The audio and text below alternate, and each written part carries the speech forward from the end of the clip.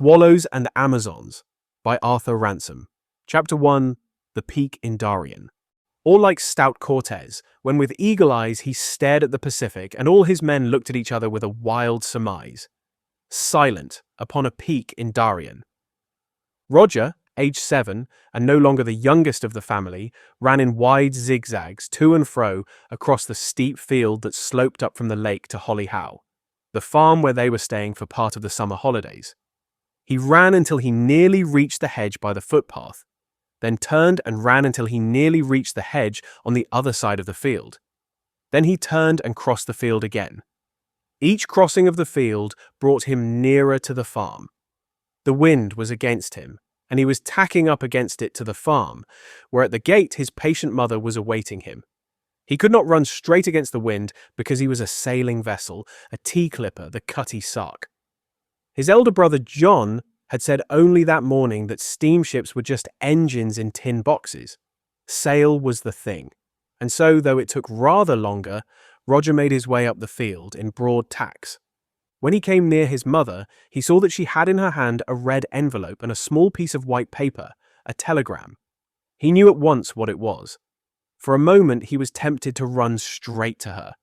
He knew that telegrams came only from his father, and that this one must be the answer to a letter from his mother, and letters from John, Susan, Titty, and himself, all asking the same thing, but asking it in different ways.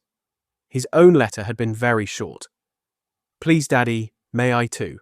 With love. Roger." Titty's had been much longer even than John's. Susan, though she was older than Titty, had not written a letter of her own. She had put her name with John's at the end of his, so that these two had sent one letter between them. Mother's letter had been the longest of all, but Roger did not know what she had said in it. All the letters had gone together, a very long way, to his father, whose ship was at Malta but under orders for Hong Kong. And there, in his mother's hand, was the red envelope that had brought the answer. For a moment, Roger wanted to run straight to her. But sail was the thing, not steam, so he tacked on, heading perhaps a little closer to the wind.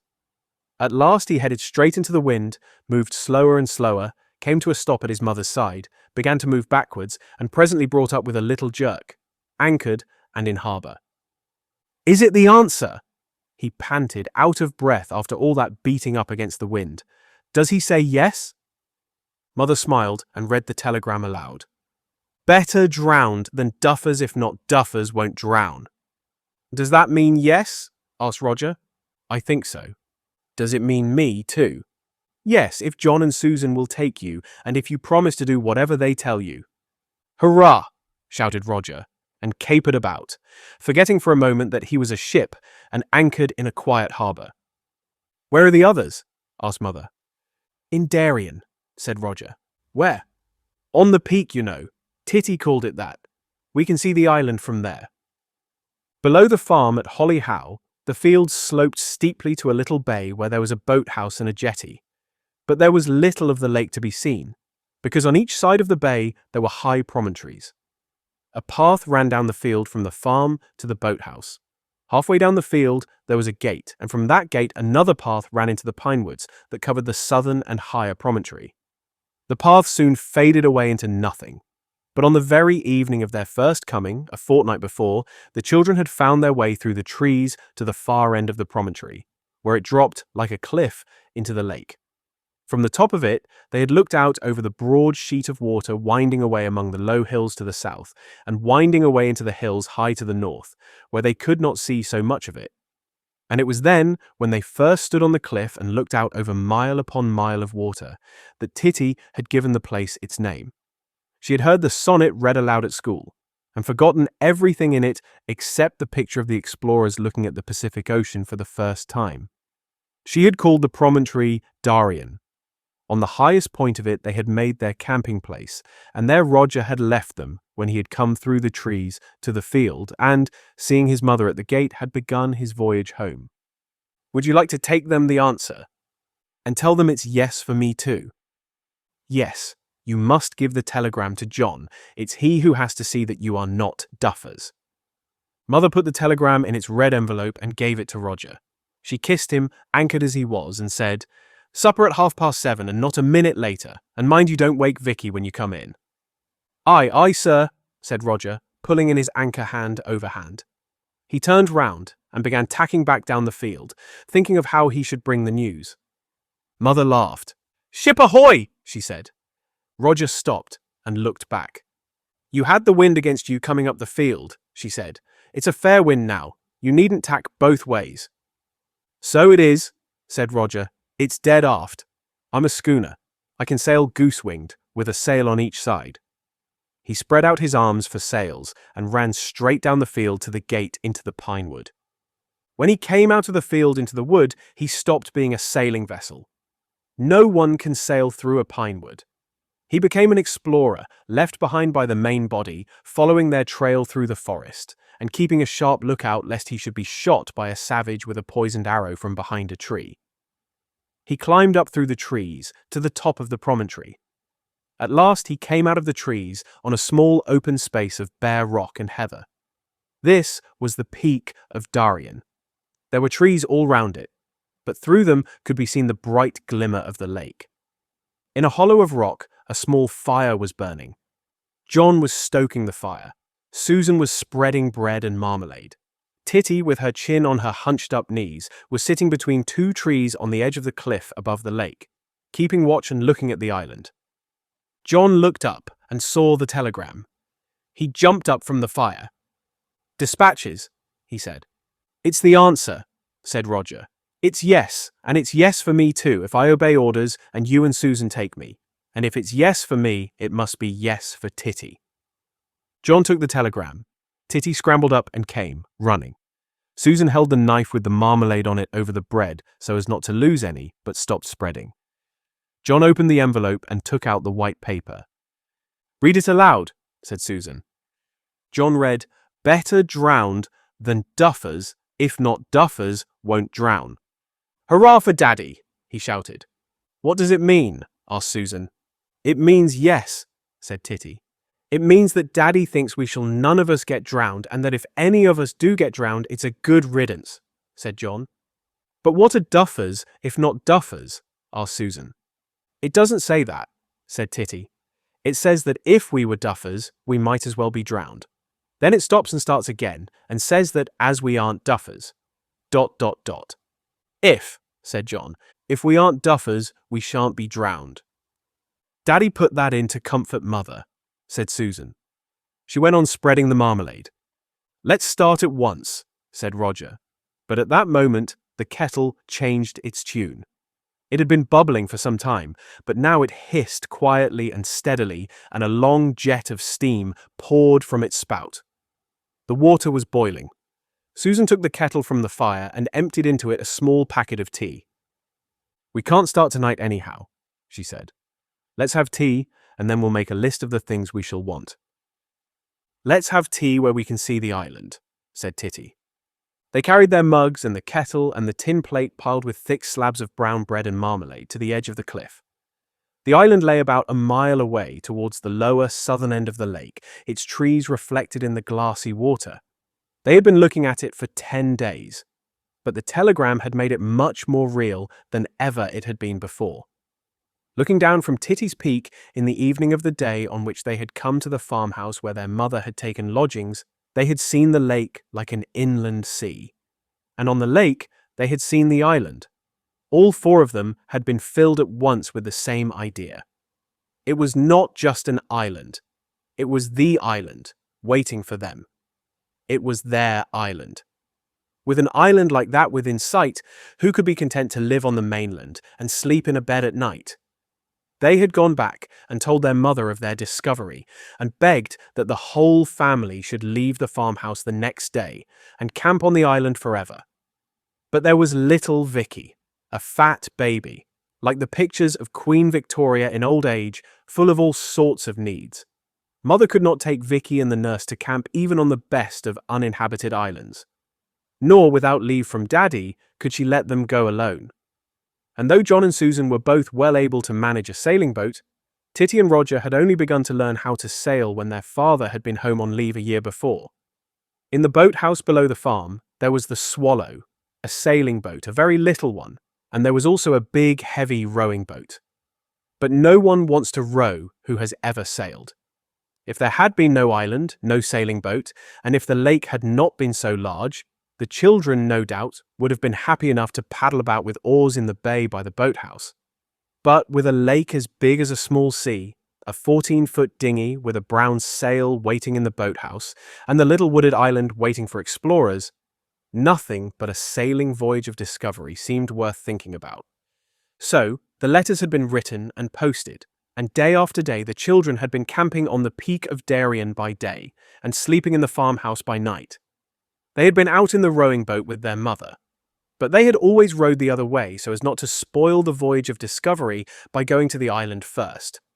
But, with each day after the sending of the letters, it had somehow seemed less and less likely that there would ever be an answer. The island had come to seem one of those places seen from the train that belong to a life in which we shall never take part. And now, suddenly, it was real. It was to be their island after all. They were to be allowed to use the sailing boat by themselves.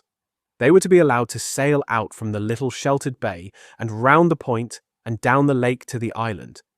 They were to be allowed to land on the island and to live there until it was time to pack up again and go home to town and school and lessons. The news was so good that it made them solemn. They ate their bread and marmalade in silence. The prospect before them was too vast for chatter. John was thinking of the sailing, wondering whether he really remembered all that he had learnt last year. Susan was thinking of the stores and the cooking. Titty was thinking of the island itself, of coral, treasure, and footprints in the sand. Roger was thinking of the fact that he was not to be left behind. He saw for the first time that it was a good thing to be no longer the baby of the family. Vicky was youngest now. Vicky would stay at home, and Roger, one of the crew of a ship, was to sail away into the unknown world. At last John took a sheet of paper and a pencil from his pocket. "Let's make the ship's articles," he said. The bread and marmalade had all been eaten, so he turned the plate upside down and put the paper on the back of it, and lay on his stomach on the rock. He wrote, "Sailing vessel Swallow. Port Holly Howe. Owners." "Who are the owners?" "She belongs to us for the rest of these holidays anyhow," said Susan. "I shall put Walkers Limited to do for all of us." He wrote Owners, Walkers Limited. Underneath that he wrote Master John Walker, Mate Susan Walker, Able Seaman Titty Walker, Ship's Boy Roger. "Now," he said, "you all have to sign opposite your names." They all signed. "Well, Mr. Mate," said John. "Sir," replied Susan smartly, "how soon do you think we shall be ready to put to sea?" "With the first breath of wind." "What do you think of your crew?" "The best I ever shipped." "Can they swim?" "Able Seaman Titty can. The boy Roger still keeps one foot on the bottom." "He must learn." "I don't keep a foot on the bottom all the time," said Roger. "You must learn as soon as possible not to keep it on the bottom at all." "All right," said Roger. "That's all wrong, Roger," said Titty. "You ought to have said, 'Aye, aye, sir.'" "I nearly always do," said Roger. "I said it to Mother." "You must say it to the captain and to the mate. Perhaps you ought to say it even to me, but as there are only 2 in the crew, it won't do for them to be saying sir to each other." "Have you got any more paper?" said Susan. "Only the back of the telegram," said John. "Mother won't mind our using it," said Susan. "You know we can't really sail with the first breath of wind, not until everything is ready. Let's make a list of the things." "Compass," said John. "Kettle," said Susan. "A flag," said Titty. "I'll make one with a swallow on it." "Tents," said Roger. "Telescope," said John. "Saucepan, mugs, knives, forks, tea, sugar, milk," said Susan, writing as hard as she could go. "Spoons," said Roger. They kept remembering things, and then getting stuck, and then remembering some more until there was no more room on the back of the telegram. "I haven't got another scrap of paper," said John. "Even the ship's articles have got sums on the other side. Bother the list. Let's go and ask Mother if we can have the key of the boathouse." But when they came to Holly Howe Farm, Mother met them in the doorway with her finger on her lips. "Vicky's asleep," she said. "Don't make a noise coming in." Supper's just ready. Chapter 2. Making Ready. What care I for a goose-feather bed with the sheet turned down so bravely, oh! For tonight I shall sleep in the cold open field, along with the raggle-taggle gypsies, oh! Ship's articles, though important, are but a small part of making ready for a voyage of discovery. There was a great deal more to do. Luckily, Mother had nearly finished making the tents. She had decided as soon as they had sent off the letters that tents would be wanted if the expedition to the island was allowed, and that if it was not allowed, the next best thing would be a camp on shore. So, she had bought the thin canvas and had been working at tent making every day, while Fat Vicky was sleeping and the others were fishing by the boathouse or camping on the peak of Darien. That night, after Captain John and Mate Susan had followed their crew to bed, Mother had finished both tents. Next morning, after breakfast, John and Susan, with Mother to help them, Titty to watch, and Roger to get in the way, had put up one of the tents between two trees in the Holly Howe garden. The tents were of the simplest kind. Each tent had a three-cornered piece for the back. The back was sewn to the sides, and a piece of stout rope was stitched to the canvas inside to make the ridge of the roof. The ends of this rope were fastened to two trees, and so held the tent up. No tent poles were needed. Along the bottom edges of the back and sides, there were big pockets to be filled with stones. On rocky ground, where you cannot drive in tent pegs, this is a good plan. At the front of the tent, there were loose flaps, joined to the sides, so that they could be rolled up and tied out of the way with two pairs of tapes that worked like the reef points in a sail. "Properly," said John, "we ought not to take tents with us. We ought to make a tent out of a sail by hanging it across the gaff for a ridge pole, and we ought to hold it up with two pairs of oars, a pair at each end. But one tent would not be big enough, and to make two, we should want 8 oars and 2 sails, big ones. Swallow has only got 1 small sail and 2 oars, so these tents are much better." "They are good enough tents, except in a high wind," said Mother. "Father and I often slept in one when we were young." Titty looked gravely at Mother. "Are you really old?" she said. "Well, not very," said Mother, "but I was younger then." Mother had bought 2 square waterproof ground sheets, one for each tent. One of them was spread inside the tent that was being tried. "You be careful," said Mother, "to keep the edges of the ground sheet inside the tent, or if it rains you'll find yourself sleeping in a puddle." Everybody crowded into the tent and sat down. Titty borrowed Fat Vicky from Nurse and brought her in too. Susan shut the flaps of the tent from inside. "We might be anywhere," Titty said. "Next time we put the tent up, we shall be on the island," said John. "What about mattresses?" said Mother. "Rugs," said Captain John. "Not enough," said Mother. "Unless you want to be like the lady who ran away with the raggle-taggle gypsies and caught her death of cold." "The song doesn't say so," said Titty. "It only says she didn't care." "Well, and what happened to don't care?" "Came to a bad end," said Roger. "A cold is a bad end when you are camping, especially on a desert island," said Mother. "No, we must get some hay bags filled for you to sleep on. If you put them on the ground sheets and lie on the top of them, and roll yourselves up in rugs and blankets, you'll come to no harm." Captain John was in a hurry to try the Swallow under sail. "Let's go down to the harbour and overhaul the ship," he said. "We can take her out now, can't we, Mother?" "Yes, but I'd like to come with you the first time." "Come along, do. You can be Queen Elizabeth going aboard the ships at Greenwich that were sailing to the Indies." Mother laughed. "It doesn't matter a bit about your not having red hair," said Titty. "All right," said Mother, "but I think we must leave Vicky with Nurse." So they all crawled out of the tent. Fat Vicky was given back to Nurse, and Queen Elizabeth walked down to the boathouse with Captain John of the sailing ship Swallow, Mate Susan, able seaman Titty, and the boy Roger, who ran on ahead with the big key to get the boathouse open. The boathouse was a stone one, with a narrow quay along each wall inside and a small jetty sticking out beyond it into the lake. Roger had got the door open by the time they came to it, though he had had a tough struggle with the rusty lock. He was already inside, looking down on the Swallow. The Swallow was a sailing dinghy, built for sailing on a shallow estuary where the sands were uncovered at low tide. Most sailing dinghies have centerboards, plates which can be let down through their keels to make them sail better against the wind. Swallow had none, but she had a rather deeper keel than most small boats. She was between 13 and 14 feet long and fairly broad. Her mast lay in her, and beside it, neatly rolled up, were boom, gaff, and sail, and a pair of short oars. Her name, Swallow, was painted on her stern. Captain John and his crew looked at her lovingly. She was already their own ship. "Better bring her outside and make fast to the jetty while you step the mast," said Queen Elizabeth. "You won't be able to get her out if you step the mast while she's in the boathouse. That beam is too low." Captain John went aboard his ship. Mate Susan untied the painter, and between them they brought the Swallow out of the boathouse. Then Susan fastened the painter to an iron ring on the end of the jetty. She too climbed down into Swallow. "Can I come too?" asked Roger. "You and Titty and I will wait till they have the sail up," said Queen Elizabeth. "Give them plenty of room and a free hand. We should only be in the way if we went aboard now." "Hello," said John. "She's got a little flagstaff, and there are flag halyards on the mast to hoist it by." He held up a tiny flagstaff with a three-cornered blue flag on it.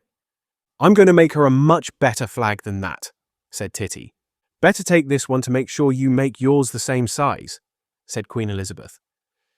John and Susan had done plenty of sailing, but there is always something to learn about a boat that you have not sailed before. They stepped the mast the wrong way round, but that was set right in a moment. "She doesn't seem to have a forestay," said John, "and there isn't a place to lead the halyard to in the bows to make it do instead." "Let me have a look," said Queen Elizabeth. "These little boats often do without stays at all. Is there a cleat under the thwart where the mast is stepped?" "Two," said John, feeling. The mast fitted in a hole in the forward thwart, the seat near the bows of the boat.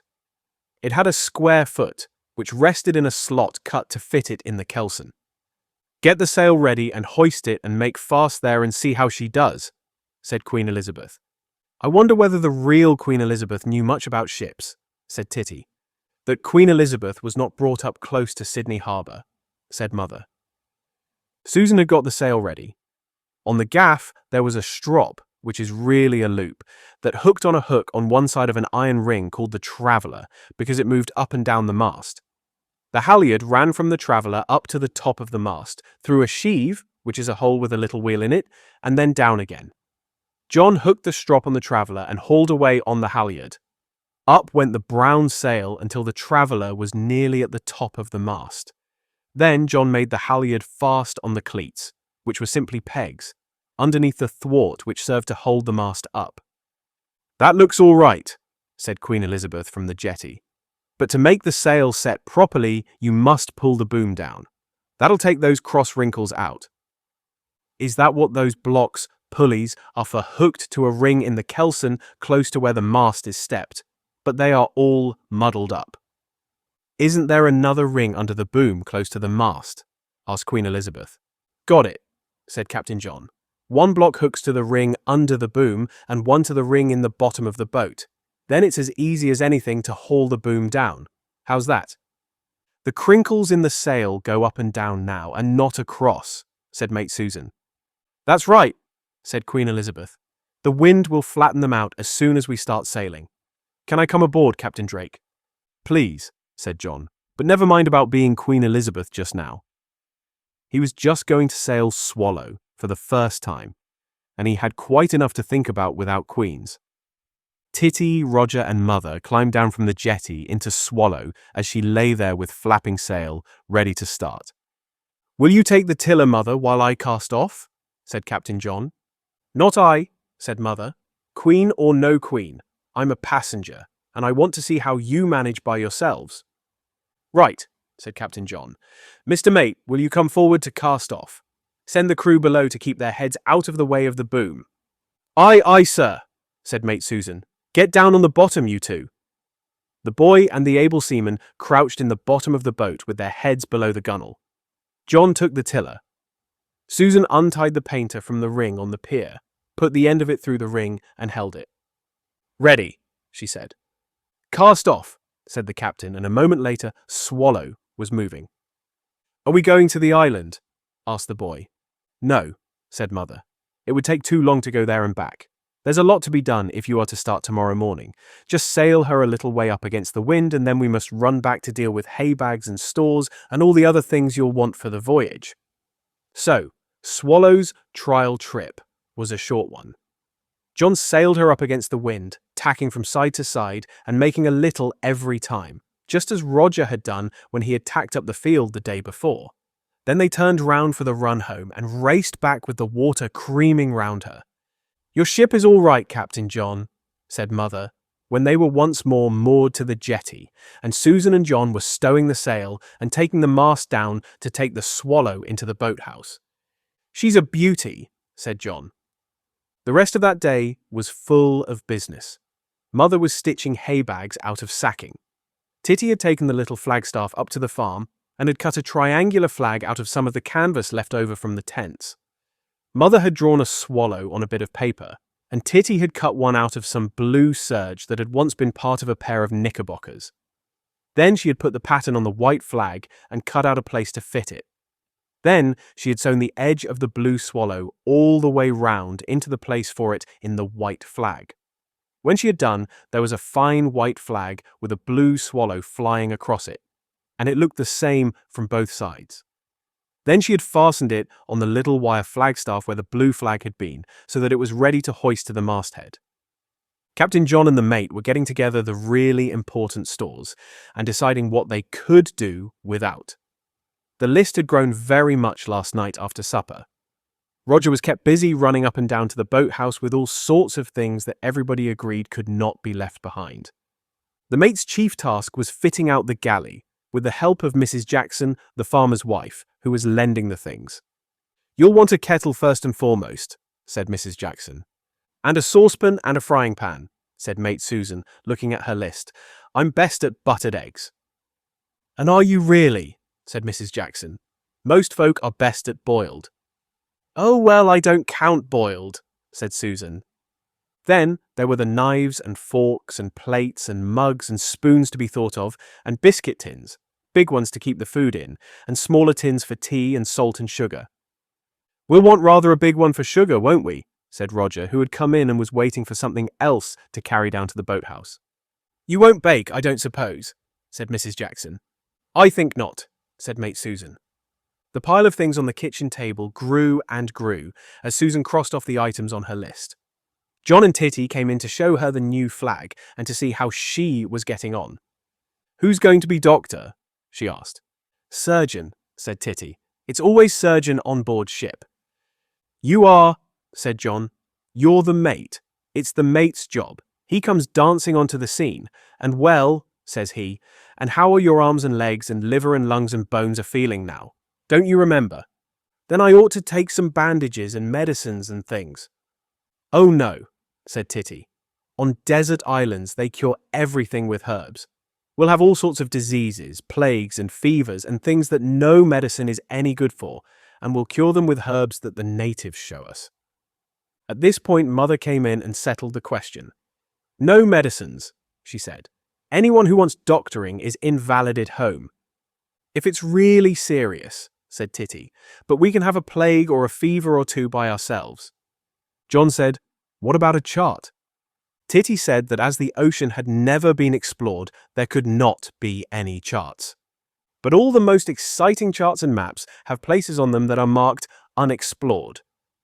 "Well, they won't be much good for those places," said Titty. "We ought to have a chart of some kind," said John. "It'll probably be all wrong and it won't have the right names. We'll make our own names, of course." They found a good map that showed the lake in a local guidebook. Titty said it wasn't really a chart.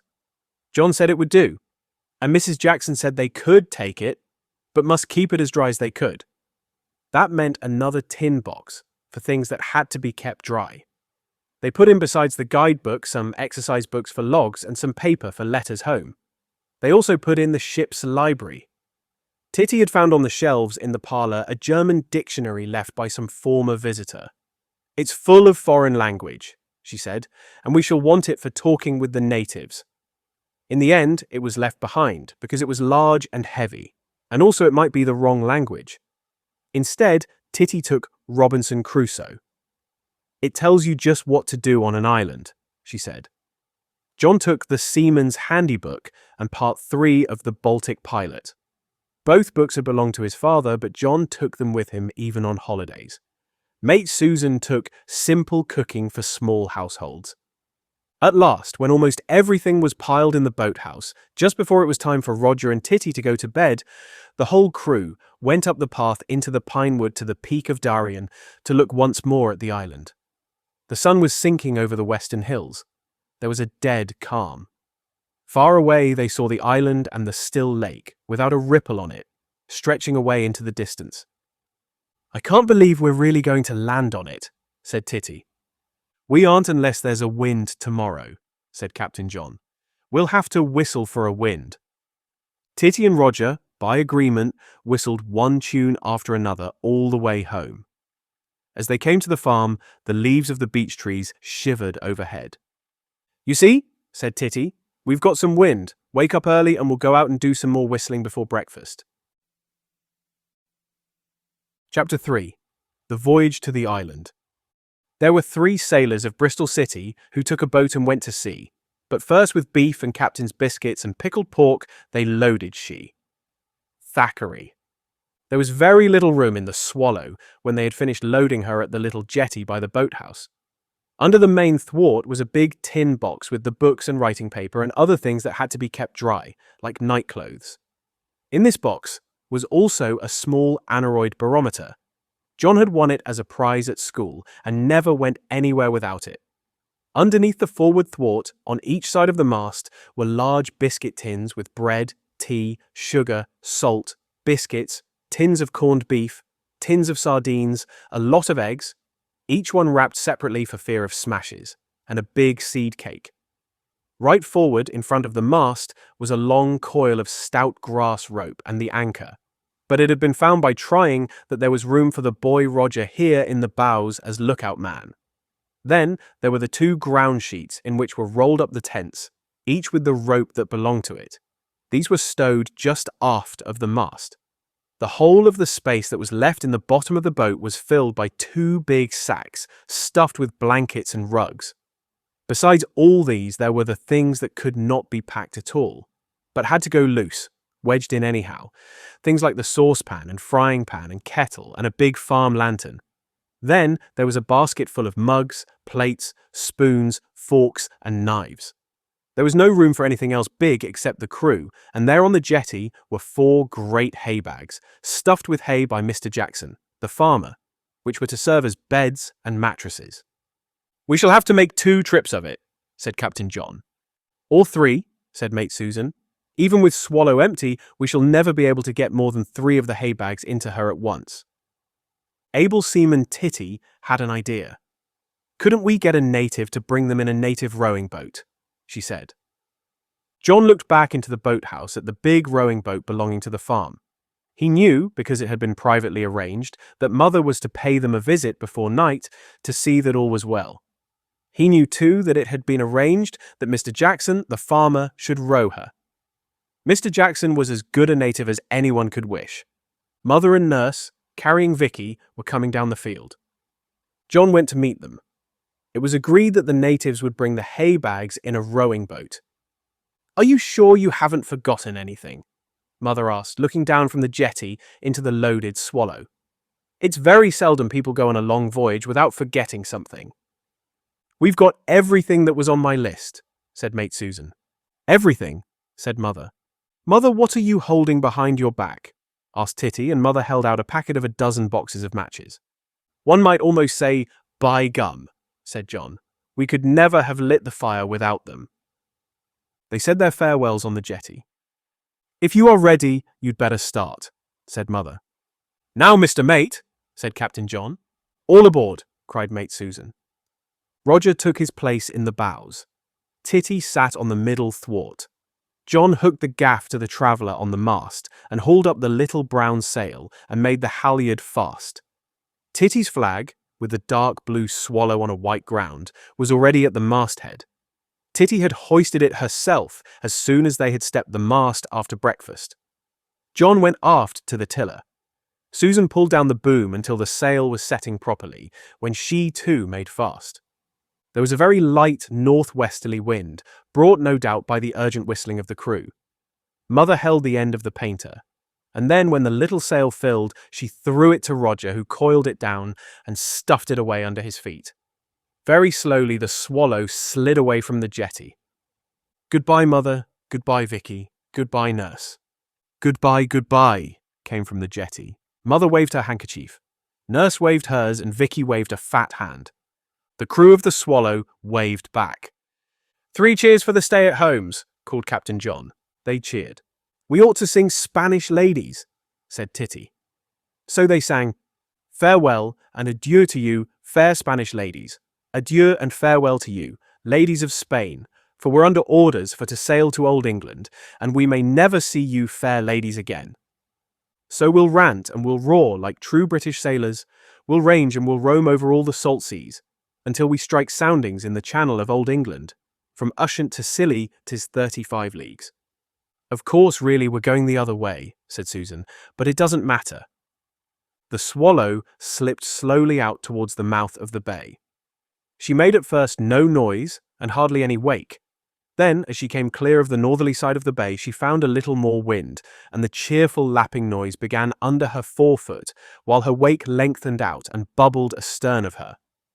Darien, the promontory on the southern side of the Hollyhow Bay, was longer than the promontory on the northern side. Also, Captain John was taking no risks. At the end of Darien there might be rocks. He held on straight out of the bay until he could see into the bay on the other side of the point. Far away down the lake the island showed. It seemed further than it had from the top of Darien. At last John let out the main sheet and put the helm up. The boom swung out, the Swallow swung round, and, with the wind aft, John steered straight for the island. Mother and Nurse, with Vicky, were still on the jetty. They gave a last wave. The whole crew of the Swallow waved back, and then in a moment they could see into the bay no longer. The bay was hidden behind Darien. Above them was the peak from which they had first seen the island. The peak itself seemed lower than it had. Everything had grown smaller except the lake, and that had never seemed so large before. "Are we all right about jibing?" asked Mate Susan, remembering a sad day the year before when, running before the wind in another small boat, the boom had jibed over with sudden decision and given her a bump that had lasted for a long time. "Look at the flag," said Captain John. "It's blowing well over on the same side as the sail. There's no fear of a jibe so long as it's doing that." The wind was steady, though light, and on the whole, John was glad that there was no more of it on this first voyage to the island with the heavily laden Swallow. Reefing would have been a terrible nuisance, with the boat so full of tents and biscuit boxes and cooking things. Besides, there was so much to see that looked different now that it was seen from the water instead of from the peak of Darien. The island was not in the middle of the lake, but much nearer to the eastern shore, on the same side of the lake as Hollyhow and Darien. Along that shore was one little promontory after another. Here and there was a field by the water's edge, but mostly there were thick woods. Here and there among the trees were houses, but not many of them, and above the trees were the heather-covered slopes of the hills. As they passed the second cape beyond Darien, Roger, the lookout, reported a ship and pointed towards the shore. The sail was on that side, so that Roger saw it before the others. In the bay beyond the cape lay a strange-looking dark blue vessel. She was a long, narrow craft with a high-raised cabin roof and a row of glass windows along her side. Her bows were like the bows of an old-time clipper. Her stern was like that of a steamship. She had nothing that could properly be called a mast, though there was a little flagstaff where a mast might have been, stepped just forward of the glass-windowed cabin. There was an awning over her after deck, and under it a big, fat man was sitting writing in a deck chair. The vessel was moored to a large buoy. "It's a houseboat," said John. "What is a houseboat?" asked Titty. "It's a boat used instead of a house. There was one at Falmouth where people used to live all the year round." "I wish we lived in a boat all the year round," said Susan. "I shall some day," said John. "And so will Roger. Father does." "Yes, but that's different. A destroyer isn't a houseboat. You live in it just the same." "Yes, but you don't stay in one place. A houseboat sticks in one place like a boathouse." I remember the houseboat at Falmouth too, said Susan. There was a whole family living in it, and we used to see them rowing ashore for milk in the mornings. The butcher and the baker used to call there just as if it was a house. They used to come to the shore and shout, "Houseboat ahoy!" And then the man or the woman used to row ashore to buy meat and bread from them. Look out what you're doing, John. Captain John, with his mind on the houseboat, had not been thinking about his steering, and the little white flag with the blue swallow on it was fluttering on the side of the mast, away from the sail. The boom was just going to swing over when Susan called, but John, putting the helm down instantly, just saved a jibe. After that, he looked at the houseboat only out of the corner of his eye. The wind was so light that a jibe would not have mattered much, except perhaps to bumped heads. But it would hardly have done for the captain of the ship to have set an example of such bad steering to his crew. Able seaman Titty had wedged herself in the bottom of the boat between the tent bundles with a basket of small crockery in her arms for safety's sake. She could just see over the gunwale. "I wonder," she said, "if the man on the houseboat has his family with him." "He's all alone," said Roger. "The others may be cooking in the cabin," said Susan. "He's probably a retired pirate," said Titty. Just then, a harsh squawk sounded over the water, and a large green bird which they had not noticed shook itself where it stood perched on the rail that ran round the stern of the houseboat. "He is a pirate," said Roger. "There's his parrot." Before they could see any more, the next little cape hid the houseboat from them. This was perhaps lucky because even Captain John wanted to see the parrot, and good steering is impossible when you are looking two ways at once. "Steamship coming up astern," said Mate Susan. A long steamship had come into sight beside the promontory of Darien, far astern, one of the steamships that ran from end to end of the lake 2 or 3 times a day, calling on the way at the little town a mile higher up the lake than Holly Howe, and at 1 or 2 landing stages. The little town is known in guidebooks by another name, but the crew of the Swallow had long ago given it the name of Rio Grande. After calling at Rio, the steamers ran directly to the foot of the lake, stopping only sometimes to put a passenger ashore at a jetty or to pick one up if he was signaling that he wanted to come aboard. The steamer track ran close by the island, but at this point was nearer the further shore. The steamship quickly overhauled them and passed them. Her wake, spreading across the lake, rocked the little Swallow so that kettle and saucepan and frying pan rattled on the bottom boards, and able seaman Titty had to hold tight to the crockery basket. Soon the steamer was no more than a blob with a feather of white smoke far away beyond the island. Then there was a roar in the distance, getting rapidly louder. A splash of white showed beyond the island near the steamer. The splash seemed to slide over the water nearer and nearer. It was a fast motorboat, much faster than the steamship and hundreds of times as loud. It roared up the lake, past the Swallow 100 yards away, and had soon disappeared astern of her beyond Darien. Here and there, close to the shore, there were rowing boats with fishermen. But after all, there was no need to notice any of these things if one did not want to, and the Swallow and her crew moved steadily southward over a desolate ocean sailed for the first time by white seamen. They were getting near the island. "Keep a lookout for a good landing place," said Captain John. "And keep a lookout for savages," said Titty. "We don't know yet that it is uninhabited, and you can't be too careful. I'll sail between the island and this shore, and then beat up again on the other side, so that we can choose the best place," said Captain John. The island was covered with trees, and among them there was one tall pine which stood out high above the oaks, hazels, beeches, and rowans. They had often looked at it through the telescope from Darien. The tall pine was near the north end of the island. Below it was a little cliff, dropping to the water. Rocks showed a few yards out from the shore. There was no place to land there. "Now, Mr. Mate," said Captain John, "we must keep a good lookout." "Sing out like anything if you see any rocks under water, Roger," said the mate. John steered to pass between the island and the mainland, not too near the island so as not to lose the wind. In a moment or two, Swallow was slipping through smooth water, though there was still enough wind to keep her slowly moving. A little more than a third of the way along the eastern shore of the island, there was a bay, a very small one with a pebbly beach. Behind it, there seemed to be a clearer space among the trees. "What a place for a camp," said Susan. "Good landing too," said John. "But no good if the wind came from this side. We'll sail right round the island first to see if there is anything better." "Rocks ahead," sang out Roger, pointing to some that were just showing above water. John steered a little further from the shore. The sides of the island were steep and rocky. That little bay seemed to be the only place where it would be possible to land a boat. There were rocky cliffs, like the peak in Darien, only much smaller, with heather on them and little struggling trees.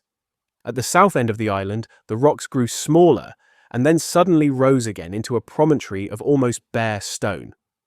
At this southern end, the island seemed to have been broken up into a lot of little islands. John sailed on till he was well beyond the last of them and then began hauling in the sheet, putting the helm down and bringing Swallow round below the island. "That first place is the only good one on that side," said Susan. "We'll sail up this side in short tacks to have a good look at it," said Captain John. He hauled the sheet closer in and brought Swallow nearer to the wind. He sailed her so till she was about 40 yards from the island, standing out on the starboard tack. Then, "Ready about." Susan ducked her head.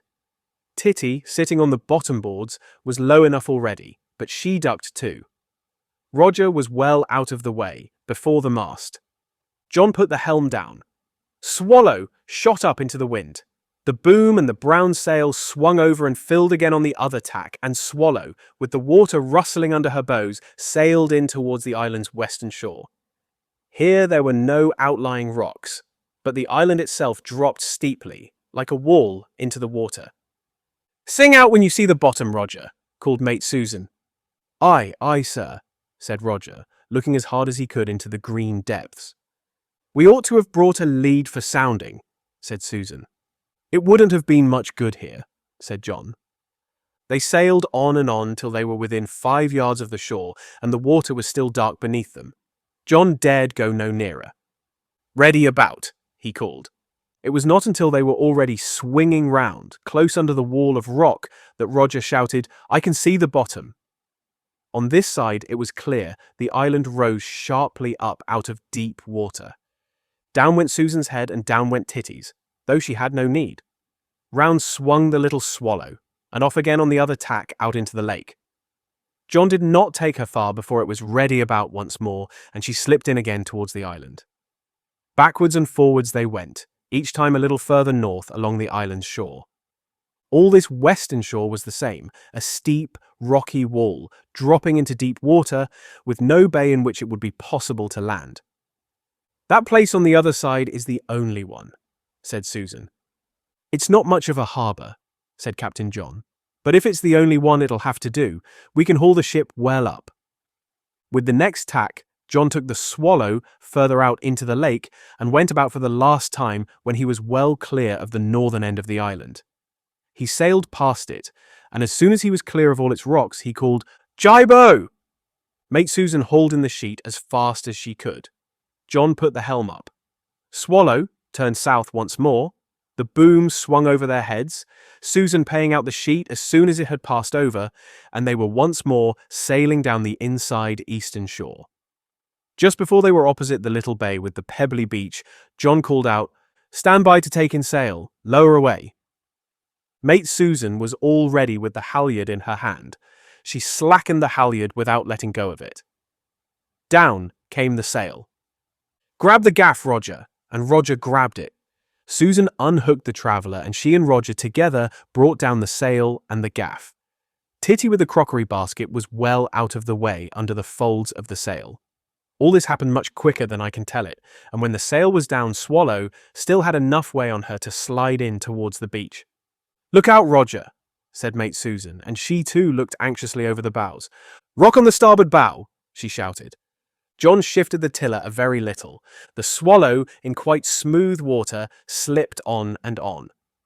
"Now," said Susan, and scrambled to the stern again over the top of Titty, who had just pushed her head out from under the sail. Susan had gone to the stern to lighten the bows of the boat, and just as she got there was a gentle grumble and scrunch, and Swallow's nose was on the pebbly beach. She had hardly touched before Roger had jumped ashore with the painter. Chapter 4. the hidden harbour. Susan was ashore next, then Titty with her basket of crockery. John stayed in the Swallow to hand out the stores. First went the loose cooking things that had been tucked in anywhere. Then went the 2 tents, each rolled in its ground sheet, then the biscuit tins, and then the heavy tin box with the books and barometer and the things that had to be kept dry. That lightened the ship, and Mate Susan and the able seaman pulled her a little further up, which made it easier to bring ashore the big sacks full of rugs and blankets. Everything was piled together on the dry, pebbly beach. "Now, Mr. Mate," said Captain John, "let's go and explore." "The first thing to do," said Susan, "is to find the best place for our camp." "Not too easily seen from anywhere," said Titty. "No, we want a flat bit of ground with trees to hold the tents up," said John. "And a good place for a fire," said Susan. "Is it safe to leave the things here?" said Titty. "There might be a tidal wave, 40 feet high, washing over everything." "Not as big as that," said John. "That would cover the island." "Hello, where's that boy?" said the mate. The boy Roger was exploring already. Just then he shouted from close to them, behind some bushes. "Someone's had a fire here before." The others ran up from the little beach. Between the landing place and the high part of the island where the big pine tree was, there was a round, open space of mossy ground. There were trees round the edge of it, and in the middle of it there was a round place where the turf had been scraped away. Roger was there, looking at a neat ring of stones, making a fireplace with the ashes of an old fire in it. At opposite sides of the ring, 2 stout forked sticks had been driven into the ground and built round with heavy stones, and another long stick was lying across the fireplace in the forks of the 2 upright sticks, so that a kettle could be hung on it over the fire. Close by the fireplace there was a neat pile of dry sticks, all broken to about the same length. Someone had had a fire here, and someone was meaning to have a fire again. "Natives," said Titty. "Perhaps they are still here," said Roger. "Come on," said Captain John. "We'll go all over it." There was really not very much of the island to explore. It did not take the crew of the Swallow very long to make sure that though someone had been on the island sometime, there was nobody but themselves on the island today. They went up to the northern end of the island and looked out over the lake from the high part of the island by the big tree. Then they went to the southern part of the island, but found it rocky and covered with heather and small stunted bushes growing so thickly that it was not easy to push one's way through them. There were trees too, but not so tall as those at the northern end. But there were no signs of human beings, and no place where it would be safe to have a fire. They came back to the fireplace. "The natives knew how to choose the right place," said Susan, "and it's a fine fireplace." "There are no natives on the island now," said Roger. "They may have been killed and eaten by other natives," said Titty. "Anyhow, this is the best place for a camp," said John. "Let's put the tents up at once." So they set about making their camp. They brought the tent bundles up from the landing place and unrolled them. They chose 4 trees on the side of the fireplace nearest to the big pine. "The high ground will shelter them from the north," said John. Then he climbed about 7 feet up the trunk of a tree and fastened one end of one of the tent ropes. Susan held the other end until he had climbed up another tree, when he fastened it at about the same height. The rope, of course, sagged in the middle, so that the tent was only about 5 feet high. The rope was not made too taut because the dew at night would make it shrink. The tent now hung down on both sides of the rope like a sheet put to dry. The next thing to do was to fill its pockets with stones. As soon as there were a few stones in the pockets that were at the bottom of each side of the tent, it was easy to keep the walls apart. But to make sure that the tent was firmly set up, they carried a great many stones from the beach, besides the stones they picked up under the trees, so that all round the 2 sides and back of the tent there was a row of stones in the pockets, keeping the tent walls properly stretched. "It's a good thing Mother made this sort of tent," said Susan. "The rock is close under the ground everywhere, and we could never have driven any pegs in." The next thing was to drag the ground sheet into the tent and spread it. As soon as that was done, they all crowded in. "Good," said Susan. "You can just see the fireplace from inside." The second tent was set up in the same way, and then all the rest of the stores were brought up from the beach. Mate Susan began to think about dinner. Able Seaman Titty and the boy Roger were sent to gather firewood. There were a lot of dry branches scattered about under the trees. Somehow no one wanted to use the neat little pile of wood that had been left by the last users of the fireplace. And really there was no need. Presently, a fire was burning in the blackened ring of stones. Susan found a place by the landing beach where it was easy to stand on two rocks and dip a kettle full of clean water. She came back with the kettle and slung it on the cross-stick over the fire. "Everything is all right," said Captain John, "except the landing place. Everybody can see it from the mainland, and if it comes on to blow from the east, it's a very bad place for the Swallow. I'm going to look for a better place." "There isn't one," said Susan. "We've sailed all round." "I'm going to have another look anyway," said Captain John. "But we've just been all over the island," said Susan. "We didn't go to the very end of it," said John. "But it's all rocks there," said Susan. "Well, I'm going to look," said Captain John, and leaving the mate and the crew to their cooking, he went off to the southern end of the island. He knew there was nothing that would do for a harbour on the north end of the island, or on the west, because there the rock dropped down like a wall of stone into the water. On the eastern side, except for the landing place, it was much the same. But there was just a chance that he might find what he wanted at the south end where the island broke up into smaller islands. Bare rocks sticking up out of the water, some of them lying so far out that he had not thought it was safe to come very near when they had been sailing round in Swallow. He took the easiest way through the undergrowth and the small trees.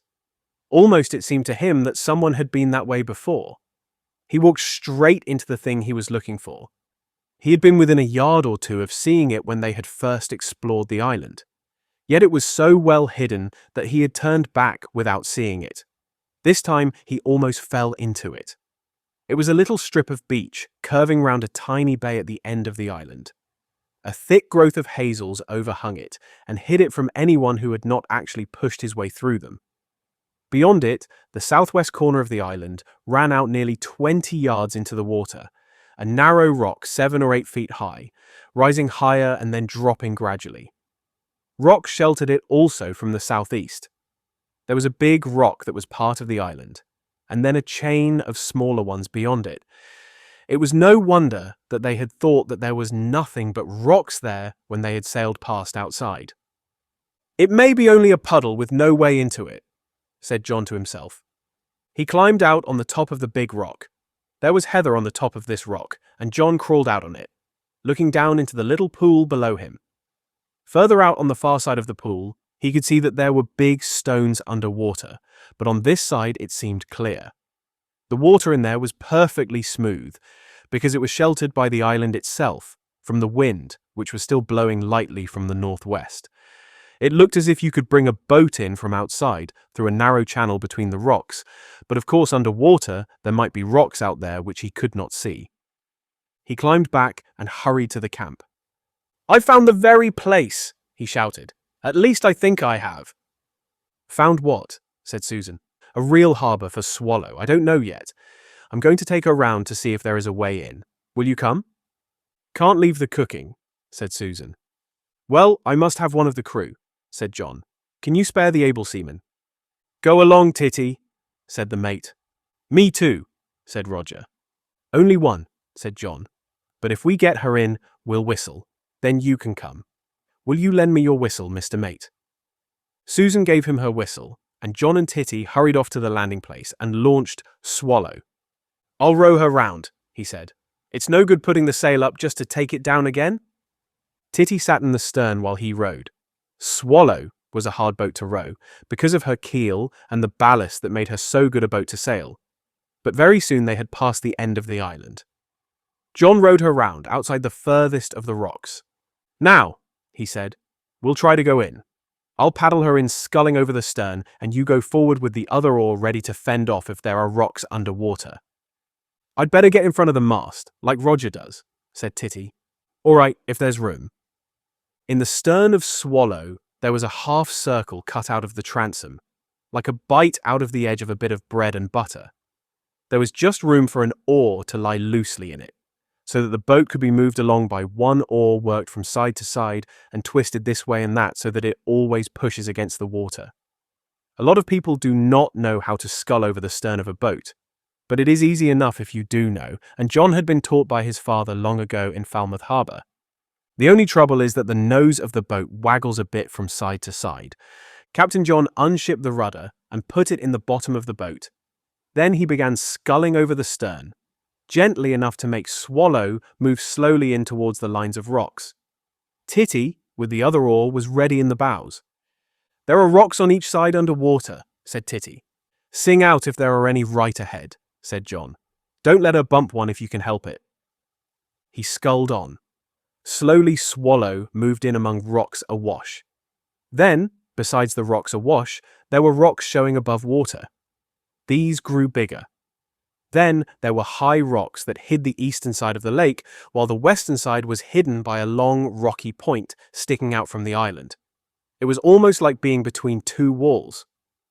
Remembering what he had seen when he had climbed out on the big rock above the pool, John kept the Swallow as near as he could to the eastern wall, Titty with her oar fending off when the rocks seemed too close.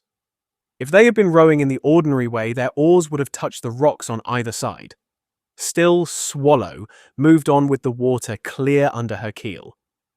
At last, the green trees were close ahead, and Swallow was safe in the pool and ran her nose up the beach in the tiny bay, sheltered by the trees from the north and by the walls of rock from any other wind. "What a place," said the able seaman. "I expect somebody hit on the island hundreds of years ago and kept his boat here." "It's a perfect harbour," said John. "Shall we blow the whistle for the others?" He blew the whistle as loud as he could. He put the oars neatly in their place and climbed ashore with the painter. Titty was already ashore and was struggling through the hazels to meet the others. Presently they came. "Well," said Captain John, "what about this for a harbour?" "However was it that we never saw it when we sailed past?" said Susan. "The rocks go so far out." "No one will find her in here," said Susan. "And if we are overpowered by enemies, we could escape here," said Titty. "You can't see it from anywhere, even from the island. It's the finest harbour anybody ever had." "We can fasten the painter to that stump of a tree," said Captain John, "and then take a line from her stern to that bush on the rock, and then we can keep her afloat. Far better than hauling her half out of the water." "May I tie her up?" said Roger. John gave him the painter. "What did you put the cross on the tree for?" said Roger. "What cross?" said John. "This one." Nearly at the top of the tree stump, which was about 4 feet high, a white cross had been painted on the side nearest to the water. It had been painted some time ago and had faded, and neither John nor Titty had noticed it. They had been thinking of rocks more than of trees. "I didn't put it there," said John. "It must have been there already." "Natives again," said Titty sadly. "That means that somebody else knows even about the harbour." "I expect it's the same people who made the fireplace," said Susan. At this moment, Mate Susan remembered that she was also cook. "The kettle will be boiling," she cried. "It'll be putting the fire out, and I had the eggs just ready when you whistled." She ran off back to the camp. The others pushed off Swallow till she floated. Captain John fastened one end of a length of spare rope to a cleat in the stern, and able seaman Titty climbed out on the rock with the other end of it. Roger held the painter. Then John came ashore. Titty pulled in on the stern rope and made it fast round a little rowan bush that was growing on the rock. Roger and John made the painter fast round the stump with the white cross on it, and the Swallow lay in the middle of the little harbour in 2 or 3 feet of water, moored fore and aft and sheltered on every side. Captain John looked at his ship with pride. "I don't believe there is a better harbour in the world," he said. "If only somebody else didn't know about it," said Titty. Then they hurried back to the camp. The camp now began to look really like a camp. There were the 2 tents slung between the 2 pairs of trees.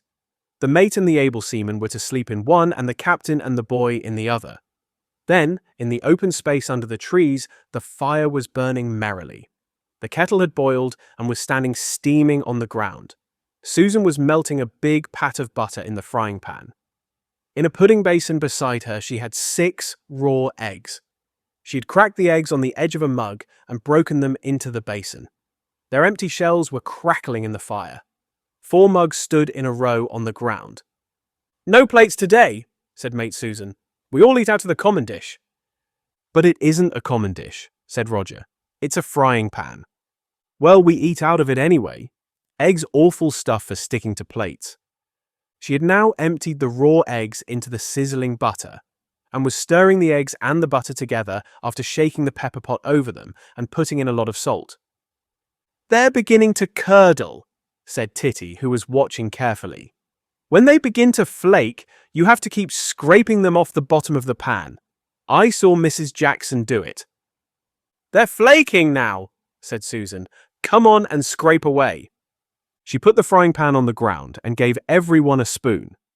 The captain, mate, and crew of the Swallow squatted round the frying pan and began eating as soon as the scrambled eggs, which were very hot, would let them. Mate Susan had already cut 4 huge slices of brown bread and butter to eat with the eggs. Then she poured out 4 mugs of tea and filled them with milk from a bottle.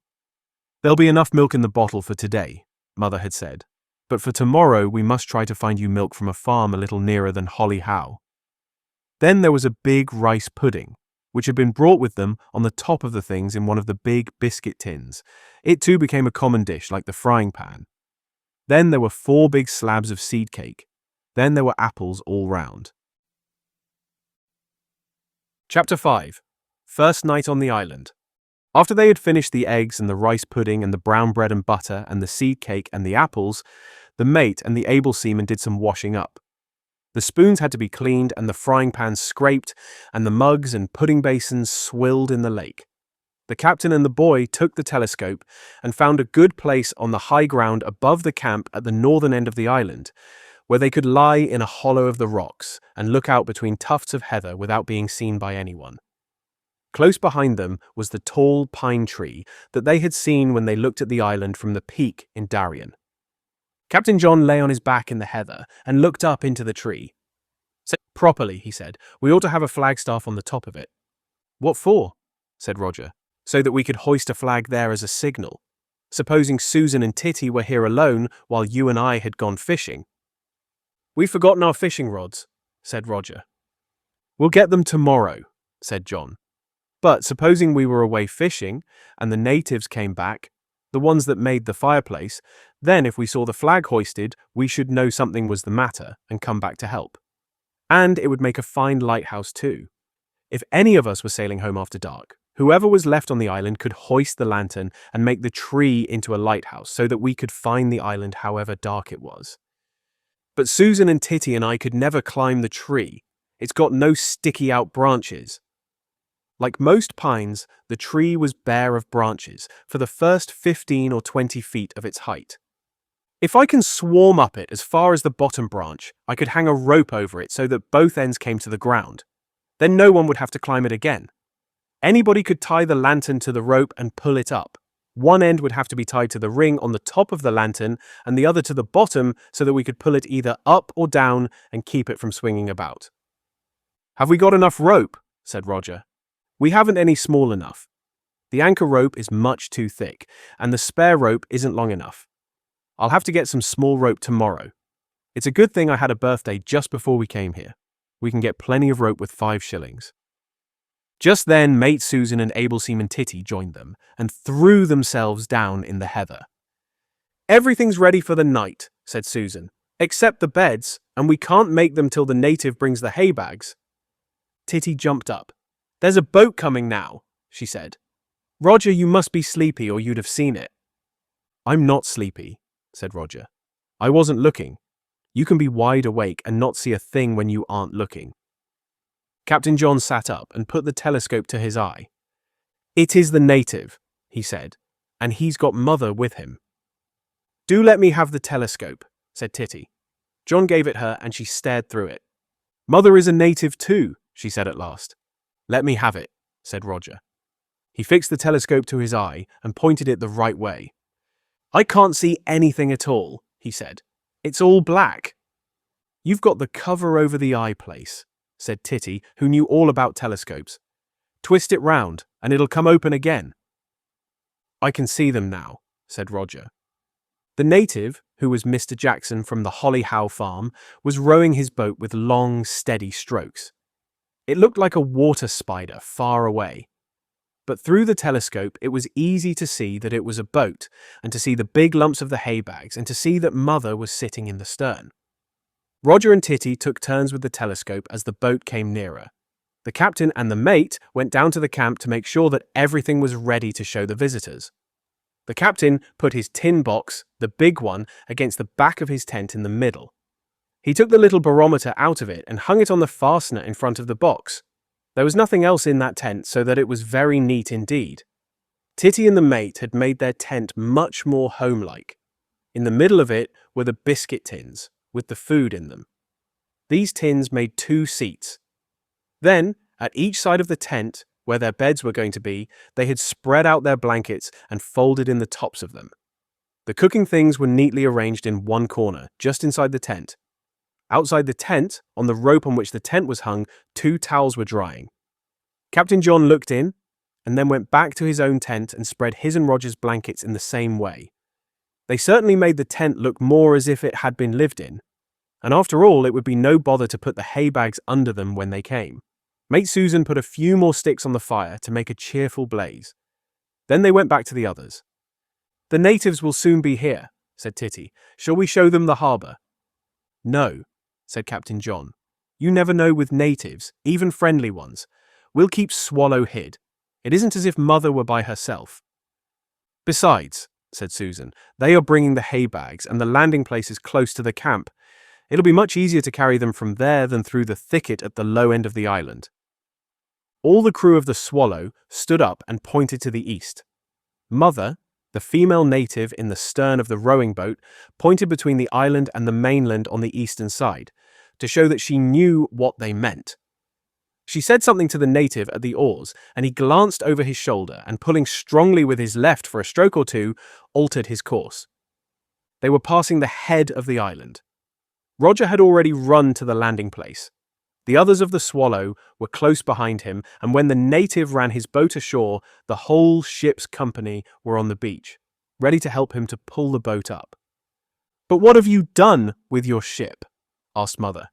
"Where is the Swallow?" "Ala wala kalaka kuklaka olaka kula," said Titty.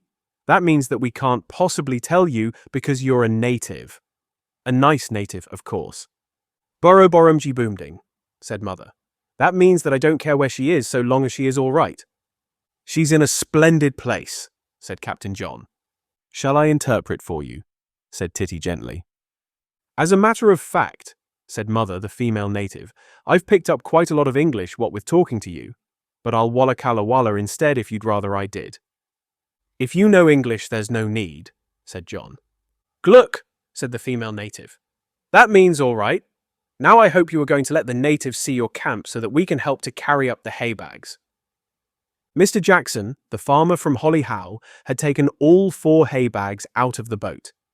He was a very powerful, strong native, and he picked up 3 of the hay bags together and hove them up on his shoulders. John and Susan carried the 4th. Roger took the female native by the hand, and Titty showed the way to the tents. "Well, you have got a lovely camp," said the female native. "Isn't it?" said Susan. "Would you like to come inside this tent?" The female native stooped and went in. Mr. Jackson dumped down his hay bags. "Come on, Roger," said John. "Let's get our tent all ready before she comes in." John took hold of one end of a hay bag. Roger helped, and between them they pulled first one and then another hay bag into their tent. They put one on each side of the tent, punched them and shook them until they were fairly even, and covered them with their folded blankets. Then they lay down, each on his bed. Meanwhile, Susan and the female native were making up the beds in the other tent. Mr. Jackson had gone back to his boat. Presently the female native put her head into the captain's tent. "You look comfortable enough in here," she said, "but what are you going to do when it gets dark?" "We ought to have brought 2 lanterns," said John. "I forgot about that. We've only got the big lantern for the whole camp. I've brought you 2 small candle lanterns, one for each tent if you will promise to be careful with them and not set the tents or yourselves on fire. Where is the oil for the big lantern?" "Just outside the tent," said John. "You ought to keep it in a safe place, well away from the camp and from the fire." Just then, that powerful native, Mr. Jackson, came back with another load from the boat. "Come along out," said the female native.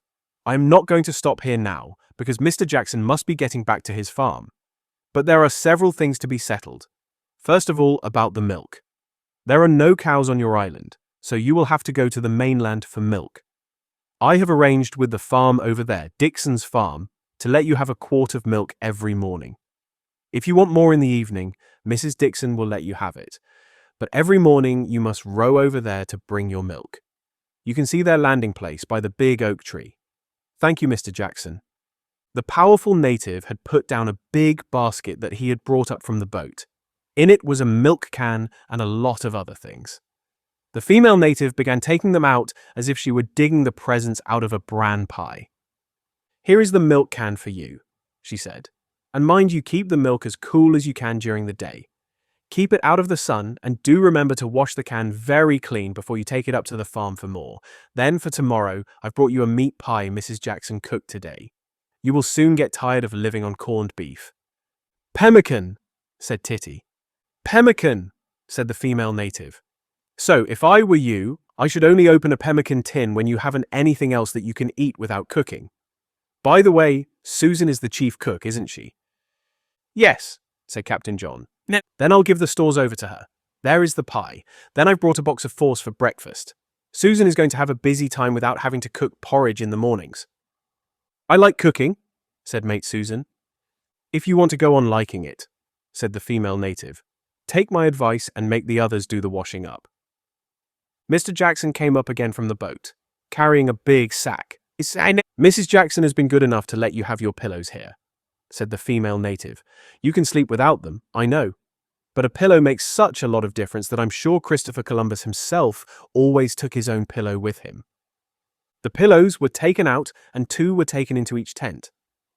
"Did you see the pirate with the parrot?" asked Titty when she came out after stowing her pillow. "What pirate?" asked the female native. "The one on the houseboat. We saw him. And his parrot." Mr. Jackson laughed. "So that's what you call him," he said. "I dare say you're right." "I saw the houseboat," said the female native. "It's Mr. Turner," said the powerful native. "He usually lives on the houseboat in summertime. This year he won't let anyone go near him. Last year those Blackett girls, nieces of his from the other side of the lake, were always with him. Not this year, though. Keeps himself to himself this summer, does Mr. Turner. No one knows what he does there, but they do say he's got things in that houseboat worth a fortune." "That's his treasure," said Titty. "I knew he was a retired pirate. Of course he can't let anybody go near it." "Vicky will be wanting me," said the female native, "so I won't stay with you.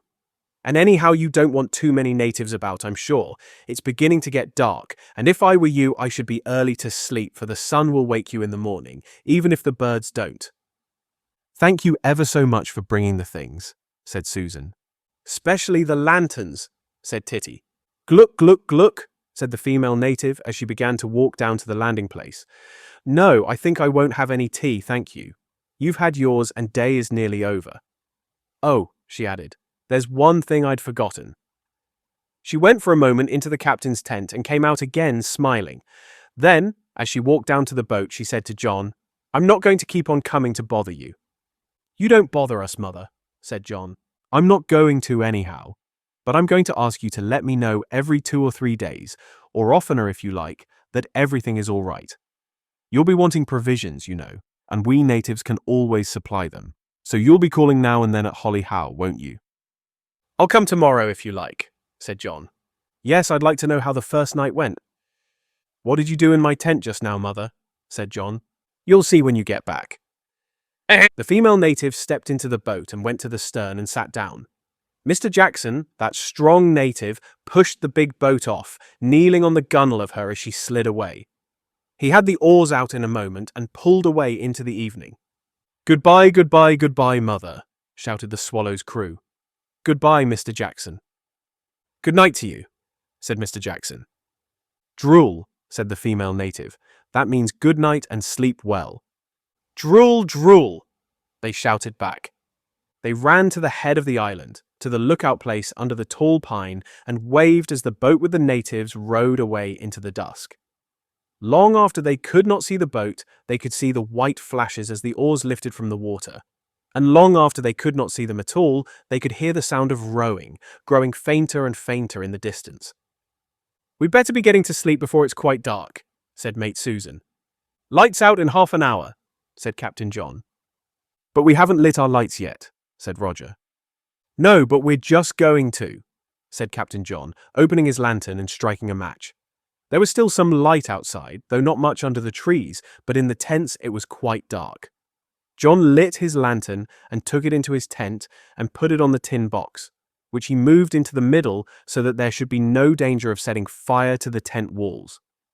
Then he remembered that the female native had done something in his tent just before she went away. He looked round to see what it was. Pinned to the tent wall near the head of his bed was a scrap of paper. On it was written, "If not duffers, won't drown." "Daddy knows we aren't duffers," said John to himself. Susan had put her lantern on one of the two biscuit tins. She and Titty were making their beds comfortable. The two tents looked like big paper lanterns glowing under the trees. Shadows moved about inside them. It always takes some time to get comfortable on a hay bag the first night. There were voices. "Are you all right, Titty?" Aye, sir." "What about that boy?" "He's all right, Mr. Mate. Are you ready for lights out?" "Yes." "Lights out!" The two lanterns were blown out and the white tents were part of the darkness. There was no light now but the glow of the embers on the campfire. "Good night, good night, good night." There was no noise now but the lapping of the lake on the rocks. In a few moments the captain, the mate, the able seaman and the boy were fast asleep. Chapter 6. Island Life. The next day was a busy one. It began early. Sunshine in a tent is even more waking than sunshine in a room. Titty woke first and lay awake looking at patches of sunlight and shadow playing on the white walls of the tent as the sun came through the waving tops of the trees. Then she crawled to the door of the tent and put her head out, sniffing the damp morning air and listening to the rustling of the leaves and the noise of ripples on the island shore. Then she heard voices in the other tent. They were waking up there too. "John." "Yes, we're on the island." "Of course we are, didn't you know?" "Not till I was properly awake." "Hello," called Titty. "Good morning." "Good morning. Good morning." John and Roger crawled to the door of their tent. "Where's Susan?" said Roger. "Still asleep." "No, she isn't," said Susan, rolling over on her hay bag and rubbing her eyes. "What time is it? Is it time to fetch the milk?" John disappeared to look at his watch, which was now called a chronometer because John was the master of a ship. 3 minutes to 7, he said. He had thought of putting it into ship's time, but it would have taken him a moment or two to be sure what it was. "I wonder whether they'll have milked the cows," said Susan. "I'll row over for the milk," said John. "Wait a minute," said Susan. "Let's all go this time. Then we shall all know the way, and they will know all of us, so that anybody can go for the milk on other days." There was some dressing and some washing done at the landing place. Not very much, faces, hands and teeth. Then the whole crew pushed their way through the undergrowth to the hidden harbour at the south end of the island. There was their ship, moored as they had left her. Her thwarts were still wet with dew, in spite of the morning sunshine, and they dried places to sit upon with their pocket handkerchiefs. They paddled her out through the rocks, hoisted the damp brown sail, and sailed across to the landing place by the oak tree. Here they pulled Swallow's nose well up on the beach and tied the painter round a big stone. Then they walked up to Dixon's farm together. Dixon's farm was not far from the lake, like the farm at Holly Howe, hidden among dams and trees at the top of a steep green pasture. They were not sure how they would explain that they were the captain and crew of the Swallow, but Mrs. Dixon saved them that bother, for she said at once, "You'll be come for the milk. I see you've your own can. They're at the milking now." She went off with the can and brought it back bubbling and warm with new milk. "There it is," she said, "and mind now, if there's anything else you want, don't be afraid to come and ask for it." Mr. Dixon came in while they were there, a tall, thin farmer. "Grand weather we're having," he said, but did not stop for an answer. They sailed back to the landing place this time and not to the harbour. "Winds northwest," said Captain John. and the landing place is well sheltered from there. Then there was the fire to build and breakfast to cook. Mate Susan took charge of that, but the others were too hungry to go far from the fire while it was being got ready. Then there was breakfast. Then they went all over the island again, but made no new discoveries. Then, while Mate Susan and able seaman Titty were busy in the camp, the captain and the boy sailed away to Holly Howe with the mails. The mails were only one letter, a very short one, but Titty had not thought of writing it until they were nearly ready to set sail. She would not have had time to write even so much if it had not been that the wind was blowing rather harder after breakfast, and Captain John decided to take a reef in the sail. While he was giving the boy a lesson in how to do it, Titty wrote her letter. Here it is. My darling mother, we send our love from a desert island and hope you are very well. So are we. Your loving, Titty Able Seaman. But mother was here yesterday, said Captain John. She won't want letters today. Well, I've written it anyway, said Titty, and so the Swallow carried mails when she sailed for Holly Howe. The wind was really hard, and she made a roaring passage of it, heeling over till the water nearly came in over the gunwale and crashing into the little waves, so that buckets of water flew up and were driven in wet spray over the boy and the captain. With the wind from the northwest, they had to beat against it going up the lake to Holly Howe. The little Swallow rushed from one side of the lake to the other and back again, going about at the end of each tack with a shiver and flap of her brown sail, lying down to it as the sail filled and then picking herself up as she gathered speed again and rushed once more across the slapping waves. On one tack, John took her right into Houseboat Bay, close by the houseboat and out again. They went beyond the houseboat before going about and had a good look at her. Titty's pirate was sitting on the afterdeck, sheltered from the wind by the cabin and the awning. They sailed close under the stern of the houseboat and saw him, sitting in his deck chair, writing at something on his knees. The green parrot was perched on the railing and looked down on the Swallow, while the wind ruffled the green feathers on his back. The retired pirate looked up for a moment as they passed and then went on with his work. What's he doing? Said Roger. The parrot? Said John. No, said Roger. The pirate. Probably making treasure charts, said John. Look out. I'm going about now. The Swallow swung round and headed out of the bay, to pass on the northern side of the huge buoy to which the houseboat was moored. The brown sail hid the houseboat from John and Roger until they were nearly past the buoy. Just for one moment, however, they had a good view of her bows, when they saw something that made the old blue launch that had been turned into a houseboat seem more pirate-like than ever. Roger saw it first. John was too busy with the steering to look at much else beside the brown sail, to be kept full of wind but not too full, and to think of much else beside keeping the wind on his right cheek and nose as he looked forward. Swallow was sailing very fast, and they saw the thing only for a moment. But there could be no doubt about what it was. He's got a cannon, said Roger. Look, look. On the foredeck of the houseboat, on the starboard side, its round, shiny nose poking out above the blue planking, was a brightly polished little brass cannon. Once upon a time, perhaps, it had been used for starting yacht races. Now there it was, on a wooden gun carriage, ready for action. Even for Captain John, it was proof that the houseboat was more than an ordinary houseboat, a brass cannon and a green parrot. Titty must have been right, said Captain John. Then he glanced back over his shoulder to see if there was another cannon on the port side. That would have settled the question. There was not. But still, a cannon is a cannon, and ships with no secrets do not usually carry even one. Roger was ready to go on talking about the cannon. Captain John was not.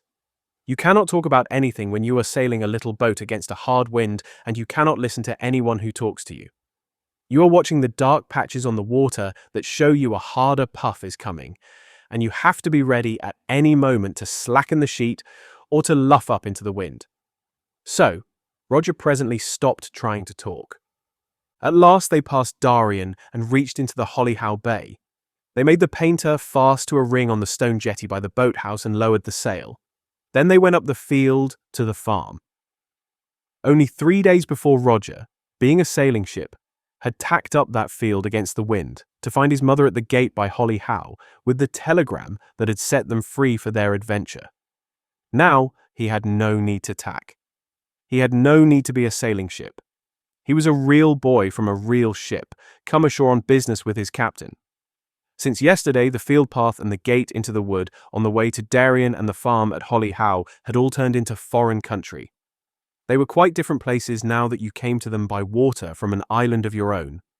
They were not at all what they had been when you lived there and saw the island far away over the water. Coming back to them was almost the same thing as exploration. It was like exploring a place that you have seen in a dream, where everything is just where you expect it and yet everything is a surprise. It seemed queer to walk straight in at the door of Holly Howe Farm. John had very nearly stopped and knocked at it.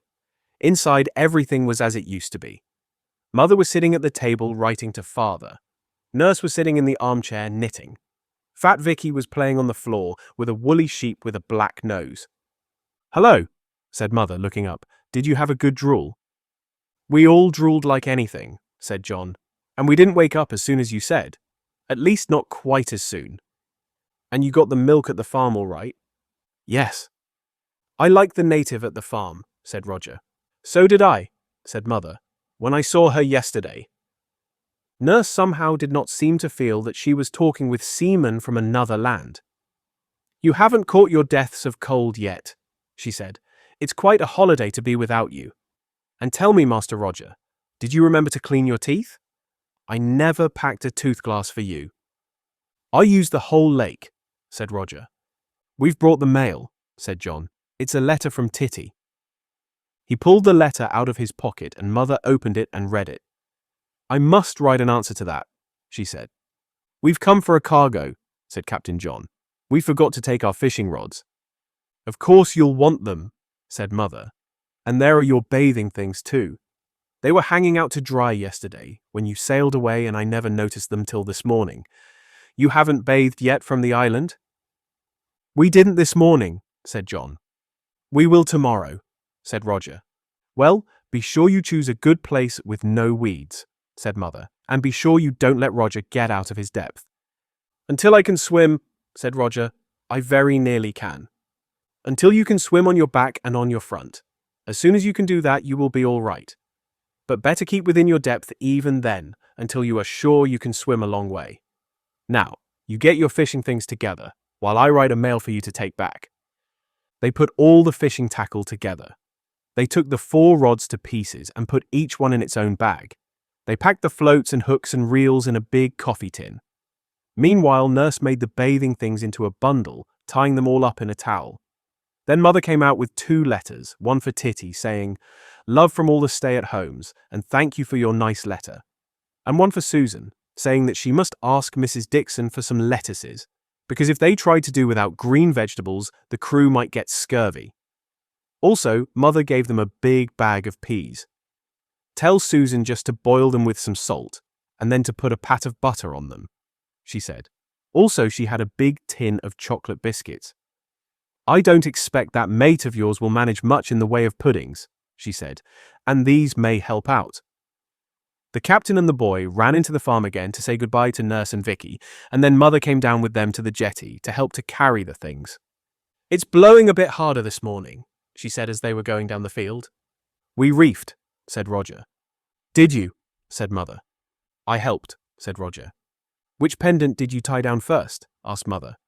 "The one nearest the mast," said Roger, "then the one at the end of the boom, and the reef points in the middle of the sail last of all." "And which are you going to let go first when you shake your reef out?" "Reef points first," said Roger, "then the one at the end of the boom, and then the one by the mast." "That's right," said Mother. "No duffers in your crew." They stowed the cargo, hoisted the sail, and were soon reaching out of the bay. "The pirate on the houseboat's got a cannon," shouted Roger as they sailed away. He had forgotten all about it while on land. "Has he?" called Mother.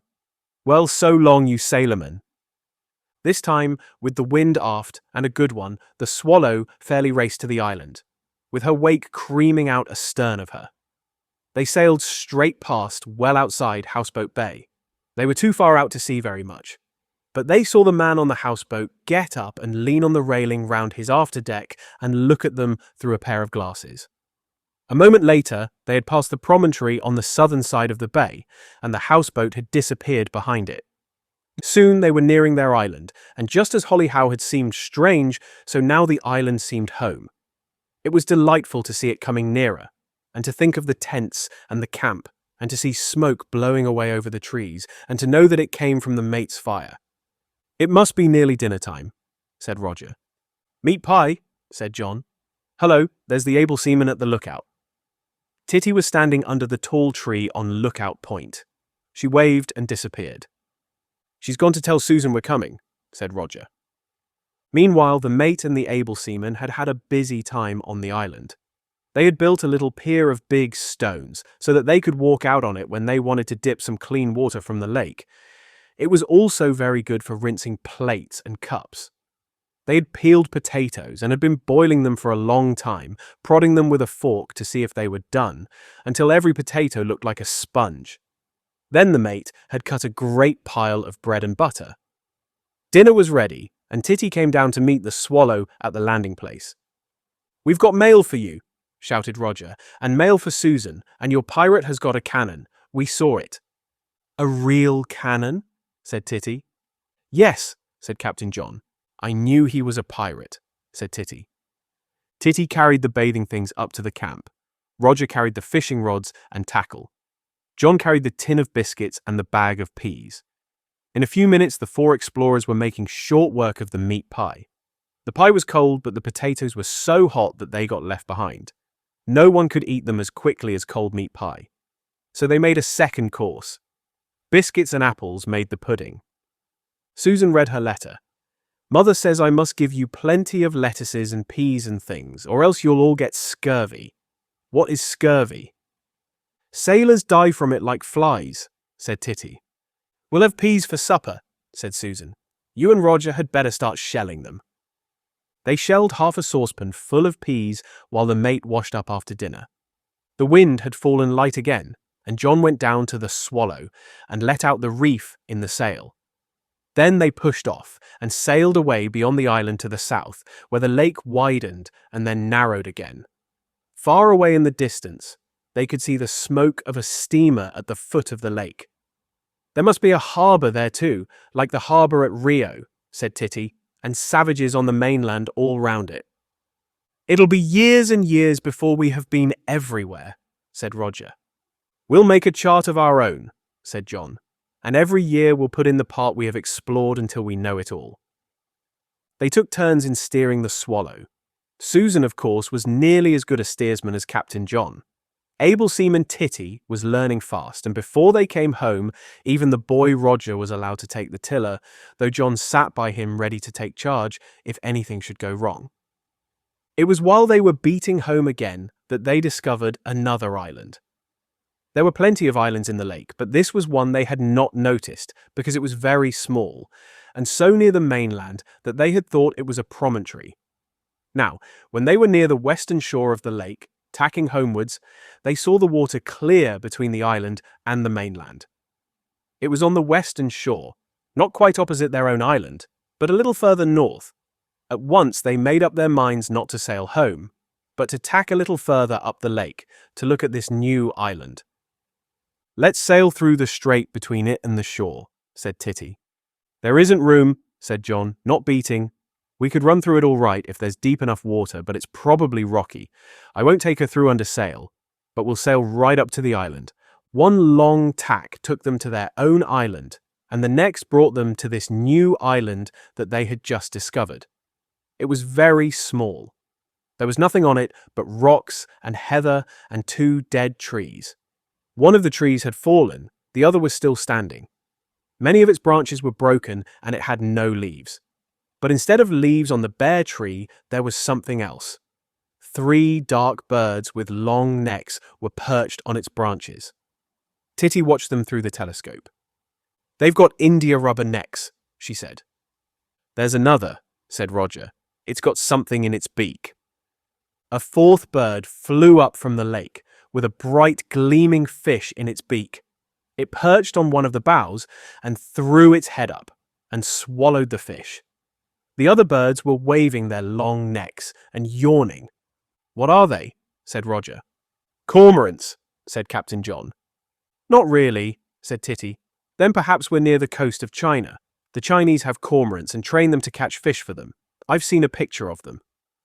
As the Swallow sailed nearer, they saw one of the cormorants fly down to the water, followed by the other 3. They counted the 4 birds in the water. Suddenly there were only 3. Then the 4th came up again. Then another disappeared. Then another.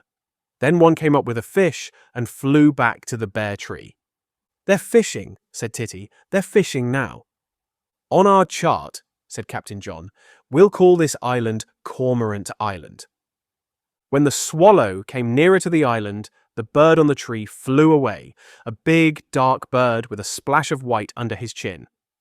The other 3 that were in the water swam fast away with only their heads and necks showing. Then they too lifted themselves from the water and flew after the first. "Shall we land?" said Roger. "It's nothing but stones," said John. "Let's get back and make tea," said the mate. "Ready about," called John, and Swallow swung round.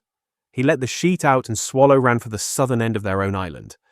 As Captain John luffed up into the opening through the outer rocks, Susan brought the sail down, and they paddled Swallow safely through into her little sheltered harbour. After supper, they took the telescope up to the lookout point.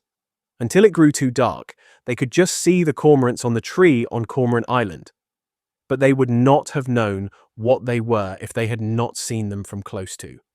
They lay there, making plans as if they were going to be on the island all their lives. "Properly," said Captain John, "we ought to shoot wild goats for our food." "Only there aren't any," said Susan. "And we haven't got a gun," said Roger. "Of course," said John, "it's quite all right to have provisions, pemmican and all that, especially biscuits. All explorers do that, but they get most of their food by shooting and fishing. Tomorrow we'll fish, and we'll live on the fish we catch." "I wish we had a tame cormorant," said Titty. "We've got fishing rods," said John. Chapter 7.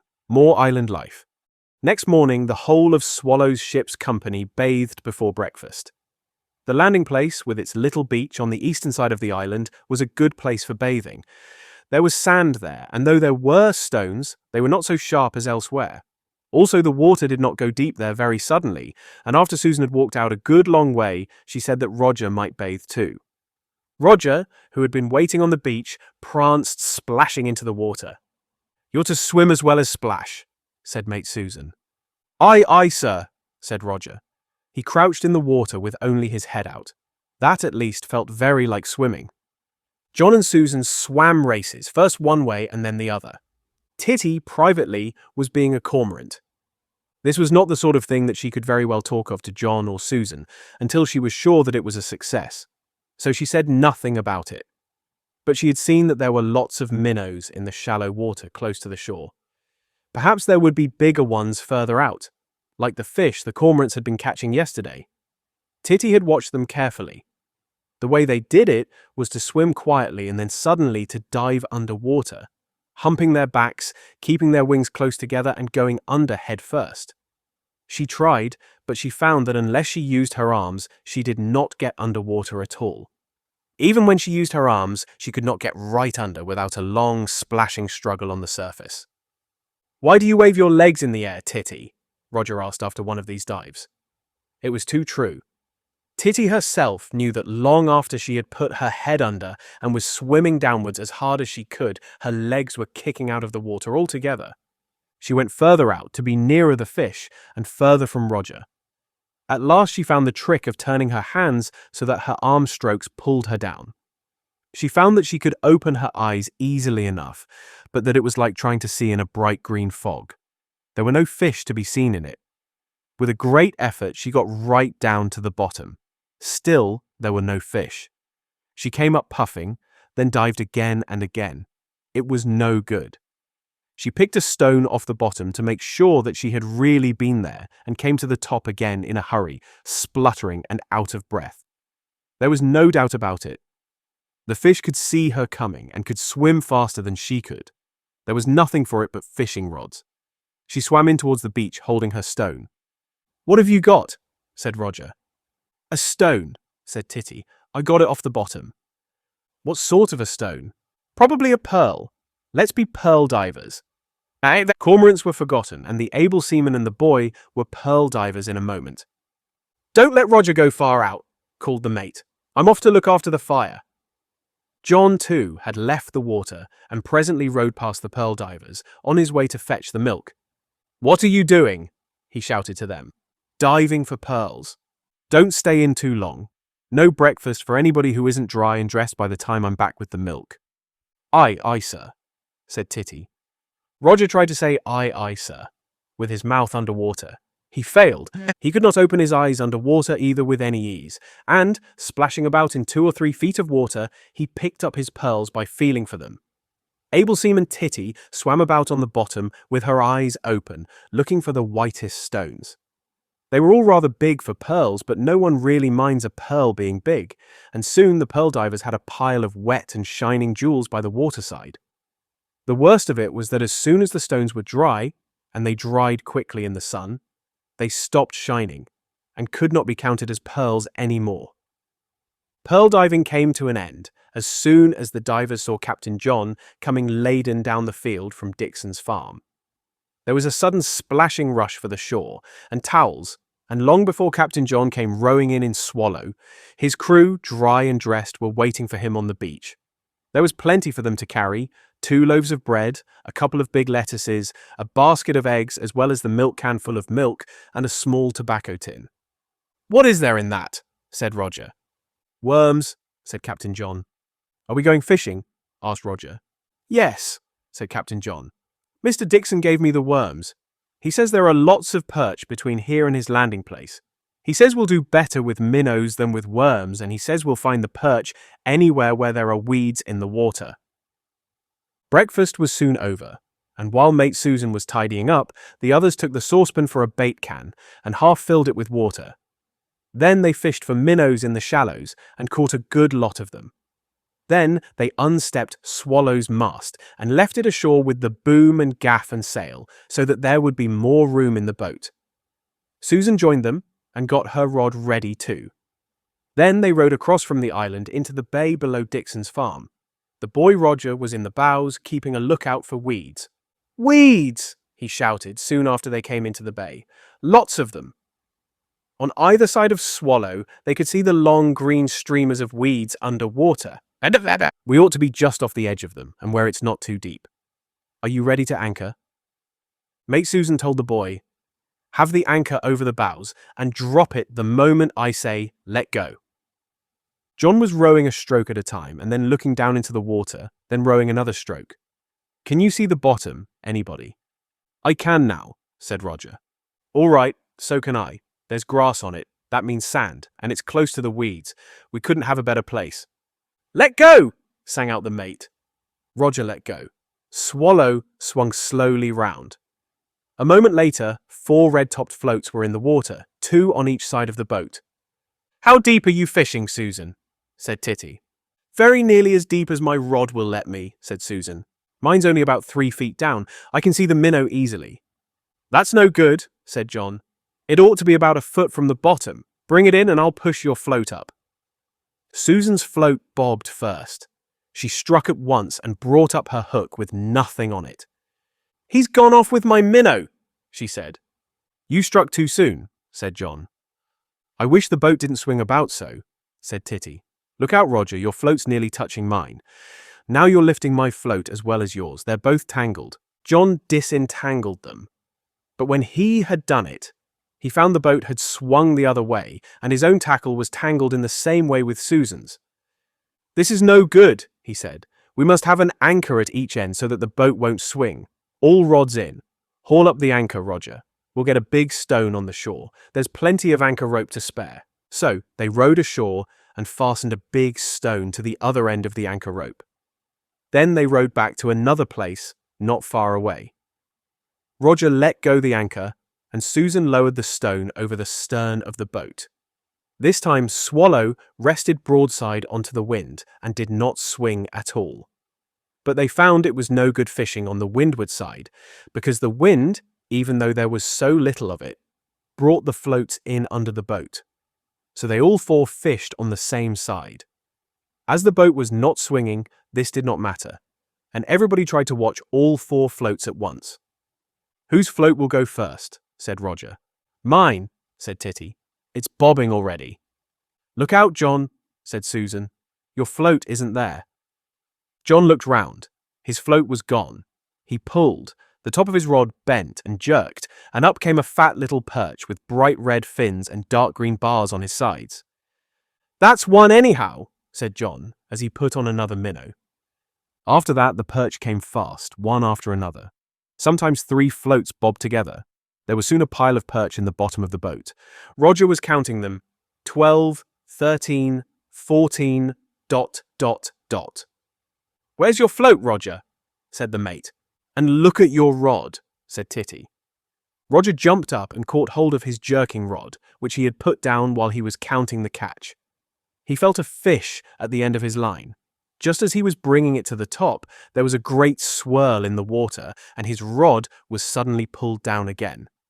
Roger hung on as hard as he could, and his rod was bent almost into a circle. "It's a shark! It's a shark!" he shouted. Something huge was moving about in the water, deep down, pulling the rod this way and that. "Let him have line off the reel," said John, but Roger held on. Suddenly a mottled green fish, a yard long with a dark back and white underneath, came to the top. It lifted an enormous head right out of the water and opened a great white mouth and shook itself. A little perch flew high into the air. Roger's rod straightened. For a moment, the great fish lay close to the top of the water, looking wickedly at the crew of the Swallow as they looked at it. Then, with a twist of its tail that made a great twirling splash in the water, it was gone. Roger brought in the little perch. It was dead, and its sides were marked with deep gashes from the great teeth of the pike. "I say," said Roger, "do you think it's really safe to bathe in this place?" After that, nobody caught any more perch. The pike had frightened them away, and when the perch were not biting, nobody but John wanted to go on fishing. At last, Susan said that they had enough perch anyway, and if they were going to eat them, they would all have to be cleaned. So they hauled up the stone and the anchor and rowed back to the island. The cleaning was a dreadful business. The mate did it, slitting up the perch with a sharp knife and taking out their insides. The insides were burnt in the fire, and Roger took the perch down one by one to the landing place to wash them in the lake. The mate tried to scrape the scales off the first of them, but soon gave it up. She fried them in butter in their scales, first putting a lot of salt in them. When they were cooked, the skin with the scales came off quite easily, and there was the perch ready to be eaten. The mate said it was rather waste of good butter, but the captain and the crew said it was worth it. In the afternoon they careened Swallow. They took the ballast out of her and pulled her high on the beach and laid her over first on one side and then on the other while they scrubbed her bottom, though she did not need it. But you never know. She might have been covered with barnacles or draped with long green weed. Anyhow, ships ought to be careened. So Swallow was. Then they launched her and put the ballast in her again and stepped the mast and took her round to the harbour. After that, the mate called for more firewood, and the whole ship's company set to work and brought all the really good driftwood from the island shores and piled it in the camp, close by the other pile that had been left there. After that, they were tired and went up to the lookout place to watch the shipping on the lake and to agree about the names for all the places on the island. There was Lookout Point, of course, under the tall tree. Then there were the landing place, the harbour, the western shore, and the camp. Then there were the places that could be seen from the island. There was Darien, Houseboat Bay, Dixon's Bay. This name was given up, and it was called Shark Bay instead after Roger's great fish, and Cormorant Island. Far away to the south, there was the Antarctic. Far away to the north, beyond Rio, was the Arctic. As for their own island, they could not agree on a name for it. They thought of Swallow Island, Walker Island, Big Tree Island, but were bothered by the thought of the fireplace which they had found there and were using, and the neat pile of wood which somehow they did not like to use. Perhaps the island had a splendid name already. That did not matter for places like Darien or Rio, but for the island itself, they felt that it did. Meanwhile, they took turns with the telescope to watch the shipping on the lake. There were the big steamers going up and down. A steamer would pass, and they would watch the spreading waves of her wash and listen for them to break along the shores. Then there were the motor launches. Then there were people fishing in rowing boats. There were also sailing yachts, but not many. But all of these vessels, steamers, launches, yachts, and even rowing boats, were much bigger than Swallow and were put down as native craft. It was not until the third day of their life on the island that they saw another vessel of their own size, tacking out from beyond Darien and disappearing into Houseboat Bay. Chapter 8. Skull and Crossbones. It must have been about 11 o'clock in the morning of that third day when all four of the ship's company were at the lookout place at the northern end of the island. The mate was sewing a button on the boy's shirt, and as the boy was inside it, she was finding it difficult. The captain was busy with some string, trying some of the knots in the Seaman's Handybook. Able Seaman Titty was lying on her stomach in the heather, now and then looking through the telescope at the woody point that hid Houseboat Bay and the houseboat of the retired pirate. "It's still in there," she said. There was a loud bang, and a puff of smoke showed above the woody point. Everybody jumped up. "It must be fighting the pirate," said Titty. "I told you he had a cannon," said Roger, squirming in the hands of the mate. "Let's go and help," said Titty. Just then, a small sailing boat with one sail shot out from behind the point. She was about the same size as Swallow, only with a white sail instead of a tanned one. She was sailing close-hauled against a southwesterly wind. The little boat sailed right across the lake on the port tack, and then came about and headed almost directly for the island. "There are 2 boys in her," said Titty. "Girls," said John, who had the telescope.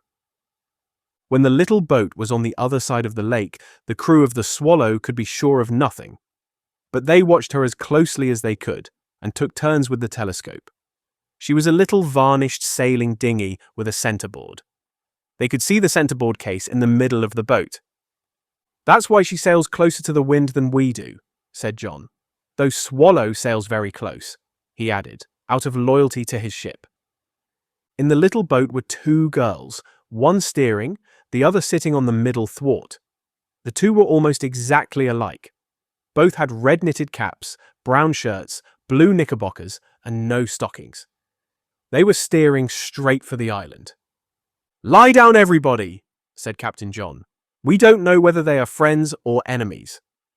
Roger, the button now fixed to his shirt, dropped flat. So did Titty. So did Susan.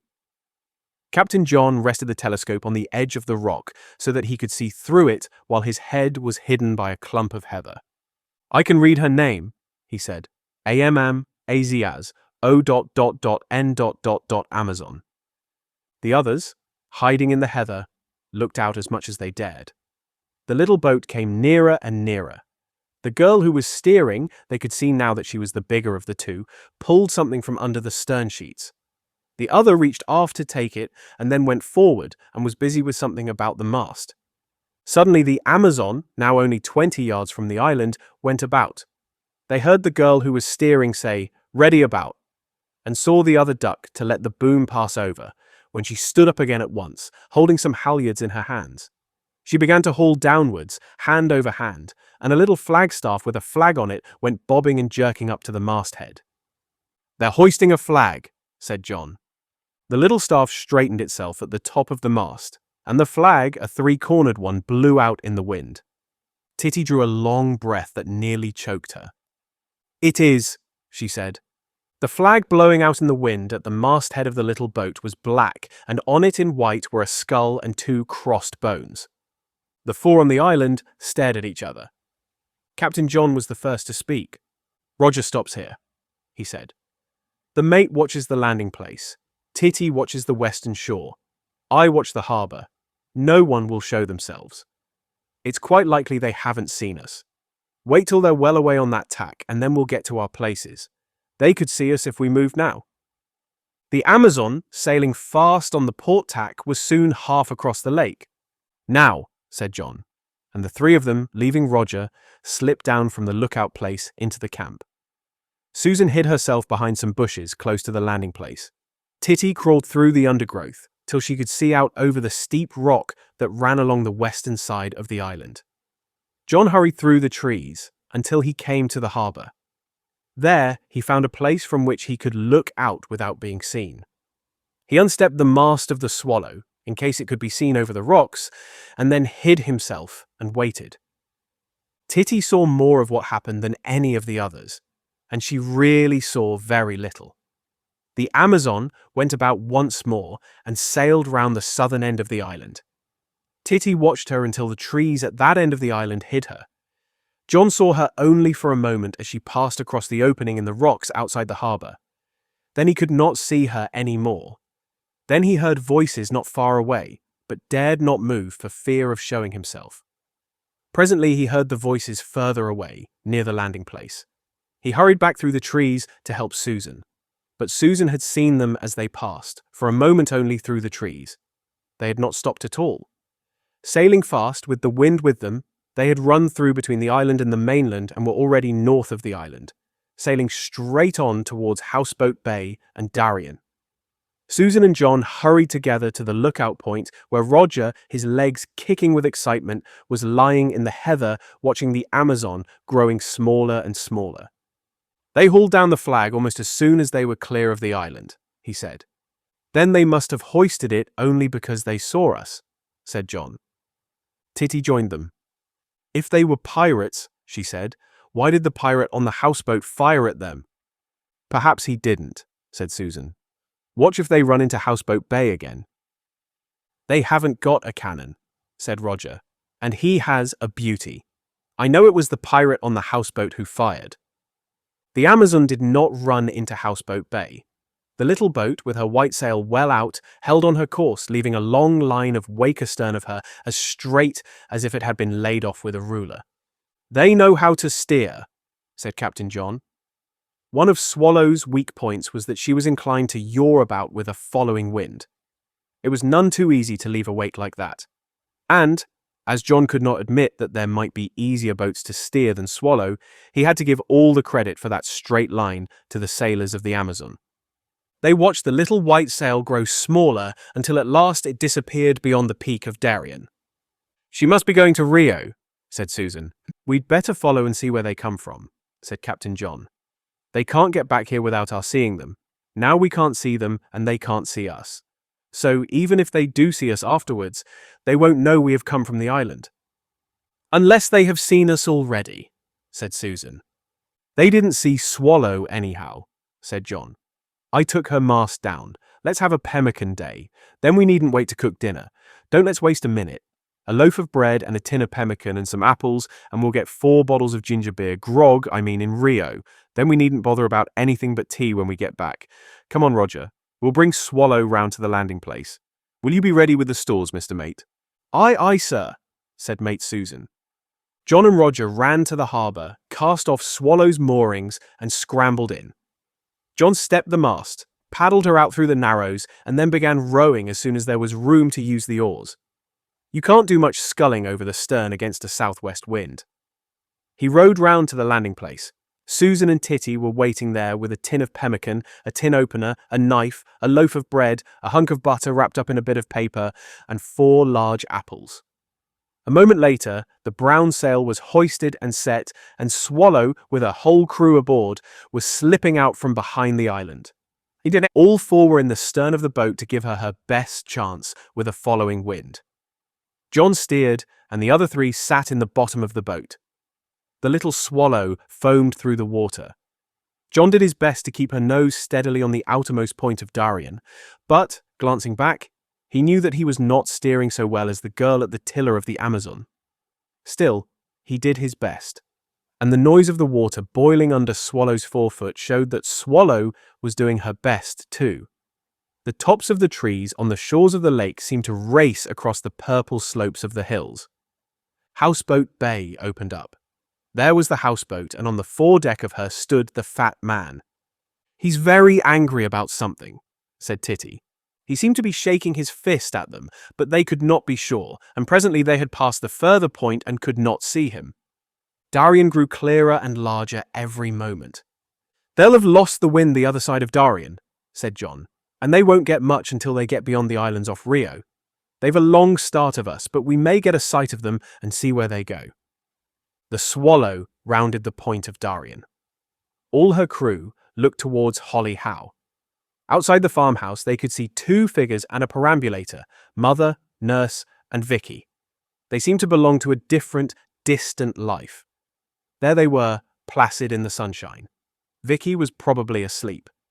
And here, foaming through the water, ran the Swallow, carrying Vicky's brothers and sisters, who, not an hour before, not half an hour before, had seen with their own eyes the black flag with the skull and crossbones upon it, run to the masthead by a strange vessel, which, so they thought, had actually been fired at by the retired pirate with the green parrot from the houseboat in Houseboat Bay.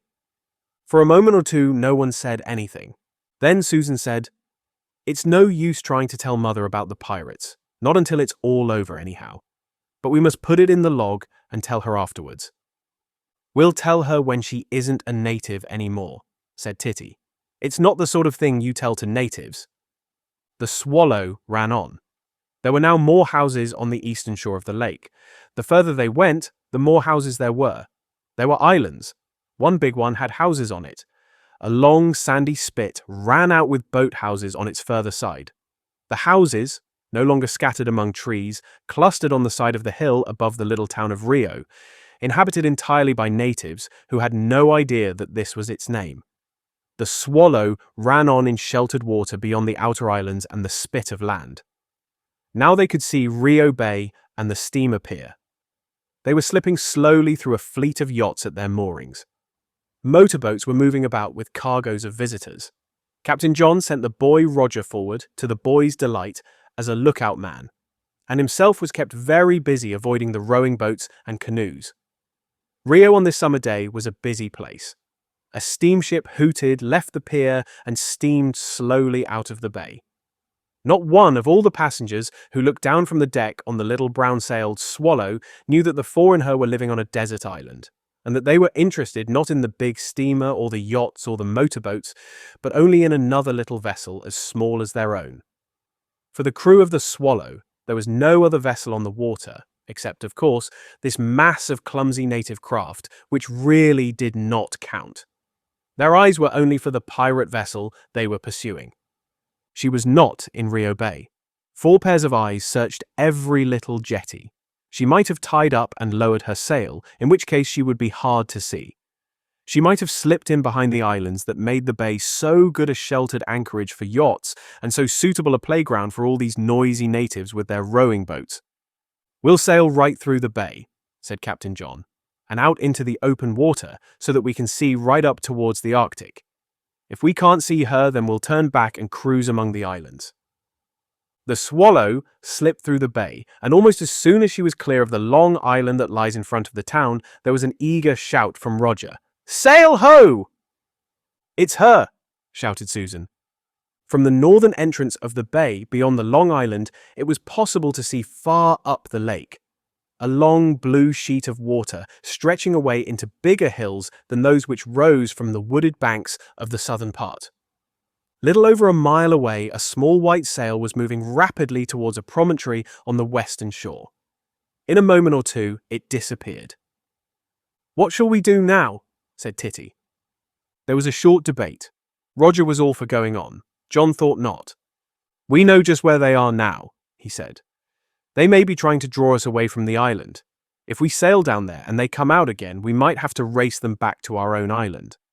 If we stay here, we can be sure of getting back there before they do. I think we'd better stay here and eat our pemmican and see whether they come out or not."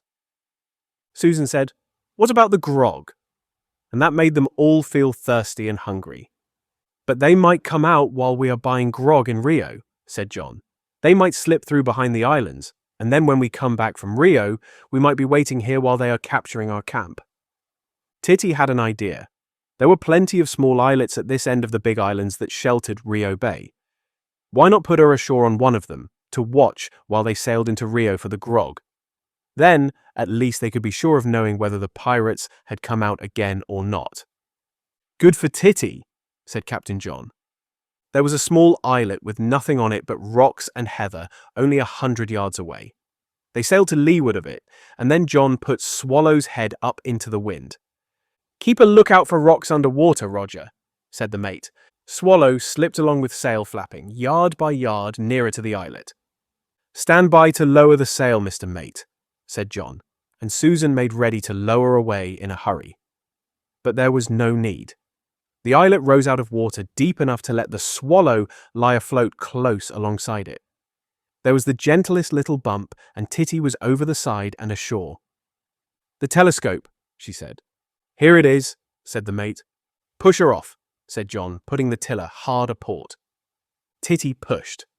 The Swallow moved backwards. Then her sail filled. She hesitated, heeled over a little, and began to move forward again. Titty waved her hand and climbed to the top of the islet, and sat there resting the telescope on her knees. 3 or 4 short tacks brought the Swallow to the nearest of the landing stages for rowing boats that run out from the shore in Rio Bay. Roger climbed onto the landing stage, took 2 turns round a bollard with the painter, and then sat himself on the top of it. To be on the safe side, they lowered the sail. Then John and Susan hurried up the landing stage to the little store where you could buy anything from mousetraps to peppermints. 4 bottles of grog, please," said John without thinking. "Ginger beer," said Susan gravely. John was looking at a coil of rope in a corner of the shop. "And 20 yards of this rope," he said. The shopman measured off 20 yards and made a neat coil of them. He put 4 bottles of ginger beer on the counter. John put down his 5 shillings. He took the coil of rope and 2 of the bottles. Susan took the other 2. "It's a grand day," said the shopman as he handed out the change. "Yes, isn't it?" said John. This was the whole of their conversation with the natives of Rio. When they came back to the landing stage, Roger said, one of the natives came and said, "That's a fine little ship you have there." "What did you say to him?" asked Susan sternly. "I said yes," said Roger. He too had been giving nothing away. They sailed back to the islet for Titty. She waved to them when she saw them coming, and was at the water's edge ready to climb in when John brought Swallow alongside.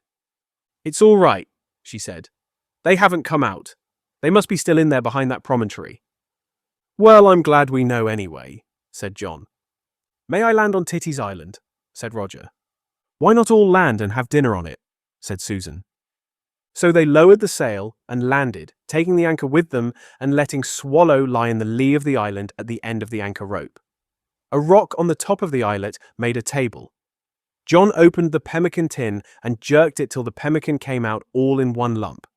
Susan cut up the loaf and spread the butter, so that no one slice should be thicker spread than another. On the hunks of bread and butter, they put hunks of pemmican and washed them down with deep draughts of Rio grog out of the stone bottles. Then they ate the apples. All the time, they kept a close watch on the promontory where the little white sail of the pirate ship had disappeared. "They may never have seen us at all," said Susan. "I'm sure they did, or they would never have hoisted that flag," said John. "Perhaps," said Titty. "There were more of them. Perhaps these ones showed their flag so as to draw us away from the island, while some of their allies landed there and took our camp." "I never thought of that," said John. "There may have been a whole fleet of them waiting for us to go." "They may be on our island now," said Titty. "Anyway, let's sail," said Roger, who was never happy unless he could hear the water under Swallow's forefoot. It was lively work sailing home, tacking through the native shipping in Rio Bay, and then beating against the southwest wind which met them squarely once they had left the shelter of the islands. They thought of taking in a reef, but did not want to if they could help it. There were hardish squalls now and again, and Mate Susan stood by ready to slip the halyard and bring the sail down if it was necessary. Roger got so wet with the spray splashing in over the bows that Susan made him come aft and sit in the bottom of the boat. There was no time to think of anything but the sailing until they came in under the lee of their own island. In Houseboat Bay, the man on the houseboat got up from his chair on the afterdeck and looked at them through binoculars, but they hardly noticed him. "Wind'll drop at sunset," said John. "We'll land at the old landing place. Swallow will be in good shelter there, and I'll take her round to the harbour later on when it isn't blowing so hard." So they landed at the old place. As soon as they landed, they ran in a bunch up to their camp and looked into the tents. Then they went all over the island. Everything was just as they had left it. Nobody had been there. The pirates in the Amazon had had no allies. They made a fire in the fireplace, and by the time they were sitting round it drinking their tea, they had begun to think that they had been altogether wrong in thinking that the pirate flag had been hoisted on the Amazon for them to see. They began even not to be sure that they had heard the gun in Houseboat Bay. "Why did the man on the houseboat shake his fist at us?" said Titty. "Something must have happened to make him." "Perhaps he didn't really," said John. "I don't suppose we shall ever see the pirates again," said Titty sadly. "If they were pirates," said Susan. Chapter 9. The Arrow with the Green Feather. In the morning, John was the first to wake. It was already late. The sun was high overhead. The first days had gone by on which the beginning of the morning light had been enough to waken the explorers. They had grown used to sleeping in a tent. Besides, yesterday, so much had happened. John woke not very happy. Yesterday seemed unreal and wasted. Those pirates, the gun in Houseboat Bay, the chase up the lake to Rio were a sort of dream. He woke in ordinary life. Well, he thought, one could hardly expect that sort of thing to last, and it was almost a pity it had begun. After all, even if there were no pirates, the island was real enough, and so was Swallow. He could do without the pirates. It was time to fetch the milk. He looked at the lump of blanket on the other side of the tent and decided to let it sleep. He crawled out of his own blankets, put his sandshoes on, picked up the bundle of his clothes and a towel, and slipped out into the lonely sunlight. Taking the milk can with him, he ran down to the landing place. He splashed out into the water and swam hard for a minute or two. This was better than washing. Then he floated in the sunshine with only his nose and mouth above water. Seagulls were picking minnows from the surface not far away. Perhaps one of them would swoop down on him by mistake. Could it tow him by flying while he clung to its black hanging legs? But the seagulls kept well away from him, and he turned on his side again and swam back to the landing place. Then he ran through the trees to the harbour, put his clothes and the towel and the milk can into Swallow, and pushed off. He rowed hard for the beach by the oak tree below Dixon's farm.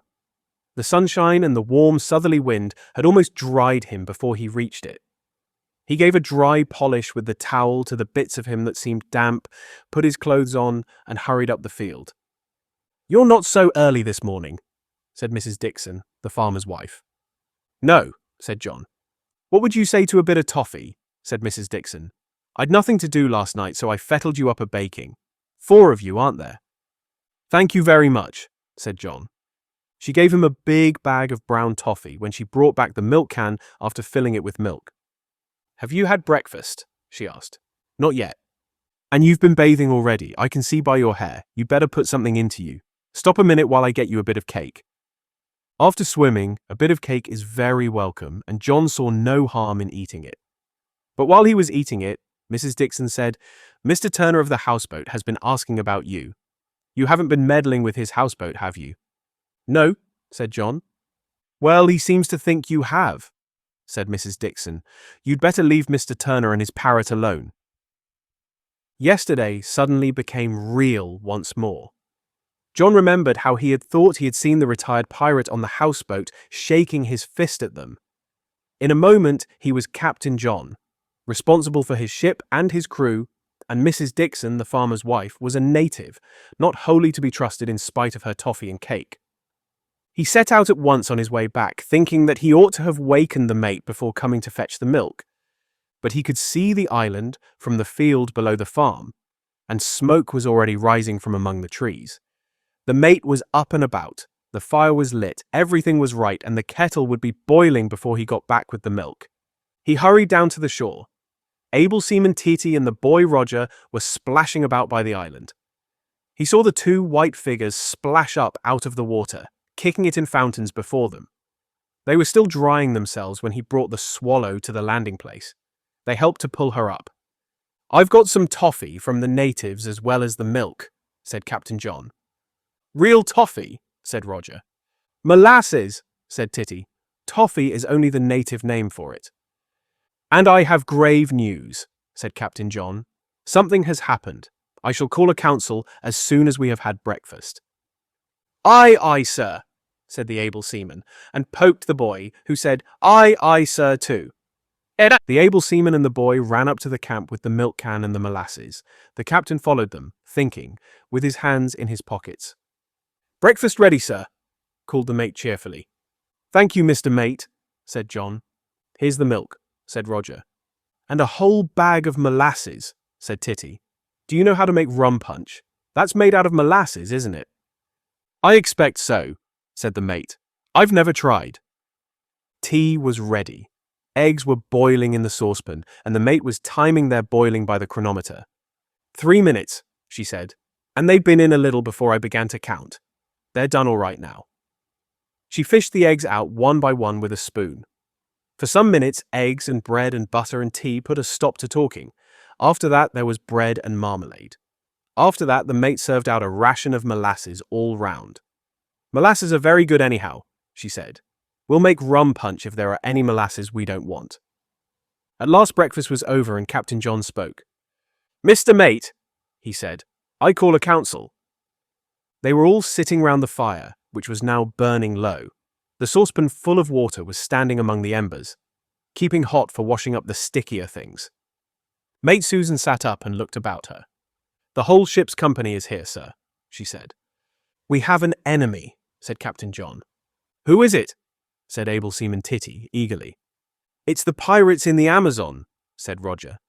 Shut up, said the mate. You know the man on the houseboat, said Captain John. Yes, said the mate. He has been telling the natives that we have been meddling with his houseboat. But we've never touched it. I know we haven't, but he has been telling them that we have. He is trying to set the natives against us. I don't know why he hates us, but he does. Then he was shaking his fist at us yesterday, said the mate. I knew he was a retired pirate, said Titty. He has a secret. They all have. Either it's dark deeds or else it's treasure. Look at the way he fired at the pirate ship. He must have thought they were after his hoard. Yes, but why is he against us? Said John. Perhaps this is his island, said Titty. You know someone had been here before us and made a fireplace. But if it was his island, he would live on it instead of living in the houseboat. It would be much more comfortable for the parrot, said Titty. Anyway, it looks as if he wanted to get us turned off the island. We won't go, said Roger. Of course we won't, said Captain John. But the question is, just what ought we to do? Let's go and sink the houseboat, said Roger and Titty together. At that moment, something hit the saucepan with a loud ping, and ashes flew up out of the fire. A long arrow with a green feather stuck, quivering, among the embers. The 4 explorers started to their feet. It's begun, said Titty. Roger grabbed at the arrow and pulled it out of the fire. Titty took it from him at once. It may be poisoned, she said. Don't touch the point of it. Listen, said Captain John. They listened. There was not a sound to be heard, but the quiet lapping of the water against the western shore of the island. It's him, said Titty. He's winged his arrow with a feather from his green parrot. Listen, said Captain John again. Shut up, just for a minute, said Mate Susan. There was the sharp crack of a dead stick breaking somewhere in the middle of the island. We must scout, said Captain John. I'll take one end of the line, the mate the other.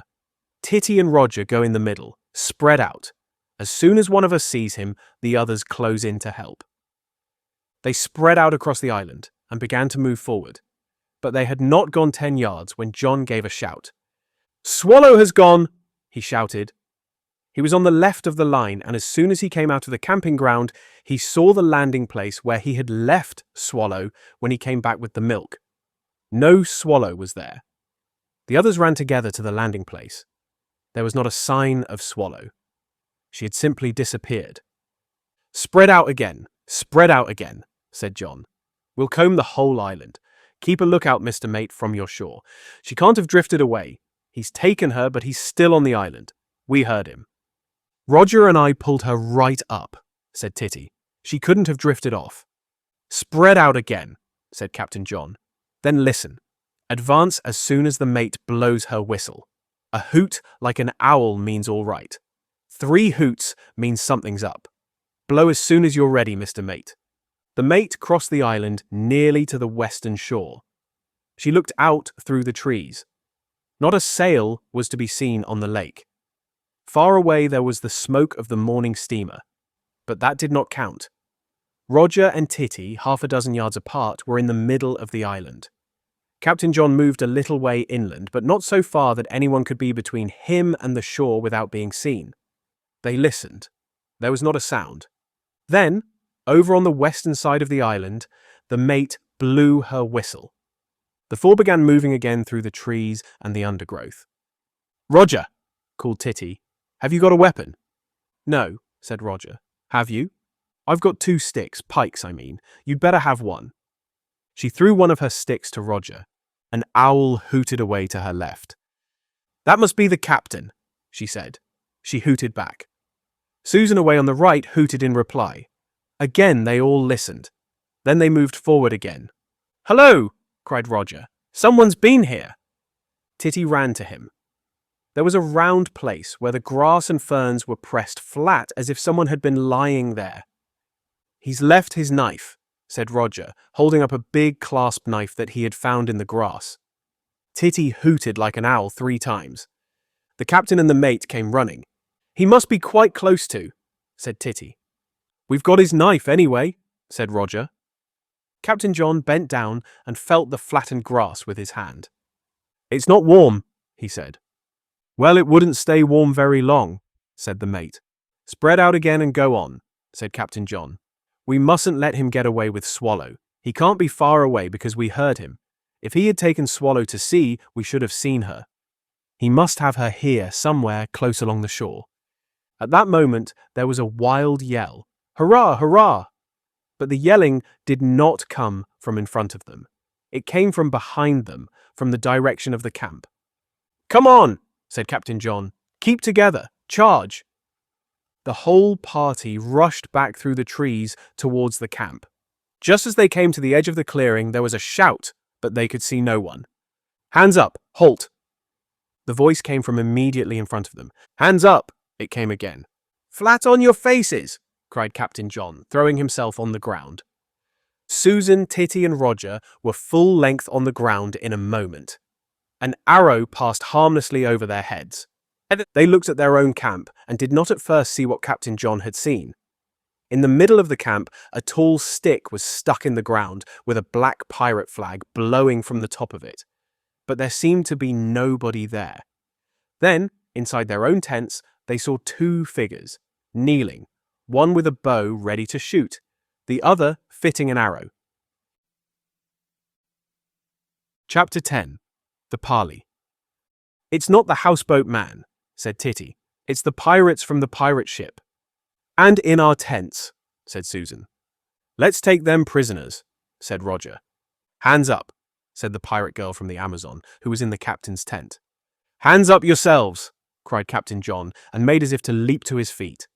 Both the pirates shot off their arrows. "Now," shouted John, "before they load again, swallows forever!" The 4 swallows were up and halfway across the open space in a moment. The red-capped Amazons leapt up out of the tents to meet them, but they pointed their bows to the ground. "A parley!" shouted the one who seemed to be the leader. "Halt!" called Captain John. The 4 explorers of the Swallow stood facing the 2 pirate girls from the Amazon. The Amazons were bigger than most of the Swallows. One of them was bigger than Captain John.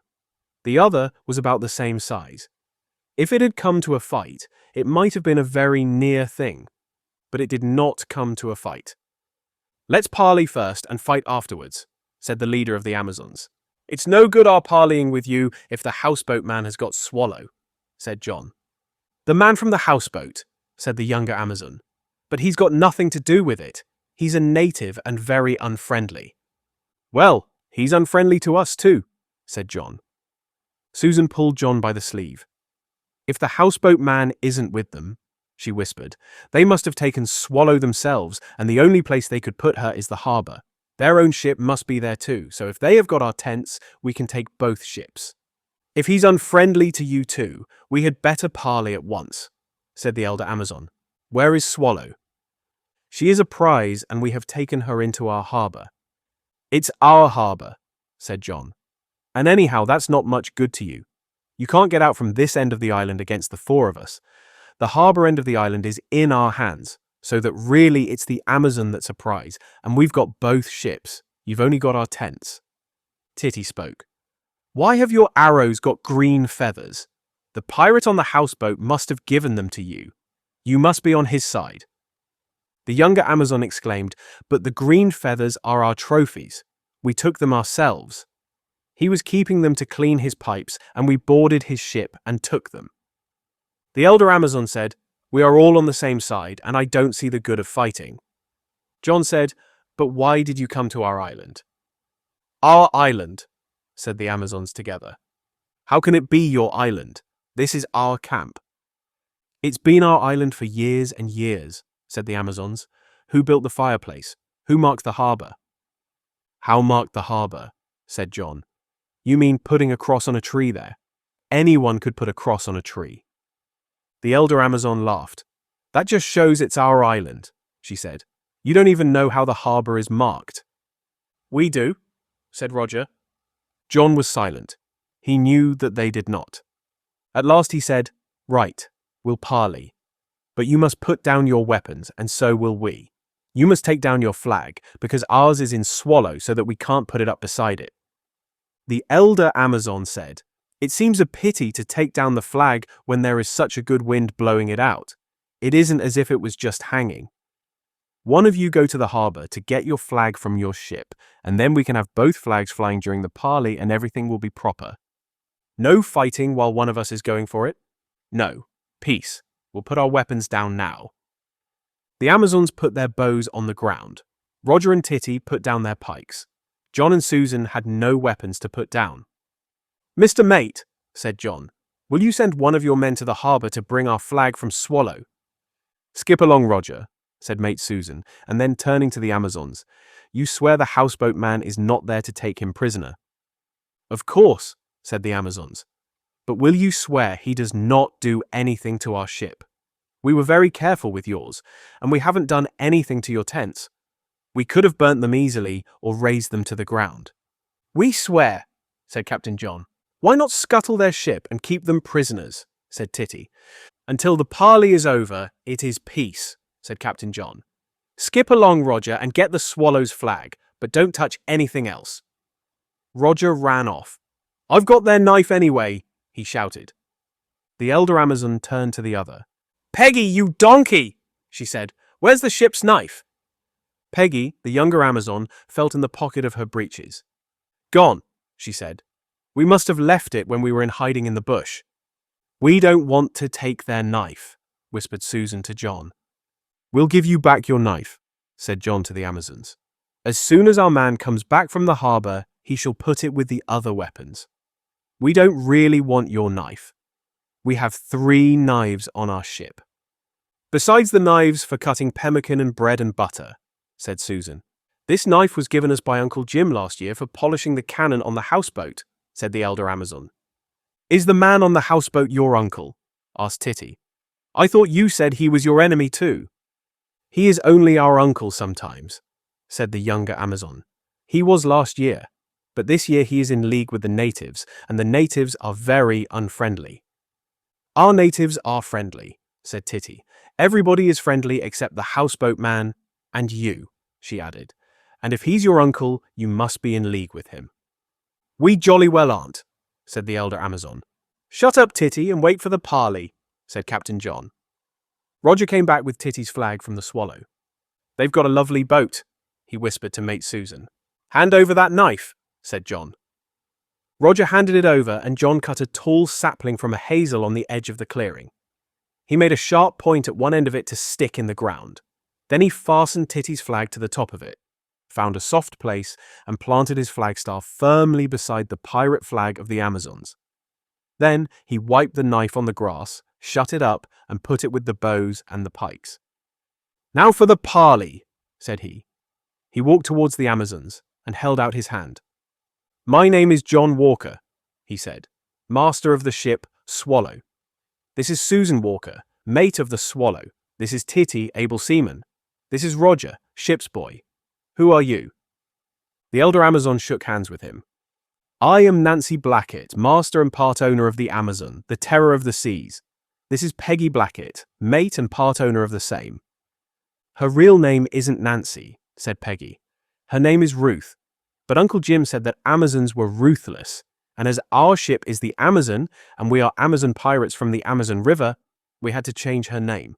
Uncle Jim gave us the ship last year. We only had a rowing boat before that." Nancy Blackett scowled ferociously.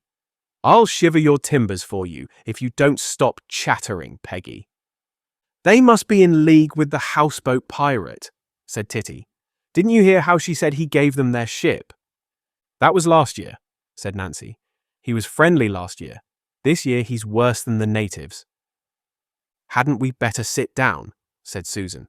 "Shall I put a stick or two on our fire and warm up the kettle? It's still got some tea in it." "We don't want any tea, thank you," said Nancy. "But use our fireplace if you want to." "It's our camp," said Roger. "Let's sit down," said Mate Susan. The two parties sat on the ground by the fireplace where the fire was still smouldering. Susan was right. It is much more difficult to be fierce sitting down than standing up. "First of all," said Nancy Blackett, "when did you come to these seas?"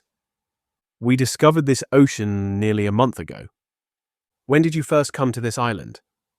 "We have been on the island for days and days." "Well," said Nancy Blackett, "we were born on the shores of the Amazon River, which flows into this ocean. We have been coming to this island for years and years."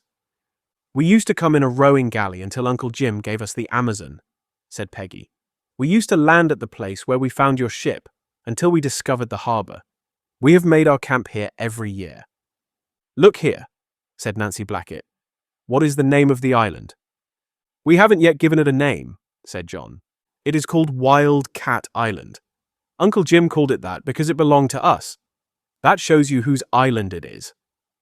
"But it's our island now," said John. "It was uninhabited when we came and we put our tents up here, and you can't turn us out." Titty broke in. "Is your Uncle Jim a retired pirate?" she asked. "I said he was as soon as we saw him." Nancy Blackett thought for a moment. "It's quite a good thing for him to be," she said at last. "But," said Titty, "you are pirates too. That's why he hates us. He must be Captain Flint. He knows what pirates are. He knows the day will come when he will walk the plank off the deck of his own ship when we have captured it." "We'll help," said Roger. "He hates us," said Captain John. "He has been stirring up the natives against us." "Let's be allies," said Nancy Blackett. "Then it won't matter who the island belongs to. We will be allies against Captain Flint and all the natives in the world." "Except our friendlies," said Titty. "Let's be allies," said Peggy. "Really, we wanted to be allies as soon as we saw your smoke on the island yesterday. We are sick of natives, and we wanted to be allies at once if only we hadn't promised to be home for lunch. That was why we just sailed round the island and defied you with our flag. There wasn't time for anything else. Then we went home." "We watched you from beyond the big islands by Rio," said Susan. "Rio?" said Nancy. "Rio? Oh, well, if you'll agree to let the island go on being called Wild Cat Island, we'll agree to Rio. It's a good name." "Wild Cat Island's a good name too," said John politely. "But how could you see us beyond the islands by Rio when we left you here?" asked Peggy. "We manned the Swallow and gave chase," said John. "Thunder and lightning," said Nancy Blackett. "What a chance we missed. If we'd only known, we'd have given you broadside for broadside till one of us sank, even if it had made us late for lunch." Peggy Blackett went on. "We came here today to look at you again. We got up at sunrise and sailed close by the island, and there was no smoke and we thought you had gone. Probably you were all asleep. Then we saw your ship at the landing place. We sailed on to Tea Bay and had our second breakfast there, a real one with tea. The first was only cold porridge and sandwiches we got from cook last night. Then we crawled along the shore and saw one of you coming back from somewhere in your ship. The others were bathing. Then we saw you all disappear, and we crawled back to our ship and sailed straight into the harbor. There was nobody there. Then we came through the bush on the island, scouting, and saw you round your campfire. We took away your ship and put her in the harbor. Then we came back and made a surprise attack. When you found your ship was gone, and you all ran down to the landing place, we slipped past and took the camp, and Nancy was saying that somehow it was going to be difficult to be allies. ... Have us there, Peggy, you goat, said Nancy Blackett. Excuse my mate, she said to Captain John. She does chatter so. Well, Nancy was saying that our surprise attack was such a good one that we'd have to go on being enemies. And I said I was sick of enemies, what with our natives and Uncle Jim being no good this year. ... He's Captain Flint, said Nancy. Anyway, if she hadn't remembered about parleys, you would have been natives too, forever and ever, said Peggy. We couldn't be that, said Titty. Of course not, said Nancy Blackett. It's much more fun being sea dogs and timber shiverers. I propose an alliance. I don't see why not, said Captain John. My idea, said Nancy Blackett, is an alliance against all enemies, especially Uncle Jim. Captain Flint, I mean. But we want the sort of alliance that will let us fight each other if we want to. That's not an alliance, said Titty. That's a treaty of offense and defense. There are lots in the history book. Yes, said Nancy Blackett. Defense against our enemies and all sorts of desperate battles between ourselves whenever we want. Right, said Captain John. Have you got a bit of paper and a pencil? Asked Nancy. I have, said Titty, and ran into the mate's tent and brought out a leaf from her log and a pencil. Nancy took it and wrote, I, Captain John of the ship Swallow, and I, Captain Nancy of the ship Amazon, do hereby make a treaty of offense and defense on behalf of our ships and our ships' companies. Signed and sealed at this place of Wildcat Island in the month of August 1929. She passed the paper to the others. It looks all right, said Captain John. It ought to be this month, not the, said Titty. And you haven't put in the lat, and long. They always put them in all over the place. Nancy Blackett took the paper, crossed out the in front of the word month, and put this instead, and after the word island wrote in lat 7 long 200. We ought to sign it in our blood, she said, but pencil will do. John took the paper and signed John Walker, Master. Nancy signed it Nancy Blackett, Amazon Pirate. The two captains shook hands. Peggy said, well, it's peace today anyhow. Susan said, perhaps you would like some of our toffee. Molasses, said Titty. Peggy said, we did see it when we took the camp, but we did not like to take any. We'd like some very much, if you're sure you can spare it. Nancy said, let's broach a puncheon of Jamaica rum. We've got a beauty in the Amazon. Let's go to the harbour and get it. It's really good stuff. Sometimes our cook is quite friendly for a native. She calls it lemonade. Chapter 11. In Alliance. The Swallows and the Amazons went together to the harbour at the southern end of the island. The path was now well trodden, though they had to stoop under boughs and step over brambles and push branches out of the way. In the little basin the two ships lay together, with their noses drawn up on the beach.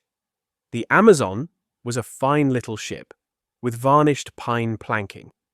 She was a much newer boat than the Swallow, of the same length, but not quite so roomy.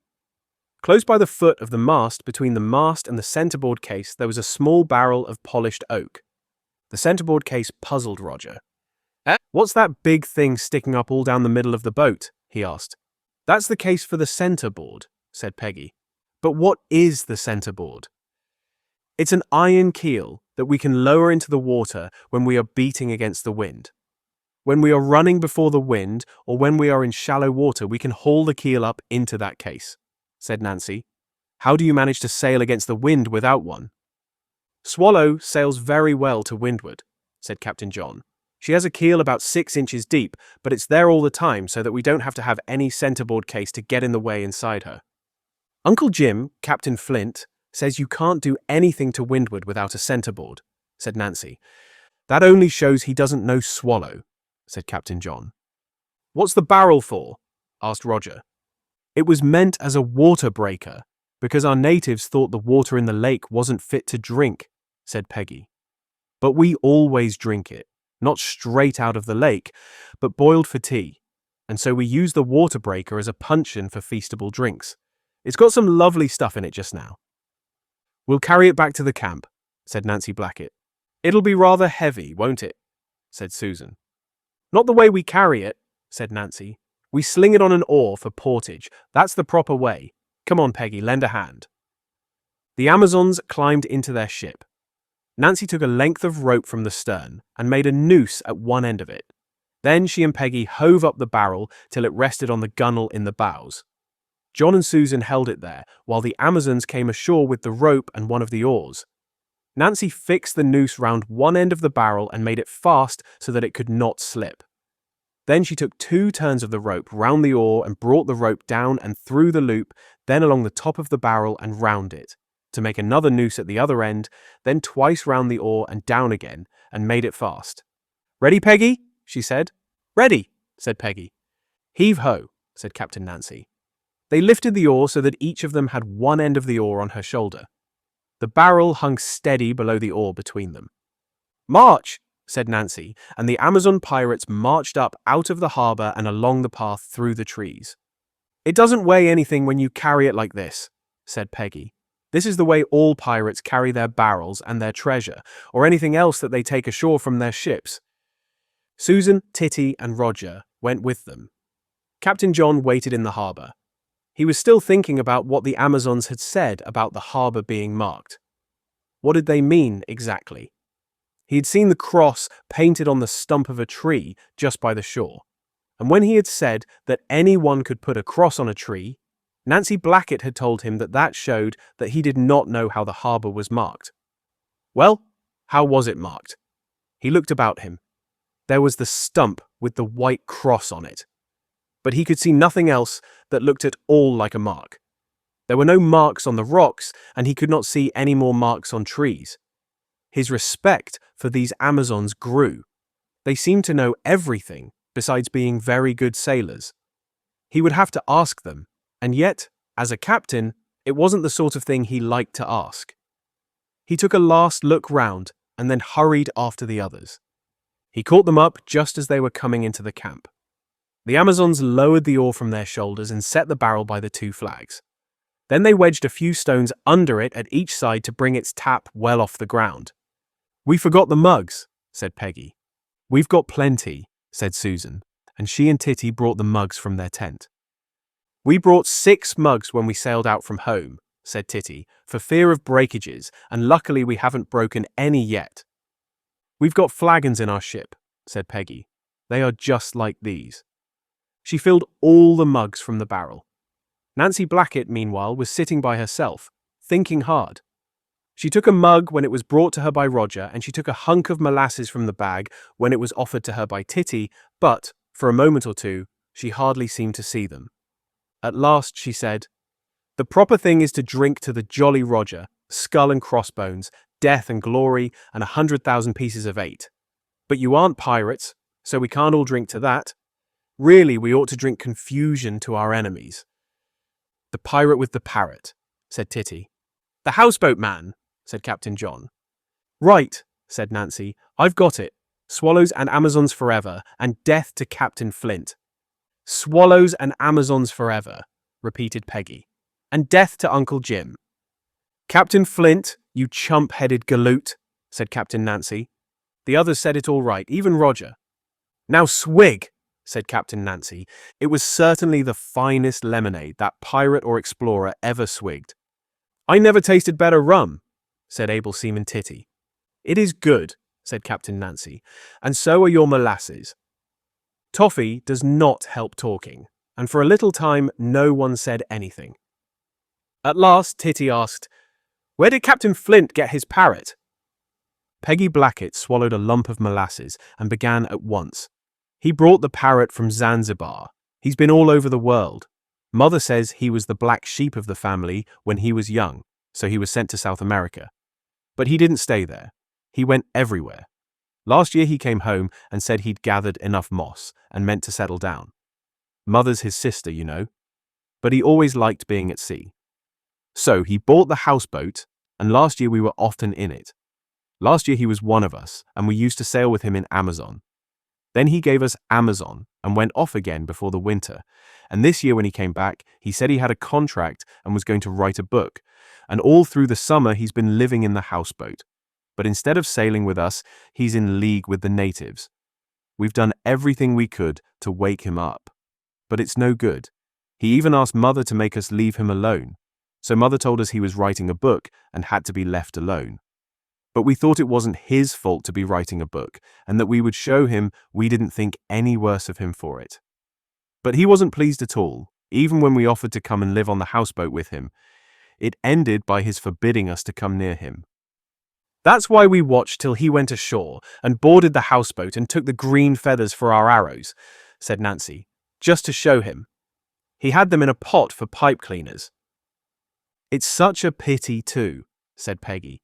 We were teaching the parrot to say pieces of 8, so that it would be a good pirate parrot to take with us to Wildcat Island. It only says Pretty Polly. That's no use to anyone. But they say green parrots don't talk as well as grey ones.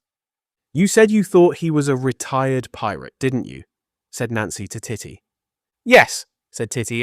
Then perhaps it's all right for him to have a parrot that only says Pretty Polly. One of the other sort would give him away. Did he really fire at you yesterday? Asked Captain John. We saw the smoke and heard the bang. That wasn't him, that was us, said Captain Nancy. We sailed into the bay and round the houseboat and looked in through the cabin windows. Uncle. Captain Flint was asleep. We saw him. So we took one of those big Roman candles that fizz and then go off with a bang, and we put it on the cabin roof and lit it and sailed away. We were just clearing the point when it banged. We had saved it from last 5th of November, but it hadn't gone bad at all.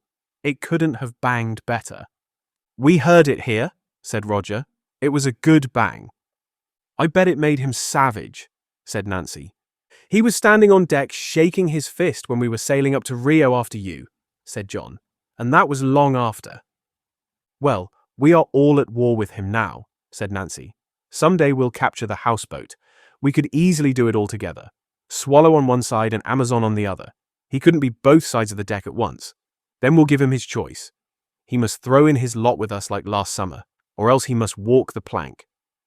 It'll be best for him to walk the plank, said Able Seaman Titty.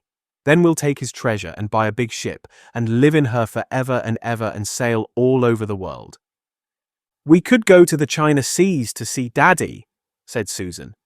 We could discover new continents, said Titty. America can't fill everything. There must be lots that haven't been found yet. We'd go to Zanzibar and bring back a whole shipload of parrots, grey ones talking like fun, said Peggy. And monkeys, said Roger. I like green parrots best, said Titty. Look here, said Nancy Blackett. We are forgetting all about this parley. We can't fight Captain Flint all the time, but we can practice. We mustn't sink each other's ships. Nobody shall sink Swallow, said Roger fiercely. All right, said Nancy, nobody's going to. But it'll be very good practice for us to try to capture Swallow and for you to try to capture Amazon. The one who wins shall be flagship. There's always a flagship in a fleet. If you capture Amazon, then Swallow will be flagship and Captain John will be Commodore. If we capture Swallow, then Amazon will be flagship and I'll be Commodore. Beginning from tomorrow. And when that's settled, we'll go and take the houseboat, said Titty. But, said John, you know where we keep Swallow, because you know we are here. If we don't guard her, you can easily take her. But we don't know where you keep Amazon. You saw where we went yesterday. We saw you go behind a promontory on the western coast. Well, if you go beyond that promontory, you'll find the mouth of a river. That's the Amazon River. Not far up it on the right bank, that's the left bank. As you sail up from the lake, there's a boathouse. It's a stone boathouse with a big wooden skull and crossbones that we made fastened over the front of it. In it, there's a motor launch that you mustn't touch because it belongs to the natives. And there's a rowing boat and also Amazon when she's at home. Now you know. Half a minute, said John. I've got a chart here. He got the guidebook and opened it at the map which showed the whole length of the lake. Nancy Blackett showed him the river Amazon. It had another name on the map. John gave her the pencil. You mark where the boathouse is, he said. Captain Nancy made a mark with the pencil in the right place. It'll be a cutting-out expedition only, she said. It's agreed that whoever wins is to be as careful with the other boat as with their own. That'll be us, said Peggy. Nancy always does a thing if she says she will. We'll see about that, said Captain John. Beginning from tomorrow, said Captain Nancy. Look here, said Susan. Hadn't we better have dinner before all the lemonade has gone? Jamaica rum, said Titty with reproach. We've got a lot of sandwiches, said Peggy. We've got pemmican, said Susan, and sardines. We finished the meat pie and the next one doesn't come till tomorrow. What a pity we haven't been fishing, said Titty. We might have been able to give you some fried shark. We like sardines just as well, said Peggy. There was a stir in the camp. Peggy, the mate of the Amazon, seemed to be in charge of the ship's food, like Susan, the mate of the Swallow. With Titty and Roger to help them, they set about making ready a meal. They put fresh wood on the fire and blew up the embers to boil the kettle. They agreed that it was best to have boiling water for washing up and for making tea in case the little barrel did not hold out. Then there were sardine tins and a tin of pemmican to open, and sandwiches and a cake to be brought from the Amazon. The two captains did not move at first, but watched the business of their crews. At last, John said, Look here, Captain Nancy, I wish you'd tell me about the marking of the harbour. It's quite simple, Captain John, said Nancy. Come along and I'll show you while our tars are rigging the meal. They walked together to the harbour, meeting Peggy with the basket full of cake and sandwiches on the way. When they came to the harbour, they were alone, for which Captain John was glad. He went straight to the stump of a tree with a cross on it. I found this at once, he said. And you didn't find anything else, said Captain Nancy. That's because we are Amazon pirates and keep our marks secret. One of them is no good without the other, and the other isn't marked at all. How is it a mark then? Said John. Captain Nancy squatted on the beach and drew a half circle. Suppose this is the harbour, she said, and these are the rocks outside. She put some big stones in about the position of the rocks outside the harbour. You want to come in? Well, a straight line like that brings you clean through the rocks without touching any of them. Draw the line a bit longer, right into the harbour and up on the beach. Your marks must be on that line. Take this for your first mark. She planted a twig. That's the stump with the cross on it. Now you find anything else that you can see over the first mark and also on the same straight line. It can be anything. There's no need to mark it if you know it. Then, when you want to come into the harbour from outside, all you have to do is to keep the two marks one behind the other. So long as you do that, you will be on the straight line that brings you safe through between the rocks. Even if the lake, the sea, is high, so that some of the rocks are underwater, you can sail in without looking at them if you keep your two marks one behind the other. Said Captain John. Hop into Amazon and I'll take her out and show you. John stepped into Amazon. Nancy Blackett shoved off and took her right outside the rocks so that they were in the open sea. Then, sculling with an oar over the stern, she brought her round so that she was headed towards the island. Now, she said, do you see the stump with the cross on it? Yes, said John. I can see the cross all right. The stump is hard to see against the beach. It's the same colour. That's why we had to paint the cross, said Nancy. Now look above it to the right and you'll see the fork of a tree with a big patch of bark off it just below the fork. Got it? Yes. That's the other mark. As it is now, there are rocks between us and the harbour, but if I bring her up a bit, you'll see that fork of a tree come nearer to the marked stump until it's exactly over it. Then we can go straight in. Sing out as soon as the two are in a straight line. They're in a straight line now, said Captain John. Right, said Captain Nancy. Now I'm not going to look at anything again. I'll simply scull and keep my eyes looking at the bottom of the boat. You watch those two marks and tell me the moment they are not one above another." She began sculling fast over the stern, and the Amazon moved in towards the rocks. "The fork is to the right of the stump," sang out John. Nancy sculled away, slightly altering her direction. "How is it now?" she said. "In line." She went on sculling. Fork showing on the left, in line again, showing on the left, in line. Fork showing on the right, in line. Nancy never looked up, but altered the direction of the boat a little every time John said that the marks were out of line. The Amazon moved on between the rocks and came at last into the harbour. "We're through," said John. "That was jolly good work." "It's quite simple," said Captain Nancy. "Captain Flint taught us last year when he was Uncle Jim, before he went bad. That's the way all harbours are marked, with two marks showing how to steer into them. Really, of course, they ought to have lanterns on them for coming in at night. With lanterns on the marks, you could come in through the rocks even if it was perfectly dark." "Is that what the pilot books mean by leading lights?" asked John. "What are pilot books?" asked Nancy, and John was pleased to find that there were things that even Captain Nancy did not know. They pulled up the Amazon and went back to the camp to take part in the feast. It was a very good feast. The sandwiches and sardines went well with the pemmican and the lemonade. By the time that was done, the big kettle was boiling like anything, and it seemed a pity not to have tea with the cake. Time went fast as the 6 mariners sat round the fire planning voyages. At last, Captain Nancy looked up at the sun. "We'd better be sailing," she said, "or there'll be more trouble with the natives. We've been late for supper twice this week already. This wind always goes and drops about sunset, and it's a tremendous way to row. Stir your stumps, Peggy." "One of them's asleep," said Peggy. "It'll wake up if you stir them both," said Captain Nancy. "Come on, lend a hand with that puncheon."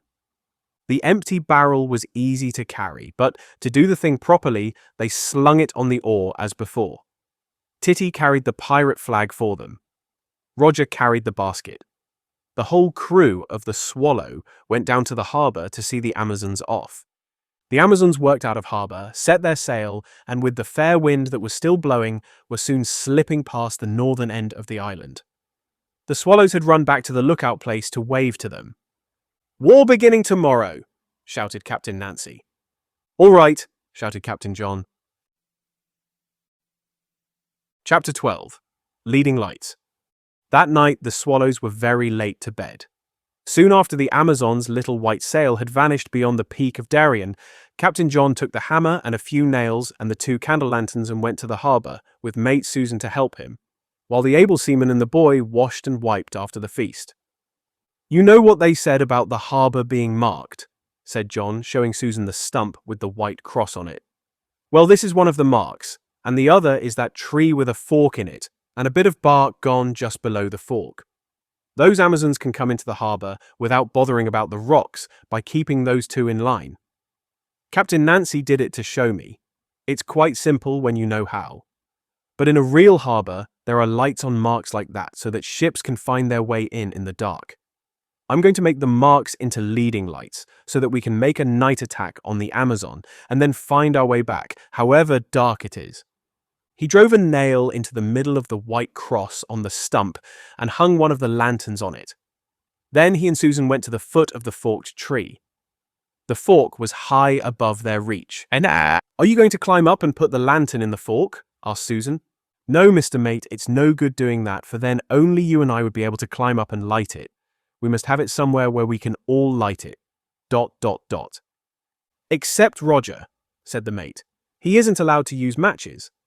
"That's true," said Captain John. "We needn't make it lower than the highest Titty can reach.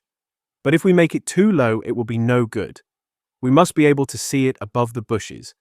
You go down the harbour and stand behind the stump and as near to the water as you can." Susan went back and stood behind the stump, which was about 10 yards from the water's edge. She stood on the edge of the water. "Can you see the fork of the tree?" John called out to her. "Yes," said Susan. He put his hand on the trunk of the forked tree, as high up as he could reach. "Can you see my hand?" "Yes." "Can you still see it?" He moved his hand slowly down the trunk of the tree. "Now I can't," said Susan. He raised it a few inches. I can see it now, said Susan. Blow your whistle for Titty, said Captain John, and Mate Susan blew her whistle. Titty and Roger came running. John held his hand where it was until they came. Then he asked Titty to try if she could reach it. She just could. Good, said Captain John. What for?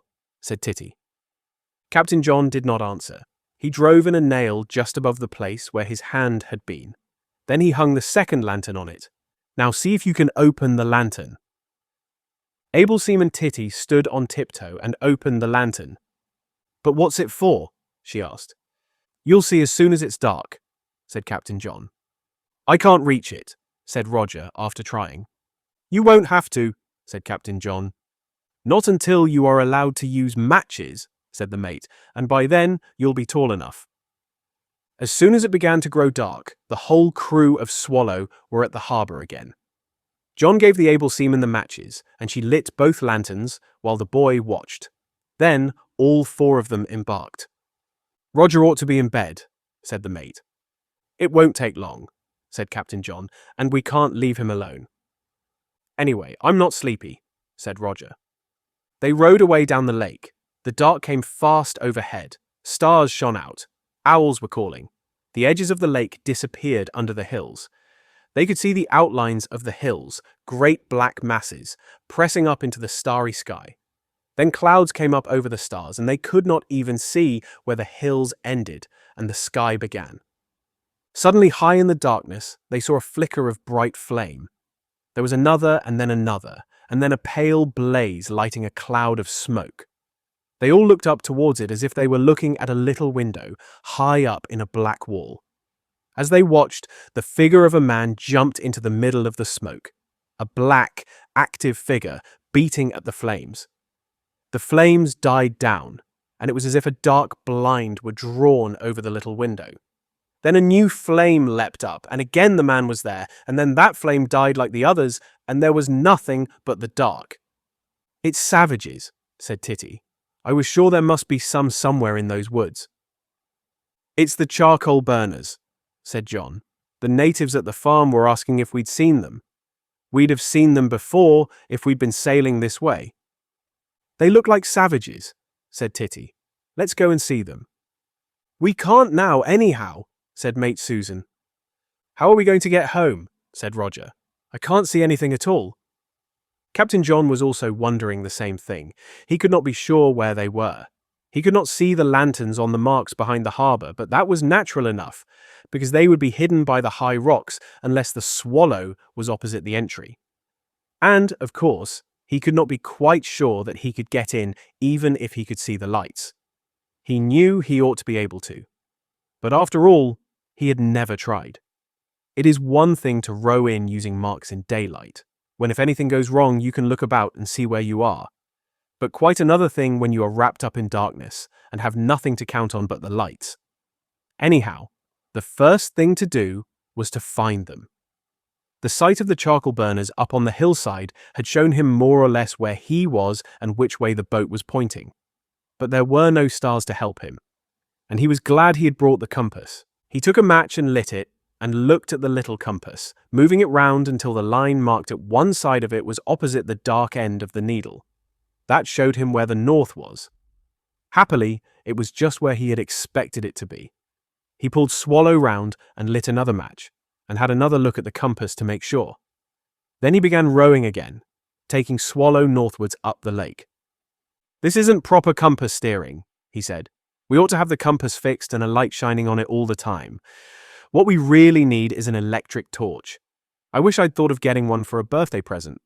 Anyhow, all hands keep a lookout and sing out, anybody, as soon as our lanterns show.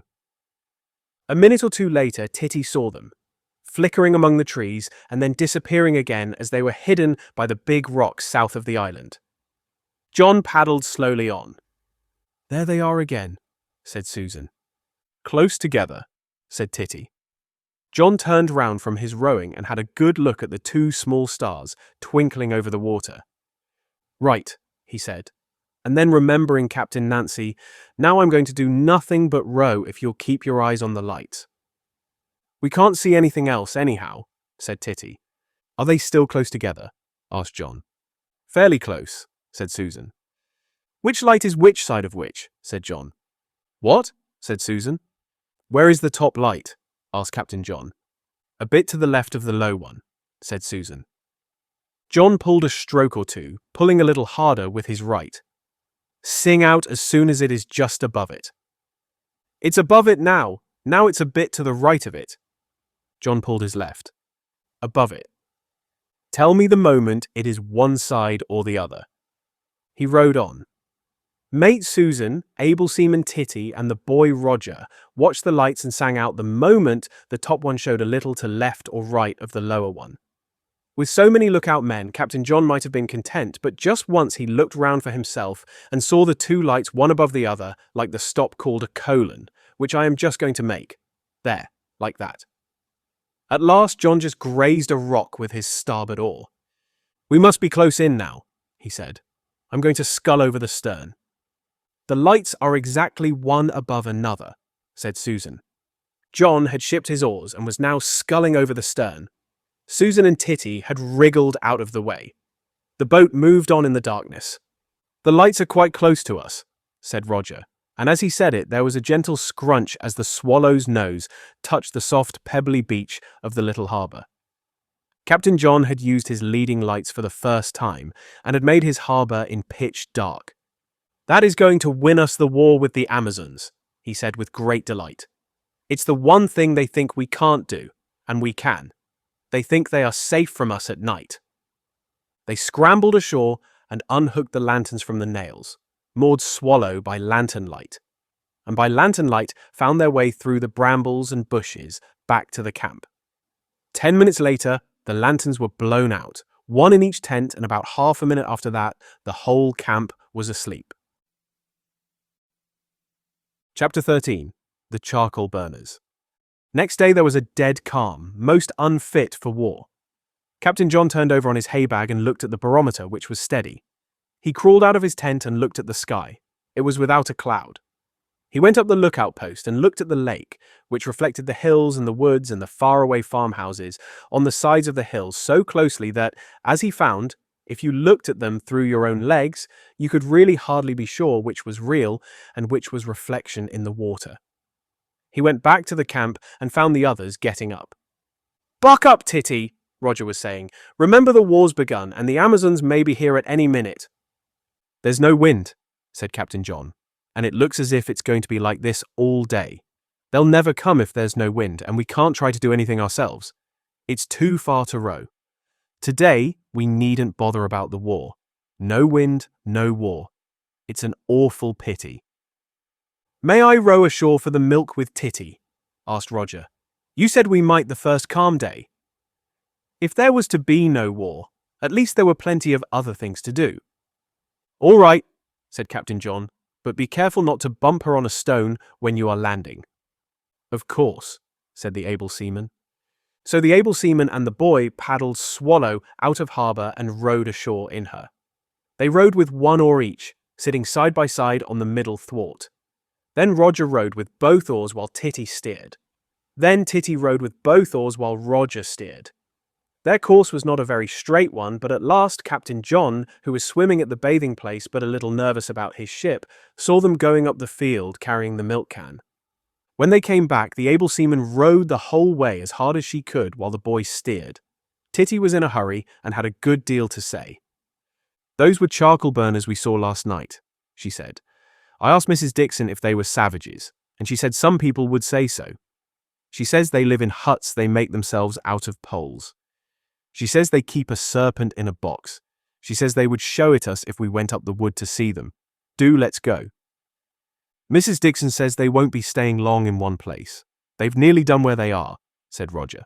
"We'd better go today." "I'm sure they're better savages than any of our other natives," said Titty. Susan looked up from her fire. "I don't see why we shouldn't go," she said. "The Amazons won't be coming, and we shall be taking Swallow with us anyhow." "Very good, Mr. Mate," said Captain John. "If there is any wind, we must come back. But while it's calm like this, there'll be no war to bother about, and we may as well be explorers." Soon after breakfast, they took the mast and sails out of Swallow and rowed away.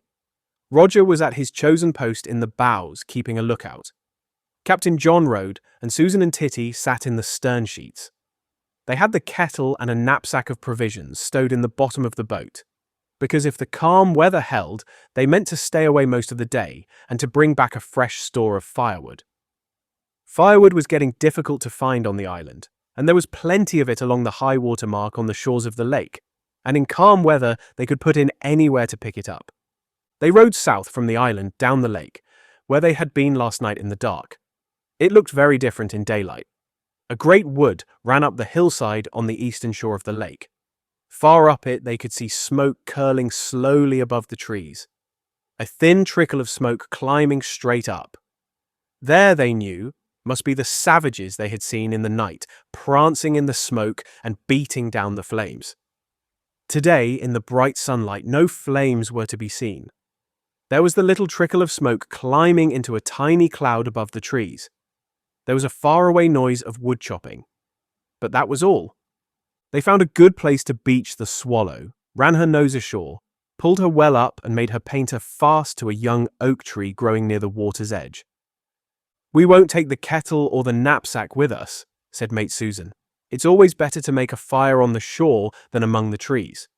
We'll make a fire here when we come back, and we'll have dinner before getting the firewood, so that we shan't have to think about getting at the kettle and things while we are loading the ship." "Oughtn't we to leave someone to keep guard?" asked able seaman Titty.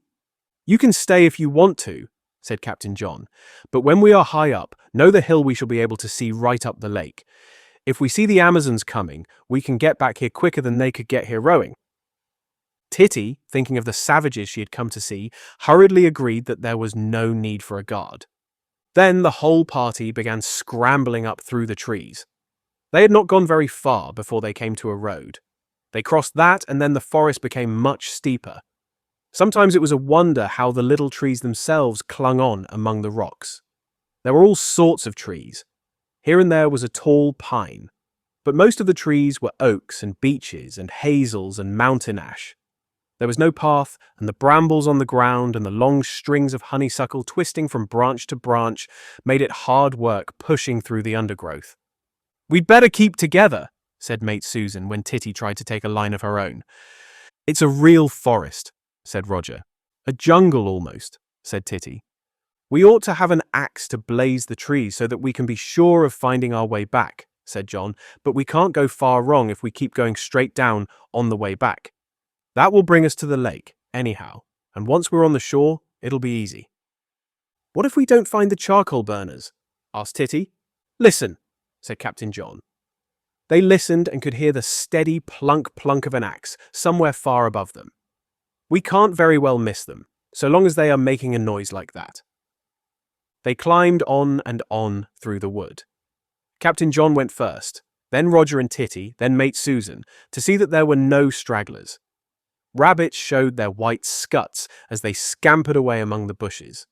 A squirrel chattered at them out of a pine tree. Roger chattered back at it. "It's almost as good as a monkey," said Titty. "If only there were some parrots." Just then there was a loud raucous squawking close in front of them and a tremendous flapping among the leaves, and a pair of jays flashed through the tops of the trees, showing for a moment white and black and pinky grey and the bright blue bands on their wings. "There are the parrots," said Roger. "Talking ones. Listen to them saying Pretty Polly, only it's in savage language, not ours." At last they came to a track in the wood. It seemed to lead upwards towards the noise of the wood chopping. "Now we must make a blaze," said Captain John, "to show the place where we came into this track. Then we'll know where to turn off on our way down."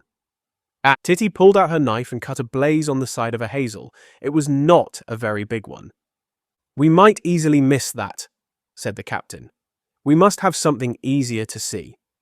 He bent down 2 branches of the hazel and tied the ends of them to the tree, so that they made 2 big hoops at the side of the track. "We're sure to see those," said Roger. "We'll have a pattern as well," said Captain John. "What's that?" asked Titty. "It's what gypsies make to show each other which way they have gone. You take a long stick and a short one and put them in the road across each other so that the long stick shows the way." He cut 2 sticks and put the long one in the middle of the track, pointing towards the hazel with the 2 bent boughs. The short stick he laid on the other, so that they made a cross. "That's a pattern," he said. "But suppose somebody kicks them away," said Roger. "Nobody would do it on purpose," said Susan. "And if they did, there would still be John's hoops and my blaze," said Titty. They got on much faster when they were walking along the track, which wound up the side of the hill, than they had when they were clambering through the bushes and trees. Presently, the track came out into a clearing at a patch of flat ground. In the middle of the clearing was a big circle of black burnt earth. "This is where the savages have had a corroboree," said Titty. "They cooked their prisoners on the fire and danced round them." "Yelling like mad," said Roger. On the other side of the clearing they found the track again. The noise of the chopping was now close at hand. A keen smell of smouldering wood tickled their nostrils. Suddenly they came out of the trees again on the open hillside. There were still plenty of larger trees, but the smaller ones and the undergrowth had been cut away. There were long piles of branches, cut all of a length and neatly stacked, ready for the fire. There was one pile that made a complete circle with a hole in the middle of it. 40 or 50 yards away, there was a great mound of earth, with little jets of blue wood smoke spurting from it. A man with a spade was patting the mound and putting a spadeful of earth wherever the smoke showed. Sometimes he climbed on the mound itself to smother a jet of smoke near the top of it. As soon as he closed one hole, another jet of smoke would show itself somewhere else. The noise of chopping had stopped just before the explorers came into the open. "Look, look!" cried Titty. At the edge of the wood, not far from the smoking mound, there was a hut shaped like a round tent, but made not of canvas, but of larch poles set up on end, and all sloping together so that the longer poles crossed each other at the top. On the side of it nearest to the mound, there was a doorway covered with a hanging flap made of an old sack. The sack was pulled aside from within, and a little, bent old man, as wrinkled as a walnut and as brown, with long, bare arms covered with muscles, came out. He blinked at the explorers in the sunlight.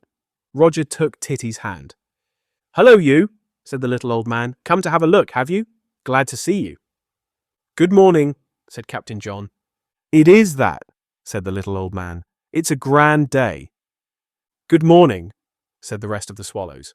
"Same to you," said the old man. He seemed a very friendly savage. Roger let go of Titty's hand. All the swallows were staring at the hut. "It's a red Indian wigwam," said Titty. "Like to look inside?"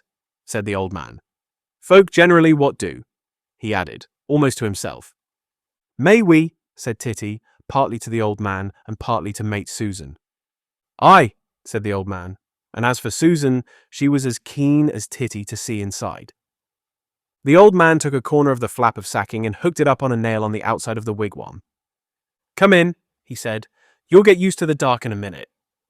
The doorway was so low that Captain John had to bend. It was so low that in spite of the sunlight outside, it was very dark in the hut. The swallows went in one by one and stood together inside the doorway. The old man had gone in first, but they could hardly see him. They heard him chuckle. "You'll see better than bats in a minute. Sit you down on yon bed." Gradually, their eyes grew accustomed to the darkness, and they saw that on each side of the hut, a stout log divided off a place where there were rugs and blankets. Between the two logs, there was an open space, where it looked as if there had been a small fire. The only light came through the door hole. Not a speck of light came from between the poles of which the wigwam was made. Every chink had been well stuffed with moss. Overhead there hung a lantern, like their own camp lantern, from a hook at the end of a bit of wire. But it was not lit. High above them was pitch darkness, where the poles met each other at the pointed top of the hut. The old man was squatting on the log that shut off one of the bed places. The swallows sat in a row along the other. "Do you live here always?" asked Susan. "While we're burning," replied the old man. "While you're burning the charcoal?" said Susan. "Aye," said the old man. "Someone has to be with the fire night and day, to keep him down like." "Have you really got a serpent?" asked Titty. "An adder?" "Aye," said the old man. "Like to see him?" "Oh yes, please," said all the swallows. "Well, you're sitting on him," said the old man. All the swallows, even Captain John, jumped up as if they had sat on a pin. The old man laughed. He came across the hut and rummaged under the blankets and pulled out an old cigar box. "It's young Billy's adder," he said. "We'll take it out to him." "Hi, Billy," he shouted from the door hole. "Let them have a look at your adder." He carried the little box out of the hut and the swallows followed. Young Billy gave a last pat or two to the smoking mound and came to them. He was another old man, but not quite so old as the first. "Dad been showing you round," he said to the swallows. "Is he your son?" Roger asked the first old man. "He is that, and got sons and grandsons of his own too. You wouldn't think I was as old as all that. But I'm old Billy and he's young Billy." "He doesn't look like a son," said Roger. Young Billy laughed. "Let's have the box, Dad," he said, and old Billy gave him the cigar box. He put the box on the ground and knelt beside it. He undid the catch and lifted the lid. There was nothing to be seen but a lump of greenish moss. He took a twig and gently stirred the lump. There was a loud hiss, and the brown head of a snake shot out of the moss and over the side of the box. Its forked tongue darted in and out. Young Billy touched it gently with his twig. It hissed again and suddenly seemed to pour itself in a long brown stream over the edge of the box. Young Billy dropped his twig and took a stick and picked the snake up on the stick and lifted it off the ground. Its tail hung down on one side of the stick and its head on the other. Its head swayed from side to side as it swung there, hissing and darting out its tongue. The swallows shrank back from it, but could not look away. Suddenly it began sliding over the stick. Young Billy was ready for it, and before it dropped on the ground, he caught it on another stick. "Is it safe to touch it?" asked Susan. "Look," said young Billy. He lowered the snake to the ground and put the stick in front of it. Instantly the snake struck at it open-mouthed. "Never you go near an adder," said young Billy. "There's plenty of them about. And you mind where you're stepping in the woods or up on the fell. They'll get out of your way if they see you, but if you happen to step on one, he'll bite, just as he did that stick. A bad bite it is too. There's many a one has died of it." "What do you keep him for?" asked John. "Luck," said young Billy. "Always had one in the hut ever since I can remember, and Dad, that's old Billy here, can remember longer than me." "Aye, we've always had an adder," said old Billy. "And so had my dad, when he was at the burning, and he was burning on these fells 100 years ago." Young Billy neatly dropped the snake in its box and shut the lid on it. He held the box for the children to listen. They could hear the snake hissing inside. Then he gave the box back to old Billy, who went off with it back into the hut. A big puff of smoke rolled from the burning mound. "Look there," said young Billy. "Can't leave him a minute, but he's out. Like the adder is fire. Just a bit of a hole, and out he comes." He picked up his spade and went to the mound, where a small tongue of flame was licking a hole from inside. He put a spadeful of earth on the hole and patted it down. "Why don't you let it burn if you're burning?" said Titty. "We always want our fires to burn, and sometimes they won't." "We want ours to burn good and slow," said young Billy. "If he burns fast, he leaves naught but ash. The slower the fire, the better the charcoal." Susan was watching carefully. "Why doesn't it go out?" she asked. "Got too good a hold," said young Billy. "Once he's got a good hold, you can cover a fire up, and the better you cover him, the hotter he is, and the slower he burns. But if you let him have plenty of air, there's no holding him." "Could we do it with a little fire?" asked Susan. "If I cover it with earth, will my campfire burn all night?" "Aye," said young Billy. "If you want a fire to last, cover him with clods of earth and pour some water on them to damp them. He'll be alight in the morning, and he'll boil your kettle for you when you take the clods off him." "I'll try it tonight," said Susan. "Let me have the telescope," said Roger. Captain John was looking through the telescope at the lake which lay far below them. From those high woods where the charcoal burners had their fire and their wigwam of larch poles, the whole length of the lake could be seen. Far beyond Rio and its islands, the blue lake under the clear summer sky stretched away into the big hills.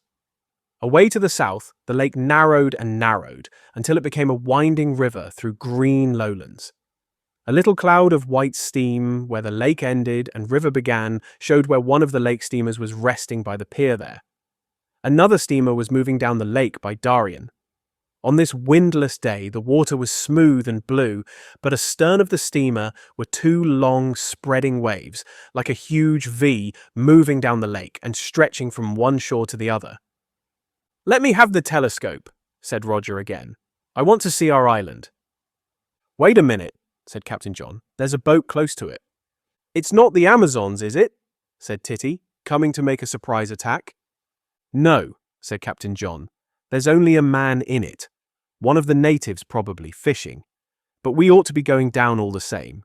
We've left Swallow all alone." He gave Roger the telescope. "You can't see the whole of our island," he said. "Part of it is hidden by the trees down there. But watch where that man goes to." "Are you the children camping on the island below?"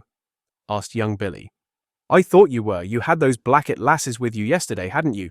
We saw their little boat." "Hi, Dad." Old Billy came back from the wigwam. "Dad," said young Billy, "they're the young ones that have been camping on the island. Blackett's lasses were with them yesterday." "Aye," said old Billy. "I mind well when Mrs. Blackett, little Miss Turner she was then, came to see my fire and my hut, when she was no bigger than what you are now, miss." He looked at Susan measuringly. "She and Master Jim, eh? And now she's a grown woman with two lasses of her own." "It's Master Jim I'm thinking of," said young Billy. "It'd be a good thing to let him know what folk are saying." "It would that," said old Billy. Young Billy turned again to John and Susan. "Shall you be seeing those lasses again?" he asked. "Yes," said John, "as soon as ever there's a wind for sailing. But we can't do anything in a calm like this." "Well, you tell them to tell their Uncle Jim ... "They can't," Titty broke in. "They're at war with him." "They'll tell him right enough," said young Billy. "You tell them to tell their Uncle Jim that young Billy, that's me, sent him word to put a good padlock on that houseboat of his if he leaves it at night." Down in the pub at Bigland yonder, there was a deal too much talk going about that houseboat and what he has in it. Nobody in these parts would touch it. But when talk gets going as far as Bigland, you never know who hears it. There's more than plenty of wild young lads that are up to anything without thinking twice. "Maybe nowt'll come of it," he went on. "But if anything did happen, I wouldn't like to think we hadn't told him. I was going down to see him myself, but I can't leave the fire for a day or two yet, and if you'll tell the lasses, that's as good." "We'll tell them," said John. "You won't forget?" said young Billy. "No," said Susan, pulling out her handkerchief. "Not with this." She tied a big knot in one corner of it. "I can't see the boat with the man in it anymore because of the trees," said Roger. John took the telescope. "We ought to be going down anyway," he said. Susan turned politely to the old men. "Thank you very much for letting us come to see you. We have enjoyed ourselves very much." "And thank you for showing us the serpent," said Titty. They said goodbye, and the Billies, the two old men, one very old and the other older still, said goodbye to you all. The Swallows started on their way back into the steep woods. "Don't forget to tell them lasses about their Uncle Jim," young Billy called after them. "We won't forget," shouted Susan, and waved her handkerchief with the knot on the end of it. Chapter 14. The Letter from Captain Flint. The Swallows were back in real life, almost before they were out of sight of the charcoal burners. "They're the finest savages we ever met," said Titty. "I expect the serpent is for witchcraft. Medicine men I should think they are. They're so old. Medicine men from a wandering tribe from beyond the ranges." For a minute or two she was silent. Then suddenly she exclaimed, "Bother the Amazons!" "Why?" asked Susan. "Because the Amazons discovered them too. They discovered our island. There's nothing left for us to discover for ourselves." "Well, we did discover them," said Susan, "and they showed us their adder." Titty was cheered by this. Perhaps they never let the Amazons into their tribal secrets. Perhaps the Amazons have never seen their serpent. Perhaps it's all right, and we really are the proper discoverers. Just seeing a person is nothing. "Let's galumph," said Roger. "Come on," said Titty. Galumphing, which is partly jumping and partly galloping, is a quick way of going downhill. It was such a quick way that Able Seaman Titty and the boy Roger passed the patteran and the bent and tied hazel branches without seeing them. Captain John passed them too. He was wondering what he ought to do about warning the retired pirate about putting a padlock on his houseboat. What would the Amazons say about it? If Captain Nancy wanted to seize the houseboat by a surprise attack when the pirate was somewhere ashore, she would certainly rather it were not locked up. Captain John galumphed half-heartedly. Ought he to have told the two Billies that they were talking not to friends, but to enemies of the houseboat man, who, for the present at least, was not the Blackett lass's Uncle Jim, but Captain Flint, against whom Amazons and Swallows had concluded a solemn alliance? He galumphed half-heartedly. But even though he was not galumphing with heart and soul, when it is easy to get so giddy that you can see nothing at all and to go so fast downhill that you can hardly stop yourself, he never noticed his own pattern. Susan, however, saw it. She had begun looking out for it as soon as she was in the path through the trees, and on that account her galumphing could hardly be called galumphing at all. She came last down the track and found that the galumphing feet of the others had kicked the pattern aside. She would not have been sure of it herself if she had not seen the two hazel branches bent into hoops and then Titty's blaze in the side of the hazel tree. "John!" she called. There was no answer but the sound of galumphing feet far away down the winding path. She took out her whistle and blew it as loud as she could. The noise of galumphing stopped. She blew it again. She heard John shout, "Hi, Titty, Roger!" She blew it again 3 times. John came slowly back up the path, and after him the able seaman and the boy, all 3 of them out of breath. "You passed your own pattern," said Susan. "It's here." "So I did," said Captain John. "I was thinking of something else. It's a good thing you saw it." "That path might have taken us anywhere," said Titty. "Where is the pattern?" said Roger. "Somebody has kicked it away. Perhaps it was me. Let's put it right again." "No, of course not," said Captain John. "We put it there for ourselves to find our own way back. If we were to leave it now, it would show the savages the way we had gone. We must unfasten these boughs too." He cut the strings and the boughs sprang up again. "Now there's nothing but the blaze, and it's a very little one. No one will know where we left the path." "If they were good trackers," said Titty, "they could follow our footprints." "It's a good thing really that we went further than the pattern," said Susan. "Our footprints will throw them off the scent. They'll go on and on down the path." "On and on," said Roger. "To the end of the world," said Titty. "We mustn't make any marks when we turn off the path," said Susan. "That might show them." "The proper way is to jump," said John. He took a flying leap off the path and into the wood. "Now you 3, all jump off the path at different places." They all jumped, and having thus thrown off the pursuit of all possible enemies, they came together again and began climbing down through the steep wood. They slipped and stumbled and saved themselves from falling by holding to the stems of the trees. Roger spoke privately to Titty. "But were the charcoal burners enemies?" he said. "No, not just then," said Titty, "but of course they might be." "I liked them," said Roger. "So did I," said Titty, "especially the serpent. But they were savages all the same. The serpent showed it. Besides, they're no good if they aren't savages." "But they don't really eat people," said Roger. "They may have eaten hundreds of thousands," said Titty. They came to the road and crossed it. "I see water," said John. "The sea," shouted Titty. A moment later they came out of the trees on the shore of the great lake. They looked round for Swallow and saw her where they had left her, about 100 yards away. "Properly," said Captain John, "we ought to have made marks all the way up, so that we could have come out exactly at the same place. But we've done it near enough." "Hello," said Susan. "There's one of the native boats close to our island." John pulled out the telescope and looked through it. "It's all right," he said. "It's going the other way. Probably a fisherman. When it's calm like this, they just row along the shore and tow a spinner to catch pike." "Sharks," said Roger. "The first thing to do," said Mate Susan, "is to make a fire on the shore and have our grub. Then we can gather firewood and stow it in Swallow." "Right, Mr. Mate," said Captain John. "All hands to gather firewood. We can get enough for the fire and then go on gathering firewood while the mate is boiling the kettle." Mate Susan built a small fireplace of stones on the beach close by Swallow. The others gathered dry sticks that had been left all along high water mark. Susan took a few handfuls of dry leaves and moss.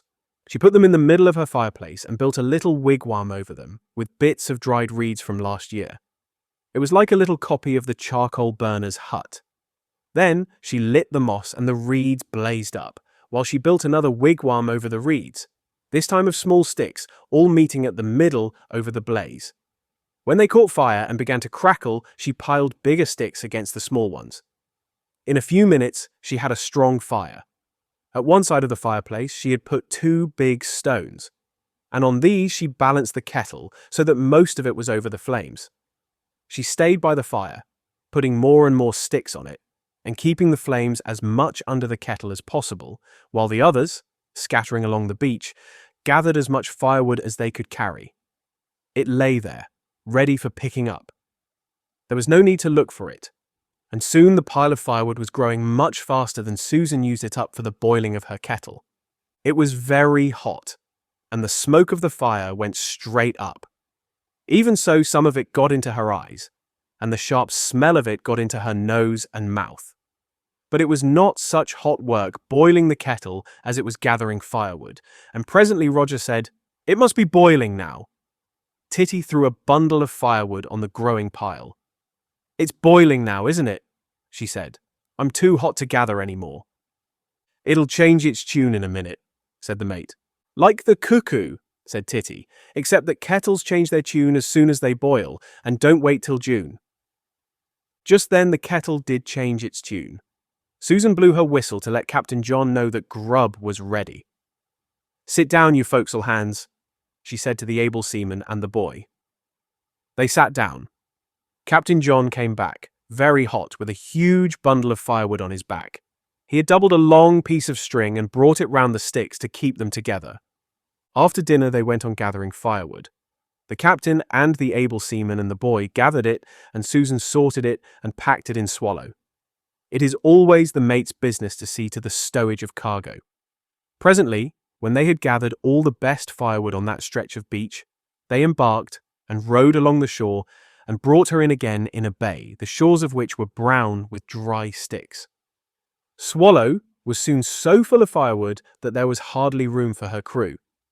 "She won't hold much more," said the mate. "She's down to her load line already," said the captain. "That'll do then," said the mate. But just then came Titty, dragging after her the whole of a small dead tree that had been blown down in the great storm of the last winter. It was quite dry and fine for firewood, and nobody wanted to leave it behind. "We'll have to carry it as deck cargo," said Captain John. Swallow was already so laden that they could hardly push her off. The mate ordered Titty and Roger aboard and sent them to the stern. Then she and the captain took their shoes and stockings off and, one each side, pulled Swallow out until she floated. It was very unpleasant walking without shoes and stockings on the stones, but pleasant to feel the water. "I want to take my shoes and stockings off," said Roger. "You can't now," said the mate. "Wait till we get back to Wildcat Island," said the captain, splashing ashore to fetch Titty's tree. "Then you can take your shoes and stockings off and help to discharge cargo, and then we'll all bathe before supper." Meanwhile, Titty and Roger were clambering over the cargo to settle themselves in the bows. John brought the tree, and with Susan's help balanced it amidships, sticking out on either side. Then he and Susan came aboard. Rowing was impossible because of the deck cargo. Captain John carefully pulled out one oar and paddled with it over the stern. "It's a good thing it's so calm," said the mate, looking at the water which was not very far below the gunwale. "Sculling over the stern is slower than rowing, but in the dead, calm Swallow moved easily, heavily loaded though she was, and no water came aboard, though some nearly did when Roger suddenly changed his mind about the side of the boat that he liked best. "We'll take her to the old landing place," said Captain John. "That's a good place for landing a cargo, and we want the wood handy for the camp." "It would be a dreadful business carrying it all the way from the harbour," said the mate. So Swallow was carefully sculled up the lake to the island and beached at the old landing place. Titty and Roger had pulled off their shoes and stockings before they arrived there, and 2 pairs of shoes and 2 pairs of rolled-up stockings went flying ashore as soon as the ship touched the ground. A moment later, the whole ship's company was in the water, pulling up the ship and discharging her cargo. The mates settled down to make a neat stack of the wood, like the long piles they had seen by the wigwam of the charcoal burners. Titty's tree was laid aside to be broken up later. Then, when all the sizable sticks had been taken out, Captain John went aboard the Swallow to pick up all the small bits and chips and broken twigs and dead leaves that were lying all over the bottom boards. It is surprising what a mess a ship is in after carrying a cargo of any kind. And small firewood is as untidy a cargo as you can have. It was a long time before Swallow looked as neat and trim as she had done when they had rowed away that morning. When at last there was not a dead leaf or a twig as big as a match to be seen in her, John pushed her off and paddled her round to the harbour. He took the mast from where it had been hidden in the bushes and stepped it again. He put the sails aboard and tried the halyards to see that the traveller on the mast was working properly. It would never do for the wind to get up and the Swallow not to be ready to put to sea at a moment's notice. Then he walked through the trees to join his crew at the other end of the island. They had already stacked the wood, and close beside the fireplace, Susan had heaped up a lot of pieces of turf. "What's that for?" "That's to keep the fire in, like the charcoal burners do," said Susan. "I'm going to try it tonight." John walked onto his tent. He stopped suddenly. "Someone's been here." In the middle of the doorway of his tent, a stick had been stuck into the ground, and in a cleft at the top of the stick there was a small folded piece of white paper. The others came running. John opened the piece of paper. On it was written in big, plain letters, "Called to tell you that you had jolly well better leave my houseboat alone. Once is quite enough. No joking. James Turner." "But we've never touched his houseboat," said Susan. "Of course we haven't," said John. "He's a beast," said Roger. "That must have been his boat we saw," said John. "The one I thought was a fisherman. First he goes and tells the natives we've been bothering him, and now he creeps into our camp when we're not there." "We ought to have gone with the Amazons and sunk him at once," said Titty. "It's the proper thing to do. You take the treasure out and sink the galleon or burn it to the water's edge. We could have saved the parrot." "What are we to do about it?" asked Susan. "We must hold a council with the Amazon pirates," said Captain John. "They know him. He's their enemy as well as ours." "Let's go and row round him and shout, 'Death to Captain Flint,'" said Titty. "That'll show him what we think of him." "We were doing nothing to him at all," said John. "We were even bringing a message for him from the charcoal burners, the one they gave us for the Amazons. I wish there was a wind. We can't go to them and they can't come to us. I don't know what we ought to do." He read the letter again. Then Susan and Titty read it. "He doesn't even sign his real name," said Titty. "That shows he's up to no good." She ran into the other tent and came out with a pencil. "Let's put his proper name on it," she said. Susan gave her the letter and Titty wrote after the words, "James Turner, Captain Flint," in even larger letters. "We can't do anything about it now," said Captain John gloomily. "Let's bathe." In 2 minutes all Swallow's ship's company was splashing about by the landing place. Captain Flint's letter was forgotten in the water, but Captain John remembered it long before he was dry. He hardly listened at supper while the others were talking of the snake and the charcoal burners. Last thing at night he went up to the lookout station. The sun set in a clear sky behind the sharp edges of the western hills. The stars, as they came out, were reflected in still water. There was not a sign of wind. He went down to the camp, undressed and wriggled into the blankets on his hay bag. Roger in the blankets on the other hay bag was already asleep.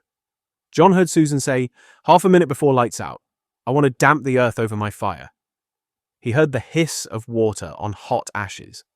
He heard Susan come back into her tent. "Ready now," she called. "Right. Good night.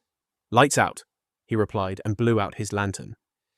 For a long time he could not sleep, and when at last he did, disturbing thoughts of Captain Flint bothered him even in his dreams.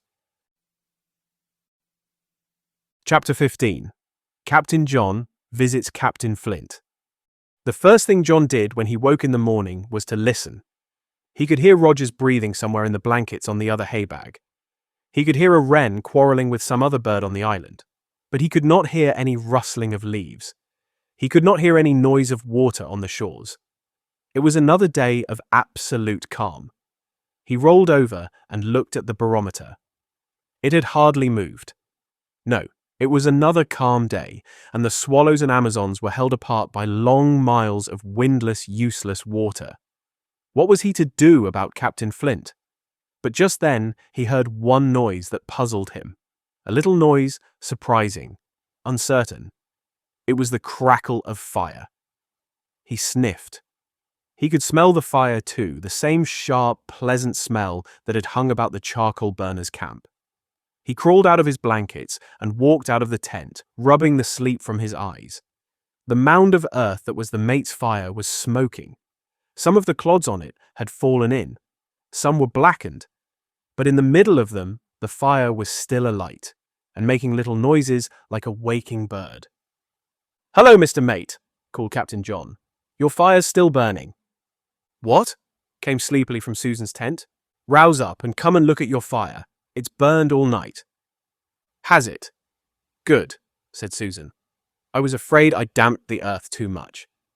"Come out and look at it." "In a minute," said the mate. "What about filling the kettle? I used all the water last night to damp the fire." John picked up the kettle and went down to the landing place. He dipped the spout of the kettle under so that water came into the kettle through the spout instead of through the hole at the top where the lid is. If he had simply dipped the whole kettle, the water would have poured in, bringing with it any scum that might be floating about. By dipping the spout, he drew his water from below the surface. By the time he came back with the full kettle, Susan was already busy at her fire, pulling aside what was left of the earth clods and putting new sticks on the red fire that was underneath. Titty was looking out of her tent. "Let's keep it alight forever and ever," she said. "We will keep it burning all our lives, and then our children, and then their children. It'll be like the fire in a savage temple that never goes out at all." "Probably in temples they have oil lamps," said Susan. "They have them in some churches. This is a real fire." "Well, it hasn't gone out either," said Titty, half asleep. The fire blazed up well, and Susan hung the kettle over it. "I think I can leave it while I bathe," she said. "Come on, Roger," said Captain John, reaching into his tent and pulling the blankets off the boy. "Let's see you swim with both feet on the bottom." "One," said Roger, "and not all the time." 2 minutes later, all the swallows were in the water. "Try swimming on your back," said John. "Can't," said Roger. "It's easy. Stand like this in the water, leaning back, then put your ears under." Roger leant back. "Ears right under," said John. "They are," said Roger. Even as he said it, there was a wild splashing, and Roger disappeared. He was up again at once, spluttering. "I couldn't keep my feet on the bottom," he said. "They came up of themselves." "I knew they would," said John. "If you hadn't doubled up, you'd have floated." Titty was swimming round them like a dog, paddling with her arms and legs, not in pairs, but one after another. "Try it again, Roger," she said. "Egg! I'll put a hand under the back of your neck so that your mouth won't go under," said John. Roger leant back once more and rested his head on John's hand. He pressed his ears under, and again his feet floated up. "Kick," said John. "Kick like a frog. Kick again. You're swimming. Well done." "You really did swim on your back," said Titty, as Roger struggled to his feet again. "I know I did," said Roger. "Watch now." He leant back towards the shore, put his ears under, and kicked hard. He got 3 good kicks in before he ran aground. He had swum 3 yards at least. But Mate Susan had not seen him. She had just had a few minutes' good hard swim, and then had run up to the camp again to dry and dress and see to her fire and the kettle at the same time. There were eggs to boil and bread and butter to cut. The mate's job is not an easy one, with a hungry crew to feed. Roger looked round for her, splashed out of the water, and ran prancing up to the camp to tell her that he had swum on his back. "Did you really swim?" said the mate. "Aye, aye, sir," said the boy. 3 kicks, not touching anything. "Come down, and I'll show you." "Can't now," said the mate. "You dry yourself and help to get the breakfast. We'll bathe again in the middle of the day, and you can show me then. Now skip and get the captain's chronometer out of his tent." He got it. "Hi," she called as he capered off again. "Take the milk can down to the Swallow. It's time someone went across to the farm. John and Titty went across to the mainland to fetch the milk from Mrs. Dixon's. Roger and the mate between them had breakfast ready when they got back. After breakfast, John called a council for a second time. "It's about Captain Flint again," he said. "Do let's go and sink him," said Titty. "Shut up, you forecastle hands," said the mate. "It's not altogether about his letter," said Captain John. "It's about what the charcoal burners said. You see, there's no wind. We shan't see the Amazons today, so we can't give them the message. That means that the houseboat man ... Captain Flint ... said Titty. "Able Seaman Titty, will you shut up?" said the mate. "It means that he won't know what the charcoal burners wanted him to know. Don't you think we ought to tell him without waiting for the Amazons? You see," he went on, "it's all native business. It's got nothing to do with us. Even if he is a beast and thinks we've been touching his houseboat, we haven't, and we've got an alliance against him with the Amazons. But all the same, about this native business, it wouldn't do not to tell him. We were to have told the Amazons. They're not here, so I think we'd better tell him ourselves."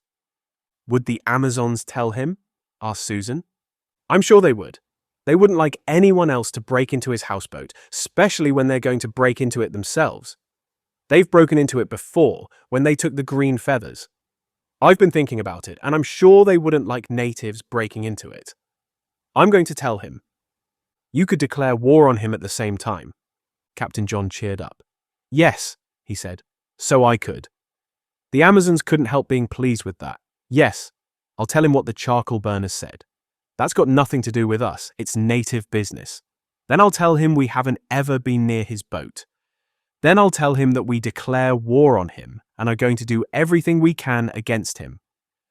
"Let him look to himself," said Titty. "That's the proper thing to say." "We ought to give the message anyhow," said Susan.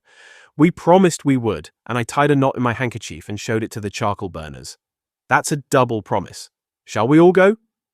"I'll go by myself," said Captain John. "Then he can't think it's an attack. He'll know it's only a parley." And so it happened that on the second day of the calm, Captain John once more took the mast and the sail out of Swallow. Only this time he rowed north instead of south, and he rowed alone. He did not like going, because he was worried about what the Amazons would think, and after all, it was their message.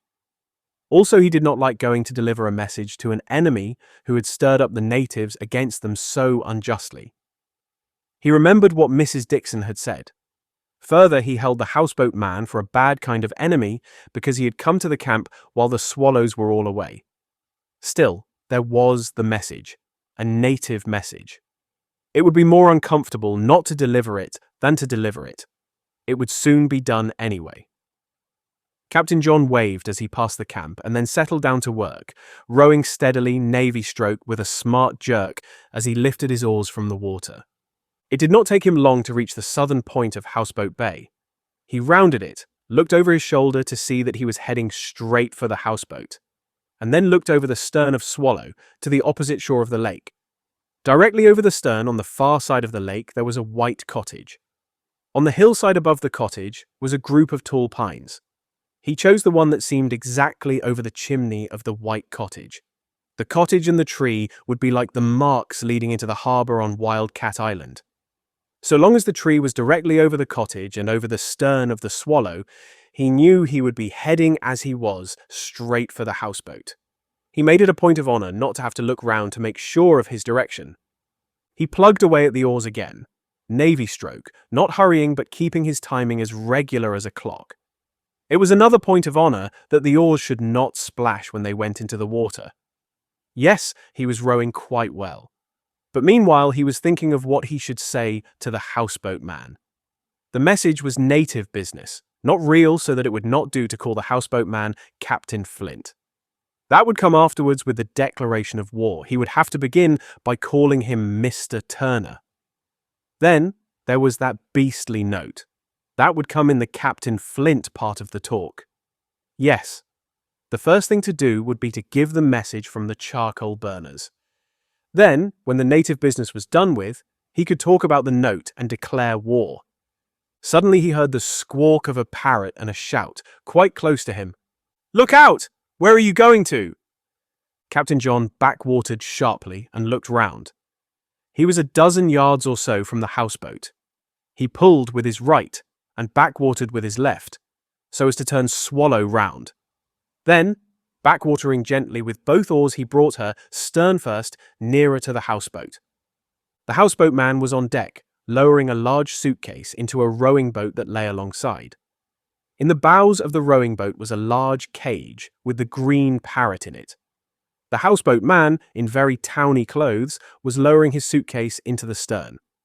A motor car was waiting on the road, which ran close to the shore at the head of the little bay. It was clear that the parrot and the houseboat man were presently going away.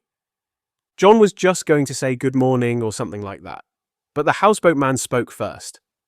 "Look here," he said. "Did you find a note I left in your camp yesterday?" "Yes," said John. "Can you read?" "Yes." "Did you read it?" "Yes." "Well, I meant what I said in it. I told you to leave the houseboat alone, and here you come the very next morning. Once is quite enough. Just you lay to your oars and clear out. Fast, and don't come here again." "But," said John, "and if you've got any more of those fireworks, the best thing you can do with them is to drop them in the lake. If you must let them off in a field." "But I haven't," said John. "That was the last one, was it? Well, it did enough damage.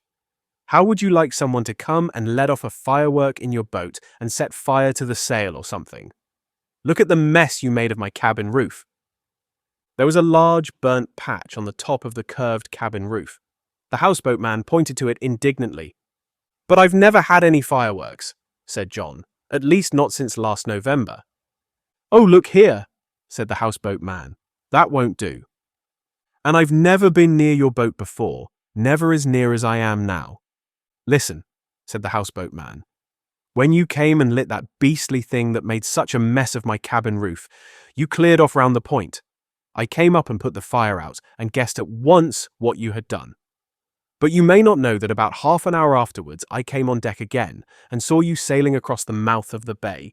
Think I can't recognize a boat when I see it. You've the mast out of her today, but I'd seen her several times before, and you in her. We saw you that day. You were shaking your fist. Ah, you saw that, did you? But I didn't set fire to your boat. I never touched your boat. This is the first time I've been near her, except once sailing to Rio, when you were sitting on the deck and saw us too." "Who did set fire to her then?" said the houseboat man. John said nothing. It would never do to give the Amazons away. "There were 4 of you in the boat," said the houseboat man, "but you were the biggest. You ought to know better than to let the others do a thing like that, even if you didn't do it yourself." "We didn't do it at all," said John. "Clear out," said the houseboat man. "I've nothing more to say to you." "But I came to tell you—" "Clear out," said the houseboat man. "I don't like talking to liars. But clear out and don't come near the houseboat again." John choked. He went very red and stood up in the boat. "Go away," said the houseboat man. "I'm busy." John sat down and rowed away out of the bay. He rowed much harder than before, and his rowing was not so regular. He even forgot about Navy style. He was out of breath and very hot when he brought the Swallow back to the landing place at Wildcat Island. The others met him there. "Did you see the parrot?" asked Titty. "What did he say when you gave him the message?" asked Susan. "Did you go aboard the houseboat?" asked Roger. "I didn't give him the message," said John. "He wouldn't let me." "Did you declare war on him?" asked Titty. "No," said John. He pulled Swallow up on the beach. "He called me a liar," he said, and went off by himself to the lookout place.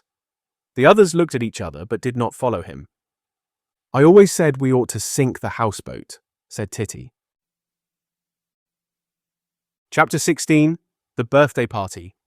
After about half an hour at the lookout place, Captain John felt himself again. After all, nothing could be done about Captain Flint without the help of the Amazons. He was their uncle, not the uncle of the Swallows. If the Swallows had had an uncle, he would have been different. John had thought of writing a letter to the houseboat man, but he was no good at writing. Susan was even worse. Titty was the one for that, and Titty would not write the sort of letter that was needed. Bother the calm. If only there had been a wind, and a chance of meeting the Amazons, he would never have had to go by himself to give Captain Flint his message, and the thing would never have happened. But the big hills far up the lake helped to make him feel that the houseboat man did not matter. The hills had been there before Captain Flint. They would be there forever. That, somehow, was comforting. John cheered up and decided that it was a good day for swimming round the island. He went down to the camp. "Susan," he said, "it's a lovely day for swimming round the island." "Are you sure you can?" said Susan. "I'm going to try," said John. "I can come ashore if I get too tired." The others came down to the landing place to see him start. He swam at first with the side stroke, fast and splashy. It was easy work to swim to the rocks at the low end of the island. Titty and Roger ran to the harbour and climbed on a high rock to see him swimming round well outside the rocks that guarded the passage. "Hurrah!" they shouted as they saw him go by. Then they ran to the western side of the island, where the rock dropped straight down like a wall into deep water. John came swimming along, using breaststroke now for a change, quietly and not hurrying. He began to feel that it was a very long way down that western side. "Stick to it!" shouted Titty. "Go it!" shouted Roger. Susan came up from the camp to the tall pine at the northern end of the island and looked down from the high rocky wall. John had almost reached the lookout place. He was moving very slowly. "You can get ashore just here if you're done," she called. "Then you can rest and go on again." John tried to wave his hand and got a lot of water into his mouth in doing so. He turned on his back and floated, blowing like a whale. "You're nearly round," shouted Titty, who had run up to the lookout place and joined Susan. John began again, kicking with his legs and using his arms only a little. He was round the head of the island. He went on swimming on his back. He turned over and lifted his head. For one moment, he saw the landing place, and Swallow lying there pulled up on the beach. His head went down, and he got more water in his mouth. He blew and spluttered. Still, the landing place was really not so very far off.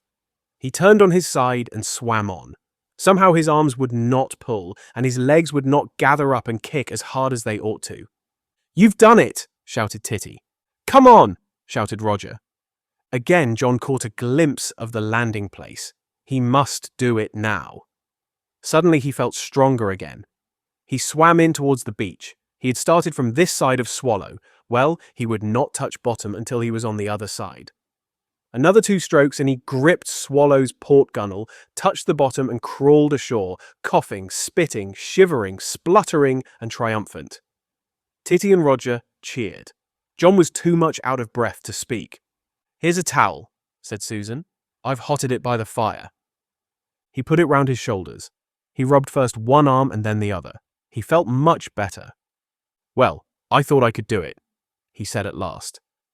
The day was a good day after all, in spite of Captain Flint. Susan was just thinking of getting dinner ready when there was a shout from Titty, who had taken the telescope up to the lookout place just in case of cormorants, pirates, or anything else worth looking at. "A native boat," she shouted. "It's Mother. It's the female native. She's got her little native with her, and the nurse belonging to it."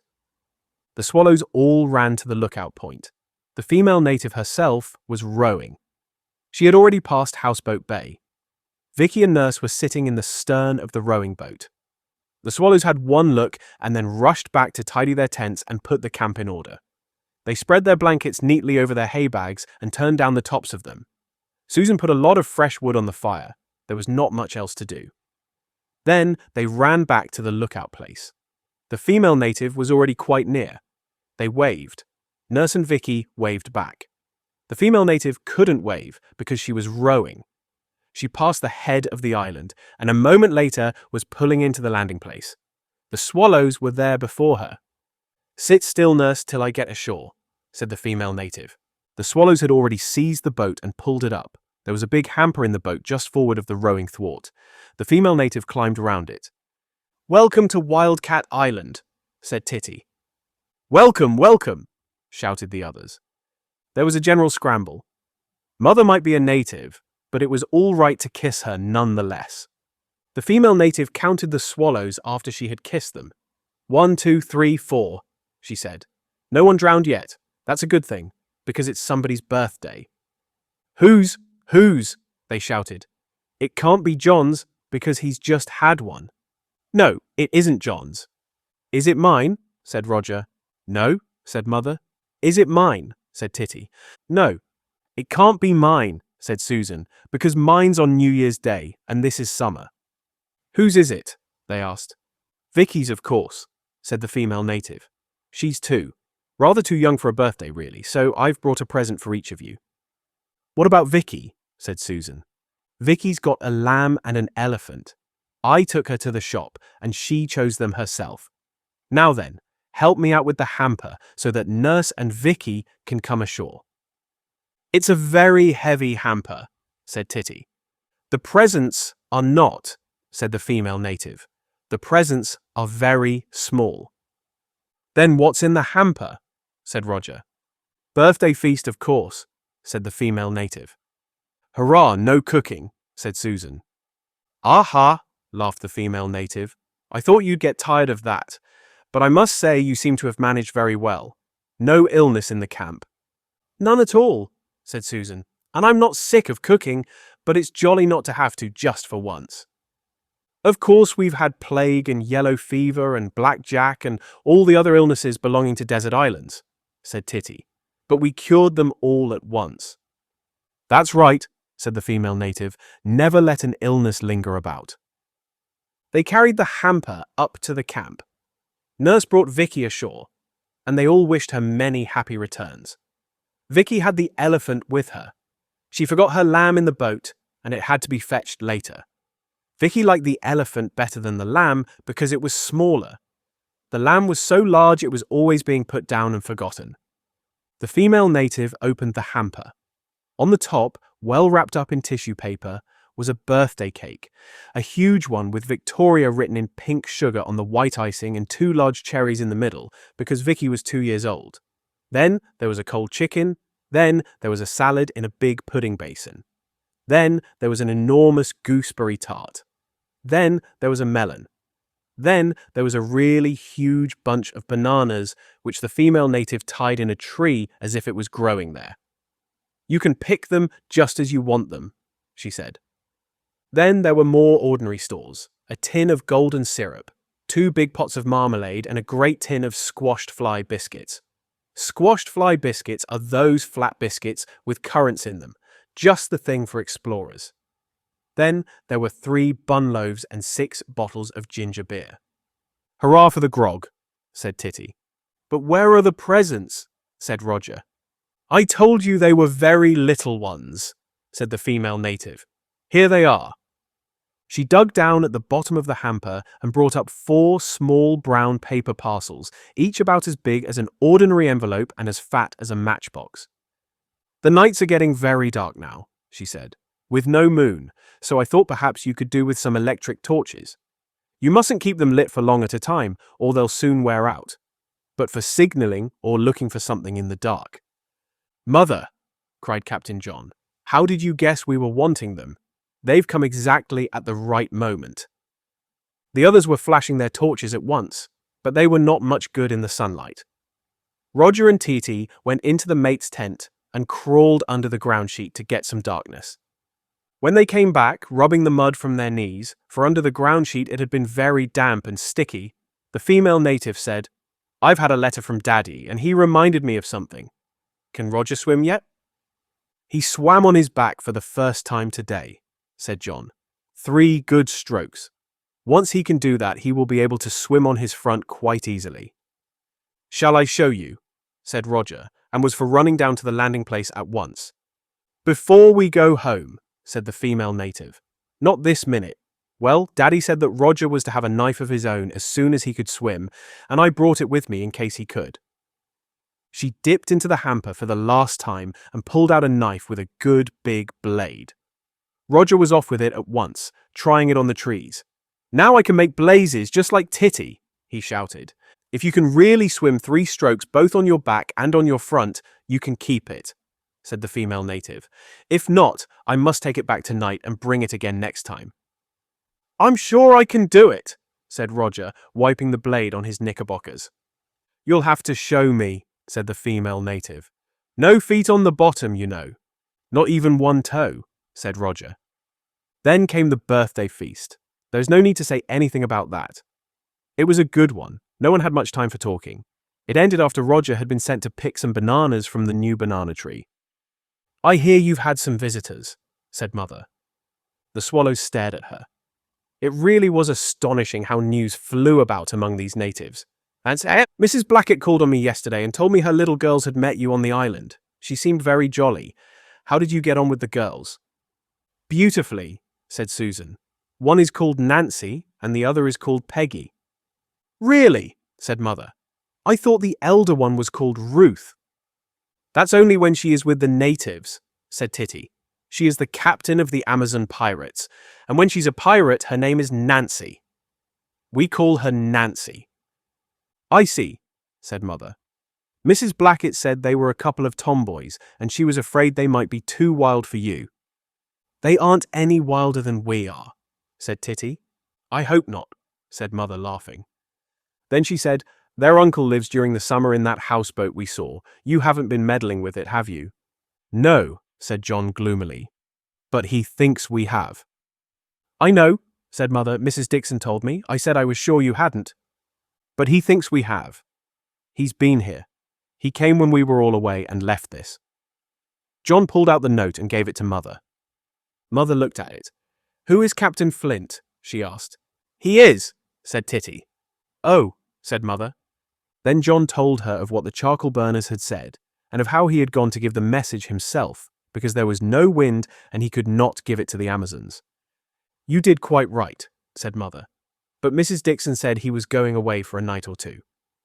He was just going when I saw him this morning, said John. Wasn't he pleased to get the message? Said Mother. He wouldn't listen to me, said John. He called me a liar. The whole trouble of the morning loomed up again. He wouldn't have called you that if he knew you, said Mother. It doesn't matter what people think or say if they don't know you. They may think anything. What did you do? I came away, said John. Mrs. Blackett says he is very busy over some writing and wants to be let alone. She says she's afraid her tomboys lead him a terrible life. There was silence. It was all right to talk to Mother about their own affairs. Mother was a friendly native, but nothing could be said about the affairs of the Amazons. Mother noticed the silence and at once began to talk of something else. She really was the very best of natives. The birthday party grew cheerful again. The female native told stories of old days before they had been born. She talked of Malta and Gibraltar and of sailing in Sydney Harbour when she was a little girl. Later on in the afternoon, they bathed, and Mother came down to the landing place to see Roger swim. He swam 3 strokes on his front and managed 6 good kicks on his back. If you have got as far as that, the female native said, I think you can keep the knife. All you want now is practice. John wanted to swim round the island again to show her that he could do it, but she said that once was quite enough for one day. Titty did some pearl diving. Susan swam a short race with John and very nearly beat him. Then there was tea. At last it was time to take Vicky home. The empty hamper was carried down to the landing place. How soon are you going to get tired of your island? Asked the female native. Never, never, said the swallows. You've been lucky to have good weather so far, she said, and you seem to be doing yourselves no harm. But there's only another week before we must be going south. You can stay here until nearly the end of it, unless the weather breaks. If the weather breaks, if the rainy season comes on, you'll have to come away. In the rainy season, desert islands, even the best of them, are almost uninhabitable. The swallows looked at each other. A week's a long time, said Mother. But we want to stay forever, said Roger. I dare say you do, said the female native. She kissed them all round. They all kissed fat Vicky. Nurse and Vicky got into the boat and sat down in the stern. Titty said, Mother, you don't mind being a native, do you? Not a bit, said Mother. Then just for 1 minute I'll be a native too. What about rubbing noses? Like the natives you told us about in the Australian bush. Titty and the female native rubbed noses, after which, of course, Roger had to do the same. Then the female native kissed all the swallows goodbye and took her place in the boat. The empty hamper was lifted in. John and Susan pushed the boat off, and Mother rowed away. "Let's be a convoy," said Captain John. In a moment, Swallow was afloat. Her crew was aboard, and Captain John was rowing as hard as he could. The female native waited, resting on her oars. Then they rowed side by side. It was much harder to row Swallow than to row the boat from Holly Howe, because Swallow was deep in the water and built for sailing, not rowing. But the female native did not hurry. At last, just before they came to Houseboat Bay, Captain John stopped. He did not want to see the houseboat again that day. He turned Swallow round. "Goodbye, natives," called Titty. "Goodbye, pale faces," called the female native. "Drool is the word, isn't it? Drool, drool." "Let me row," said Roger. "Let me," said Titty. Captain John gave them each an oar. He and Susan sat in the stern. Roger rowed in the bows. Titty rowed stroke. Susan steered. Susan pulled out her handkerchief to wave to the boat with the natives, disappearing in the distance. The handkerchief still had a knot in it. She unfastened the knot, but did not say anything. As they landed once more at Wildcat Island, John said, "Titty and Roger had better do some whistling for a wind. We shall have to hurry up about the war." Chapter 17. A Fair Wind. They spent that evening round the campfire, making their plans. There would surely be a wind in the morning. But who could tell which way it might blow? A southerly wind would mean one plan and a northerly wind another. And supposing there were to be one of those rare winds that made it possible to reach either way up or down the lake, neither of these plans would be much good. But such a wind would be the same for both sides, and it was little good making plans for it. Besides, such winds were very rare. No matter which way the clouds moved overhead, the high hills on each side of the lake tended to make the winds blow up or down it. So they made two plans only, one for a southerly wind and one for a northerly. A northerly would make it easy for the Amazons to sail to Wildcat Island. A southerly would make it easy for the Swallows to sail to Amazon River. Getting back mattered less. It would not matter how long that took. So, there were two plans made. "In naval warfare," said John, remembering a well-known book, "two things are important. To know exactly what you want to do, and to do it in the manner that your enemy least expects." "Well," said Titty, "what is it we want to do?" "We want to get hold of the Amazon when the Amazons are not aboard her, and we have to remember that they will be trying to capture Swallow in the same way. Whoever gets hold of the other one's ship wins. We settled that when they were here. The whole thing is that there's no time to lose. They'll be in a hurry too, so if the wind's from the north, tomorrow, they will make an attack on us, and if it's from the south, they will know that we shall make an attack on them. I don't see how we are going to capture Amazon if they come here in her," said Susan. "This is the plan for that," said Captain John. "If there's a northerly wind, one of us takes Swallow out and hides her in the reeds where we were fishing. The other three hide on the island in ambush close to the harbour. The Amazons will sail into the harbour and land and go to the camp. While they are at the camp, we shall take the Amazon, and they'll be marooned, and we shall have won. That's simple enough." "And if it's a southerly wind," said Titty, "then it'll be more difficult, for then they'll be expecting us, and they'll probably have a good plan of their own." "I don't see how we can surprise them," said Susan. "It's more difficult," said Captain John, "but we can do it. There's just one thing that we can do that they think we can't do. We can find Wildcat Island in the dark and bring our ship into harbour. They know about the marks, but they don't know that we have made them into leading lights. So they'll be sure that we shall make our attack early enough to get home by daylight. Well, we won't. A cutting-out expedition by day would only fail. The pirates' harbour may be within sight of their house." "Stronghold," said Titty. "There may be natives all over the place who would give the alarm. We must capture their ship while they are feasting ashore or sleeping off their drunken orgies. They had a whole barrel in the boat. They must have tubs and tubs of rum on land." This, then, was the plan for a southerly wind. Swallow was to sail to the islands by Rio as soon as she could, so that they could keep a lookout beyond them, and see if the Amazons sailed out of Amazon River.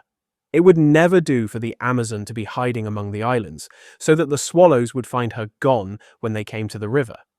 If they did not see her, the swallows would sail on at dusk, into the river, find the boathouse, cut out the Amazon, put aboard a prize crew, Susan, to sail her back, and return to Wildcat Island in the dark. There was to be a lighthouse on Wildcat Island, and the leading lights would be lit to make it safe to bring the ships into the harbor in the dark. Candles will not burn all day, so someone had to stay on the island to light them at the last minute, as well as to look after the lighthouse. That someone was to be Titty. For one thing, Roger could not be left alone, and John and Susan would both be needed for sailing the two ships. For another, Titty longed to have Wildcat Island all to herself, to be a lonely lighthouse keeper, to be Robinson Crusoe, and to feel just what a really desert island was like. A blanket would do for a goat skin. So that was settled. The making of a lighthouse had to be left till morning. The only question was, would there be a wind, and which way would it blow? There was a little whistling done at night, but it had no effect. John went up to the lookout place and lit a match and held it pointing upwards. But there was not even a flicker in the flame, to show where some wind might be coming from. In the morning, there was a fog on the lake. They could not see the mainland from the island. When John rowed across for the milk and a new supply of eggs and butter, Roger, who went with him, hooted like a foghorn, a long, hollow hoot, repeated again and again, like a big ship hooting its way through a fog in the channel. Titty, who was very much looking forward to having the island all to herself, went up to the lookout place and whistled Spanish Ladies again and again, looking into the soft white cloud that hid everything but a few yards of water. John and Roger very nearly missed the island on their way back. "If it goes on like this," said John, "not one of our plans will be any use." But after breakfast, a little ripple showed on the water under the fog. The fog moved and drifted through the trees and began to lift from the lake. Now here, now there, the masses of the hills and the dark patches of the woods on the shores showed through the mist, disappeared, and showed again. The wind was southerly. It brought with it a light drizzle, but that passed and then the fog was gone, the wind strengthened, and the sun shone. "It's a fair wind," said Captain John. "Good," said Titty. "We must hurry up," said John. "We must make sure of being in the islands off Rio before the Amazons could get there. Rations for 3, Mr. Mate. Dinner and supper. Come on, able seaman Titty, and you, boy, and help to make the lighthouse." Mate Susan set about making rations for the day. She emptied one of the big biscuit boxes, because it would be best to stow all the food in that so that it would not be in the way in the boat. A biscuit box would fit comfortably under the thwart amidships. Captain John went into his tent and brought out the coil of rope they had bought in Rio. Then, with the able seaman and the boy, he went up to the lookout place. The tree at the lookout place was a very tall pine. All its lower branches were gone so that it had a long, bare trunk, and its first big bough was at a great height above the ground. John tried his arms round it. It was just not too big at the bottom. Higher up, he would be able to swarm it easily enough. "The trouble is, I can't swarm up it if I've got anything in my hands." He tied one end of the rope round his waist and gave the rest of the coil to Titty. "Now," he said, "you pay the rope out and see that it doesn't catch on anything." "Aye, aye, sir," said Titty. Captain John spat on his hands and rubbed them. This does not help much in climbing a rough-barked tree like a pine, but it seems to, so it is always worth doing. Then he started. It was really not so difficult as it looked. The higher he got, the easier it was because the trunk was not so thick, and it was easier to get a good grip of it with his legs each time he wanted to move his hands up. "Don't stand right underneath," he called down, and Titty moved a yard or two away. "Don't stand on the rope, Roger," she said. She had the coil of rope on the ground and was paying it out as John climbed. The difficult moments were those when he had to pass one of the places where once upon a time there had been a bough. There was nearly always a sharp piece sticking out where the branch had been. It was easy to pass these sticking out pieces with his arms, but not so easy to get his legs over them. They were strong enough to be awkward, but not strong enough to be used as footholds. At last he came to the big bough. He rested for a moment with his head on a level with it. Then he got a good grip of the bough, let go of the tree with his legs, and swung there. "Take care!" cried Titty. But as she spoke, John had done what he wanted. He pulled up with his arms and kicked, and got one leg cocked over the bough. A swing and a jerk, and he was sitting astride. "It's a fine place for a lookout," said Captain John. "I ought to have come up here before, but it's no good having the lantern as high as this. It would be half hidden by the branches hanging down from above. It'll be better further down. The bough itself is a splendid thing to hang the rope over. Let's have more rope, Titty." He hauled up more and more of the rope, unfastened the end that was tied round his waist, and dropped it to the ground on the other side of the bough. Titty grabbed it. "Hang on to both ends," called Captain John, "and keep them well away from the tree while I come down. Send Roger to get the big lantern." Roger ran off for the lantern. Titty carried both ends of the rope to the edge of the lookout place so that the rope did not hang near the tree, where it might have bothered John in coming down. John, astraddle on the bough, shifted himself till he was close to the main trunk of the tree. Then he got both his legs on the same side of the bough and took a firm grip round the trunk. Then he slipped off the bough and got a grip round the trunk with his legs. After that, it was easy enough. He knew better than to slide down, but let himself down bit by bit, first moving his arms and then his legs. Before he came to the bottom, Roger was back with the lantern. Captain John tied one end of the rope to the handle on the top of the lantern. He tied the other end round the oil box at the bottom of the lantern. Then he hoisted away until the lantern was about 3/4 of the way up to the big bough. Then he looked round. "Now," he said, "if we make the downfall fast to this bush, it won't hang against the lantern, so there will be no danger of burning it.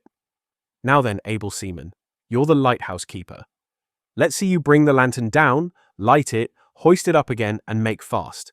Here's a box of matches. You can steady the lantern with the other part of the rope." Titty took hold of both parts of the rope, and paying out one and hauling on the other, she brought the lantern down. The rope slid easily over the bow. Then she opened the lantern and lit it, and began hauling it up. "Is that the place for it?" she asked. "About a foot higher." "That right. Couldn't be better. Now let's see you make fast." Titty made fast the part of the rope that went over the bow to a little bush at the side of the lookout place, so that it was well out of the way.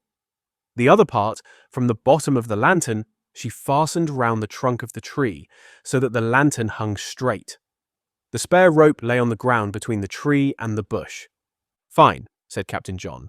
"Lower away and put it out." "Aye, aye, sir." "That's that," said Captain John. "Light up the lantern for the lighthouse and hoist it up just as soon as it begins to get dark. But it's no good lighting the candle lanterns on the harbour marks until we are close to. Besides, you'll want them in the camp. You'd better not put them on the marks until you hear us give the owl call. Then you'll know it's us, and not an enemy. I say, Titty, do you think you really can manage by yourself?"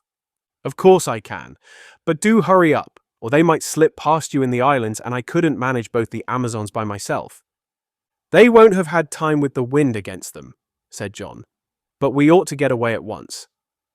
"Come along," said the boy. They went back into the camp.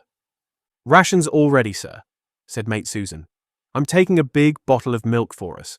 We'll put it in the bilge to keep cool. And I'm leaving a small bottle for the able seaman. She'll be making tea for herself. Mind you don't let the fire go out, Titty," she added. "If you want to go to sleep, you cover it up with earth, like the charcoal burners. It'll be cold at night." "I'm not going to sleep," said Titty. "I shall watch by the campfire, shrouded in my cloak." "Roger," said Mate Susan, "go into your tent and put on 2 pairs of everything." "Everything?" said Roger. "Everything," said the mate.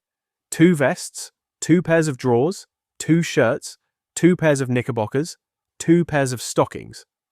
"I can't put on 2 pairs of shoes," said Roger. "You won't have to. March. Put on 2 of everything else. Pretend you're going to the North Pole." "2 ties," said Roger, going into the tent. "And jolly well buck up," said the captain. "There's no time to lose." He went off with Titty to step the mast and get the sail ready. Susan came down to the landing place with the stores. "Isn't it a good thing we haven't got a centerboard like the Amazon?" she said, as she pushed the biscuit tin under the thwart. "Sign? A centerboard's all right when you're sailing against the wind in a narrow place," said the captain. "But Swallow does very well without, and centerboards do take up a lot of room." Susan went back for the milk. She brought both bottles, the big and the little. "Look here, Titty," she said. "I'm putting your bottle in the water here to keep it cool. Don't go and forget where it is." Just then, the boy Roger strutted down to the landing place.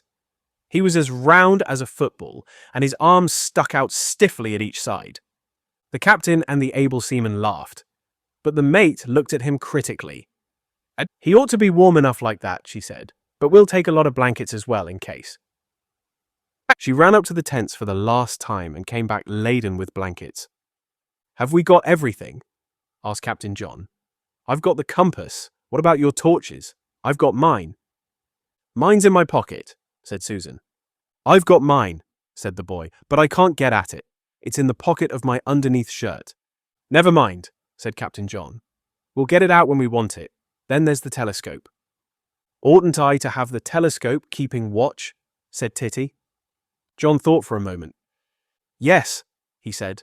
"I think you ought." He handed it over. He took a last look over the ship. "All aboard," he said, and the mate and the boy climbed in and went to the stern. The captain pushed, and as the Swallow floated off, he set a knee on her bows and a moment later was busy with the sail. "You won't forget about the lights, Titty," he called. "Everything may depend on them if it's very dark. Lighthouse soon after dusk, and then when you hear us make owl calls, light the candle lanterns on the harbour marks." "Aye, aye, sir," said Titty. "Swallows forever." In another minute, John hoisted up the sail and made fast. He hauled down the boom till the crinkle ran up the sail instead of across it. He made that fast too. They drifted out of the lee of the island. Then the wind caught them. With this fair wind, the whole crew of the Swallow sat together in the stern. The mate was steering. The boom was well out on the starboard side, and the little ship with her brown sail slipped swiftly away in the sunshine. "Hurrah!" shouted Titty, running up to the lookout place and standing under the tree that was now a lighthouse. "Hurrah, hurrah!" came back over the water from the Swallow. The able seaman watched them with the telescope until the brown sail disappeared behind the peak of Darien. She then became Robinson Crusoe and went down into the camp to take command of her island. Chapter 18. Robinson Crusoe and Man Friday. She looked round the camp and felt at once that there was something wrong. There were 2 tents, and a shipwrecked mariner on a desert island ought only to have one. For a moment she thought of taking down the captain's tent, but then she remembered that for part of the time she would not be a shipwrecked mariner, but would be in charge of an explorer's camp, while the main body had sailed away on a desperate expedition. During that part of the time, the more tents there were the better, so she decided not to take down the captain's tent. "It's Man Friday's tent," she said to herself. "Of course I haven't discovered him yet, but it's ready for him when the time comes." Then she went into the tent that belonged to her and to the mate. It was still a very Susanish tent. Susan had taken her blankets, but she had left her hay bag. It was quite clear that it was a tent belonging to 2 people and not a tent belonging to a lonely shipwrecked sailor.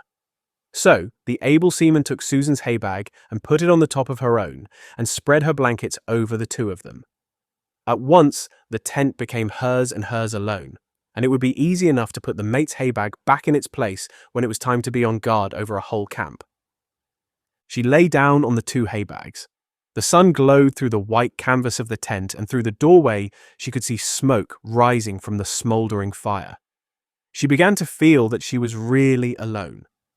Even the buzzing of the bees in the heather just behind the tent helped to make her feel that there was no one else on the island. She listened for other noises. Birds were not singing much, but a sandpiper was whistling somewhere near. There was the lapping of water against the western shore, and now and again the faint rustling of wind in the leaves. But there were no human noises at all. Nobody was clattering tins, nobody was washing up plates. Roger was not there to be looked after. Susan was not there to be looking after both of them. John was not at the lookout place, or splicing ropes in Swallow at the other end of the island. Nothing was being done by anybody on the island. Nothing would be done if she did not do it herself. It was like being the only person in the world. Suddenly she heard the chug, chug, chug of a steamer on its way down the lake. On ordinary days, nobody bothered much about steamers except Roger. But today, on hearing it, Able Seaman Titty jumped up and ran out of the tent into the sunlight. Through the trees, on the western shore, she could see the steamer passing the island a long way off. She looked at it through the telescope. There were a lot of people on deck, and she could see one of the sailors at the wheel. Perhaps the people on the steamer were looking at the island. They did not know that there was nobody on the island except one able seaman who had been wrecked there 25 years before. Of course, that was because she had not waved a flag to show that she was there and waiting to be rescued. But who would wave a flag to be rescued if they had a desert island of their own? That was the thing that spoilt Robinson Crusoe. In the end, he came home. There never ought to be an end. The steamer hurried on down the lake, and Titty followed it through the trees on the high western shore of the island. The path to the harbour was turning into a regular beaten track. "It really looks as if I'd been here for years and years," said Titty. "But it's a pity I've got no goats. Goats would soon have nibbled off all these branches that hang across the path and catch your hair if you try to run along it in a hurry." She took out her knife and began pruning the branches to make the path better. Every branch that hung across the path and was low enough to be in the way she broke or cut off until by working hard she had cleared the track the whole way to the harbour. Then she ran along it both ways to the camp and back to the harbour again. Now it really was a path. What a funny thing it was that no one had thought of clearing it sooner. Somehow there was always more time to do things when you were alone. At the harbour, she reached up to the nail on the forked tree to make sure that she would be able to hang the lantern on it. She could not quite reach it, but that would be all right because she would be holding the lantern by the bottom part of it, and the ring that had to be hooked on the nail was at the top. The nail on the stump with the white cross on it was quite low. There would be no sort of difficulty about that. She began to think that it was going to be a very long time till dark would come, and still longer till the Swallow and her crew would come sailing back. But it would be worth it if only they brought the Amazon with them as a prize. That would show the pirates. And then tomorrow the Swallows would sail up to the Amazon River to tell the pirates that they had lost the war, and to bring Nancy and Peggy back to Wildcat Island as humble and respectful prisoners. For a moment, Titty wished that she was with the others in the Swallow. Now they must be searching the islands by Rio, keeping a good lookout, waiting for dusk before going on to the mouth of the river. She wondered what the river was like. All the same, you cannot have everything, and if she had not chosen to stay at home and light the lighthouse lantern and the leading lights, she would never have had a chance of having a whole island to herself. She took her shoes off and paddled across to the big rock on one side of the harbour. She climbed to the top of it and lay there, looking down to the foot of the lake and watching the steamer swing in towards the distant pier. And just then she saw the Dipper, a round, stumpy little bird, with a short tail like a wren's, a brown back and a broad white waistcoat, was standing on a stone that showed above the water not a dozen feet away. It bobbed, as if it were making a bow or a quick, careless kind of curtsy. "What manners," said Titty to herself. She lay perfectly still, while the little brown and white bird bobbed on its stone. Suddenly the Dipper jumped feet first into the water. It did not dive like a cormorant, but dropped in, like someone who does not know how to dive, jumping in at the deep end of a swimming bath. A few moments later, it flew up again out of the water and perched on its stone and bobbed again as if it were saying thank you for applause. Again, it flung itself from the stone and dropped into the water. This time, it dropped into quite smooth water, sheltered by the big rock on which Titty was lying. Looking down, she could see it underwater, flying with its wings, as if it were in the air, fast along the bottom of the lake, close under the rock. When it came up, it did not come up like a duck after a dive to rest on the surface, but simply went on flying with no difference at all when it left the water and came into the air. except that in the air, its wings moved faster. "Well, I've never seen a bird do that before," said Titty as the dipper perched on its stone and made 2 or 3 bobs. "It's the cleverest bird I've ever seen, as well as the most polite. I wish it would do it again." She lifted herself on her elbow to bow to the dipper when the dipper bowed to her. It's very hard not to bob to a dipper when a dipper bobs to you. But the dipper did not seem to like it, and flew away out of sight behind the other rocks, fast and low over the water. For a long time, Titty waited for it to come back. But it did not come. Perhaps it had gone back to the beck where it lived. Suddenly Titty remembered that she was guarding the island against all attack. She ought to be at the lookout place with the telescope, not here. So she climbed down the rock, paddled ashore, and put on her shoes. Instead of going back by the path she had cleared, she thought she would go by the other path. That was hardly a path at all. The track they had sometimes used between the harbour and the landing place. Here the undergrowth was thick and the bushes were tangled with honeysuckle. It was like forcing your way through a jungle. Titty once more became Robinson Crusoe on his desert island. She came out close by the landing place and stopped short.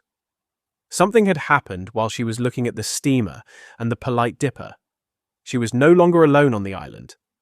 There was a rowing boat with its nose pulled up on the beach. A moment later she knew what boat it was. It was the rowing boat from Holly Howe. She ran up to the camp, and there was Mother looking at the empty tents. "Hello, Man Friday," said Titty joyfully. "Hello, Robinson Crusoe," said Mother. That was the best of Mother. She was different from other natives. You could always count on her to know things like that. Robinson Crusoe and Man Friday then kissed each other as if they were pretending to be Titty and Mother. "You didn't expect to see me so soon after yesterday," said Mother, "but I came to say something to John. I suppose he's with the rest of the crew in that secret harbour of yours that poor natives are not allowed to see." "No, he isn't on the island just at present," said Titty. "No one is except me, and now you too."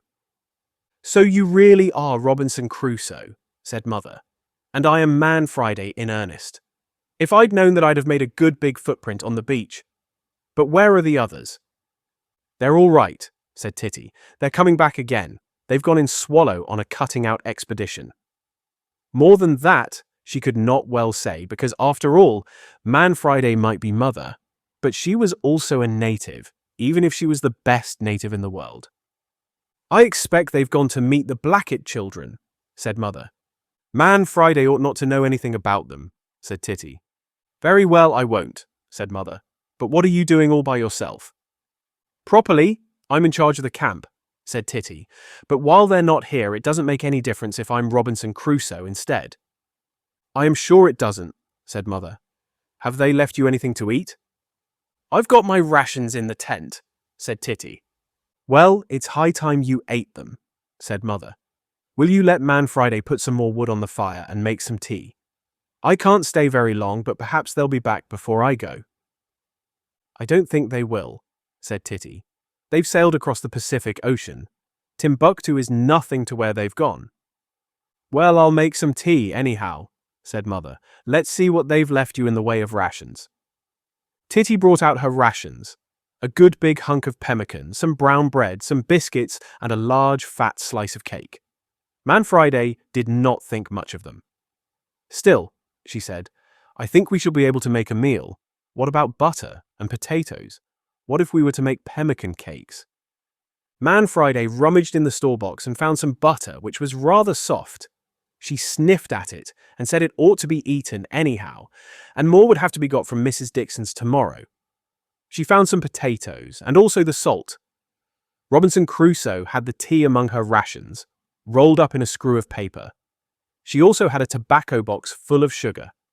Man Friday opened up the fire and put sticks on it, and soon had it blazing up round the big kettle.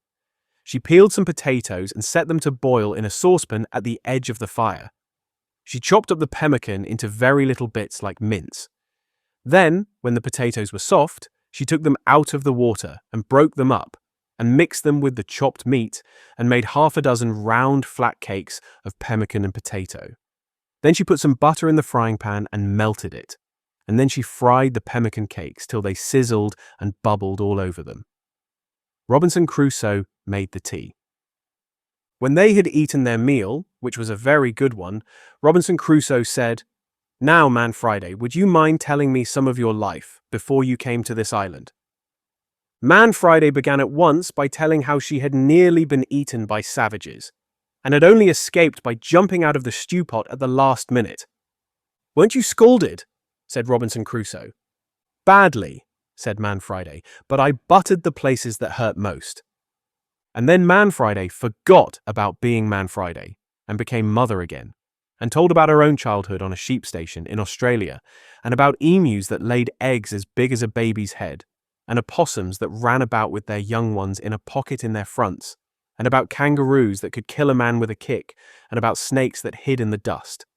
Here Robinson Crusoe, who had forgotten that she was Robinson Crusoe and had turned into Titty again, talked about the snake that she had seen herself in the cigar box that was kept in the charcoal burner's wigwam.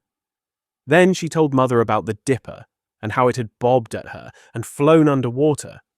Then Mother talked about the great drought on the sheep stations, when there was no rain and no water in the wells, and the flocks had to be driven miles and miles to get a drink, and thousands of them died.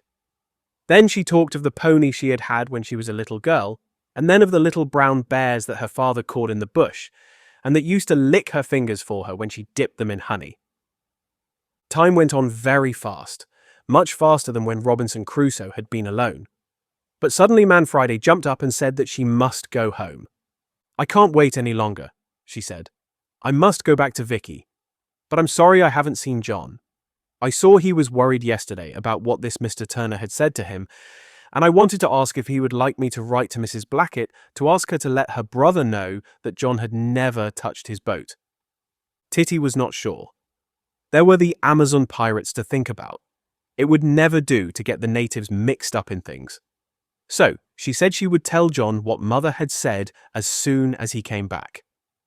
"I wonder why they are so long," said Mother. "Are you sure you are all right here by yourself? Wouldn't you like to come home with me to Holly Howe? You could watch and shout to them when they come past, or you could come on a visit to me and spend the night and run along the road to Mrs. Dixon's in the morning to join the others when they come for the milk. We could leave a note here for John to say where you have gone." For a moment, Titty thought she would like to go. Somehow with Mother going, the island seemed to be much lonelier than before she came. Then she remembered the leading lights and the lighthouse, and that she was in charge of the camp. "No, thank you," she said. "I'd rather stay here." Mother took the frying pan and saucepan and mugs and plates down to the landing place and washed them while Titty dried them. Then she brought them back to the camp and put them neatly away. She filled the kettle and put it on one of the stones of the fireplace, half on and half off the fire. "It'll get hot there," she said, "and then it'll boil up quickly when they come back thirsty for their tea." "I don't think they'll be back so soon," said Titty. Mother looked at her. "You better come along with me," she said. "The camp will look after itself all right." "No, thank you," said Titty firmly. "Oh well," said Mother, "if you are quite sure, you will be all right. But don't wait tea for them too long. The Blacketts might ask them to stay and have tea with them." Titty said nothing. Mother got into the boat and pushed off with an oar. "Goodbye, Robinson Crusoe," she said. "Goodbye, Man Friday," said Titty. "It was very jolly having you here. I hope you liked my island." "Very much indeed," said Mother.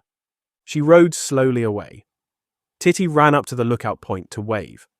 Mother rowed past below it. The island was suddenly very lonely indeed. Titty changed her mind. "Mother," she called. Mother stopped rowing. "Want to come?" she called.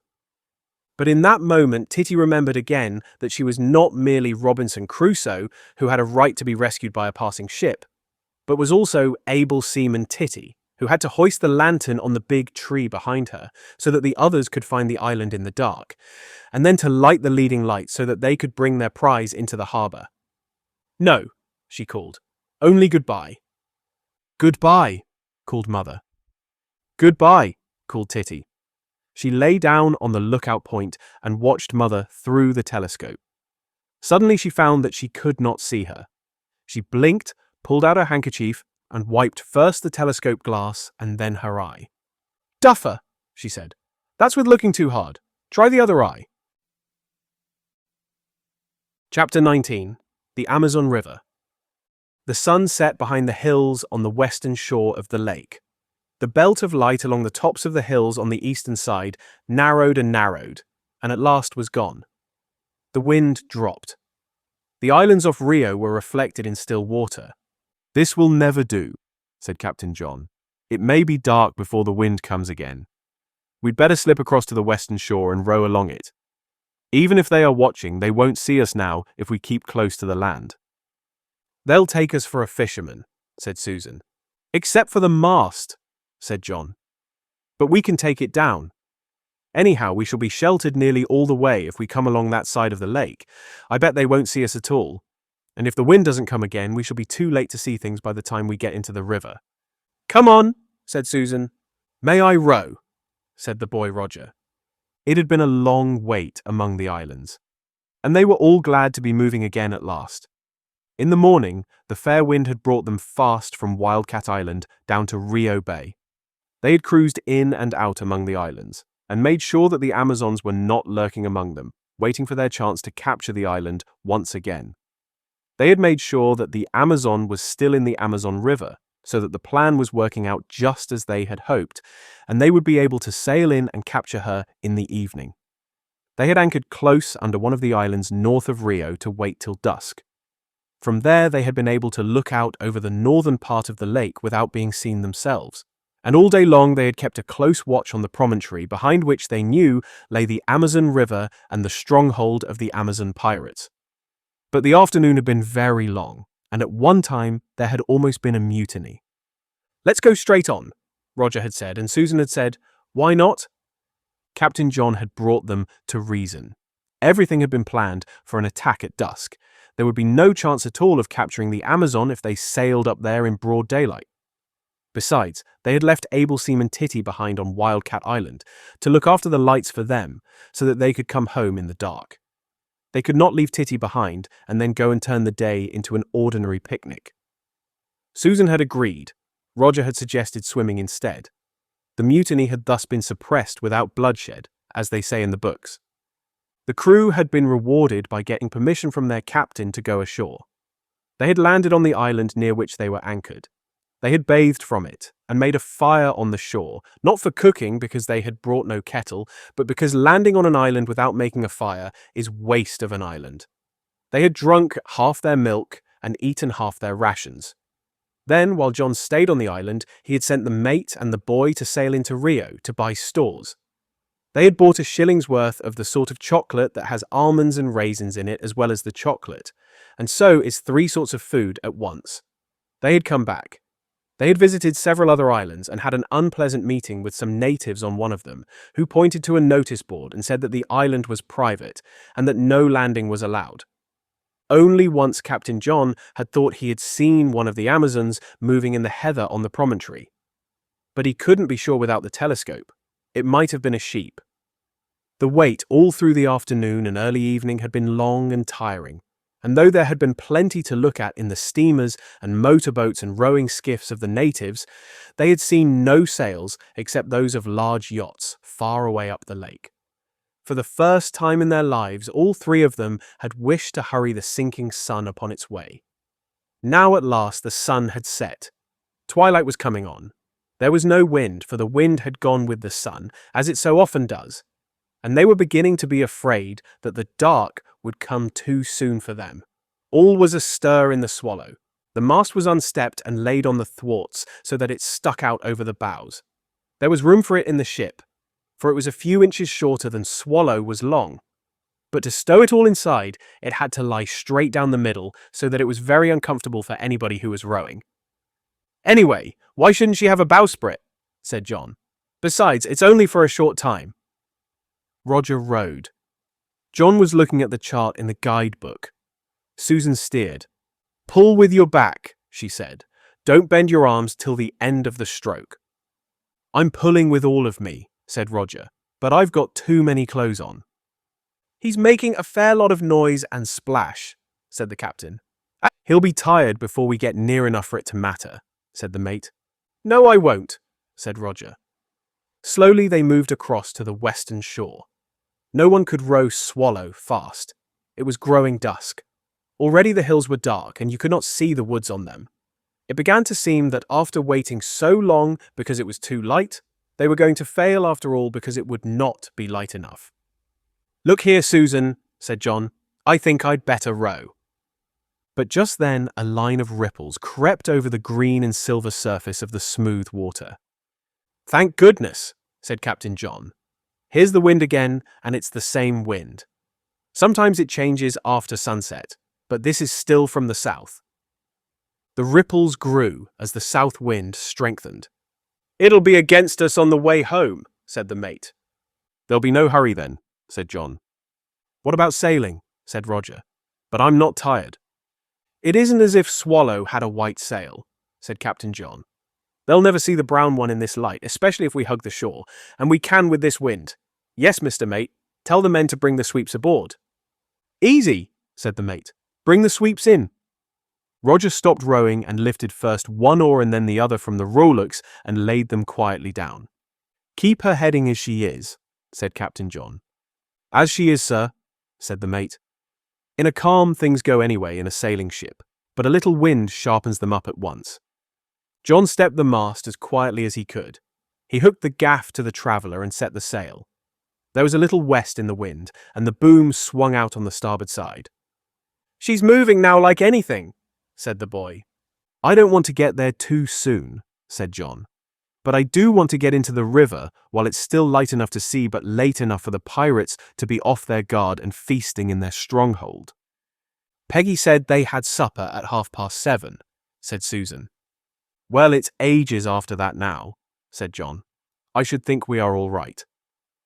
Here and there on the shores of the lake lights twinkled in the houses of the natives.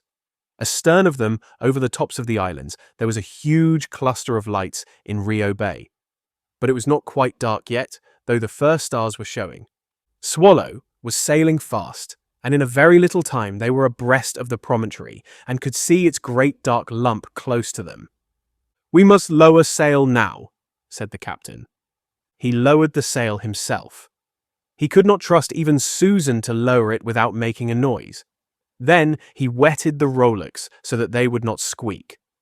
The Swallow drifted on past the point. Beyond the promontory was a wide bay with deep beds of rushes on either side of it. Somewhere at the head of the bay was a house with lights in its windows. The lights, reflected in the water, showed exactly where was the opening of the river mouth between the reeds. A moment later, they lost sight of the reflections and knew that they had drifted too far. Now, Mr. Mate, whispered John, will you row as quietly as ever you can? Roger goes forward to keep a lookout. Don't shout if you see anything. Just tell the mate under your breath. What about the mast? Asked the mate. If they're watching, they'll see the ship and know her anyhow, said Captain John. If they're not watching, the mast doesn't matter. If they are in the house in those lighted rooms, they won't be able to see anything at all out here. I'm sure we've done them if we can find the boathouse. They'd have challenged us long before this if they'd seen us. The mate rowed with slow, steady strokes. Her oars made no noise at all. They slipped in and out of the water without a splash. Swallow was in smooth water now, sheltered by the high ground of the promontory. John steered till he could see the lights of the house reflected in the river. That was the opening in the reeds. He steered towards it. Presently there were tall reeds on either side of them. They were in the Amazon River. The boathouse is somewhere on the right bank, whispered John. That's our left. Tell Roger to keep a lookout to port. Suddenly there was a splash in the reed beds, followed by a loud quack. What's that? Said Susan, startled. Duck, said the captain.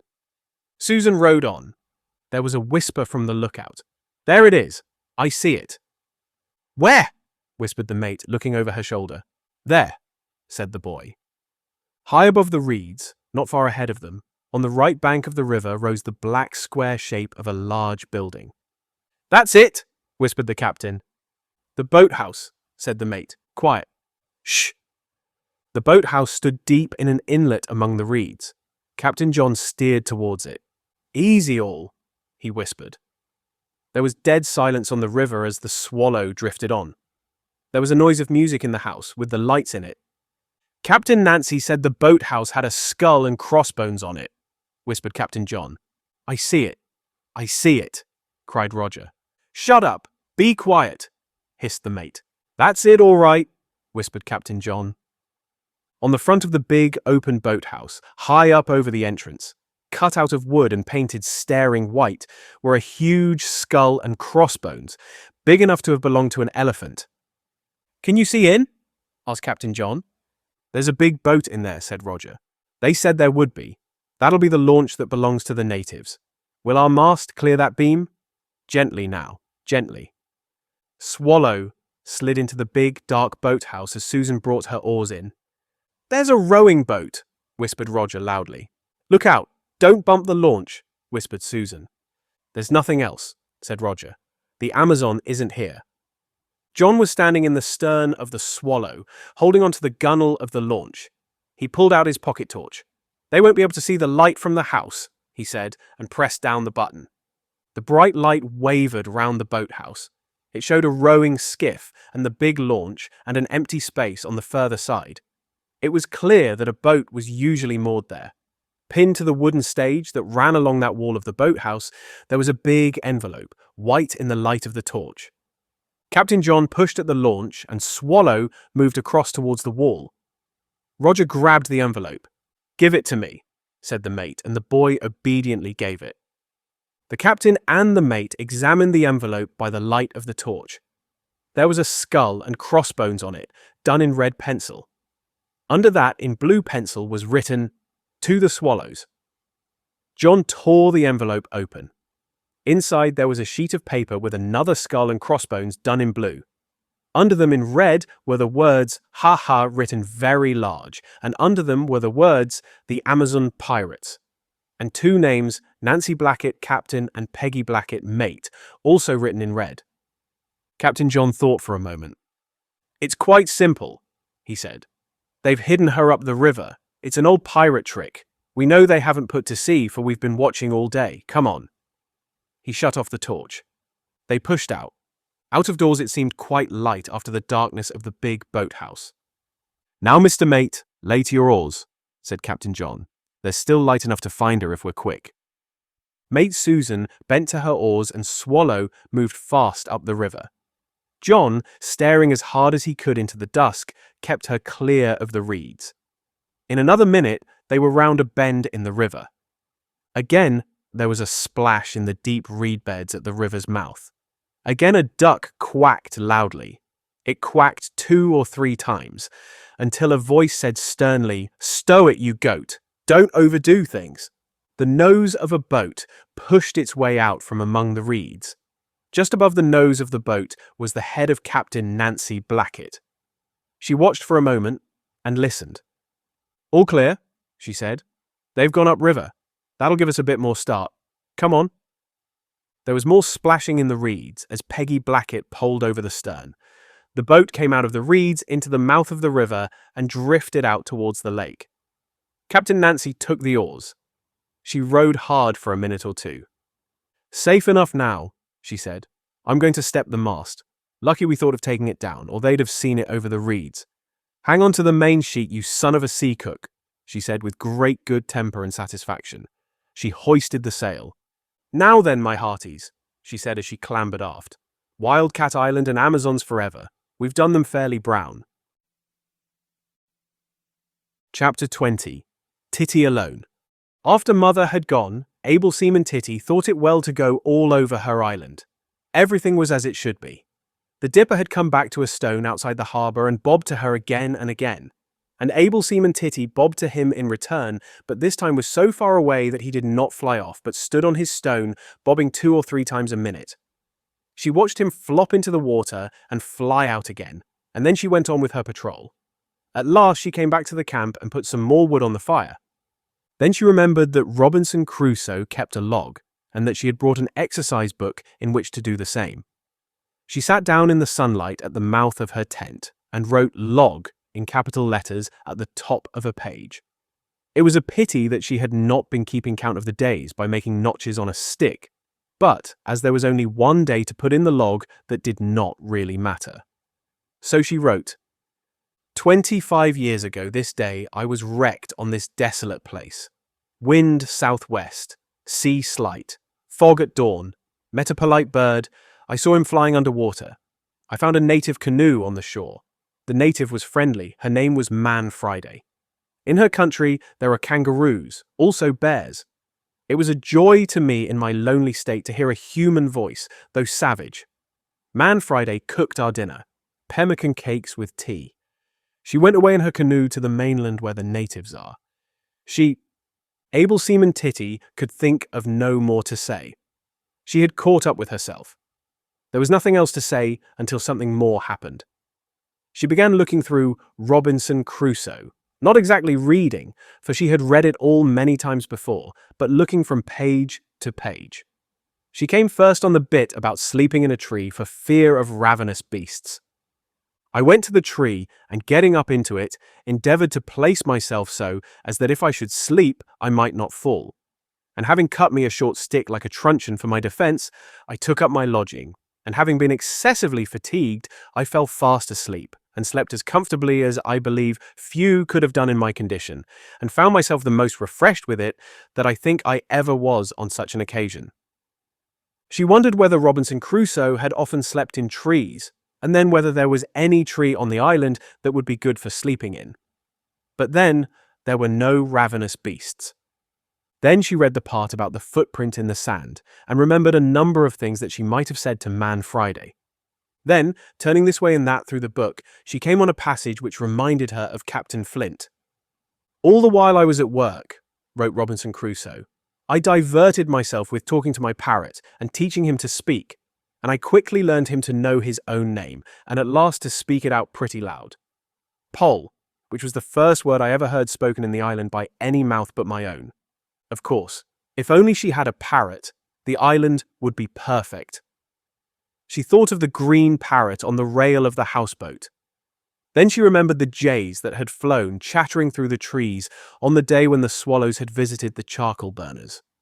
The jays, like the green parrot, brought her mind back to Captain Flint, for she remembered the message that the old men had sent to the Amazons. She remembered the message, that the old men thought that someone was going to break into the houseboat and that Captain Flint ought to put a lock on it. Then she remembered that John had tried to give the message, and that Captain Flint had been too cross to listen to it, besides calling John a liar. And now there was Mother wanting to send a message to Captain Flint by writing to the mother of the Amazons. And there was John gone to the Amazon River, not to see the Amazons, but to capture their ship. So the message would not be given to the Amazons until tomorrow. Bother Captain Flint, she said out loud, and put the book away and went up to the lookout place with the telescope to keep watch. There were plenty of boats on the lake, and looking through the telescope, she could see the cormorants on the bare tree on Cormorant Island. Time went very slowly in spite of them. Even making tea and boiling 2 eggs and eating them and a lot of bun loaf and marmalade did not seem to take as long as it does when there is something else that you are in a hurry to do next. It seemed that she was only in the camp, and cooking and eating and washing up for a minute or two, before she was back at the lookout, wondering what was happening to the swallows. She knew they would not be back for a long time because of waiting for dusk to go into the Amazon River. Dusk seemed a long time coming. Even longer for Able Seaman Titty on her island than for the captain, the boy, and the mate far away by Rio. At last the sun went down. The last steamer, Roger's bedtime steamer, went down the lake. The last of the native fishermen rowed away into the twilight and disappeared. Titty became the keeper of a lighthouse on a lonely reef. She lit the big lantern and hauled it up the tree and made fast. It gave a splendid light up there, high overhead, and she thought of swimming off to see what it looked like over the water. But that, she decided, was not quite what a lighthouse keeper would do. He might be carried away by an ocean current, and then when the light burnt out, there would be no one to put more oil in, and some great ship might run on the reef in the dark. No! Before it was too dark to see what she was doing without a torch, Titty took one of the candle lanterns and hooked it up on the nail on the forked tree. It would be easier to open it and light it up there than to light it and feel round for the nail to hang it on. Then she went back to the camp. They may be capturing the Amazon at this very minute, she thought, and found it difficult to keep still. Once or twice she went up to the lookout place to see that the lighthouse lantern was burning properly, though she could see its glimmer through the trees without leaving the camp. At last she made up her mind that there was really nothing to be done except to wait and to listen for the owl call, which would tell her that the swallows were back and waiting for her to light the leading lights for them so that they could bring Swallow and Amazon into the harbour. If only they've got her, she said. She made up the fire well, with all the sticks pointing to the middle, and then covered it with the clods of earth that Susan had left ready. That made things very dark, so she uncovered it again. After all, there was plenty of firewood left from the cargo they had brought to the island 2 days before. She lit the other candle lantern and tried to read by it, but reading was not easy, even with the candle lantern, because of the fire leaping up and flashing shadows across the pages. Then she remembered that there was only a very short piece of candle in the lantern, and it would be wanted at the harbour. She blew it out. She was afraid to lie down on her bed, for fear of going to sleep and not hearing the signal when the swallows came back. So she took both her blankets from the tent.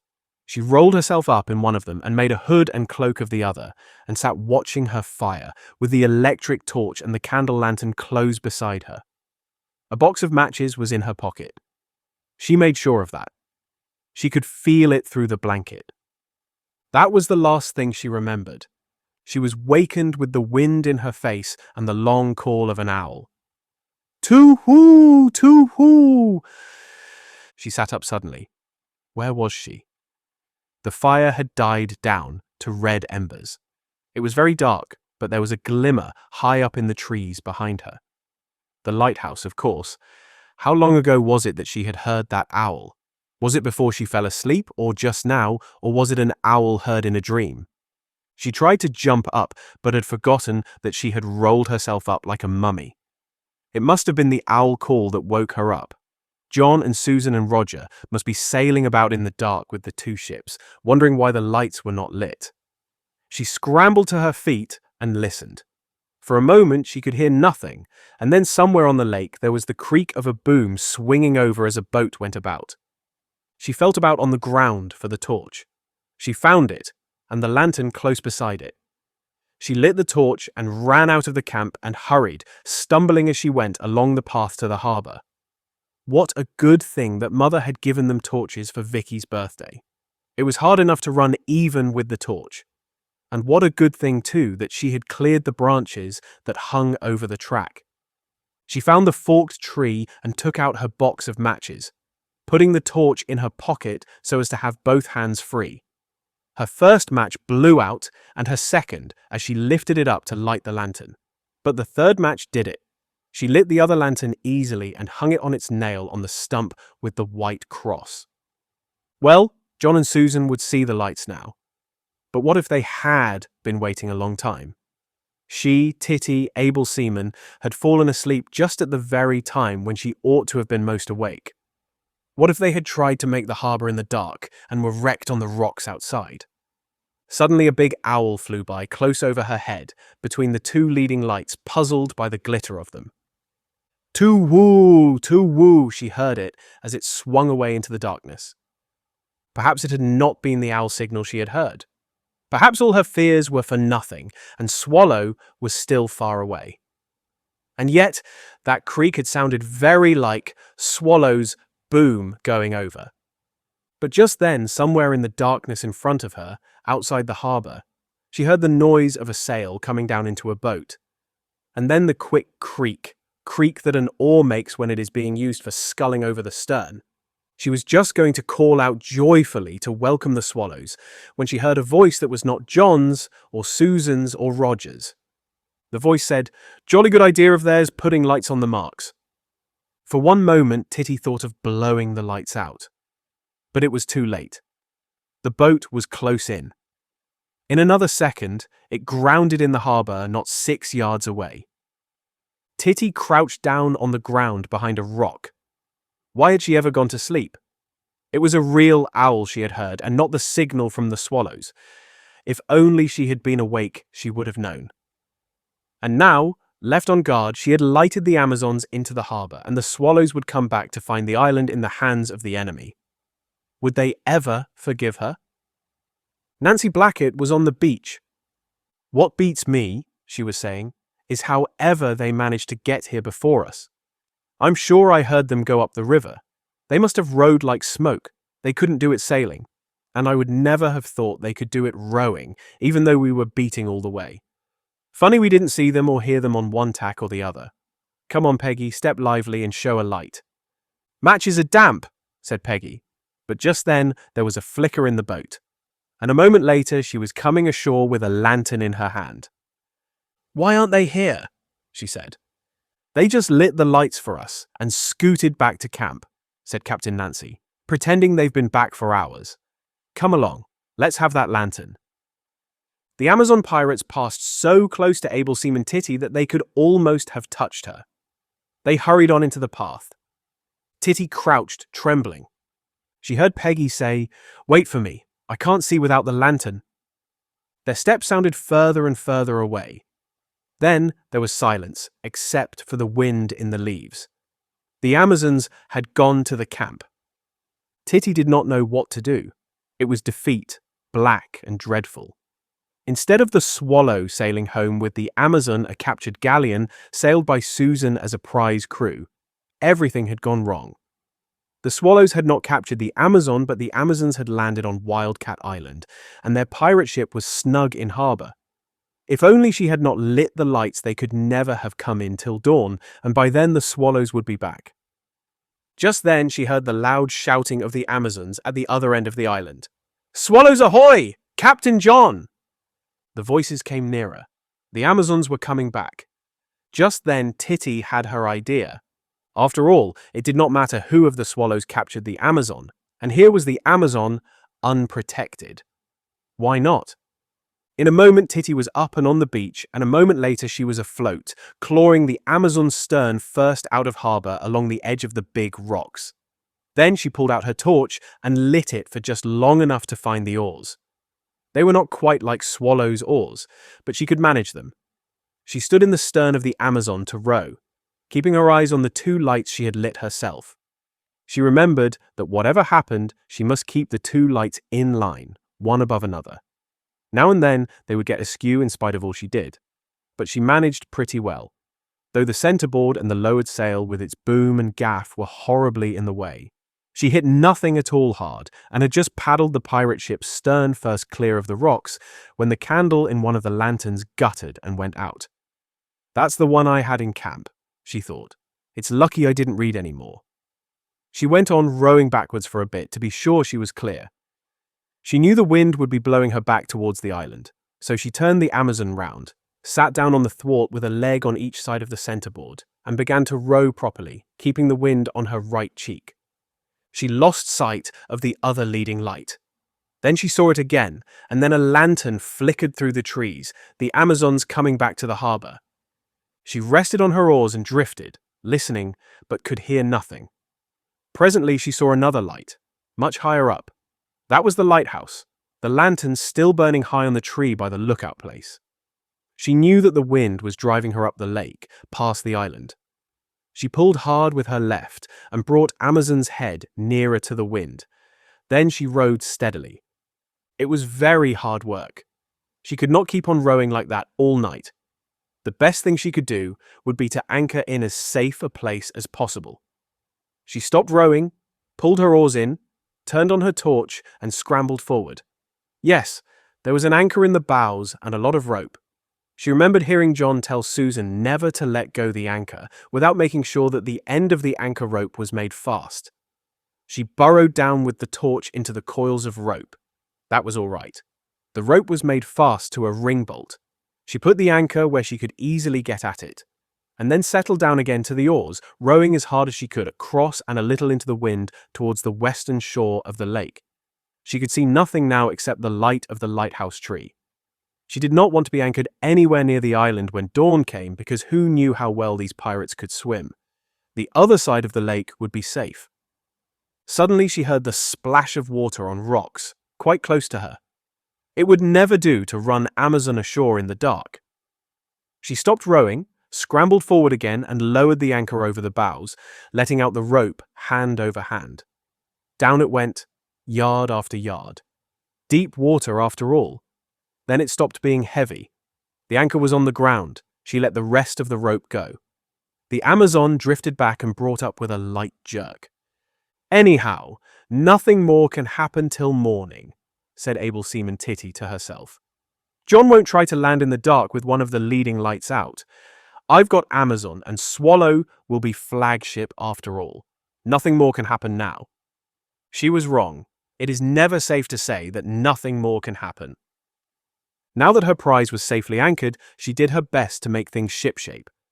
But she could not do much in the dark, even with her little torch to help her. But she rolled up the sail as well as she could. She found a rug and wrapped herself up in it, for it was cold enough on the water now that she was not rowing.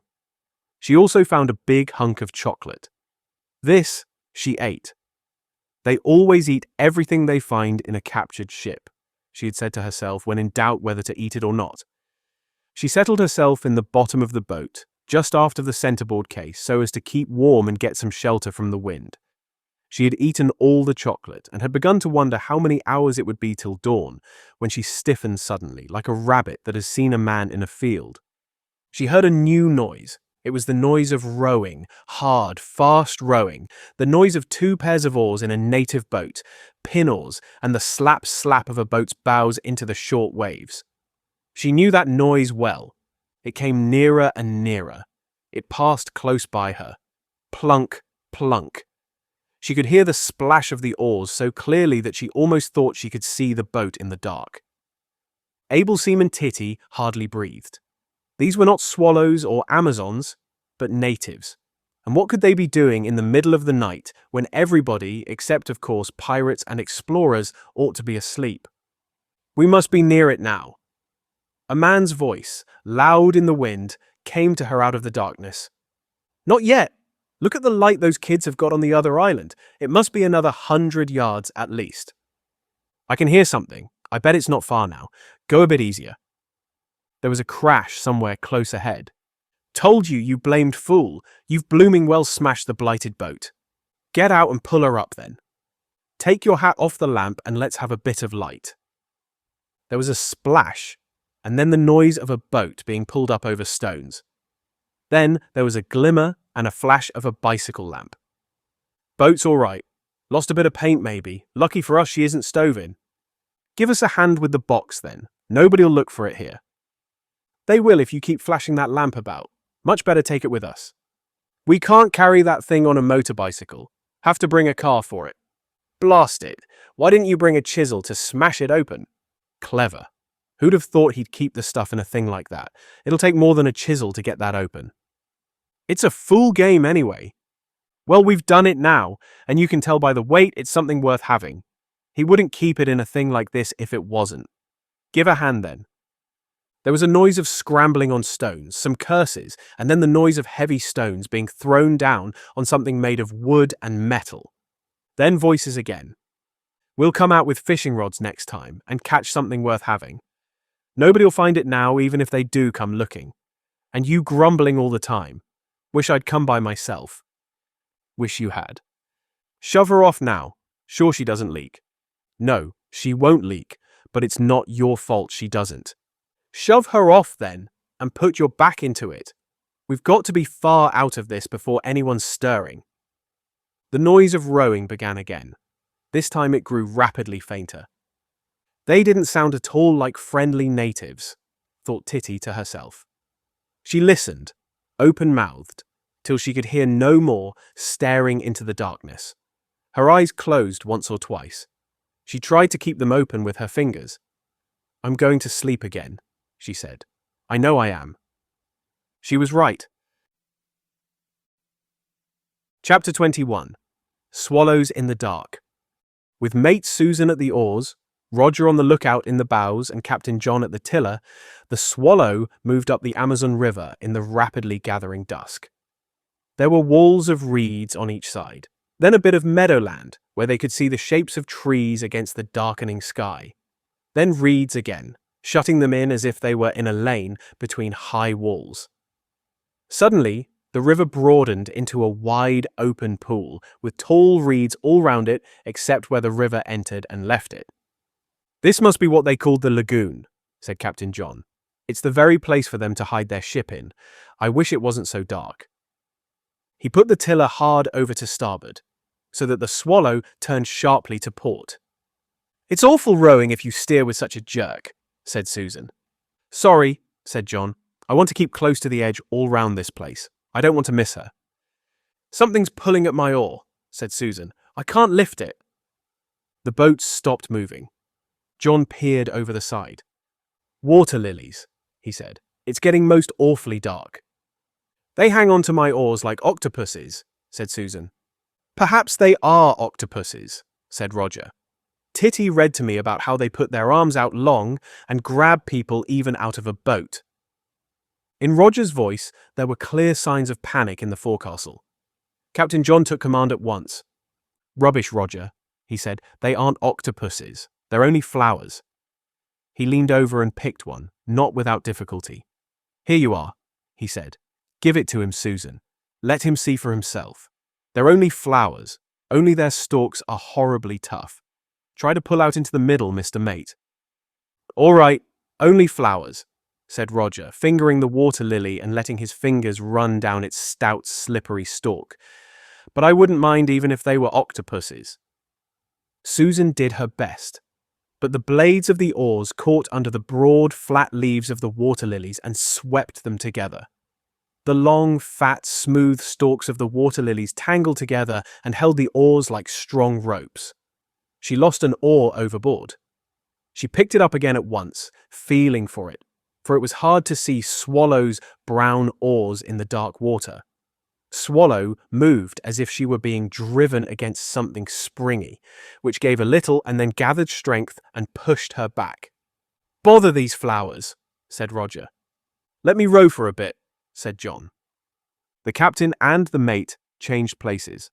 John tried rowing without feathering, keeping the blades of his oars on a slant downwards and forwards so that when he pulled, they would not go deep in the water and could not catch under the flat leaves. That was better. Presently, Swallow was clear of the lilies. "I can't move the tiller," said Susan. "Only a little way." "One of those lily stalks must be stuck between the rudder and the boat," said Captain John. "Let me get at it." He took off his coat, rolled up his sleeve, and plunged his arm into the water over the stern. Not one, but half a dozen lily stalks were jammed together, wedging the rudder. He broke some of them and then pulled the bits through between the rudder and the keel. "Clear now," he said, and put out the oars again. He rowed on, telling Susan not to steer too near to the reeds where the lilies were, and yet not to go too far from the edge. The struggle with the lilies had taken time, and it was getting darker and darker. "I say," said Susan, "it's too dark to find the Amazon now. Hadn't we better give it up and go back?" "If we waited till the morning, we should find her all right," said Captain John. "But what about Titty?" said Susan. "Besides, Amazon may not be here at all." "She must be somewhere in the river," said John. "But I forgot about Titty. We'll go back." He turned the Swallow round and went on rowing. "It's no good steering," said Susan. "I can't see where to go." John tugged sharply at one of his oars. "More lilies," he said. He pulled Swallow out of the lilies and she ran her nose into reeds. "Do keep a lookout, Roger," said the mate. "There's nothing to look at," said Roger, "until it's too late." It was a long time before they found the place where the river left the pool. They had rowed right across the opening once, being afraid to go too near the reeds. At last they decided that even if anyone saw a light here, he would not suspect what it was, and use their electric torches. Roger could not get at his, but he used John's as John was rowing. Susan had her own. Even with the torches, it was difficult. A pale light lit up, now here, now there, a patch of quivering reeds. but on either side of the patch of light was darkness. As they moved, the darkness turned to reeds when the round circle of light fell on it. At last they found a place where the light showed a patch of reeds on each side, but nothing but darkness between them. "This must be the opening," said John. He pulled a stroke or two towards the darkness. There was still clear water round the swallow, but the torches showed reeds on right and left. The reeds were all bent the same way, and though John was resting on his oars, the swallow drifted on in the direction in which the reeds were sloping. She was in the river at last. John let the stream take the swallow with it, using the oars only when she touched the reeds on either side. "Don't wave your torch in the air, Susan," he said, "or someone may see us. We must be getting near the house. Put yours out, Roger. We don't want to rouse the natives." Once or twice they ran into the reeds at bends of the river, but they freed themselves without difficulty. Presently they saw the lights of the big house, standing away from the water. "We must be near the boathouse now," said John. "Here it is," said Susan. John backwatered. "We must look into it again," he said, just to make sure. Susan flashed her torch into the boathouse. A bat flew out almost into their faces. The big motor launch lay there as before, and the rowing boat. The Amazon's berth was still empty. "They must have hidden her somewhere up the river," said John. Just then the lights in the big house went out one by one. "Douse your glim, Mr. Mate," said Captain John. "They could see the light now if anyone were looking from those windows." He pulled Swallow into the river again. She drifted on in the darkness. No one spoke for some time. The plan had failed, and the cutting-out expedition had come to nothing. Suddenly they began to feel a little more wind. "We must have reached the open sea," said Captain John. "You can light up that torch, Mr. Mate, and see what you can." Susan flashed the torch all round them. There were no reeds to be seen. On every side there was nothing but rippled water. "Hello!" cried Roger. "I can see lights far away." "Rio lights," said John. "We're out. I'm going to hoist the sail. Hold the torch steady while I reef. Even Daddy used to say, never be ashamed to reef a small boat in the dark." Reefing in the dark, even with the help of a torch held by a willing mate, is not too easy, but it was done at last, and John brought the Swallow head to wind and hoisted the sail, while Susan took the tiller and the mainsheet. "Put her on the starboard tack," said John as soon as she was sailing, "and keep her very full. We want to be sure that we are well clear of the rocks off the point." Even with the reef down there was enough wind to send Swallow fast through the water, with a steady rippling noise under her bows. "We're sailing due east," said John presently. "How do you know?" asked Susan. "Look," said John. A broad patch of clear sky showed overhead, and in it the larger stars. "Look," said John, "there's the saucepan. There's its handle. There's its pot. And those two stars that make the front wall of the pot point to the North Star. There's the North Star. It's broad on our port beam, so we must be sailing east, and Rio lights are broad on the starboard beam away in the south." "Why do the natives always call the saucepan the Great Bear?" said Susan. "I don't know," said John. "It isn't like a bear at all. It's more like a giraffe. But you couldn't have a better saucepan." "She'd go a lot nearer the wind," said Mate Susan. "Keep her full," said the captain. "Keep her sailing. But we must be well clear of the point now. I'm going to use the compass and chart." The spirits of the Swallow's crew had risen very much now that they were at sea once more and not fumbling in the dark with reed beds and water lilies. There is nothing like sea room to cheer a sailor's heart. "Are you cold, Roger?" asked the mate. "Rather," said the lookout. "Get down below the gunwale and wrap yourself up in this blanket," said the mate, passing a blanket forward by way of the captain. John, too, crouched in the bottom of the boat. He got out the guidebook and found the chart in it with the help of his torch. Then he laid his compass on the middle thwart so that the black line marked on the rim inside it was nearest to the bows. That was no good, because Swallow was heeling over, and the compass was on a slant so that the compass card could not work. He had to hold it in his hand. Even then the card swung a good deal. He held the compass as steady as he could in one hand, while with the other he threw the light of the torch on it and watched to see what point on the card was opposite the black line. It did not keep still, but swung first one way and then the other. "Almost exactly east," he said at last. "Now bring her closer to the wind." The mate put the tiller down a little at a time, and Swallow pointed nearer and nearer to the wind. "East, east by south, east southeast, southeast by east, southeast," he said rapidly. "She won't go much nearer than that," said the mate. "Keep her so," said Captain John. "Southeast it is, or jolly near it." He looked at the chart in the book. "That'll take her to about here, and then she'll go perhaps a bit better than southwest on the other tack. But the trouble is, we don't know how far we go on a tack. We'll just have to sail fairly short tacks and try to keep them about the same length. Then we shan't be going near the shore on either side. We'll be able to see by the Rio lights when we are getting near the island. I'm going to count 100, and then we'll go about. Then I'll count 100 on the other tack before we go about again." "Rio lights are going out," said Mate Susan. They were. One by one, the lights on the hill above Rio Bay disappeared. "It must be awfully late," said Susan. The clouds swept over the stars again. There were no lights to be seen anywhere. The little Swallow rushed along in the darkness, Susan keeping her close to the wind, facing directly forward and putting the tiller up a little when she felt the hint of a cold breath on her left cheek. 92, 93, 94, 95, 96, 97, 98, 99, 100. "Ready about," said John. Susan put the Swallow about. For a moment the water was silent under her keel, and then as she gathered speed, the pleasant galloping noise of the waves began again. "You take the tiller, John," said the mate. "I want to get out some chocolate for that boy." John took the tiller, counting steadily and slowly. He had the compass with him, and sometimes lit the torch and fixed it between his knees and held the compass in its light.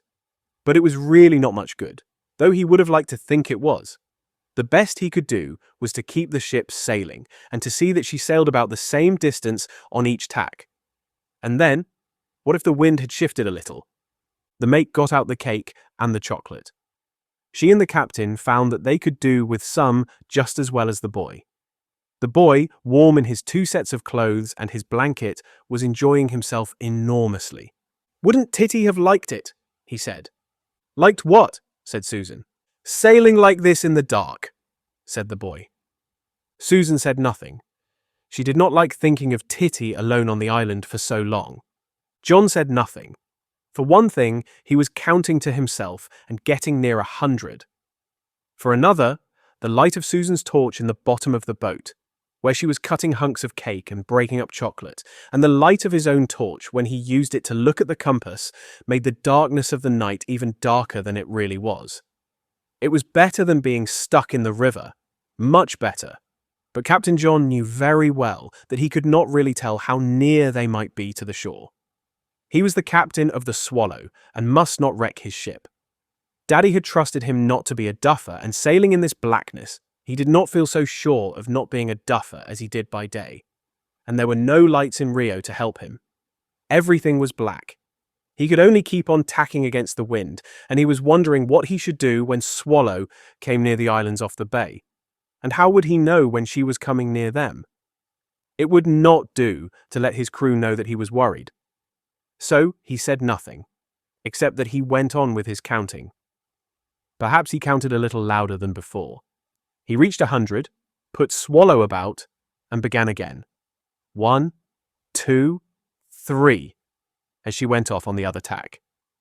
Backwards and forwards, Swallow scurried across the lake in the dark. The islands could not be far away. Suddenly, John stopped counting. "Listen," he said. "Trees. I can hear the wind in them. What's that?" He flashed his torch over the side. There was the white splash of water breaking on a rock. The noise of wind in trees was close ahead. "Let go the halyard," called John. "Down with the sail. Grab the gaff as it comes." Susan was as quick as she could be. She knew by John's voice that there was no time to lose. The sail came down in a rush. She gathered it in as well as she could. Then she flashed her torch into the blackness ahead. "There's something close here," she said.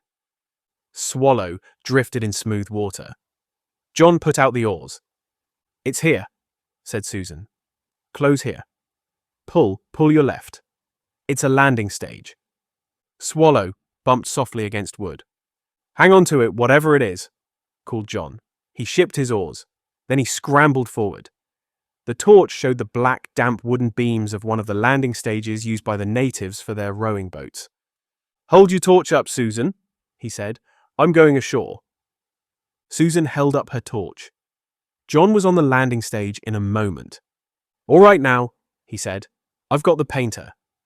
He lit his torch, and Susan saw him as Swallow drifted back, standing on the landing stage and making fast the painter round a post. We're all right here anyhow, he said. Lucky for us not to hit that rock we passed. I wonder which island this is. He walked up the landing stage, lighting himself with his torch. Then he came back. There's a notice which says, Private, landing forbidden. What are we to do? Said Susan. Land, said Captain John. At least land if we want to. The natives are all asleep anyhow. We'll stay here until there's a little light. There's bound to be some light soon. Only duffers would try to get through the islands in dark as black as this. What about Titty? Said Susan. Titty's in camp. She's got a tent. She'll be all right. So are we now? Captain John was extremely happy. Now that the danger was over, he knew very well that they had as nearly as possible been duffers after all, racing about in the dark. And instead of being smashed on a rock, here was Swallow, snugly tied up to a landing stage. Where they were did not matter. Dawn would show that. Susan said, Roger, you better go to sleep. There was no answer. Roger was asleep already. John came back into the boat. Look out, you don't wake him, said Susan. John stepped carefully over the sleeping boy. There are 2 more blankets, said Susan. I'm not going to sleep, said John, making himself comfortable in the bottom of the boat. You can. I say, John, whispered Susan a minute or 2 later. Again, there was no answer. A few minutes after that, she too was asleep. The wind blew away the clouds and the stars shone out high over Swallow and her sleeping crew. The deep blue of the sky began to pale over the eastern hills. The islands clustered about Rio Bay became dark masses on a background no longer as dark as themselves. The color of the water changed. It had been as black as the hills and the sky, and as these paled, so did the lake. The dark islands were dull green and grey, and the rippled water was the color of a pewter teapot. When John woke, it was still long before sunrise, but it was quite light enough for sailing. He woke with a start and some shame at having slept. He was glad he had been the first to wake. He knew at once where they were, moored to the landing stage on one of the smaller islands at the northern end of Rio Bay. He tried to cast off and get the sail up without waking the others, but as he moved, they stirred. Roger yawned and pulled himself up by the gunwale to look over the side. He just had one look and then, without saying anything, settled down to sleep again. Susan woke as one wakes who has breakfast to get for a family. I say, she said, we could have started ages ago. It's quite light. Come on then, said John. You take the main sheet while I set the sail. I didn't want to wake you, but I've only just waked myself, really. It's going to be another fine day, and the wind is the same. He unfastened the painter and put it once round the post at the end of the landing stage. Then he hoisted the sail. He had forgotten that it was reefed. It did not take a minute to shake out the reef. It was a great deal easier than tying it down in the dark. Then he hoisted the sail again and cast off. Swallow drifted backwards a few feet, and then gathered a breath of wind and began to sail. He came aft and took the tiller. Susan blinked at the notice board about landing being forbidden. We didn't exactly land, she said. They tacked through between Rio and the islands. Rio Bay lay deserted as they had never seen it. No one was up. The houses had blinds in all their windows. Yachts lay at their moorings. The rowing boats of the natives lay drawn up on the beach. There was not a native to be seen. It won't be sunrise for some time yet, said John, looking up at the faint glow in the sky over the hills. They sailed out into the open lake beyond the islands and made a long board across to the farther side. Then, ready about, and back again. Their second tack beyond the islands let them see into the narrow bay below Holly Howe. There was Holly Howe itself, the farmhouse, white among its yew trees and hollies, up on the hillside at the top of the sloping field. Mother and Vicky and Nurse were in there asleep. John looked at Susan, and Susan looked at John. Both had the same thought, but neither said anything. It was not an altogether comfortable thought. Still, they would soon be back at the camp on Wild Cat Island. At last, Susan said, "I hope to goodness Titty had the sense to go to sleep." "Bet she didn't," said John. "She wouldn't want to anyhow." They left the Peak of Darien astern. John saw the houseboat moored to its big buoy in Houseboat Bay, but it reminded him of his meeting with Captain Flint, so he looked the other way. They could see Wildcat Island now, and suddenly Susan said, "Titty's awake. She's got a most tremendous fire." A big column of smoke was lifting and blowing from the island. "Hello," said John. "There's a boat. Why, it's the Amazon."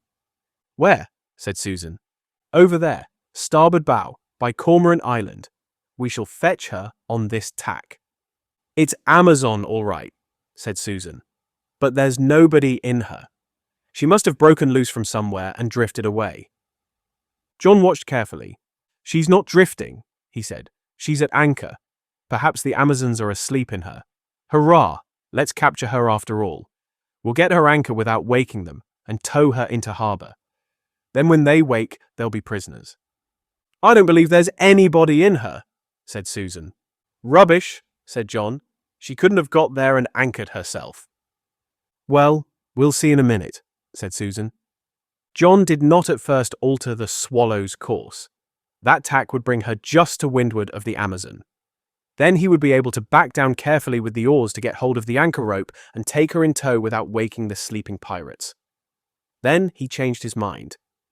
It would be better to sail close under her stern to have a look into her. It would be silly to try to get their anchor if the Amazons were only pretending to be asleep. "I'm sure there's no one in her," said Susan as they rushed towards the little anchored ship. But just then, a hand showed on the gunwale, and a moment later, just as they were passing under Amazon's stern, the white face and rather draggled hair of able seaman Titty appeared over the transom. Able seaman Titty had thought out the proper thing to say.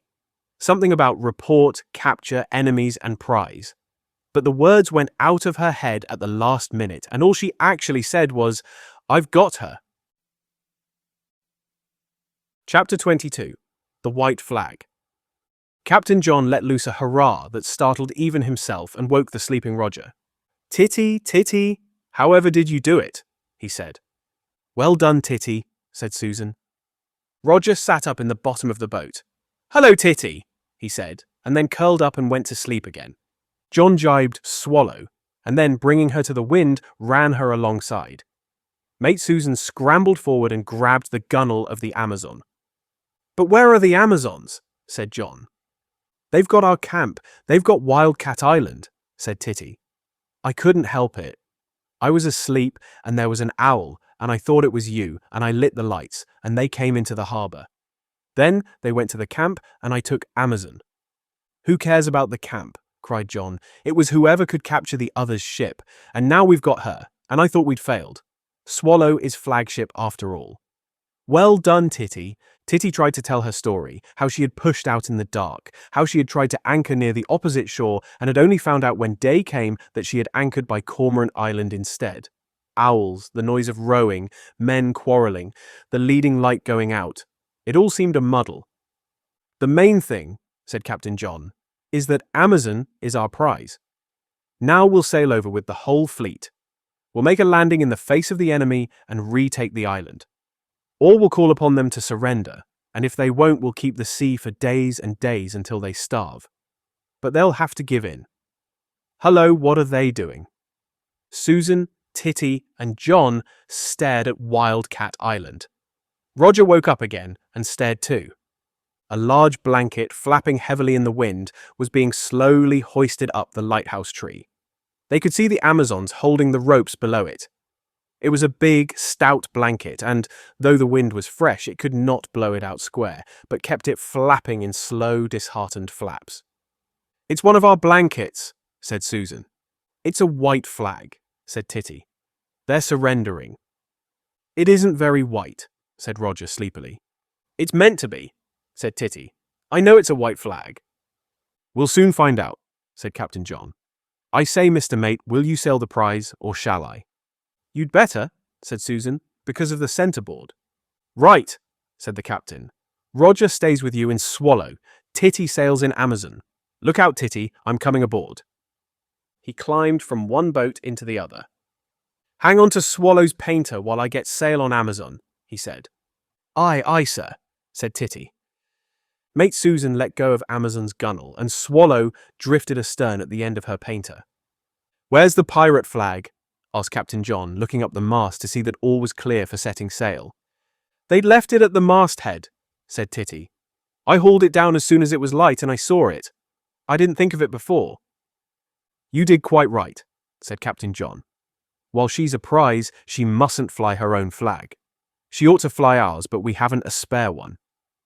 Amazon's sail was a standing lug, just the same as Swallow's, so that John had no trouble in setting it. He began hauling in the anchor rope. Now then, able seaman, will you take the tiller to sail her across? She's your prize really, you know.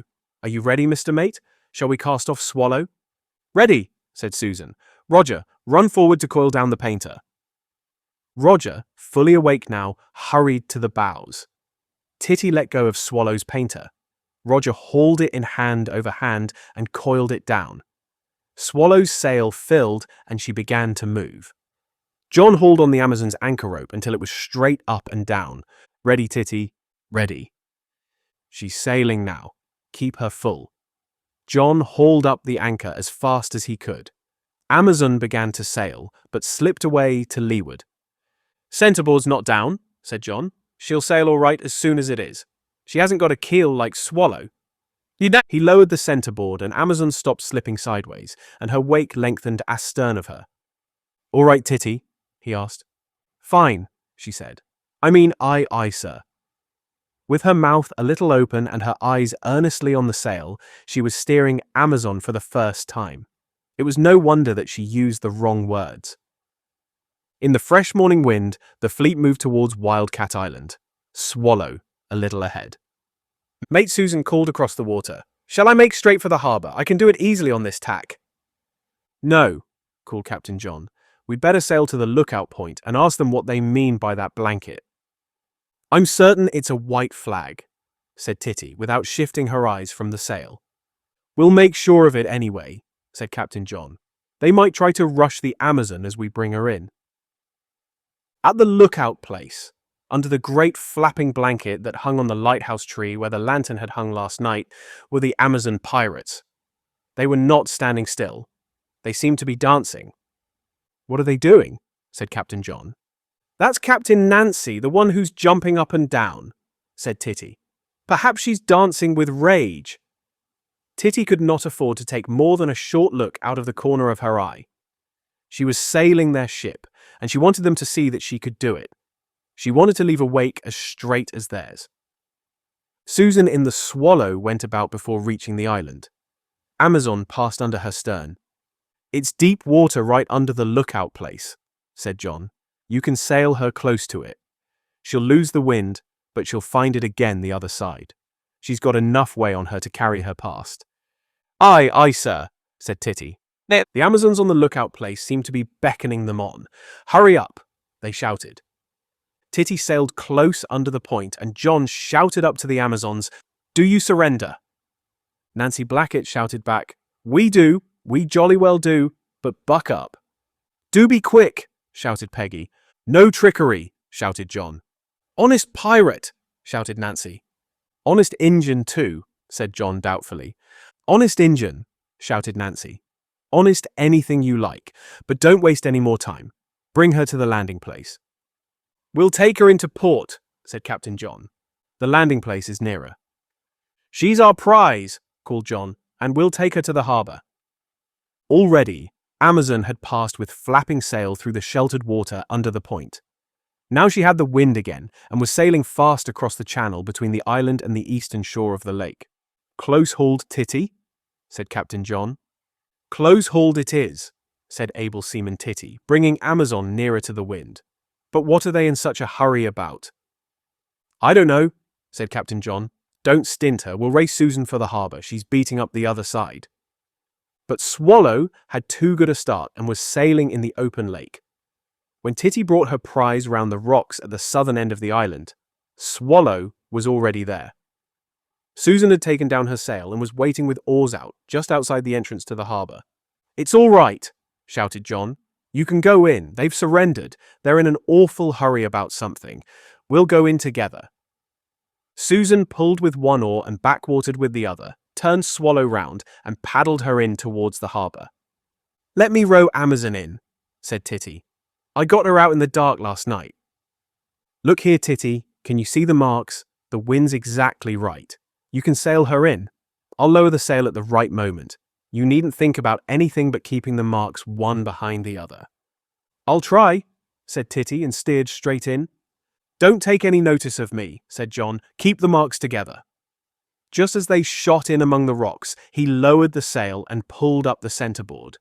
Keep your eye on the marks. That's right. Look out for Swallow. Well done. Just as Swallow grounded on the beach in the little harbour, Amazon slid quietly in and grounded close beside her.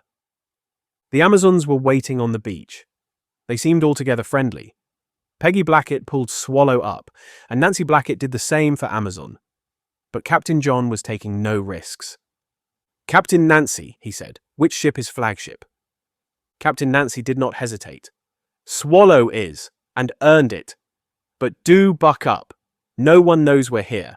We're supposed to be in bed, and we must get home in time to get up for breakfast when we're called. You'll never do it, said Captain John. Yes, we will. The wind's getting stronger every minute and the sun's only just rising. But do be quick. Let's help to carry the things. There's an awful lot to say. Titty climbed out over Amazon's bows, and Captain Nancy shook her by the hand and slapped her on the back. By thunder, able seaman, said she, I wish you were in my crew. This morning when I saw that you'd done us all by yourself, I could have swallowed the anchor. You did just exactly what we had planned to do. Susan was unloading the blankets and things from Swallow. Roger had run off to the camp. Everybody else took something to carry. Roger came running back. They've got a grand fire, he said, and the kettle's boiling over. Who's for tea? Said mate Susan. Well, there's hardly time, said Peggy. Come on, quick, said Nancy. There's lots that's got to be said, and we can slop the tea down while we're saying it. The Swallows and the Amazons trooped along the path to the camp. The Amazons did most of the talking. The real thing is, said Captain Nancy, that we've got leave to come and camp on the island for a few days, beginning the day after tomorrow. ... That's tomorrow now, said Peggy. Mother had a party last night at home, and there are people coming today, you know, the sort of people we have to be best frocked for. So the only thing was to have the war last night. We can't very well be at war with each other while we're living in the same camp. The wind wouldn't let us have it before. It had to be last night or never, and then the able seaman did us. It was a noble feat of arms. I got in an awful row when we found Amazon had gone, Peggy broke in. Captain Nancy thought she had drifted away, and when I said she couldn't drift against the wind, ... You wait, Peggy, threatened Captain Nancy. Oh well, said Peggy. You know what you said. Anyhow, it wasn't till it got light that we knew what had happened to her. At least we didn't know at first, not even after we saw her. Not until able seaman Titty sat up and hauled our flag down. Well, said Captain Nancy, yours was a great plan. Anybody might have been taken in by it when we saw you at the boathouse. Where were you? Asked Captain John. We were in the reeds at the mouth of the river. I never thought of that, said Captain John. When we saw you had gone up the river, I was sure you were all aboard. I knew you'd find nothing up the river, and I thought we should have time to get down to Wildcat Island before it was quite dark. I thought you'd be going back there at once. But I never thought of your leaving a shore party and going up the river simply to trick us into our own trap. It really was a great plan. But it wasn't a plan, really, said Captain John. At least I never thought of it. But what were you going to do? Well, it worked anyhow, said Captain Nancy. Our plan was very simple. We were going to sail to Wildcat Island. My mate was to put me ashore there and sail on and wait in the next bay. I was going to hide, and then, when you came back and went to the camp, I was going to collar Swallow and go off to look for Peggy and the rest of the fleet." "What did happen?" said Susan. "It took us much longer to get here than I had thought it would. It got dark so quickly, and we had a horrible time getting through the islands. And then, when we saw your lantern." "Lighthouse," said Titty. "We thought you'd got back before us. Then we saw a light moving on the island." "That was my torch," said Titty, "and we thought we'd sail on and wait somewhere till dawn. Then we saw the two lights, and I guessed at once that they were on the marks. So I came in under oars to tell you about tomorrow. Then we went to the camp and found nobody. Then we shouted a bit and came back to the harbour, and there was no Amazon."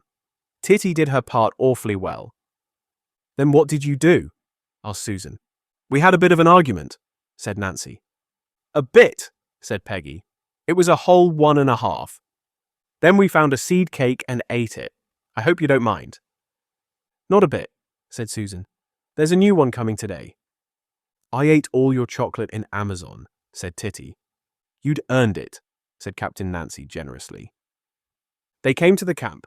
The fire was blazing high and steam was pouring from the kettle. "Shall I make the tea?" said Peggy Blackett. "Avast there, Peggy," said Captain Nancy. "We've lost. Captain John is Commodore. Captain John, do you think your mate will give us some tea?" "Mr. Mate," said Captain John, "a round of tea would do us all a bit of good." "But there's no milk," said Susan, "and it's too early to go to the farm." "And there isn't time for that," said Captain Nancy. "Let's have it without." "And call it hot grog," said Titty. So hot grog it was, and served in large tots. No tea with milk ever tasted better than this hot, milkless tea on Wildcat Island while the first sunlight was creeping down from the tops of the opposite hills. But it was so hot, and the Amazons were in such a hurry to be off, that Peggy was sent down to the landing place for a bottle full of cold water to cool the grog with. "Is the war over?" said Nancy. "It had better be, if we're coming tomorrow." "Right, peace," said Captain John.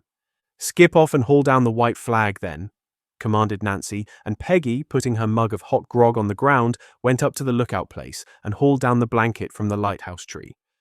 "The sun's really coming up now," said Peggy when she came back. "We ought to start or we shall never be back in time." "Come on then," said Nancy, "and tomorrow we'll set sail as early as ever we can, and we'll bring our tent, and then we'll make a raid on Captain Flint." "I say," said Susan, "we nearly forgot to give you the message." "What message?" "From the savages," said Titty. "We went up into the forest and saw them, and they showed us a serpent." "You've been seeing the billies, the charcoal burners," said Nancy. "Well, they live in a wigwam," said Titty. "They gave us a message for you," said Susan. "We were to tell you to tell him." "Who?" said Captain Nancy. "Captain Flint," said Titty. "That old Billy or young Billy, I forget which, said that he ought to put a good lock on his houseboat when he leaves her." "But why?" said Nancy. "Because of us," said Peggy. "No," said Susan, "because of some talk he'd heard among the other natives." John had said nothing. Now he spoke. "We couldn't give you the message because there was no wind," he said, "and I did not know what to do about it. I tried to give him the message, but he wouldn't listen. Would you have told him it or not?" "But if he locks up the houseboat, we shan't be able to raid it for green feathers for our arrows," said Peggy. "If he doesn't lock it up, it may be raided by someone else," said Nancy. "We ought not to let it be wasted on natives." They were now hurrying towards the harbour. The point was debated from all sides. It was finally settled by Nancy. "We'll tell him," she said. "Let him put a padlock on it. Let him put 10 padlocks. We'll smash them with crowbars. I'll tell him now, on the way home." "But you can't," said John. "He's gone away." "Gone away?" said Nancy as she pushed Amazon off. "I saw him go. He took his parrot." "Well, he's back then," said Nancy. "We saw his light in the houseboat on our way here last night. The cabin windows were all lit up." "We can't tell him now," said Peggy. "Why not?" said Nancy. "Because we're at home in bed," said Peggy. "Shiver my timbers, so we are," said Captain Nancy. "I'd forgotten that. Shove off. So long, Commodore." As fast as they could, The Amazon pirates paddled their ship out of the harbor and set sail. There was no time to lose. The sunlight had almost reached the edge of the water on the far side of the lake. The swallows went back to their camp. As they got there, they heard a shout from the water, and John and Titty ran up to the lookout place. Amazon was sailing by, moving very fast with the fresh morning wind, her sail well out to starboard. At her masthead fluttered once more the pirate flag. Peggy held the flag halyards. Suddenly the flag dropped and was lowered to half-mast. Then it rose again and fluttered at the masthead as before. "Hurrah for the swallows!" shouted Nancy and Peggy over the water. "Hurrah for the Amazons!" shouted Titty and John. Roger ran up just in time to shout, "Hurrah!" Susan was busy dividing out the blankets between the two tents. Presently she came up to the others, who were still watching the little white sail growing smaller and smaller in the distance. "Roger," she said, "your watch below. Go to bed this minute." "But it's tomorrow," said Roger. "I don't care if it's the day before yesterday," said Susan. "March!" Chapter 23. Taking Breath. That day, it was 1 o'clock before John and Roger rowed across and went up to Dixon's farm for the milk and a new supply of eggs and butter. It had been nearly 7 in the morning before Susan had hurried them to bed in broad daylight. No alarm clock could have stirred them, and they had no alarm clock on Wildcat Island. The camp was roused at last by Roger, who was waked, sometime after noon, by a strong desire for breakfast. "You can't have breakfast till we've got the milk," Susan had said, waking up to find the boy pulling at her and saying, "I want something to eat." She'd given him a biscuit, but a biscuit does not go far. Titty had waked with a great start just as Roger went out again. She had sat up suddenly, thinking she heard an owl, and that she was still watching by the campfire. But on finding herself in the tent with Susan, and the hot sun pouring through the white canvas walls, she lay down again to pick up in her mind the threads of the night's adventure. Roger went back to the captain's tent. The captain's feet stuck up temptingly under his blanket. Roger took hold of one of them in both hands, blanket and all, and gave a tug. The foot jerked suddenly away, and John woke up. "Susan says, 'Go and fetch the milk,'" said Roger. "I didn't. I said we couldn't have breakfast without it," called Susan from the other tent.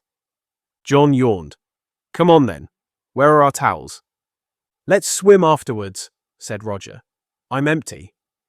John rolled over to look at the chronometer, which lay with the little aneroid on the tin box at the back of the tent. As soon as he saw what time it was, he threw his blankets off and jumped up. "Come on," he said. "We'll go for the milk right away." "Take a basket for the eggs," called Susan. The captain and the boy went to the harbor, pushed off the Swallow, and worked her out with the oars. There was still a good wind blowing, and they decided that it would be quicker to sail than to row. "What will we do to her to show that she's the flagship?" asked the boy. "Why, nothing," said the captain. "What is a flagship?" asked the boy. "It's the chief ship of a fleet." "But why flag?" "Because the admiral of the fleet, or the commodore, that's me, flies his flag on her." "But you haven't got a flag, only the one Titty made." "Well, that's a very good one," said the captain. "It's different from theirs. That's all that matters."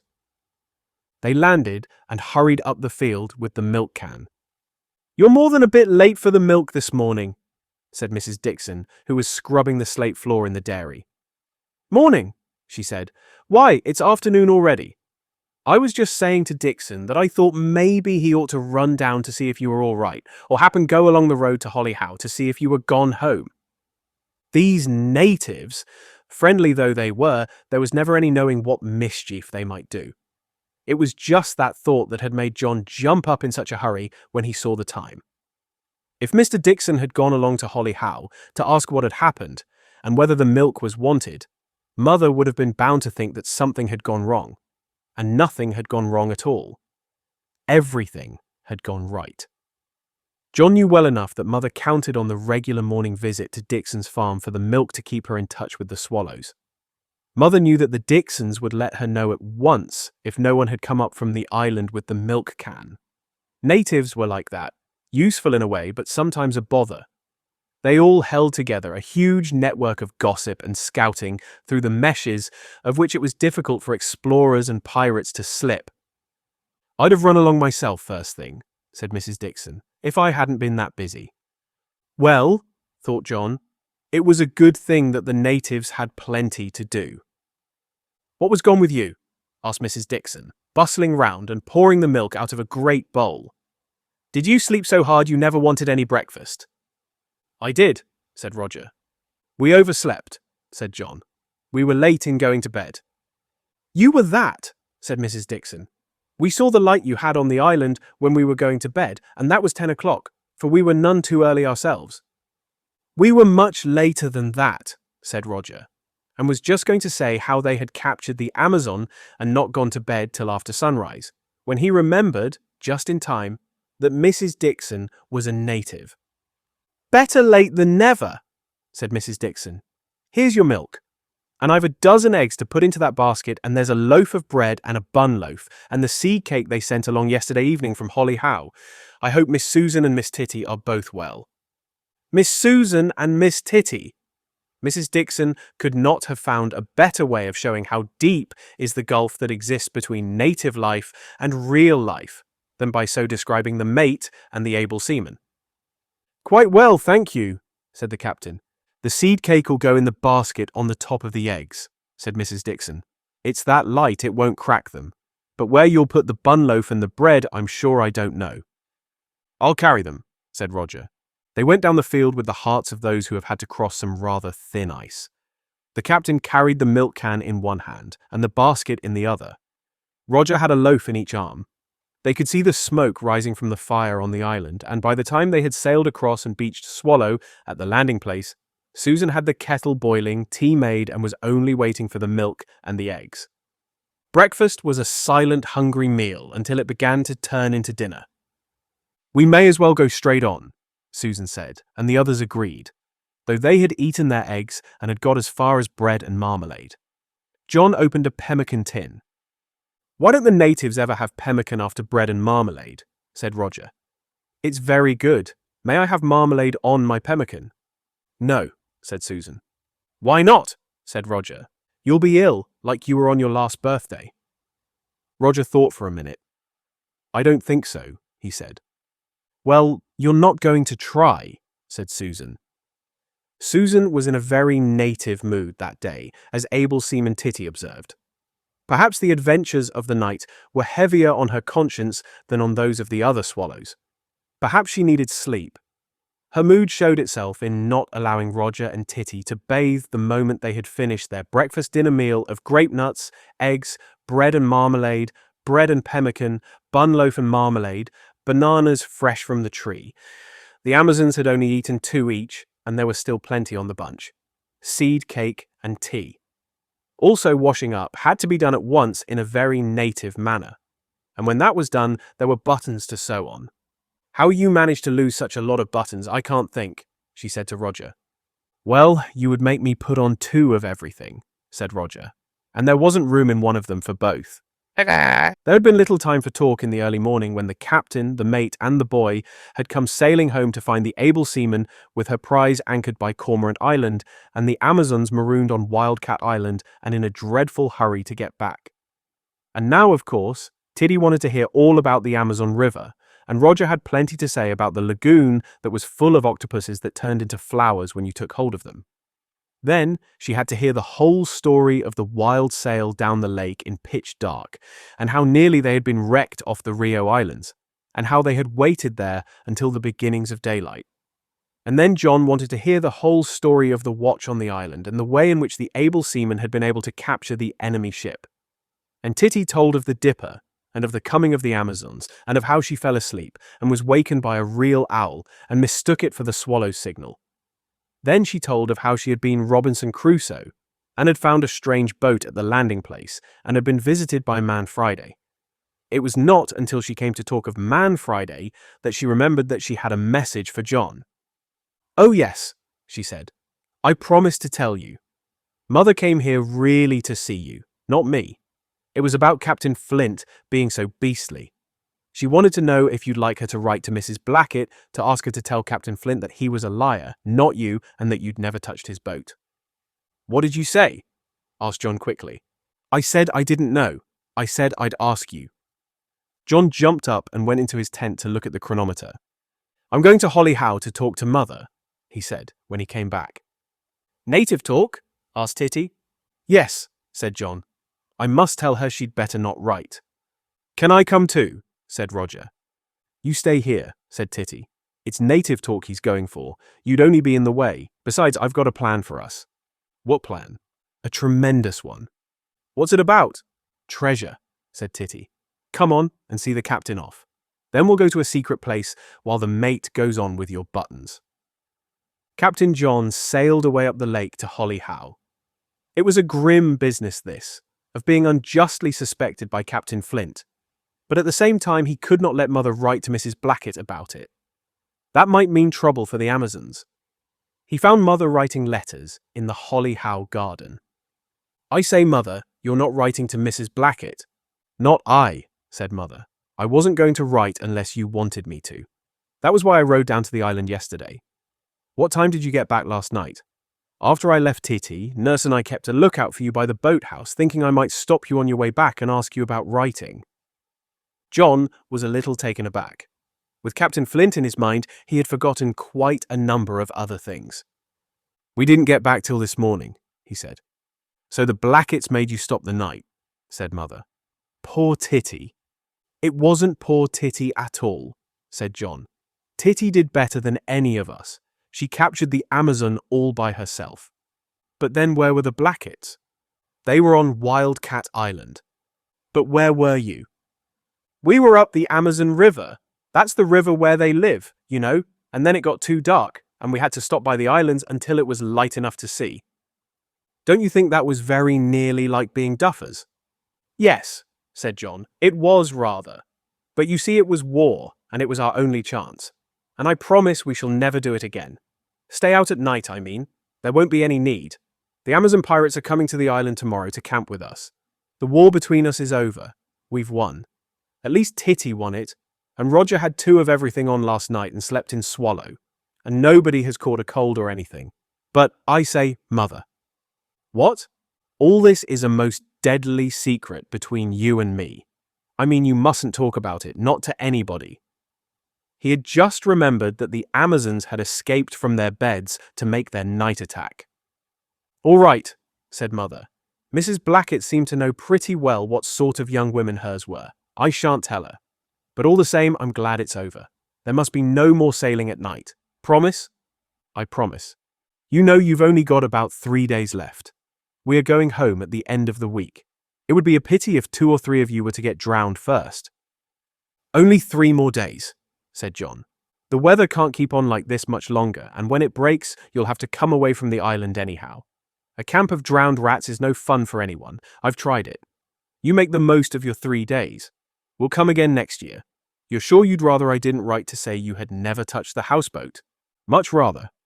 Very well. Come in and see Vicky and have some tea. As soon as they had watched Swallow's brown sail disappear beyond the lookout point and the north end of the island, Able Seaman Titty and the boy left the landing place and went to the harbour. This isn't a secret place, said the boy. Any place is secret if nobody else is there, said Titty. Besides, we're going up on my rock, where I was when I saw the bird that bobbed and flew underwater. Will the bird be there? I don't know, he may be. Then it won't be secret. Yes, it will. Birds don't count. There's nobody on the whole island except us and the mate, and she's sewing on buttons. How many buttons has she got to sew? Dozens, said the boy. 1 from each sleeve, and then all the others came off the front when I tried to get both my shirts off at once. That'll take her a long time, said the able seaman. This place will be as secret as any place could possibly be. Come on, take your shoes and stockings off. They took their shoes and stockings off and left them on the beach. Then they paddled across the shallow to the big rock at the side of the harbour, climbed up it and settled themselves on the top of it, dangling their legs in the sunlight and looking out over the rippled lake. Anybody could see us here, said the boy. Nobody could hear us, said the able seaman. "What is the plan?" said the boy. "Treasure," said the able seaman, "but I can't tell you unless you promise to come all by yourself with me." "Nobody else? Nobody else? Not even Susan?" "Nobody. We'll go to a desert island, a really desert island, not this one, and there we'll dig for treasure buried by pirates. For a long time we shan't find it. They never do. But then, at last, there will be a hollow sound under our pickaxes, and thousands of gold pieces will be rolling about in the sand." "But where is the island?" "You haven't said you'll come. Treasure seekers only tell each other. If I told you, you might go and let it out to a pirate or somebody." "I wouldn't." "Well, will you come?" "All right," said the boy. "You swear. Properly we ought to have a bit of paper, and you ought to make a mark with your own blood. Can't you prick your finger?" "No," said Roger. "Well, you promise to come?" "Yes." "Then lean over a bit that way. Bend down so that you can see under that bough. That's the island." "But that's Cormorant Island." "It's Treasure Island too." "How do you know?" "I heard the pirates burying their treasure there last night when I was in Amazon." "Real pirates?" "Of course, real ones. They swore like anything." "Real treasure?" "Of course, real treasure. I heard them say how heavy it was." "How shall we carry it if it's very heavy?" "Bit by bit. Some of it will be in ingots of gold. And then there'll be lots of gold pieces, guineas and things, and precious stones. Diamonds. We'll carry away a little at a time." The boy listened while the able seaman told him all she knew about treasure islands. She knew a great deal.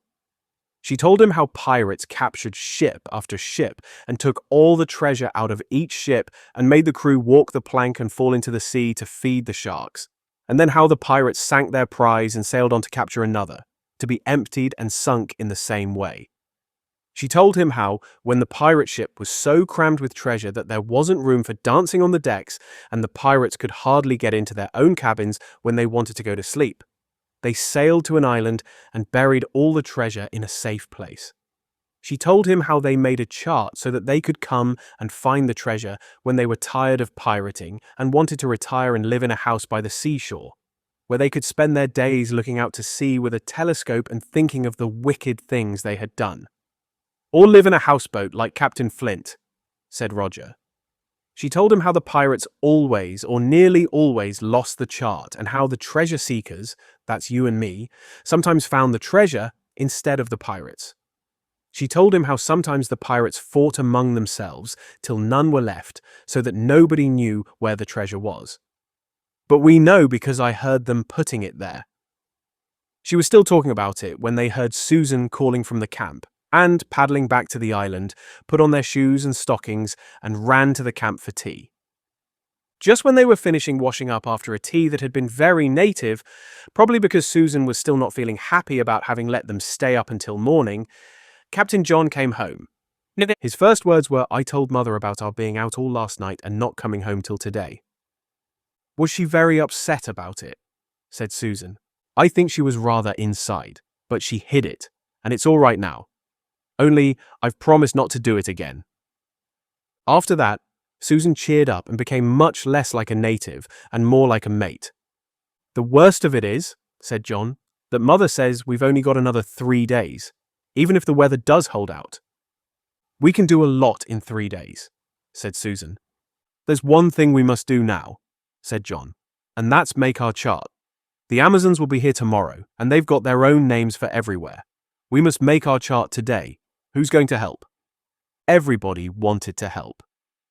A few minutes later, Captain John was lying flat on his stomach on the ground, with the guidebook and its map open before him. The others squatted round him, watching him copy the outline of the lake on 2 pages of the big exercise book that had been brought for a log. "There isn't room to do it here really properly," he said, "but this is a sketch chart and we'll do a good one after we get home." "A huge one," said Roger, "like Daddy's chart of the China Seas." "And we'll hang it up on the schoolroom wall to show where we've been," said Susan. "And to plan more explorings," said Titty. "Will it have colours?" said Roger. "Colours for the lights. We'll put a blob of yellow for our lighthouse and 2 little blobs for the leading lights." "What colour will the land be?" "They leave the land white on charts. It doesn't count, except where you can see it from a ship." And even then, only bits of it count. They'd put in Darien because it's a high point, but they wouldn't bother to mark Holly Howe. We will, won't we? We'll put it in as a native settlement. They do that sometimes. With a little picture. John drew a tiny house with trees and 3 little figures, 1/4 of an inch high, for the natives, Mother, Vicky, and Nurse. Then, in Houseboat Bay, he wrote its name and made a picture of the houseboat. Then again there was Dixon's farm, with a little figure and a cow, to show the produce of the country. "Put in the savages, with their wigwam and their snake," said Titty, and a snake, a 3-cornered black mark for the hut, and a fire showed the country of the charcoal burners. Rio was marked with little houses and landing stages. The islands off Rio Bay were drawn in, but only one of them had a name. John wrote Landing Island beside the one where landing was forbidden, and the Swallow had rested, swinging from the wooden pier in the darkness of the night. "You ought to put in my island," said Titty. "Which island?" "Where I watched for the Amazons that first day we saw them." It went in and was marked Titty's Island. Wildcat Island was marked, with its lighthouse tree, its landing place, its harbour and camp. Then a fish was drawn in Shark Bay, where they went perch fishing. Then the captain began putting in a dotted line to show the track of the Swallow from Wildcat Island to the Amazon River and back again. "How far up the river did you go?" asked Titty. "As far as the lagoon," said John. "I've marked that." "Put in the octopuses," said Roger. "I'm no good at drawing octopuses," said John when he had done his best. The chart began really to look like a chart. North and south of the part of the lake they knew were dotted lines and the words uncharted waters or unexplored. "It's no good putting in what we don't know," said John. "But of course we must put in mountains, where you can see them from the parts we have explored." John began drawing little anchors at all the ports where the Swallow had called. There was one by the island off Rio, and one at Rio itself, and one in the Holly Howe Bay, and one in Shark Bay, where Roger had hooked and lost his big fish, and one at the point where they had landed to visit the charcoal burners, and one at the landing for Dixon's farm. "What about the place where I anchored in Amazon?" said Titty. "Yes, that ought to go in," said John, and a little anchor was drawn close to the north end of Cormorant Island. "There ought to be a treasure island," said Titty, "but the one that's got treasure on it has got a name already."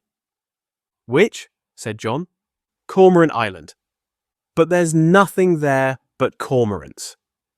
"It's a secret," said Titty, "but there is treasure there. Roger and I are going to discover it. The pirates put it there last night while I was anchored in Amazon." "What pirates?" "They came in the dark, rowing. I heard them." "Fishermen, probably," said John. "No, they weren't," said Titty. "They nearly smashed their boat, and they swore." "How you do romance," said Susan. "You were asleep and dreaming," said John. "But look here, we'll make one of the other islands a treasure island if you like. The biggest one off Rio hasn't got a name." "But there really is treasure on Cormorant Island. Tons of Spanish gold. Roger and I are going to look for it. Let's go at once and make sure." "Steady on, Titty," said Susan.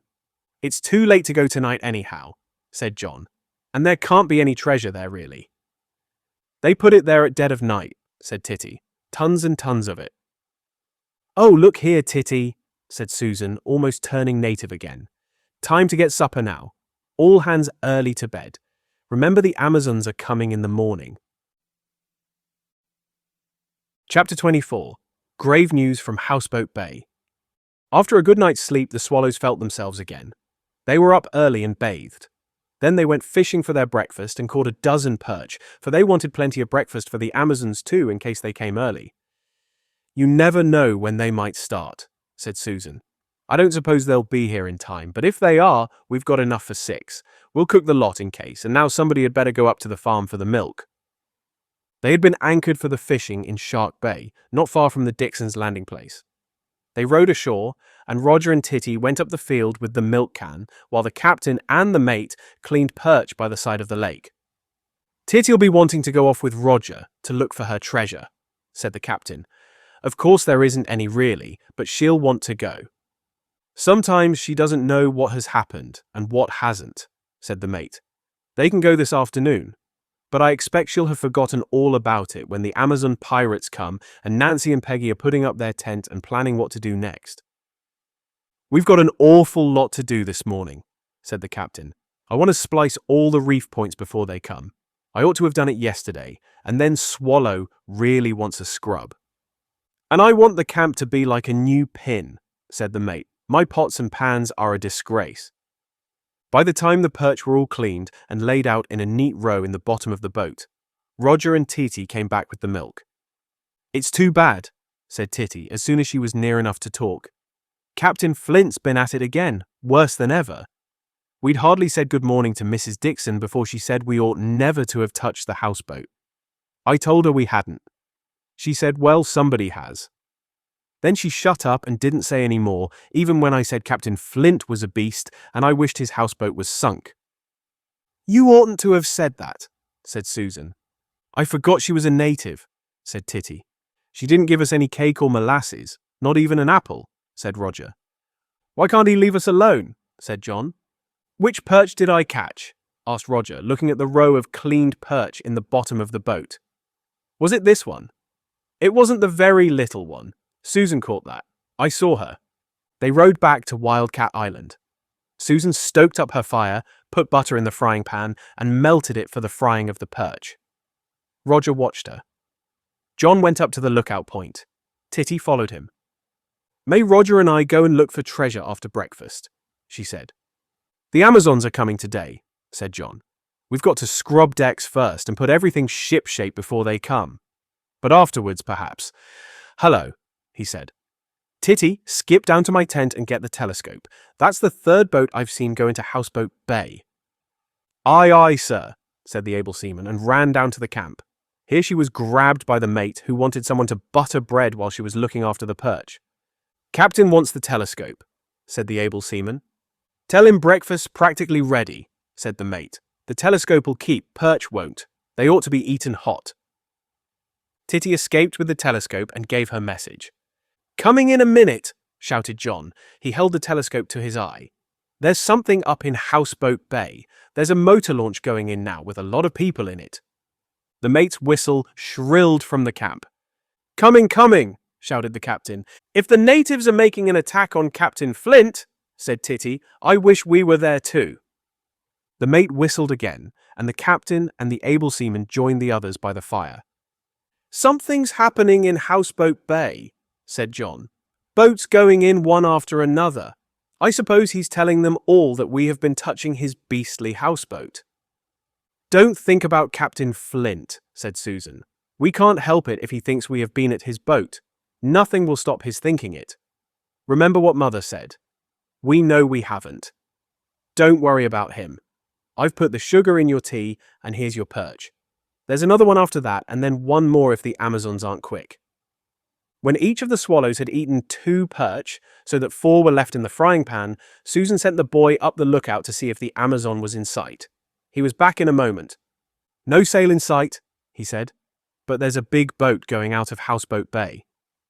They won't be here till after breakfast, said Susan. That's another perch all round.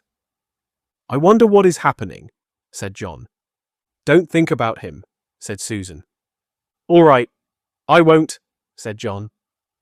As soon as breakfast was over and done with, everybody set to work to tidy up.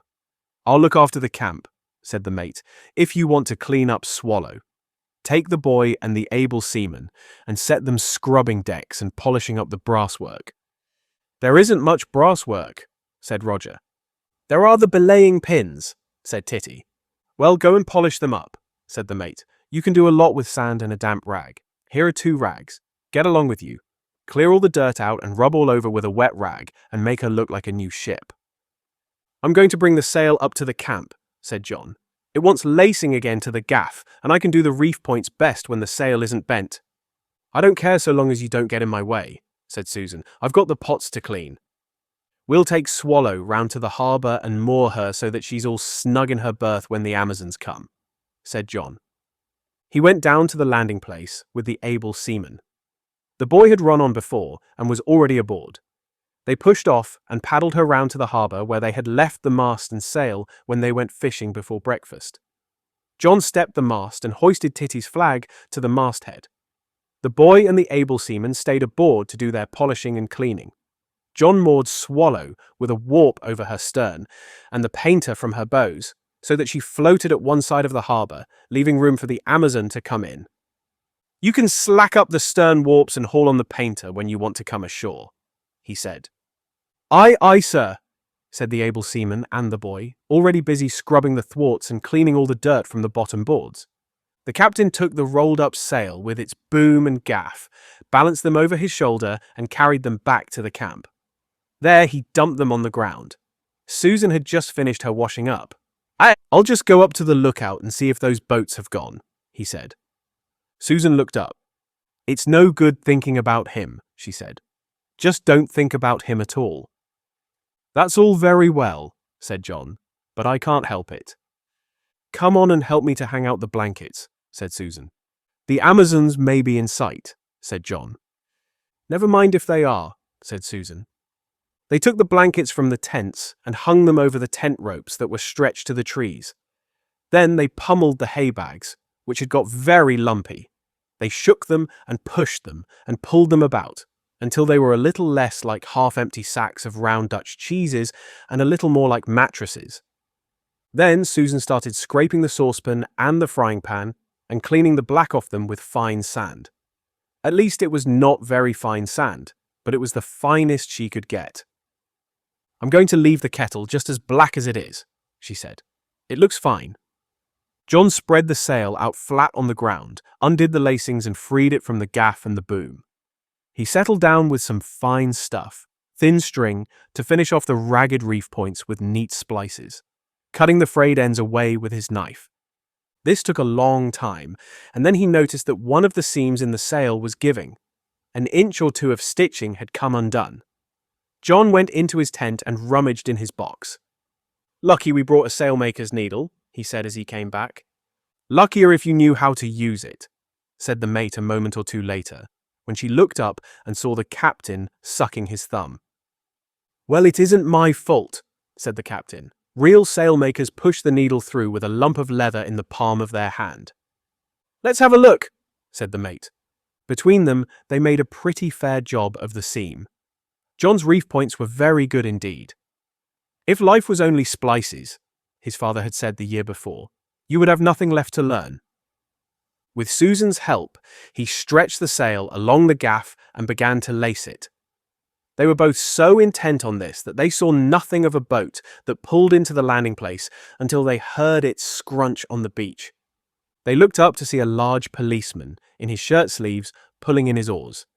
He got up, balancing heavily, and stepped ashore.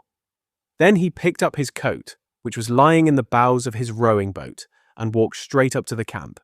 He was very hot, and as he walked he struggled with his coat until at last he got out of it a big red handkerchief, with which he mopped his face. He looked down on the captain and the mate. "Good morning," said John politely. "Morning," said the big policeman. "Busy?" "Yes, rather," said John. "Cooler work than rowing in this weather." "Have you come a long way?" asked Susan, who was wondering what she could give him to drink. "Aye," said the policeman, "I have. And what might you be doing here is what I want to know." "This is our camp," said John. "Won't you sit down and rest yourself? I'm sorry we haven't any beer, but there are 1 or 2 bananas still left on that tree." The policeman grunted and did not say thank you. With another struggle, he pulled a notebook and a pencil out of his coat. "Name and address, please," said the policeman. "My name is John Walker," said John. "This is our address." "Walker, John," said the policeman, writing. He mopped his face again. "Address? Here." "Where?" "Here." "That won't do," said the policeman. "Where do you live?" "In these tents." The policeman walked round to the tents and looked into them. Susan protested. "We haven't made our beds yet," she said. Just then there was a cheerful noise of whistling from the other end of the island. "Any more of you?" said the policeman. "Lots," said John. "Now look here," said the policeman, "and answer me straight. When did you go aboard Mr. Turner's houseboat?" "We've never been near it," said John, "except once when I went to talk to Mr. Turner." Come, said the policeman. That won't wash at all. Why, the mess it's in. Sammy! A clear, ringing voice made the policeman turn round sharp. Sammy, I'm ashamed of you. If you don't go away at once, I'll tell your mother. I'm sure I beg pardon, Miss Ruth, said the policeman, turning redder than ever. I thought they'd know something about the burglary if anybody did, seeing that they've been at the houseboat before. I had no sort of idea they were friends of yours. Of course they are, said Captain Nancy, coming into the camp and dumping a bundle of tent poles. They've never had anything to do with Uncle Jim's houseboat. You go away back to Uncle Jim and tell him so. Or shall we take his boat and keep him prisoner? She added, turning to John. No, don't do that, Miss Ruth, said the policeman. Not today. I've got to row right down to the foot of the lake. Peggy Blackett came along the path from the harbour with a huge white bundle on her shoulder, followed by Titty and Roger with blankets and a bundle of fishing rods. Hello, Sammy, she said. What are you doing here? It was all a mistake, miss, said the policeman. Run away, Sammy, and don't make those mistakes again, said Nancy. The big policeman went down to his boat again and pushed off. Miss Ruth and Miss Peggy, he begged, don't you say anything to Mother. All right, Sammy, not if you are good. He rowed quickly away. What did he want? Said Titty. Why was he frightened? Said Roger. Did you know him? Said Susan. Of course we did, said Captain Nancy. His mother used to be Mother's nurse, and she was our nurse too when we were very young. He's our policeman. He isn't afraid of anybody except his mother, and us, of course. I say, you know what's happened. What? You know that message the old Billies gave you to give to us, about telling Uncle Jim to put a padlock on his houseboat? Well, they were right. Uncle Jim's houseboat has been burgled, said Peggy. I knew something had happened when I saw all those boats there this morning, said John. The other pirates attacked Captain Flint's ship while he was away, said Captain Nancy. He had gone, you know, when you said he had. We were wrong. Those lights we saw in the houseboat when we were sailing down here in the dark weren't his. They belonged to the burglars, to the other pirates. At that very moment, they were about their fell work. Someone else saw those lights too, said Peggy. The motorman who knew that Uncle Jim was away. So in the morning he went to see and found the cabin door swinging open and the whole place upside down. He came over to tell Mother, and Mother sent a telegram to Uncle Jim. He got here last night and went to his houseboat. But everything was in such an awful mess that he came back with his parrot to our house to sleep. He was raging mad, said Nancy, and the parrot was too cross to talk. Sometimes he was mad, and sometimes just glumpy, said Peggy. He said he wouldn't have minded if they'd taken everything he had except what they did take. They've taken his old cabin trunk with his typewriter in it and the book he's been writing all summer. The book he's been writing so that he couldn't be one of us like he used to be. He said he supposed they took it because it was heavy. He didn't know what else they'd taken. But they'd emptied all the lockers out on the floor and pulled everything in the boat to pieces. Worse than a spring cleaning, he said it was. Sometimes he was just miserable and saying nothing at all, and then other times he would start raging away about the lake being covered with boys and about you. ... He always thinks it's us, said John. I was just going to tell him that it couldn't have been you that night, said Nancy, because you were up the Amazon River when we saw the light in his ship. But Peggy nudged me just in time, and I remembered that we were in bed that night, so I shut up. I began to think it was a good thing we'd already got leave to camp with you. Any minute someone might have told us not to. They were all in such a stew. So we slipped off and stowed our things in Amazon last night and hid her up the river, and then this morning we lay low until Uncle Jim had rowed away back to the houseboat. When we did start, there wasn't much wind, or we'd have been here before. We had to row through the islands, and then we waited for a bit, watching all the boats taking people to Houseboat Bay to see the burglary. You got back in time yesterday morning, said Susan. It was a near squeak, but we did, said Nancy. And we just had time to get into bed with our clothes on when they came banging at the door, said Peggy. I say, said John, were they burgling the very night of our war? Of course they were, said Nancy. I told you, we saw their light in the houseboat. If we'd only known, we could have captured the lot of them and made Uncle Jim our grateful slave forever. Then perhaps Titty really did hear something that night, said John. Perhaps the pirates I heard were the very ones who had sacked Captain Flint's ship, said Titty. Did you hear any? Said Nancy. They were in a rowing boat, said Titty, when I was anchored in Amazon. They probably were the burglars, said Nancy. We saw their light and then you heard them. What beats me is why Uncle Jim should have got it into his head that you had anything to do with it. Of course we didn't, said Captain John. Gaskets and bowlines, said Captain Nancy. You needn't tell me that. What puzzles me is why he should think you did. Captain John was very uncomfortable. He didn't believe me when I told him I hadn't touched his houseboat. That time I went to tell him what the charcoal burners had said. But why wouldn't he believe you? Well, said Captain John. Look here, Captain Nancy, it really doesn't matter.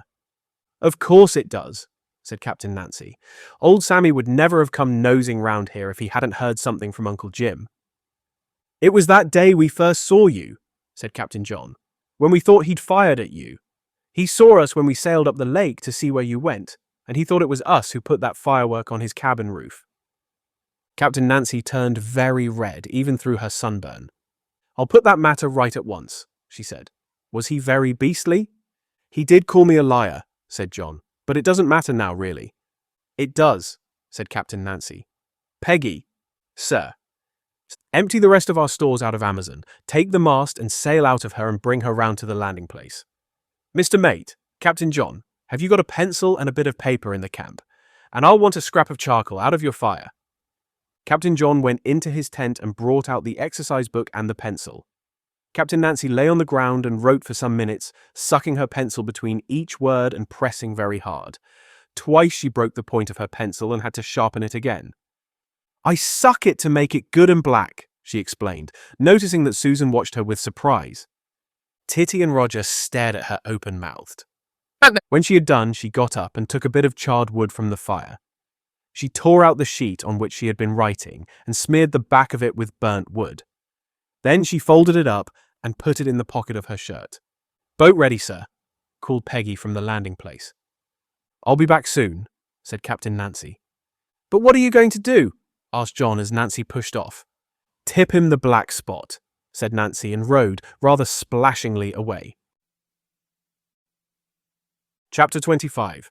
Captain Flint gets the black spot. The houseboat man, Captain Flint, sometimes known as Uncle Jim, was alone with his green parrot in the cabin of his ship, grimly trying to put things straight after his visitors. First there had been the burglars, and then this morning there had been all the people who wanted to see what damage had been done, besides Sammy and the other policeman and the sergeant from Rio, who had sent Sammy to the foot of the lake and the other policeman up to the other end to make inquiries. The burglars had turned everything upside down. Every one of the neat lockers and cupboards had its door swinging open and its contents raked out. The assegais and tomahawks and shark's tooth necklaces and boomerangs and green and scarlet painted gourds that were relics of Captain Flint's travels and had hung in honoured places on the cabin walls had been torn down. It was like trying to tidy up after a whirlwind. Captain Flint trod on a little ebony elephant from Colombo. He picked it up, thinking of glue, but it had lost its tusks, its trunk and two of its legs, and he threw it desperately through the open cabin window. The green parrot, perched on the edge of the cabin table, was trying to bite off the head of a little jade image of Buddha that Captain Flint had bought in Hong Kong. Go ahead, Polly, said Captain Flint. Smash it up. Pretty Polly, said the parrot, and holding the little idol in one claw, twisted at it with its strong curved beak. Why on earth they couldn't have taken some of these things if they wanted them? Beats me, said Captain Flint, who from living alone so much was accustomed to talk a good deal to himself and to the parrot. And then they go and take the one thing that could be of no possible use to them, but mattered a great deal to me. Never lock anything up, Polly, and you'll never lose it. Whoever the thief was, he took that box simply because it was heavy and he couldn't open it. If it was that boy, he must be a strong one. But perhaps he had others to help him. Well, when he does open it, he'll be sorry he didn't take something else. Mixed moss, by a rolling stone, won't mean much to him, Polly, though it meant a lot of hard work to me. Pretty Polly, said the parrot as the head of the idol dropped on the floor. Captain Flint bent to pick up the fallen head, and a broken emu's egg cracked under his feet. "All the king's horses and all the king's men," said Captain Flint, "won't put Humpty Dumpty together again and won't make me sit down to write mixed moss a second time." The green parrot gave a loud, angry shriek when Captain Flint picked up the little jade head. "Oh, well, take it then," said Captain Flint. The parrot waddled towards him along the table, and gripping the edge of the table with one claw, took the head from him with the other. "It's just a summer wasted," said Captain Flint, "and all my diary's gone too." "Pretty Polly," said the parrot. "There is one thing about it," said Captain Flint, picking up an armful of clothes and shoving them into one of the cupboards. "Those nieces of mine had nothing to do with it. They do play the game, and they'd never have wrecked my cabin for me. But that boy, I didn't like his lying to me about his firework on my cabin roof. Boys are capable of anything, Polly, even good ones. I was a bad one myself, so they say, but at least I didn't tell lies." At that moment, a small folded piece of paper flew through the cabin window and dropped on the table. The parrot shuffled towards it and picked it up. It seemed to be better material for beakwork than the remains of the little jade image. Captain Flint looked out. "Hello, Nancy," he said. "Come to gloat." "I won't speak to you," said Nancy. "I've tipped you the black spot. Read it." "What's the matter?" "I won't speak to you till you've said you're sorry. Read the black spot and you'll see why." Captain Flint was just in time to save the paper from the parrot. It was already in two pieces. Captain Flint untwisted them and put them together. On one side was a large round smudge made with the charred wood. On the other was a letter. To Captain Flint, alias Uncle Jim, John never touched the houseboat. When you told him he was a liar, he wasn't. You were. He had come at risk of his life to warn you that savage natives were planning an attack on your houseboat. The Billies had given him a message for you. You wouldn't listen. Instead, you called him a liar. Talk about being ungrateful. Now you've been burgled. I'm glad, very glad. If you want to know who singed your beard, see Philip of Spain, by exploding a mine on your cabin roof, it was the undersigned. You deserved it. This is the black spot. You are deposed from being an uncle or anything decent. Nancy Blackett, Amazon pirate. "Hi, Nancy!" shouted Captain Flint out of the cabin window. But Captain Nancy, anxious to show the swallows that she was holding no parley with the enemy, was already rowing out of the bay. "By Jove," said Captain Flint. "So it was those young harum-scarums all the time. What a brute that boy must have thought me. And I was a brute too. And now I've gone and told the police that I thought he might have something to do with this mess. Into your private cabin with you, Polly. There's too much about to leave you in charge here." He put the parrot, squawking wildly, into its cage, ran up on deck, jumped down into his rowing boat, cast off the painter, and set off after Captain Nancy, rowing as hard as he could.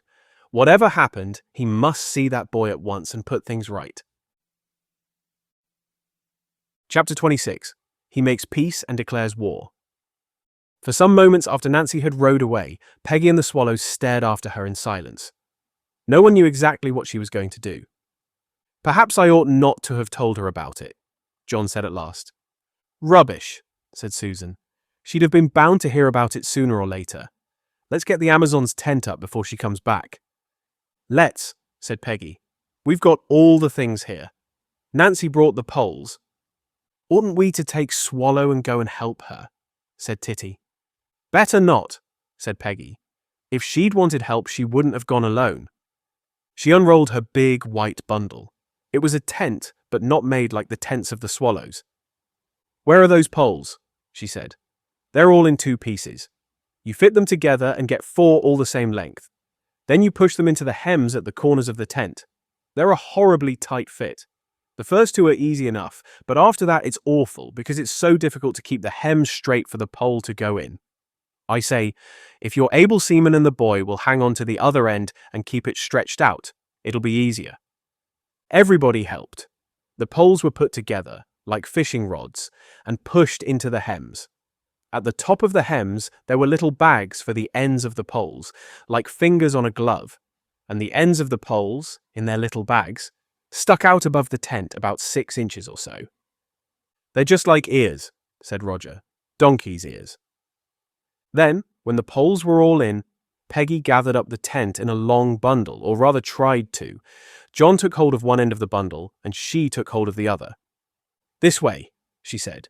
"It's lucky you didn't pitch your tents on our place, or we really should have had to fight you for it. We couldn't put it up properly without these 2 stumps." On the opposite side of the camp to the tents of the swallows, there were 2 stumps of trees that had been cut down. Between them, now that they looked, the swallows saw the remains of a worn square patch. Peggy dug about with her fingers in the grass and found a hole at each corner of the square. "The tent poles fit into those holes," she said. "Then these ropes go from the top of the tent to the old tree stumps and round them, and we tighten them up with these bits of wood." The bits of wood had 2 holes in them, one at each end. The rope ran through one hole, then round the tree stump, then through the other hole, ending in a knot so that it would not pull out again. To tighten the rope, all you had to do was to pull the bit of wood up the rope, and then the other end, by pulling it sideways, stopped it from slipping when you let go. "It's a lot easier with 5 to work at it," said Peggy, when the tent stood in its place, and the ropes from the donkey's ears at each end were properly tautened. "It takes us ages by ourselves. What did you do with that bundle of iron pegs that was with the blankets?" "Here they are," said Titty. "There are holes for them too," said Peggy, "but they have to be hammered in. Oh bother, I forgot our mallet." "Skip for our hammer, Roger," said mate Susan. Along the bottom of the sides and back of the tent, there were loops, and for each loop there was a peg with a crook at the top to hold it. Peggy found the holes that were left from the time of their last camping, and John drove the pegs home with the hammer. "There's nothing else," said Peggy, "except the ground sheet, and that's at the harbour with our sleeping bags, where I emptied them out of Amazon." "It really is something like a camp now," said Titty, looking with pride at the 3 tents and the campfire and the kettle and Susan's newly cleaned frying pan and saucepan. Anybody would know it was a camp on a desert island the moment they saw the sail. "Let's finish lacing the sail," said Susan, but John had hurried off to the lookout point to see if he could see anything of Captain Nancy and the Amazon. A moment later he came running back into the camp to fetch the telescope. "I say, Susan," he shouted, "Captain Flint is coming after her." "You're as bad as Titty with her treasure," said Susan. "Natives don't do things like that." "But he is," said John. "Uncle Jim isn't always very like a native," said Peggy. "He's worse than any native," said Titty over her shoulder as she ran up to the lookout point. The others were close behind her. Nancy had been nearly halfway back when Captain Flint in his rowing boat shot out of Houseboat Bay in pursuit of her. She was now close to the island, and Captain Flint, though he had gained a great deal, was still some little way behind her. His was a heavy boat. "Well," said John, "he is coming after her, isn't he?" "Perhaps she's invited him," said Susan. "And she rowing fit to bust," said Peggy. "Not she. He's giving chase." "And look how he's rowing," said John. "Like a steam engine," said Roger. "He's fairly lifting his boat along," said Peggy, "but Nancy'll beat him. She's got too much start. Go it, Nancy. Well rowed. Keep it up. Go it, Nancy." The little group on the lookout point shouted as if they were watching a race. Nancy heard them and glanced once over her shoulder. "Come on!" yelled Peggy. "It's no good putting to sea to help her, but she'll get here first, and then we can all stop him from landing. Come on, swallows and Amazons forever." "And death to Captain Flint!"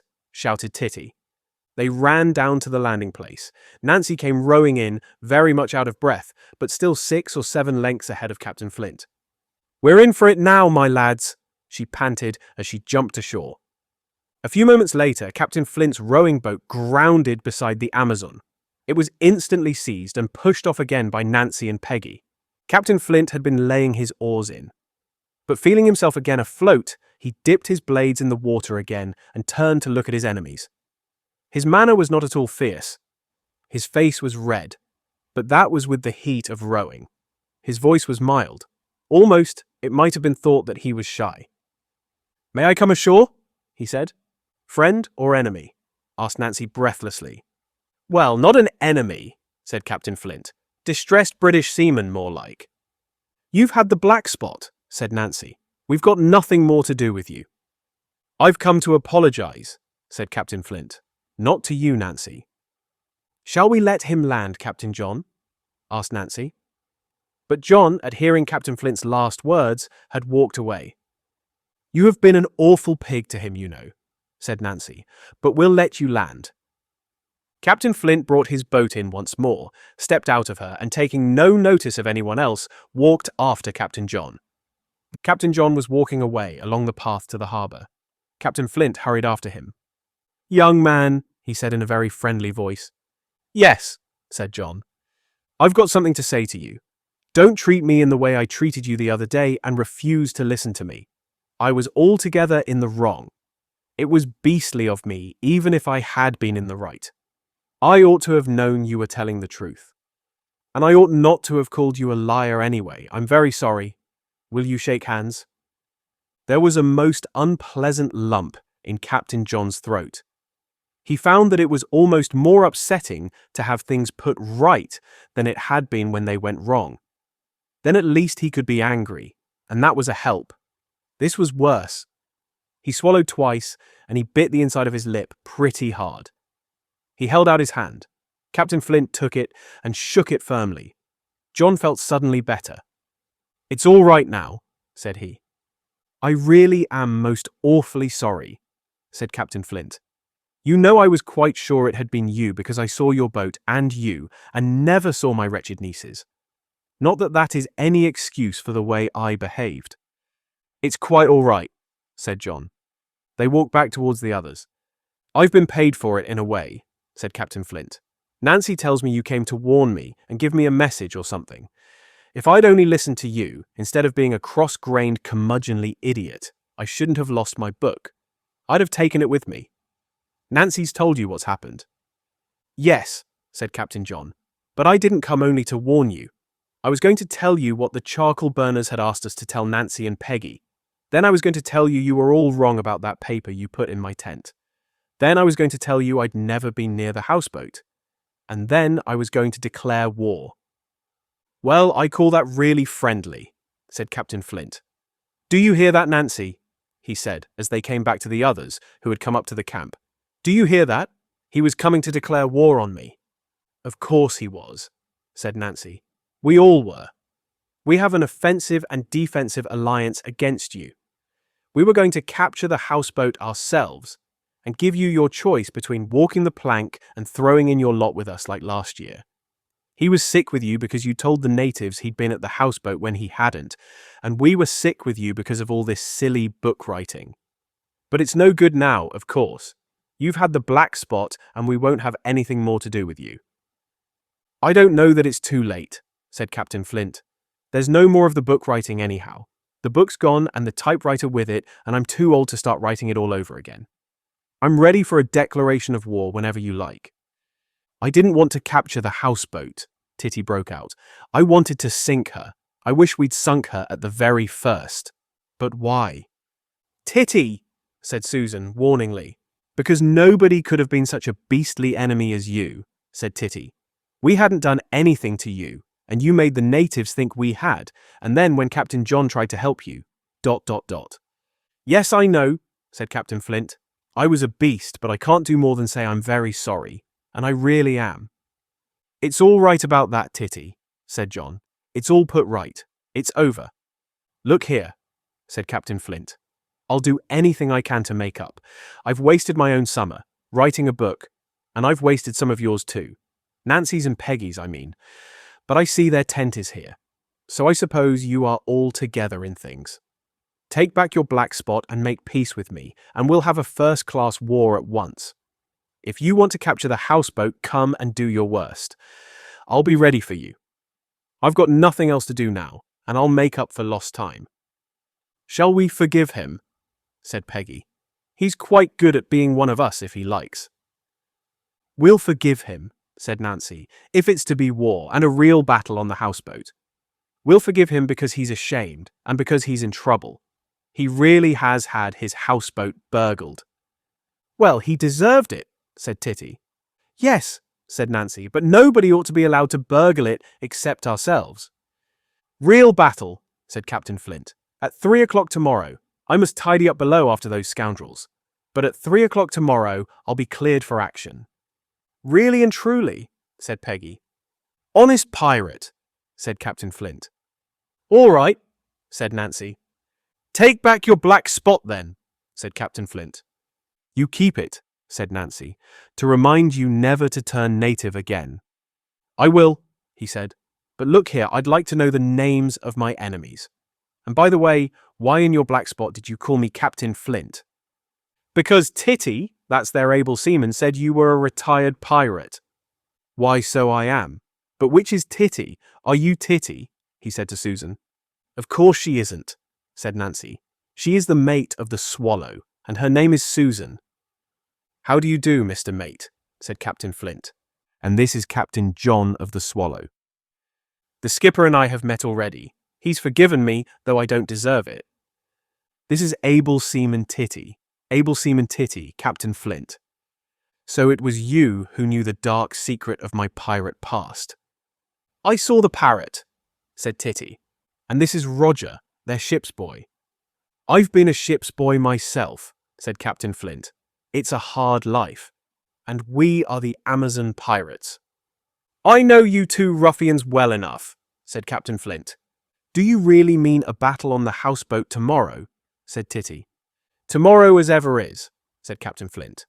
We'll take her, said the able seaman. Have you got a good plank? What for? To walk, said the able seaman. Everything shall be in order, said the retired pirate, who, of course, knew just how things should be.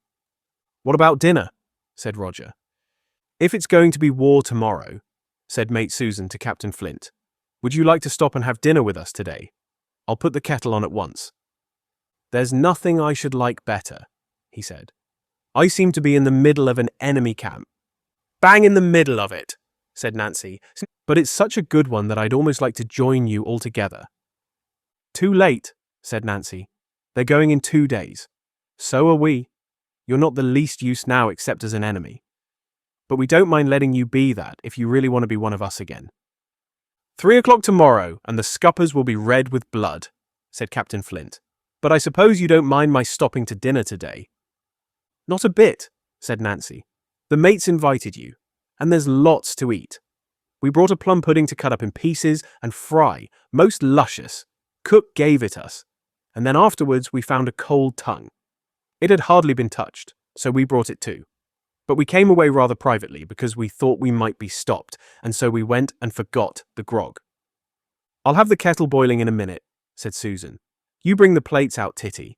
Pick out some of the best potatoes, Roger, and we'll bake them. There's lots of hot ashes at the edge of the fire. Come on, Peggy, and we'll bring our stores into camp, said Captain Nancy. Can I give you a hand with that lacing? Said Captain Flint.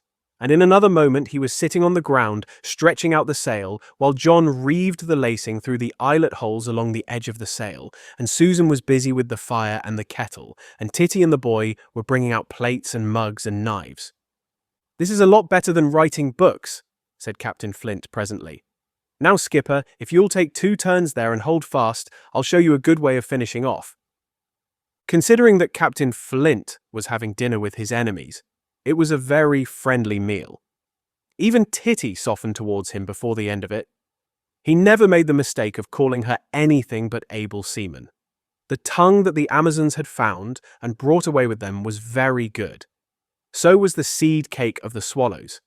It was no good opening pemmican tins when there was nearly the whole of a tongue to be eaten. The plum pudding fried in slices would have come last. Only the potatoes took a long time to get properly done, and in the end had to be used as a sort of hot dessert. They were sitting round the fire, getting the insides out of the potatoes, which were almost too hot to touch, when they began to talk about the burglary. I wonder what made the Billies give you that message for me, said Captain Flint. They said they'd heard something at Bigland, said John. That's away beyond the foot of the lake, said Captain Flint. If we could only find out where the burglar came from, there might be some chance of getting my box back. But there was nothing to show who he was or what he was. My boat looked as if 100 wild cats had been having a general scrimmage in the cabin. And that was all, except that they took my old cabin trunk. But everything that mattered was in it. Was it a very heavy one? Said Titty. It was, rather. Were there ingots in it? Captain Flint laughed. Afraid not, he said. What there was a typewriter, a lot of diaries and old logs, and the book I've been writing all the summer. If they'd taken anything else, I wouldn't have minded. Thoughts struggled in Titty's mind, but she looked at Captain Flint more kindly than before. Was it a book you'd been writing yourself? She asked. It was, said Captain Flint. About your pirate past? Well, that came into it. Was it a very good book? Come to think of it, said Captain Flint, perhaps it wasn't. All the same, I'd like to get it back. You've no idea what a job it is writing a book. Keeping a log is bad enough. I know, said Titty, and now I might just as well not have written it. And been much nicer all the summer, said Nancy. Don't rub it in, said Captain Flint sadly. There was a rapid secret talk between the Amazons, ending with Nancy saying, Well, tell him if you like. Look here, Uncle Jim, said Peggy. I beg your pardon, I thought my name was Captain Flint. So it is. If you're really going to be one of us again, we've got something to tell you. We know just when the burglar was burgling your boat. We saw him do it. Did you, by Jove? Did you see which way he went? At least we saw the light in the houseboat. We thought it was yours. We couldn't tell you yesterday, you know, because you weren't one of us, and when we saw that light we were in bed properly. Were you? And where were you improperly? On the lake. So you were supposed to be in bed and were really up to hijinks on the ocean wave. It's a secret, of course, said Peggy. We were sailing down to Wildcat Island in a private war, said Nancy. If the burglar had come this way, do you think you would have heard him? Said Captain Flint. We didn't. We only saw a light in the cabin and thought it was you. Then John spoke. Able Seaman Titty thinks she did hear something that night. Where was she? In Amazon. What, with you two? No, it was afterwards. We were on Wildcat Island then. We were marooned. Who marooned you? Titty did. She went off in Amazon and left us to our cruel fate, said Peggy. That's how the Swallows won the war. But where were the others? We were up the Amazon River, or sailing back from it, said John. The lake seems to have been a lively place that night, said Captain Flint. And what did you hear, Able Seaman? I heard people rowing in a boat. They came close past me. And where were you? I was anchored. Look here, said Captain John. You'd better have a look at our chart. It shows just where she was. He ran into his tent and came out with the new chart and pointed to the little anchor that marked the place where Titty had lain in Amazon, off the north end of Cormorant Island. Captain Flint looked at it. Did they pass close to you? He asked. Very close, said Titty. It's a funny course for them to steer from my houseboat if they were making for the foot of the lake. They must have nearly run into the island. They did run into it, said Titty, and then they went on. They landed on the island, said Titty, and they left their treasure there, or whatever it was they had with them. They said it was heavy. I heard them. Shiver my timbers, said Nancy. Not really, Titty, said Susan. Captain Flint jumped to his feet. Able Seaman, he said. If that box is there, I'll give you anything you'd like to have. Come on, all of you, and we'll row across and look. He grabbed Titty by the hand and shook it.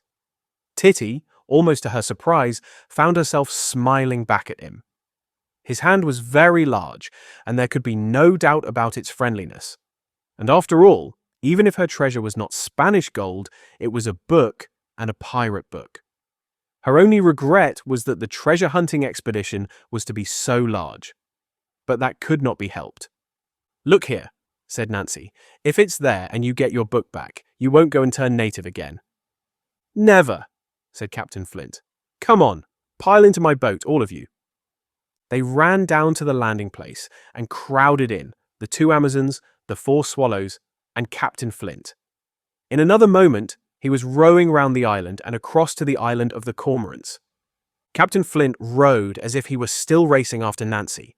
Every stroke jerked the boat forward and jerked his passengers backward. In a very few minutes, he had reached Cormorant Island and found a place where he could pull his boat's nose up between two rocks. Everybody scrambled ashore.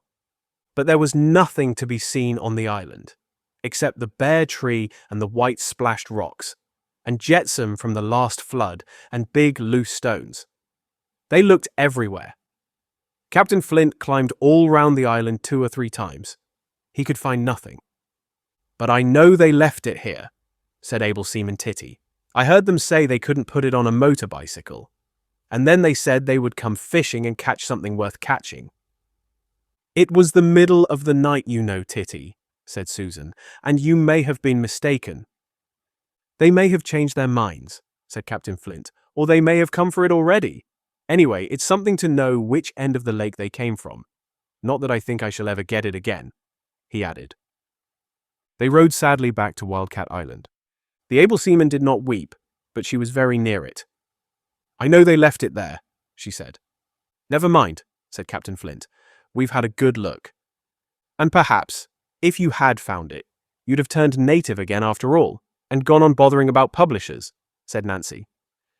"Anyhow, I haven't found it," said Captain Flint, "so we'll think of something else. 3 o'clock tomorrow, for example." "Real war," said Nancy. "Blood and thunder," said Captain Flint. 3 o'clock tomorrow, and I'll be cleared for action. I'll be ready to repel boarders or sink both your ships or hang the lot of you at the yardarm or be captured as a Spanish brig or sunk as a Portuguese slaver. Anything you like." He put them ashore at Wildcat Island and rowed back to bring order into his wrecked cabin.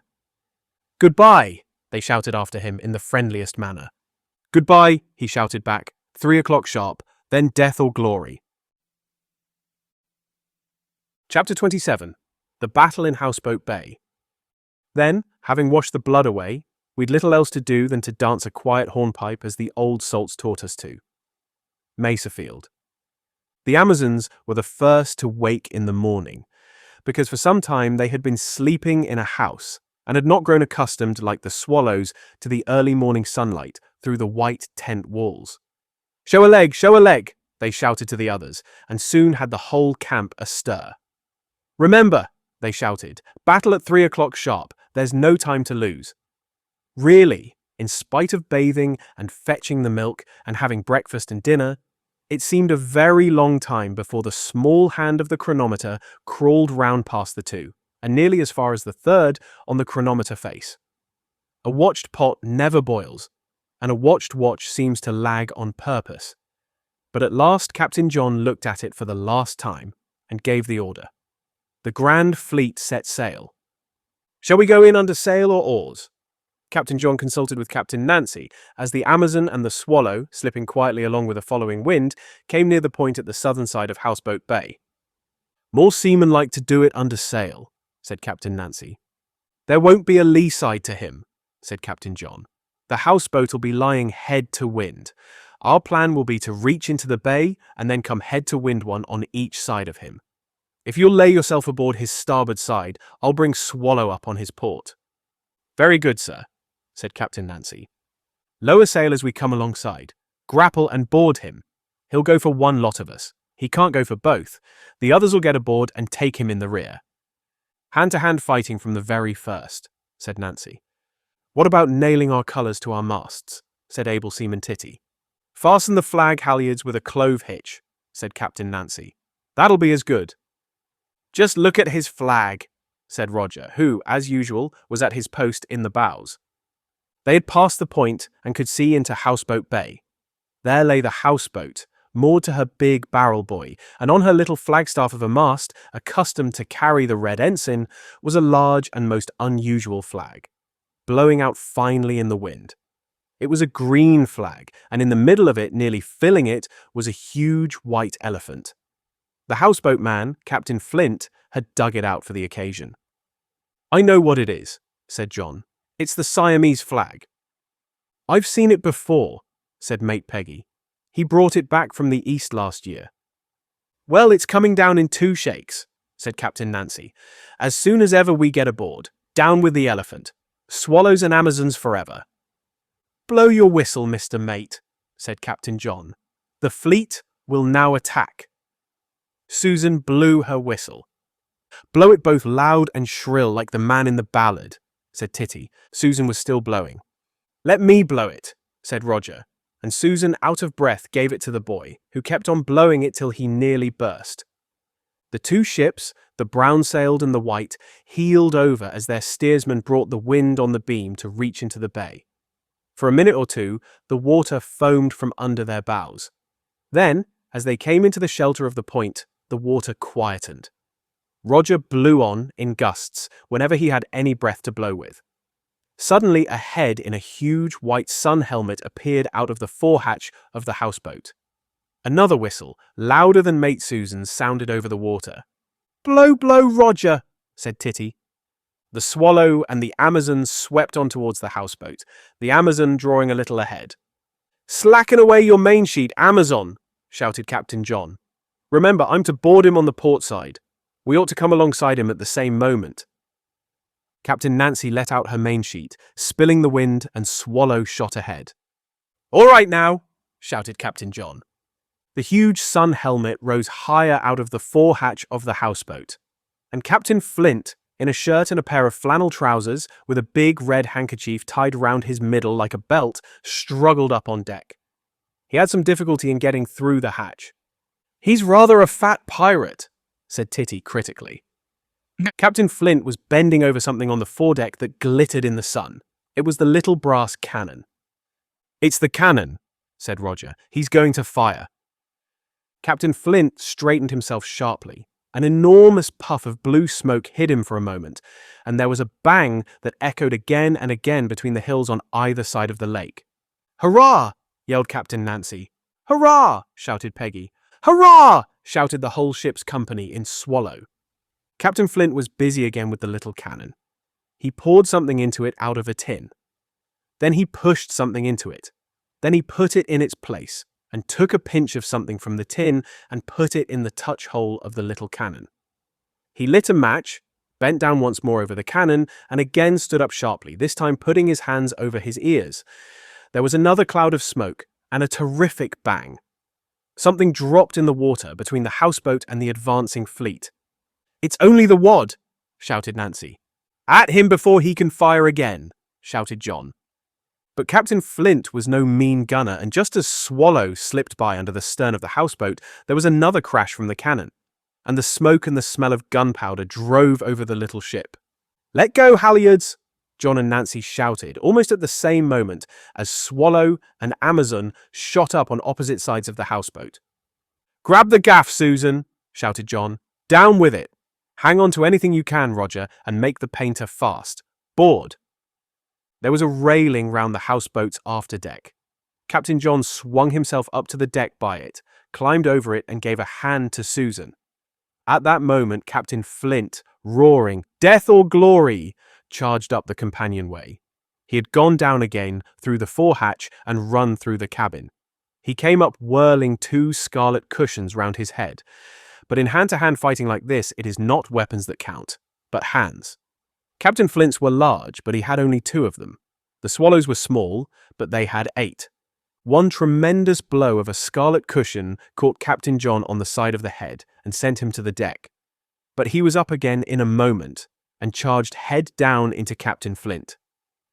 Mate Susan had got a good hold of one of the cushions. Titty and Roger, who had clambered aboard, took Captain Flint firmly round each leg and clung on like terriers so that as he moved, they dragged with him. Even so, the battle might have ended with the complete defeat of the Swallows if Captain Nancy and her mate Peggy, who had come aboard by the foredeck, had not rushed along the roof of the cabin and, with a wild yell, flung themselves into the struggle. Captain Nancy leapt from the roof of the cabin onto Captain Flint's back and clasped him round the neck. Peggy joined John and Susan in pulling at him from in front, and overwhelmed by numbers, Captain Flint came heavily down on the deck. "Yield!" shouted Nancy. "Not while my flag flies," panted Captain Flint. "Elephants, elephants, elephants forever!" But able seaman Titty was already running forward along the narrow gangway outside the cabin. In another moment, the huge elephant flag came fluttering down to the foredeck. "We've won," shouted John. "Your flag is struck." "Why, so it is," said Captain Flint, struggling to a sitting position and looking at the bare flagstaff. "Quick work. but very hot. I surrender." He lay down flat, puffing heavily. "Bind him," said Captain Nancy. Peggy picked up a coil of rope lying handy, and John and Peggy between them bound the prisoner's legs together. Then, with the help of the others, they rolled him over and bound his arms. Then they tugged him along the deck and lifted up the top part of him so that he was sitting on the deck with his back leaning against the cabin. He fell over sideways. John pulled him up again, and he fell over on the other side. "I'll put you up once more," said Peggy, "but if you roll over again, you shall lie there." At that moment, Titty came back. "If we're going to make him walk the plank," she said, "there's one already on the foredeck." "So there is," cried Nancy. "I'd forgotten about it. But how are we going to get him there?" Captain Flint wriggled his feet and wagged his head from side to side. "I'm not a snake," he said. "I can't get along without feet." "We must get him to the foredeck somehow," said Captain Nancy. "Undo his legs and make him walk over the cabin," said Peggy. "Cabin roof won't bear me," said the prisoner. "It's not safe to let prisoners go below," said Titty. "They might set fire to the magazine and blow up the ship." "We'll take him round by the gangway," said Captain Nancy. "He won't dare to struggle there while his arms are tied." So they undid the rope from round his legs. With a good deal of difficulty, they got him on his feet. He showed signs of sitting down again at once. "None of that," said Captain Nancy, "or it'll be worse for you. Far worse." One end of the rope was still wound round and round his arms and body. They made it fast so that the other end served as a sort of painter or leading string. Nancy and Peggy took hold of the rope and went first along the narrow gangway. The prisoner, balancing himself as well as he could, walked next. John and Susan followed close behind him. Roger and Titty ran forward over the cabin roof. On the foredeck there was a capstan from which the chain went to the big barrel buoy to which the houseboat was moored. There was the little brass cannon. There was the white sun helmet lying by the forehatch. There was a locker close to the little mast at the foot of which on the deck lay the green and white elephant flag. On the starboard side of the deck there was a springboard, from which on happier days the owner of the houseboat was accustomed to take his morning dive. It might have been designed for the use of prisoners on their way to feed the sharks. At the sight of it, Captain Flint shuddered so violently that he nearly upset the determined buccaneers who had captured him and his ship and were now holding him to prevent any attempt at escape. "Belay that!" growled Captain Nancy. Captain John was really Commodore, but in some things, Captain Nancy could not help taking the lead. "Tie the prisoner to the mast," she said, and it was done. "Don't laugh," she roared at the prisoner. "Then help that pirate out of my sun helmet," said Captain Flint. Roger, the boy, had picked up the big sun helmet and put it on, and the whole of his head was inside it. There was a moment's pause while Mate Susan freed him from it. "Would you mind putting it on my head?" said the prisoner. "A last wish, you know. My bald head can't stand the sun." Mate Susan put it on for him, and the prisoner, wagging his head, shook it into place. "Now, Captain John," said Nancy, "we must consider his crimes. The worst is treachery. All this summer he has been in league with the natives." "Desertion," said Peggy. "He deserted us." "He came to Wildcat Island and went into our camp when we were not there," said Titty. "He called Captain John a liar," said Nancy. "That was a mistake," said Captain John hurriedly. "We've made peace over that." "We can let him off that then," said Captain Nancy. "But it doesn't matter. His other crimes are quite enough. Hands up for making him walk the plank." Her hand and Peggy's went up at once. So did Titty's. So did Roger's. John and Susan hesitated. "Oh, look here," said Nancy. "No weakening. It's far too good a plank to waste." "I think we ought to give him a chance," said John. "Untie his arms and let him swim for it." "Right," said Nancy. "We'll agree to that. All hands up." All hands went up. Roger was looking over the side. "Are there plenty of sharks?" he said. "Millions," groaned the prisoner. "Bandage his eyes," said Captain Nancy. "Here's a handkerchief." "A clean one?" asked the prisoner. "Well, let him have Peggy's. Hers was clean yesterday," said Nancy. Peggy's handkerchief had not even been unfolded. It was quickly made into a bandage and tied over Captain Flint's eyes. "Untie him from the mast and get him on the plank," said Nancy. Mate Susan and John loosed him from the mast. Then they unbound his arms. The prisoner swayed heavily this way and that.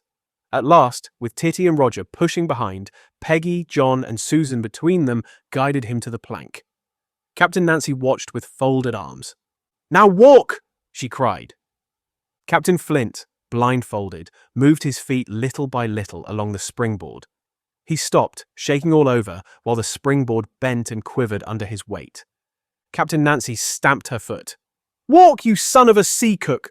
she cried. Captain Flint took another step or two until he was at the very end of the plank, high over the water. "Mercy!" he begged. "Mercy!" "Walk!" shouted Nancy, or ... exclamation mark.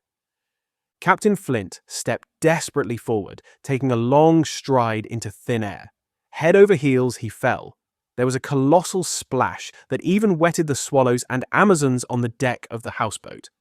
Captain Flint had disappeared, and the white sun helmet floated alone, tossing lightly on the ripples. "Perhaps he can't swim," said Titty. "I never thought of it." But just then, the big, bald head of Captain Flint rose out of the water. He blew and spluttered mightily, tore the handkerchief from round his eyes, and sank again. He came up once more, this time close to the sun helmet. He grabbed it and threw it, spinning, up on the deck of his ship. "He can swim all right," said Titty. Suddenly he let loose a yell. "Sharks! Sharks!" he shrieked, and splashing as hard as he could, swam to the houseboat's big mooring buoy. He climbed onto it, though it upset him once or twice.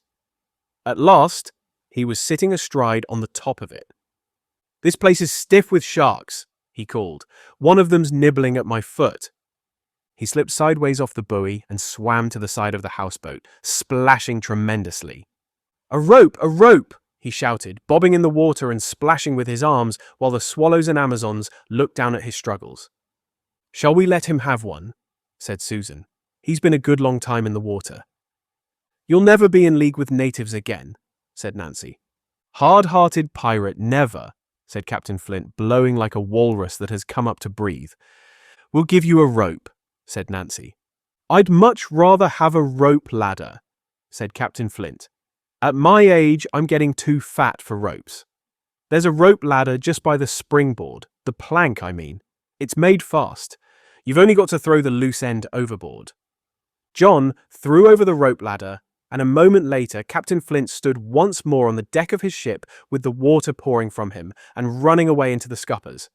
He sat down on the capstan and swung his arms about his chest. "Well, that's that," he said. "Not even the Amazon pirates are ruthless enough to make a man walk the plank twice on one day. Hello, Roger. Looking for the sharks?"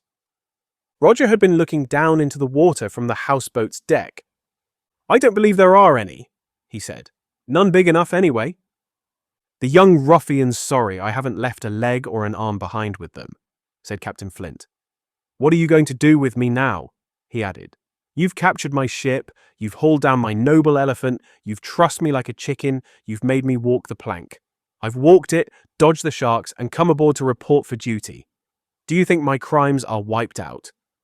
Because if they are..." He paused. "What?" said Captain Nancy. "All the best sea fights end with a banquet," said Captain Flint. "And there's one waiting in the cabin and nobody but the parrot on guard there. Just let me go below and start the primus while I get into some dry things, and then there's nothing to keep us from it."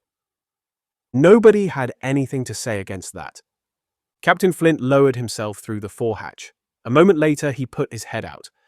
"By the way," he said, "I suppose you'll want to hoist the Jolly Roger on your prize. You'll find one in the locker."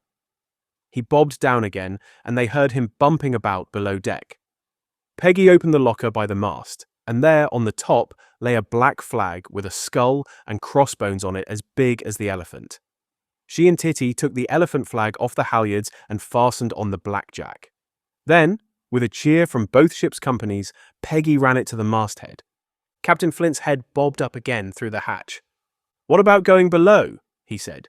You'd better come in by the companionway, and mind your heads, though I suppose none of your heads are in as much danger as mine." "Is yours really in danger?" said Titty, looking at it with interest. "Not for high treason," said Captain Flint. "Only of being bumped on the way into the cabin." Nancy was looking at a large, burnt patch on the cabin roof. "Well," she said to Captain Flint, "as one pirate to another, I'm sorry it made such a mess. I never would have thought the thing would have burnt both ways. But didn't it just bang?" "It did, rather," said Captain Flint as he disappeared once more. The Swallows and Amazons went aft to the companion to go down into the cabin. The captains and the mates went by the gangway outside, the able seaman and the boy over the cabin roof. The cabin was all that the cabin of a retired pirate should be. Captain Flint had been hard at work, tidying up after the burglary, and the walls were hung once more with strange weapons and curiosities from all the seven seas. Everything that had not been broken and thrown overboard was back in its place. There was a long, narrow table down the middle of the cabin, with chairs set on each side of it. The green parrot was perched on the back of one of the chairs. Pieces of eight, say pieces of eight," said Nancy Blackett to the parrot. "Pretty Polly," said the parrot. "You're not fit to be a pirate's parrot," said Nancy. "Are the chairs fixed to the floor?" asked Roger. "No," said Peggy. "They are on Daddy's ship," said Roger. "We don't get a very high sea in this bay," said a voice from the doorway into the forecastle. The roar of a primus stove came suddenly to an end. Captain Flint, changed and in dry clothes, came in with a big kettle. "Sort yourselves," he said, and they sorted themselves, and the feast began. It was as good a feast as Captain Flint had been able to get sent from Rio. For example, there were ices, strawberry ones. There were parkins and bath buns and rock cakes and ginger nuts and chocolate biscuits. There were mountains of sandwiches to begin with. Then there was a cake with a paper cover over it. When the cover was lifted off, there was a picture of two little ships done in pink and white icing. "The Swallow and the Amazon," said Roger. "That's what they're meant for," said Captain Flint. Friendliness between the Swallows and Amazons and the retired pirate grew rapidly as the feast went on. Indeed, when Captain Flint was going to help himself to a strawberry ice, Mate Susan stopped him. "You mustn't have ices after walking the plank," she said. "Mother says they give you a chill in the stomach if you eat them when you've just bathed." "By Jove, I suppose I ought not," said Captain Flint and took a piece of cake instead. "You did walk the plank most awfully well," said Titty. "Practice," Captain Flint replied. The parrot had a bite of almost everything, but seemed to like lump sugar best. Titty put out her hand to it, and the parrot climbed on her wrist and walked all the way up to her shoulder. "Next year we'll make a voyage to a place where the trees are full of parrots," she said. "We must think of something really good for next year," said Captain Flint. "Here and now I promise you that I shall be writing no more books. I shall have retired from everything except being a pirate. But, as for parrots, I'm going south for the winter, and I'll bring back parrots all round if you want them." "Not really," said Titty. "Really," said Captain Flint. "One that can really swear," said Nancy. "An out-and-out ruffian," said Captain Flint. "What about monkeys?" said Roger. Captain Flint pulled out a notebook and a pencil. "Item, 1 monkey," he said, taking a note. "With or without a tail?" "With a tail," said Roger. "The other sort are only apes." "Don't bring green parrots for us," said Nancy. "Bring them grey with red tails. Then we can feather our arrows with red feathers instead of green ones." Captain Flint opened his mouth and shut it again. He looked hard at Nancy Blackett and then at a jam pot on a shelf, in which there was a single green feather and some new pipe cleaners. Nancy Blackett caught his eye. "Your fault for being an enemy," she said. "And after all, we didn't take anything but a few feathers. We might have sunk the ship. And anyway, you are in with us again now." "True," said Captain Flint, "but I wonder how many burglaries there have really been." "1," said Nancy. "Ours wasn't a burglary. It was honest revenge." "What are you going to do tomorrow?" asked Captain Flint a little later. "It's your last day, isn't it?" "What about fishing?" said Peggy. "We haven't fished for ages. You can come too if you like."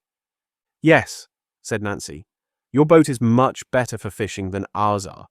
Besides, you know the best places. Do come, said John. Please, said Susan. Well, if there's not too much wind, we might make a day of it. I'll come, but I can't start too early. And then we'll plan something tremendous for next year. I'm not going fishing tomorrow, said Able Seaman Titty. Why not, said Susan. I'm going treasure hunting. Where? Cormorant Island. I'm sure it's still there. The sea chest, I mean. Waste of time, Able Seaman, said Captain Flint.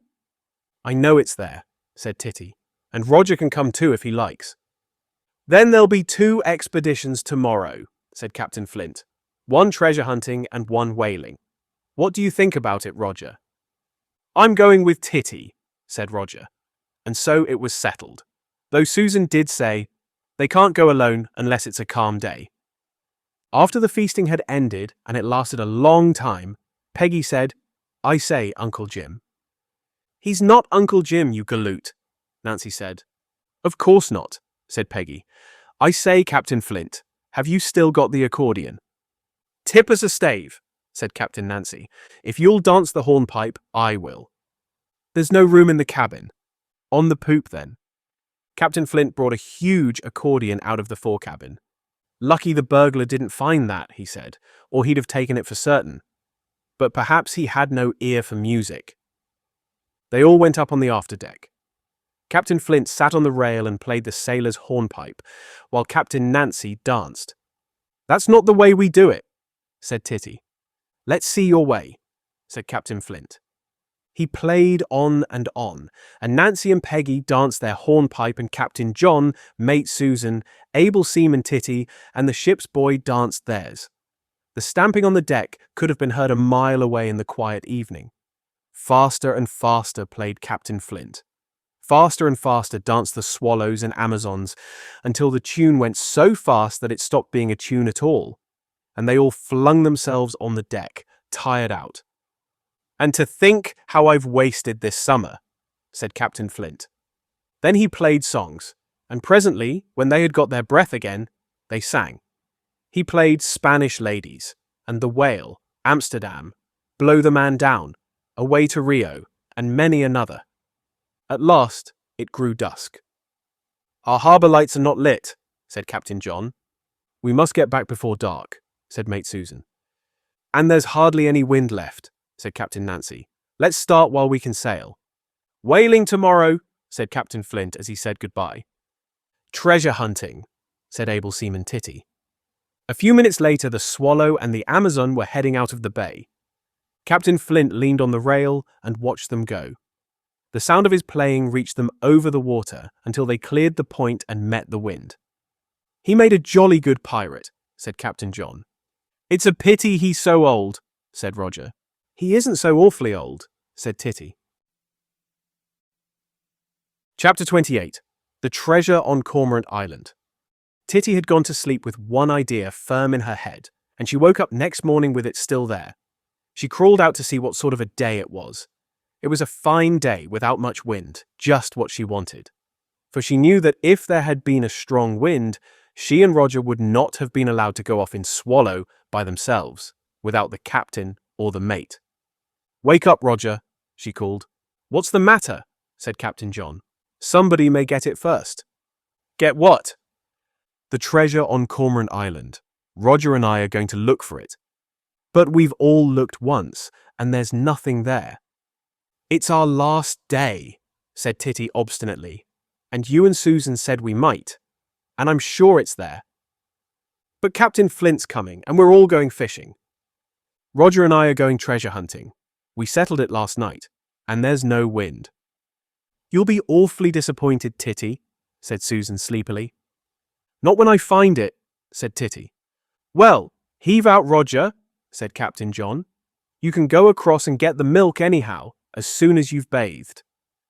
Double lot today because of the Amazons and Captain Flint, called the mate. We'll have to take some with us when we go whaling. It was a quick bathe that morning for the boy and the Able Seaman. The Able Seaman did not bother about pearls, and she drove the boy out to dry as soon as he had shown that he could swim both ways, on his front and on his back. Then they hurried across for the milk. They came back to find everybody but the mate of the Swallow busy setting up fishing rods. "You're not really going off to Cormorant Island, able seaman," said Peggy. "You know there's nothing there. You'd much better come whaling with us." But able seaman Titty was not to be persuaded, and the boy Roger, though he thought rather well of whaling, made up his mind to follow the able seaman. After breakfast, while the others were busy catching minnows to be ready for Captain Flint, Mate Susan made them each a large packet of sandwiches and bun loaf, and gave them a bottle of milk. "Now remember, Roger, Titty'll be in command, and you'll do just what she tells you." "Aye, aye, sir," said the boy. "What shall we have for a pickaxe?" said the able seaman. "You don't want a pickaxe," said the mate. "Of course we do," said the able seaman. "The treasure may be fathoms deep." "Take the hammer," said John, "and we ought to have the compass too, and a chart with skeletons on it and pictures of trees." "You can have the compass if you take care of it." "Well, don't be too long anyhow," said the mate. "You'll see where we go with Captain Flint, and when you're tired of the island you can come. We'll take your fishing rods." They walked down with their stores to the harbour. John took the mast and sail out of Swallow. Everybody wished them good luck, and the able seaman and the boy set off, Titty poling the Swallow out of the harbour. "Don't stay there too long," Mate Susan called after them. "Far better come whaling," called Captain Nancy. There was too much in Titty's head to let her think of an answer. As soon as they were clear of the island, able seaman Titty gave one of the oars to Roger. They sat side by side on the middle thwart. "You keep time with me, boy," said the able seaman. "All right." Titty lifted her oar from the water. Roger gave one pull. "Boy," said the able seaman, "you mustn't say all right." "Aye, aye, sir," said the boy. "We are going to land on a desert island to look for pirate treasure, the treasure the pirates took from Captain Flint. There may be land crabs or alligators or enemies of all kinds. The treasure may be buried deep in dead men's bones. We may be all our lives finding it." Susan said we weren't to be long. The mate meant, "Don't waste time. We won't waste time, but looking for treasure, you never can tell to a year or two. We must face our dangers. We must keep together, and you must do what you are told." "Aye, aye, sir. Now then, at the same time as me, ... dig in." They both dug in, and the Swallow, a heavy little ship to row because of her shape and her ballast, moved on a zigzag course across the lake. Able seaman Titty knew that it was not the thing to keep looking over your shoulder, but she was not very sure of how to manage without. Halfway across, she took both oars and made Roger sit in the stern and steer. Cormorant Island was little more than a heap of rocks and stones sticking up out of the water. There was some heather on it, a little grass, but very little, and 2 trees, both dead. One of the trees was lying on the rocks. It had been uprooted a long time ago, and the ground about it was nothing but great stones. The other tree, gaunt and bare, splashed with the white droppings of the birds, was the perching place of the cormorants. "We're quite near," said Roger. "I can see the birds." Titty looked round.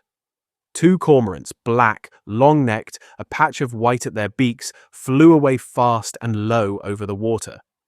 2 others waited on the topmost branch of the dead tree. "They're guarding the treasure," said Titty.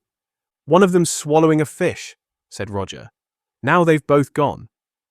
The 2 last cormorants rose from the tree and flew after the others, swinging at first low, then high over the lake, wheeling far away by Darien and coming down to the water where neither Roger nor Titty could see them.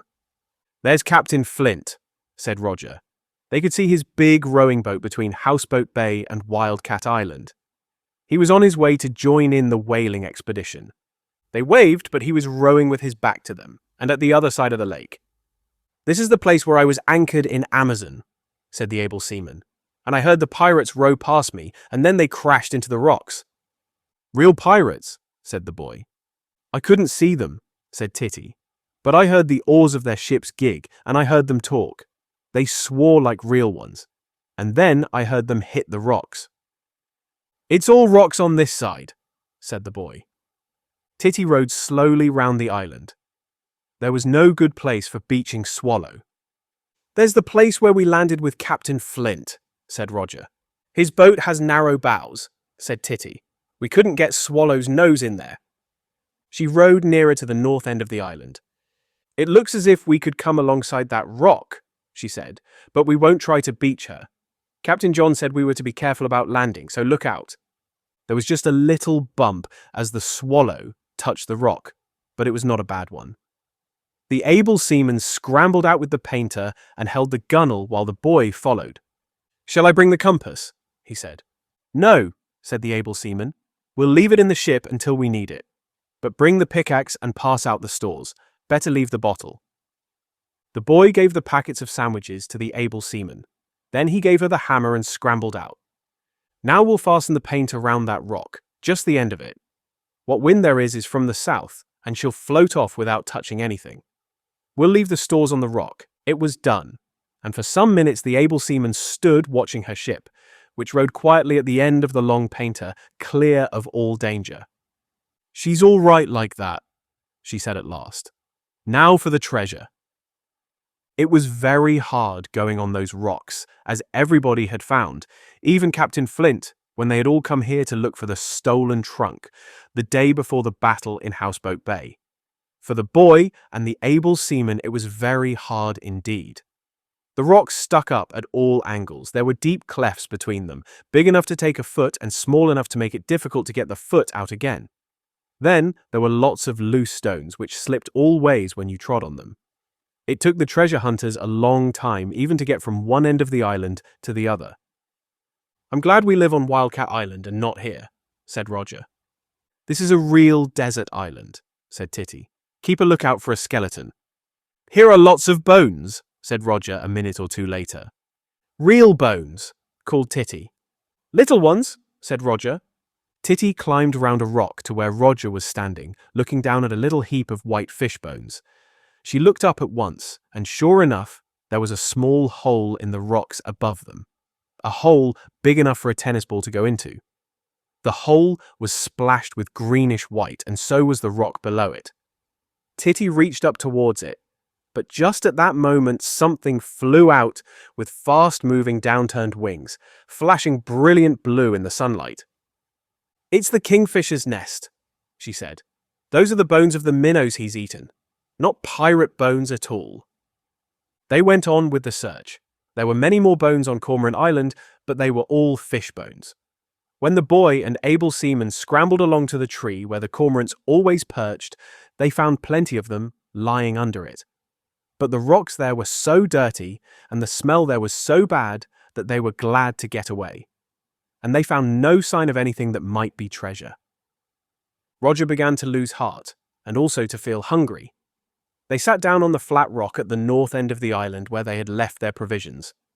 They got the bottle of milk out of Swallow, ate their sandwiches, and took turns in bubbling the milk out of the bottle into their mouths. There's Captain Flint and the others, said Titty. They're all in his boat, over there, not in Shark Bay, in the little bay we passed when we went to see the savages with the snake. I wonder how many whales they've caught, said Roger. Sharks too, perhaps. Anyhow, lots of perch. It's much better to find treasure than just to sit catching fish, said Titty. But we haven't found any, said Roger. We haven't nearly looked everywhere yet. It must be here, said Titty. Come on, you hunt one side and I'll hunt the other. Shout if you find it. Presently Roger shouted, but it was not because he had found the treasure. He had slipped on the stones and scraped his knee. Which knee is it? Called Titty. The one that wasn't scraped before, said Roger. At least not the one that got scraped last, but the other one. Able seaman Titty, a surgeon to the expedition, washed the knee and tied it up with Roger's handkerchief. Roger tried to blow his nose in the corner of it that was left after the tying up. You can have my handkerchief, said Titty. It's my pink one. Roger blew his nose loudly in the pink handkerchief and cheered up again. Time went on. The morning was gone, and the afternoon was going, and still there was no sign of anything that might mean treasure. Titty had worked at least twice, right round the island. Roger stopped looking and went and sat on the rock to which Swallow's painter was tied. He pulled on the painter, and Swallow came obediently to his feet. He met her with a bare foot on her stern, and she slid back again. "Let's row again," he said. "We could see just as well from Swallow as on these rocks. Then if we saw nothing, we could go whaling." There was no answer. He looked for Titty. She was crawling along the rocks at the very edge of the island, not far away. Suddenly he saw her jump up with something in her hand. "Hi, Roger," she called. Roger stood up and climbed along the rocks towards her. "I've found a pipe," she shouted. "It must have belonged to one of the pirates. This must be the place where they landed." It was an ordinary wooden pipe.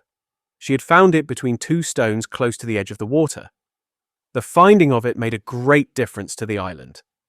Even Titty had begun to think that perhaps she must have dreamed of the pirates landing here that night in the dark. But now she had in her hand a solid proof that someone had been there besides the cormorants and the kingfisher. "If they landed here," said Titty, "the treasure must be close by. They didn't go far away because I heard them banging about all the time." They looked carefully about them. They were close to the place where the old tree had stood. The tree that was now lying on its side, with its rotted, dried roots straggling in the air. The ground was covered with big, loose stones. Titty went carefully over them and round the tree. She found nothing.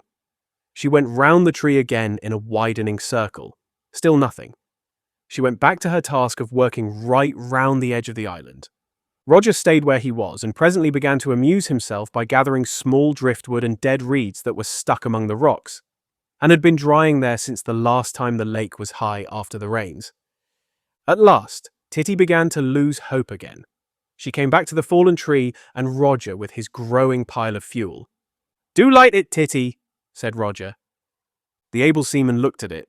"That's not the way," she said. "We'll make a fireplace like the one Susan made on the shore that day we saw the savages and the snake. Then we'll light a fire in it, and Captain Flint and the others will see the smoke of our fire on the desert island far away. Then they'll come, and there'll be a rescue." She began building with small stones. "We need a good big stone to go at the back," she said. She pulled at a biggish flat stone close by the roots of the old tree. It moved easily, and as it moved, all thought of making fireplaces flew out of Titty's mind. "Help, Roger!" she shouted. "Where's the pickaxe?" She had put the hammer down when she began to build the fireplace. Roger picked it up and gave it to her. Titty tapped with it at a black corner of iron that showed under the stone she had moved. It rang of metal and wood. She pulled the stone further, and it was clear that she had uncovered the iron-bound corner of a box. "We found it! We found it! We found it!" shouted Titty. She pulled the stone right away to one side, and there was a torn label on the corner of the box. A label with a picture of a camel and a pyramid, and the word Cairo, plain in big letters. "Help, Roger," said the able seaman. "Get the stones off one by one." They pulled off stone after stone, and with each stone that was removed, the marvels of the box grew greater. It was entirely covered with labels. There were labels showing P&O First Cabin. There were labels of the Bibi line, of the Dollar line, of the Nippon Yusen Kaisha. There was a label with palm trees and camels and a river from some hotel in Upper Egypt. There were labels showing the blue bays and white houses of Mediterranean seaports. There was a label saying, "Wanted on the voyage." There were labels with queer writing on them and no English writing at all except the word Peking. There was a label of the Chinese Eastern Railway. There were labels of hotels in San Francisco, Buenos Aires, London, Rangoon, Colombo, Melbourne, Hong Kong, New York, Moscow, and Khartoum. Some of them were pasted over others. Some were scratched and torn. But each one delighted the able seaman and the boy. In the middle of the lid were two letters, JT. Stone after stone was pulled away. The box had been put under the tree, in the hollow where the roots had been, and then covered with big, loose stones, of which there were plenty on all sides. Some of the stones were so big that Titty and Roger, both pulling together, could hardly move them. As for shifting the box, it was like trying to move a house. They could not stir it a quarter of an inch. "Let's get it open," said Roger. It was heavily bound with big, black angle irons. The able seaman banged at them with the hammer. There were strange double clasps that met each other and locked and were as strong as the iron bindings. Titty and Roger banged away at them, but they might as well have been two flies trying to break into a steel safe. Chapter 29. Two Sorts of Fish. "There's nothing for it," said the able seaman. "We shall have to fetch the others and Captain Flint. It's his sea chest, I'm sure it is, and it's got his pirate book in it." "Let's take Swallow and row," said Roger. But there was no need. For a long time the fish had not been biting, partly perhaps because there were too many fishermen in the boat, and partly, as Captain Flint said, because they knew there was a change coming in the weather. It was very hot, and the air was heavy, and though the wind had died away altogether, there were big, hard-edged dark clouds lifting slowly over the hills in the south. The whaling party had decided it had done enough whaling and was on its way home. Susan had said, "Those two have been on Cormorant Island long enough." And Captain Flint, who knew that they were looking for his chest and was sure that they had been looking in vain, had said, "We'll row across there and give them a tow home." So, when Titty and Roger looked across the lake, expecting to find the others, where they had last seen them, fishing south of the island near the opposite shore, the whaling party was already more than halfway across the lake and rowing steadily towards them. Now, Titty climbed up and stood on the fallen trunk of the tree and waved and shouted. There was a shout back from over the water, but at first neither the whalers nor the treasure hunters could hear each other's words. The first words the treasure hunters heard showed how little what they had been shouting had been understood. "Aren't you sick of it?" they heard in Captain Flint's cheerful voice. "Time to come home." "We've found it," shouted Titty. "Time to come home," shouted Captain Flint again. "Tea!" "We've found it," squealed Roger. Suddenly Captain Flint heard. He bent to his oars, and a few minutes later the whaling party reached Cormorant Island. Captain Flint was ashore in a moment, and jumping over the rocks. The others followed. "You haven't really found anything, have you?" he said. But before they could answer, he had seen the box. "Well done, able seaman," he shouted. "Shiver my timbers," exclaimed Nancy. "Good for you, Titty," said Captain John. "Then you weren't dreaming after all," said Susan. "Whoever would have thought it?" said Peggy. Why, Captain Nancy had looked for it herself and never found it. Captain Flint dropped on his knees beside the box and pulled a bunch of keys from his pocket. "They don't seem to have opened it," he said, "but they've had a jolly good try." "That was us," said the able seaman. Captain Flint unlocked it, threw back the clasps, and lifted the lid. Inside was a typewriter in a black case, a lot of canvas-bound diaries, and a huge bundle of typewritten paper. "That's all right," said Captain Flint, fingering the bundle as if he loved it. "It's very dull," said Roger. "Titty said it was treasure." "There's treasure and treasure," said Captain Flint. "It takes all sorts to make a world. You know, able seaman, I can never say thank you enough to you. If I'd lost this, as I thought I had, I'd have lost all the diaries of my pirate past, and I've put all the best of my life into this book. It would have been gone forever if it hadn't been for you. I heard them say they were coming back for it, so I knew it must be here," said Titty. "And it's just what pirates always do. They always mean to come back when they bury anything." "Like dogs to a buried bone," said Captain Flint. "Well, they've lost this bone, though it wouldn't have been much use to them. I can't imagine them settling down to read Mixed Moss." "What are you going to do about them?" said Captain Nancy. "Let's lie in wait for them and catch them." Captain Flint thought for a moment. Then he said, "I'm not going to do anything at all. I told the police to inquire at the landing places because I wanted to take any chance there was of getting it back. But I don't want to send anyone to prison." "Prison," said Nancy. "They ought to be hanged in chains at execution dock and rattle their bones in the wind." "They only do that sort of thing to Amazon pirates nowadays," said Captain Flint. "What did you hear them say, able seaman, about fetching their loot away?" "They said, 'We'll come fishing and catch something worth having.'" "And so they jolly well shall," said Captain Flint. "Let's see if we can find a bit of wood, a flat bit." "We found their pipe," said Roger. "Good," said Captain Flint. "We'll frighten them off burgling for the rest of their lives." He found a flat piece of wood among the jetsam gathered by Roger for a fire. He sat down on a rock and pulled out a big knife. Chips of wood flew in all directions. "What are you doing?" said Roger.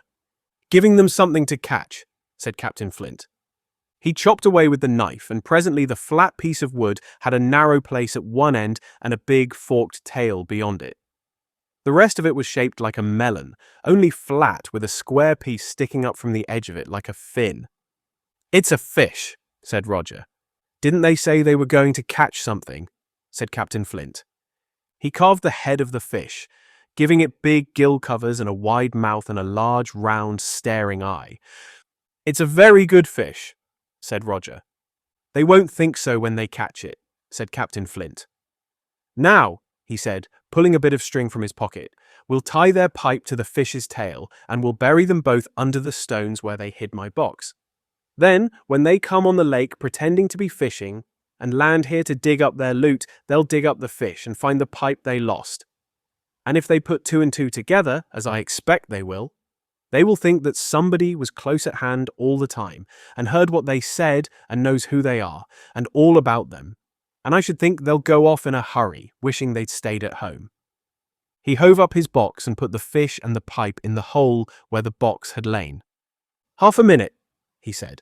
"They may as well have a sermon at the same time." Taking out his pencil, he wrote in big letters along the side of the wooden fish, "Honesty is the best policy." Then he put it back and covered the fish with stones. "Pile it up with stones," he said, "so that it will take them some time to dig down to it." And the Amazons and swallows piled in stones until the hole was filled up. "Now it looks just like it did before I began to make a fireplace," said Titty. "Well, that's that," said Captain Flint. "Good luck to them. And now," he said, "if all you people had not been doing exactly what you were doing that night, even if you were supposed to be in bed, I should never have got that box again. I should have been sorry to lose the old box, because it's been with me all over the world. And I should have lost the book I've been writing all summer in spite of the efforts of Nancy and Peggy to make any writing impossible. Never any of you start writing books. It isn't worth it. This summer has been harder work for me than all the 30 years of knocking up and down that went before it. And if those scoundrels had got away with the box, I could never have done it again. I owe a great deal to all of you, and most of all to the able seaman. Look here, able seaman, you tell me anything in the world that I can get for you, and you shall have it." "You did say that you were going to bring me back a parrot," said the able seaman, "and there isn't anything in the world I'd rather have. If you really meant it," she added. "Was it you who said you wanted a grey one? I like green ones best." "It's a long time to wait till next summer," said Captain Flint. "I don't mind waiting," said the able seaman. Just then Captain Flint seemed to think of something suddenly. "Look here," he said. "I must go off at once to tell the police to stop making inquiries. I'll take you across and drop you on your island." "You'll come back for the shark steaks, won't you?" said Susan. "Shark?" said Roger. "Did you get a shark?" "A walloper," said Peggy. "I'll do my best," said Captain Flint, "but don't wait for me. I've got a long way to row. Come along." He hove the big box on his shoulder and carried it to his boat. Roger was there before him, looking at a great green and white pike lying on the bottom boards. "Did you catch him?" "We caught him between us." "He's nearly as big as the one I didn't catch. There aren't any like that in Houseboat Bay." "Who's coming with me and who in Swallow?" asked Captain Flint. "I'm going with the shark," said Roger. "There's room for you all," said Captain Flint, "but someone ought to steer Swallow, or she'll be all over the place." "I'll steer Swallow," said Titty, really because she wanted to be alone. She had had one idea firm in her head and had held to it when everyone thought she was wrong. And now, when everybody knew she had been right, just for a minute or two, she did not want to do any talking. Everybody else crowded into the big rowing boat. Captain Flint rowed in the bows, looking at his old cabin trunk with its ancient labels. Roger sat on the cabin trunk, looking at the big jaws of the pike. John, Susan, Nancy, and Peggy sat in the stern. John held the Swallow's painter, and the Swallow, with the able seaman happy at the tiller, slipped smoothly along in the rowing boat's wake. When Captain Flint had rowed away, leaving the Swallows and Amazons on Wildcat Island, they found a great deal to do. The fire was out, and a new fire had to be made up, and the kettle boiled for tea. The mates, Susan and Peggy, took charge of that. John and Nancy were busy taking down all the fishing rods and the fishing tackle. Roger was looking at the fish. Titty paddled Swallow, round from the landing place to the harbour. Then the two captains went to the harbour and joined the able seaman who was waiting for them. They stepped Swallow's mast and then moored her side by side with Amazon, but not so near that the two little ships could bump each other. From the harbour, when their work was done, and Swallow and Amazon were both ready for the night, they looked out to sea, away to the southern end of the lake. "Barometer's gone down 2/10 since morning," said Captain John. "When it's as hot as this in the evening, something always happens," said Captain Nancy. "Probably thunder." "Don't like the look of it at all," said Captain John. "There's no wind to speak of, and yet look at that cloud." Titty, too, was looking at the big, dark cloud coming up in the south. If it was going to rain, she was thinking, what a good thing it had held off for today to let her find the treasure. The mate's whistle sounded in the camp, and all three of them hurried back to a late tea of bun loaf and marmalade. Almost as soon as tea was over and the mugs rinsed out, Roger said, "Are we really going to have shark steaks for supper?" "Why not?" said Mate Susan. "Mr. Mate," said Peggy, "have you ever scaled shark?" "Not yet," said Susan. "It's awful," said Peggy. "We'd better start on it at once," said Susan. "It's late, anyway." They went down to the landing place where the great green and white mottled fish with its huge head and wicked eyes lay on the stones. They knelt beside it, each with a knife, and began scraping. "You scrape from its middle to its tail, I'll scrape from its head to its middle," said Peggy. The others watched. Roger hung round the mates as near as he could. He could not take his eyes off the fish. "Whatever you do, don't get your hand into its mouth," said Peggy when Roger tried to measure its head with his hand. "I did once, with a smaller one than this, and I couldn't hold a rope for a month." "Why?" said Roger. "Look at its teeth," said Peggy, and she stopped scraping and opened its huge jaws with a stone. Roger looked in at the rows and rows of sharp teeth pointing backwards and the long teeth, like a dog's, in the lower jaw. "Perhaps it's a good thing there were no sharks in Houseboat Bay," he said. "Why?" said Peggy. "Well, he's going to bring me a monkey," said Roger. The scales came off easily enough, but flew in all directions. The arms of the two mates were covered with them. They even got scales in their hair. When one side of the fish was scraped, they turned its slippery body over on the stones to scrape the other. Then the shark had to be cut open and cleaned, and that was even worse. It was done, and the mates washed the shark and their hands in the lake. Then they carried the great fish up to the camp, and Mate Susan cut it into thick steaks, cutting it clean across from one side to the other and hacking through the backbone. She cut 7 steaks, each about 2 inches thick. They put all that was left of the pike in the fire. Then, with plenty of butter in the frying pan, they fried the steaks, turning them over and over, spooning up the butter when it ran down into the side of the pan and pouring it over the sizzling chunks of fish, until the butter turned dark and the steaks were nicely browned. There was still no sign of Captain Flint in the distance when the shark steaks were ready for eating. And it was growing dusk. The sun had disappeared in clouds long before it set. "Captain Flint did say we weren't to wait for him," said Susan, "and anyhow they smell too good to wait." "Let's get at them," said Captain Nancy. "I'm hungry," said Roger. "We may as well begin," said John. "We can keep his hot," said Titty. "Pass your plates then," said Susan, and the shark steak supper began. It was found, by experiment, that fingers were a good deal better than forks. There are a lot of bones in freshwater sharks, and though this was such a big one that the bones were easy to find, fingers were better than forks at pulling them out. So, the swallows and Amazons sat by their fire with a lot of salt in the lid of a tin and dipped their steaks in the salt and ate them, more like savages than explorers. "I wish we weren't going tomorrow," said Titty. "We haven't had time for a furthest north expedition or for a furthest south. There's lots of unexplored at both ends of our chart. I say," she turned suddenly to Captain John, remembering something important, "we can alter Cormorant Island to Treasure Island now, can't we?" "Well, you did find the treasure there," said John. "Oh, look here," Peggy objected. We call it Cormorant Island too, and treasure is only there sometimes, but cormorants are there always. Cormorant Island is a very good name, said Captain John. How would it be if we were to leave it Cormorant Island and put a cross on it to show where the treasure was, and mark it treasure found here? Titty agreed. Let's do it at once, she said, and Captain John licked his fingers clean from the shark steak and went into his tent and came back with the chart. There and then, treasure found here was written in small letters and a cross put on Cormorant Island to mark the place. Yes, said Titty.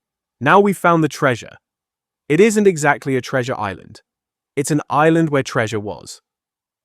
The only treasure there now, said Roger, is a wooden fish. When the burglars find it and dig it up, they won't even be able to make steaks of it. Too tough. It's a jolly good chart, said Captain Nancy, looking at it with Peggy and holding it by the fire to see better.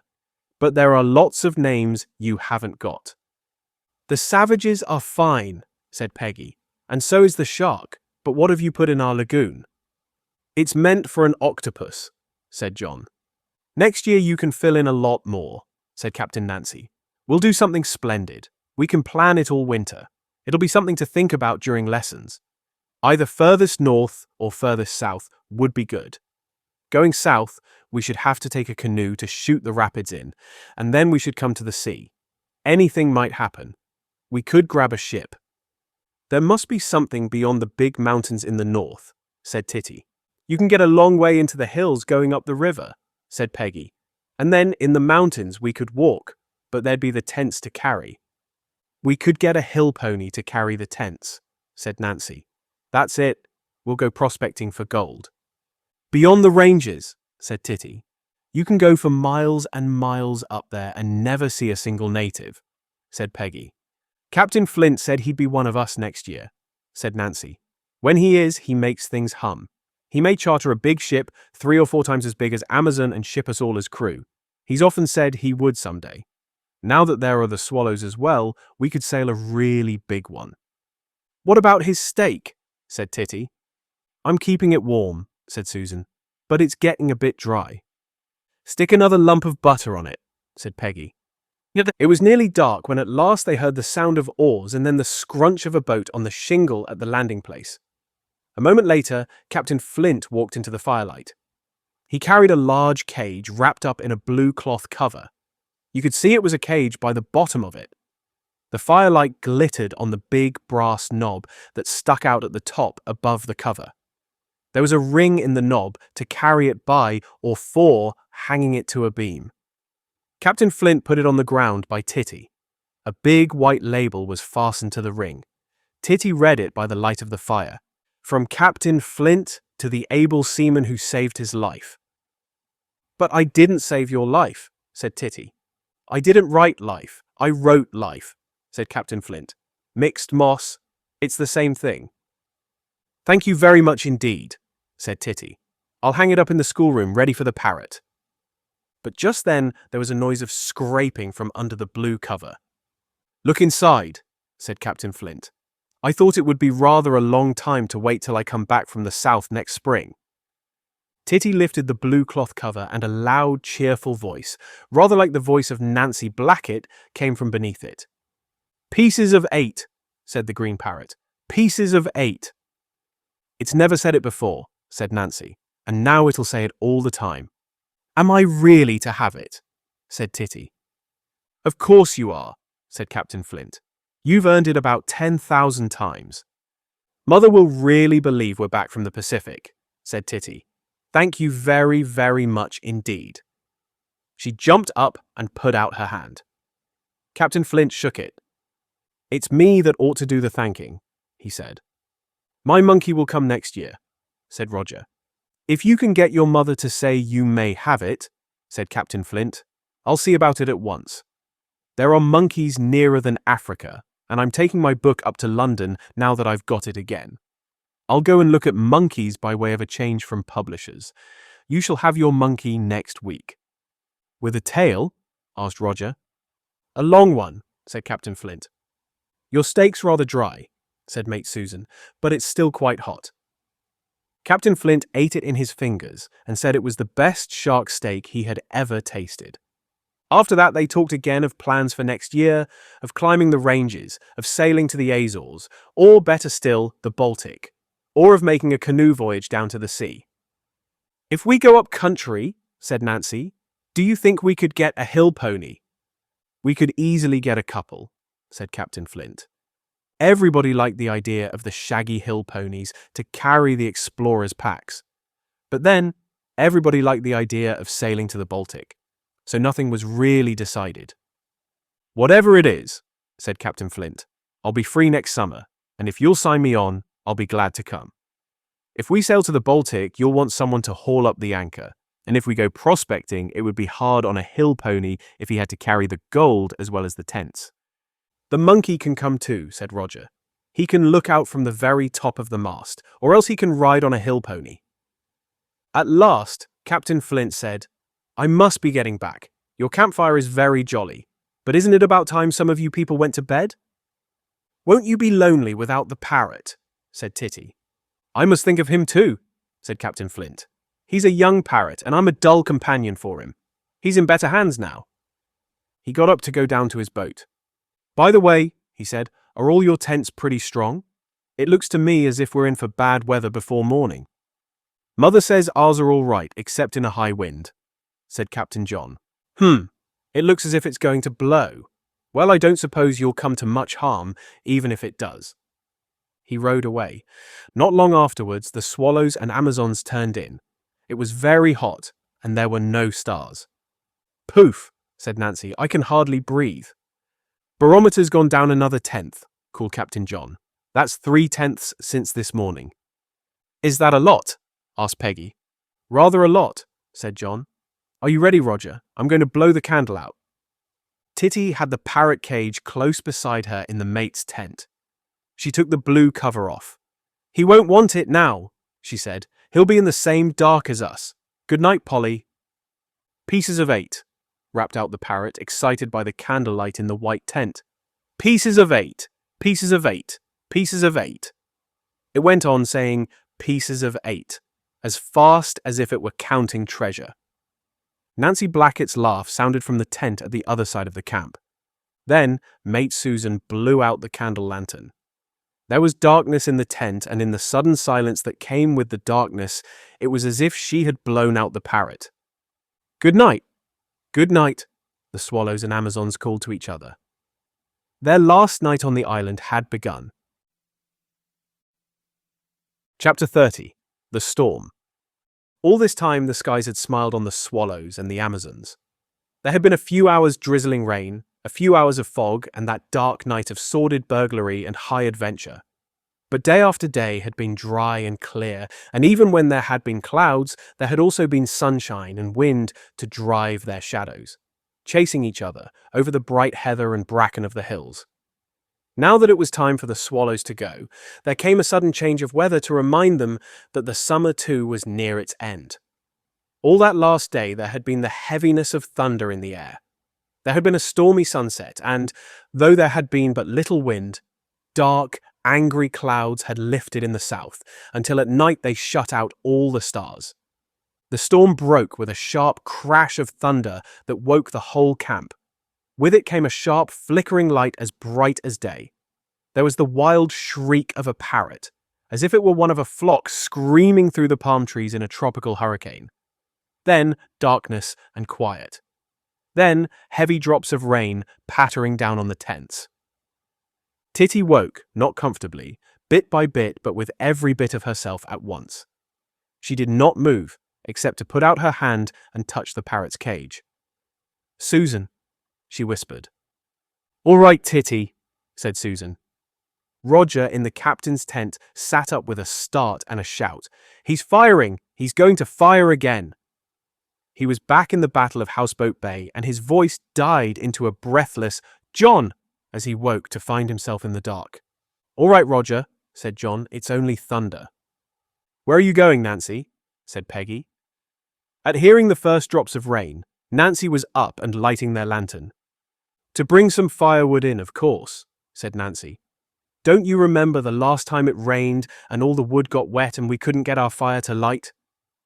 She was back in a moment with a bundle of sticks from the pile. It's not raining much yet, she said, but it's going to. She wriggled back into her sleeping bag. There was another flash of lightning that lit the tents and threw leaping shadows on their white walls from the branches of the trees overhead. "Never mind, Polly," said Titty. "It'll soon be over." "Pretty Polly," said the parrot, now thoroughly awake. One flash followed another, and then there were 3 tremendous crashes of thunder, and a lot of little ones as if the sky were breaking into solid bits and rattling down a steep iron roof. "There's a broadside for you," called Nancy Blackett from her tent. "Pieces of 8, said the parrot, and then, perhaps thinking of palm trees again, gave a long, wild shriek. "Would you like me to put your cloth over you?" said Titty. "What time is it, John?" called Susan. 4 bells of the middle watch, said Captain John, who had looked at the chronometer with his pocket torch and had just put it into ship's time for himself. "What is it in real time?" asked Peggy. 2 o'clock in the morning, said Captain John.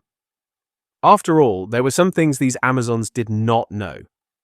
There was a gust of wind and then a heavier pattering of rain on the tents, and after that it was as if the rain were coming down in solid lumps of water that splashed and broke on the thin canvas. "It's coming through," said Roger. "I can feel it." "Don't touch the wall of the tent," said John. "I'm not, but it's coming through all the same." "It's coming through our tent too," said Susan. "Titty, you'd better cover up the parrot." "I have, but I don't believe he likes it." There was more lightning and more thunder. The rain stopped for a moment and then poured down again. "John," called Susan. "Yes, and then better get into our clothes and then we can keep them dry under the blankets. Have you got your oilies?" "Yes, have you?" "I'll get them in a minute. I'm lighting our lantern. Spread your oilies over your blankets. Roger too." Susan bustled Titty into her clothes and got into her own. Roger and John pulled on their knickerbockers. There was the sound of a squabble in the tent of the Amazons. "Don't put your head under, Peggy. Get dressed like the others." There was a glare of lightning and a crash of thunder all in one, and after that for a long time the thunder and lightning came so close one after the other that no one knew which flash belonged to which clap of thunder. The camp was full of light, and the rolling, crashing thunder overhead made things seem hurried, as if there was something that ought to be done, but no time in which to do it. The lanterns were lit, but, though they were bright in the short moments of darkness, they seemed to give no light at all in the glare of the lightning flashes. It was dark again and suddenly quiet. It was as if the storm were holding its breath. Then there was a deep, rushing noise, far away, louder and louder every moment. "What's that?" said Titty. "Wind," said Susan. "I say," said Titty, "this is a storm." As she said it, the wind reached them. There was a crash as a heavy branch fell somewhere at the low end of the island. There was a swishing noise as the trees swayed in the wind. Nor was the noise all. The tents of the swallows were hung on ropes between trees and held down by stones in pockets along the bottom edges of the tent walls. The trees were blown this way and that, and the rope now slackened, now tightened up again so hard that in the captain's tent the stones shifted and rattled in the pockets. "Hello, Susan," called John. "Have you got enough stones to hold your tent down? Our tent's getting smaller." "Ours is all right," shouted Susan. "The stones haven't moved yet." "What?" shouted John. "I can't hear." "Our stones are all right," shouted Susan. But she spoke too soon. There was a loud crack. The stones had been heavy enough, but a furious jerk of the trees had snapped the wet taut rope on which her tent was hung.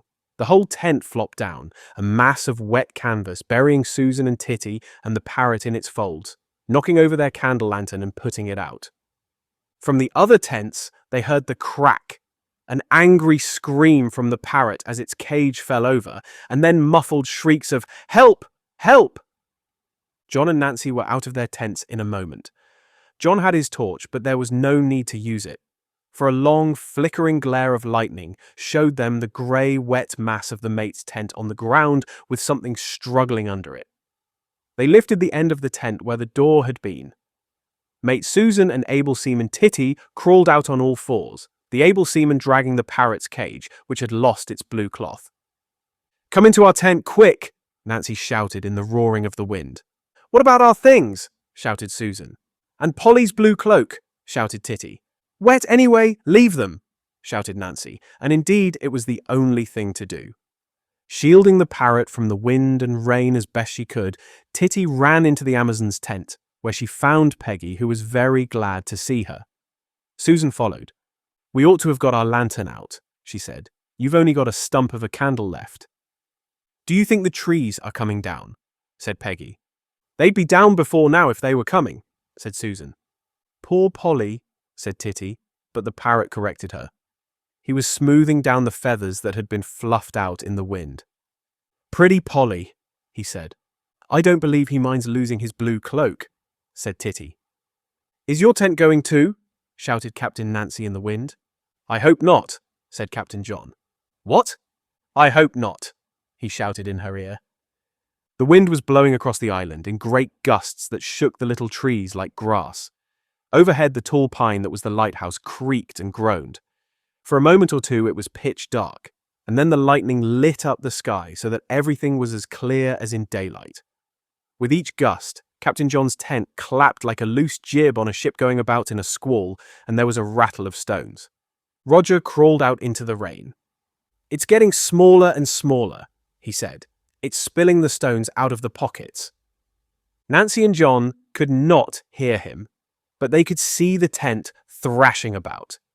Nancy grabbed him by the scruff of the neck as he crawled out and ran him to the Amazon's tent and pushed him in. You'll be dry anyhow, she said. Then she went back to Captain John, who had struggled into his flapping tent and brought out the two things that mattered most, the chronometer and the barometer. In one of the lightning flashes, he held up the barometer. It's gone down 4/10, he shouted. Come along into our tent, shouted Nancy. Bring the big lantern if you can get it. Captain John gave her the barometer and put the chronometer in his pocket. He forced his way once more into the whirling jumble of canvas that had been his tent. He found the lantern and fought his way out again. There's nothing more to be done, shouted Nancy. Come on! They went into the Amazon's tent where the candle lantern was guttering out. John lit the big lantern and put it in the middle of the floor. Nancy hurried out again to slacken the ropes of her tent.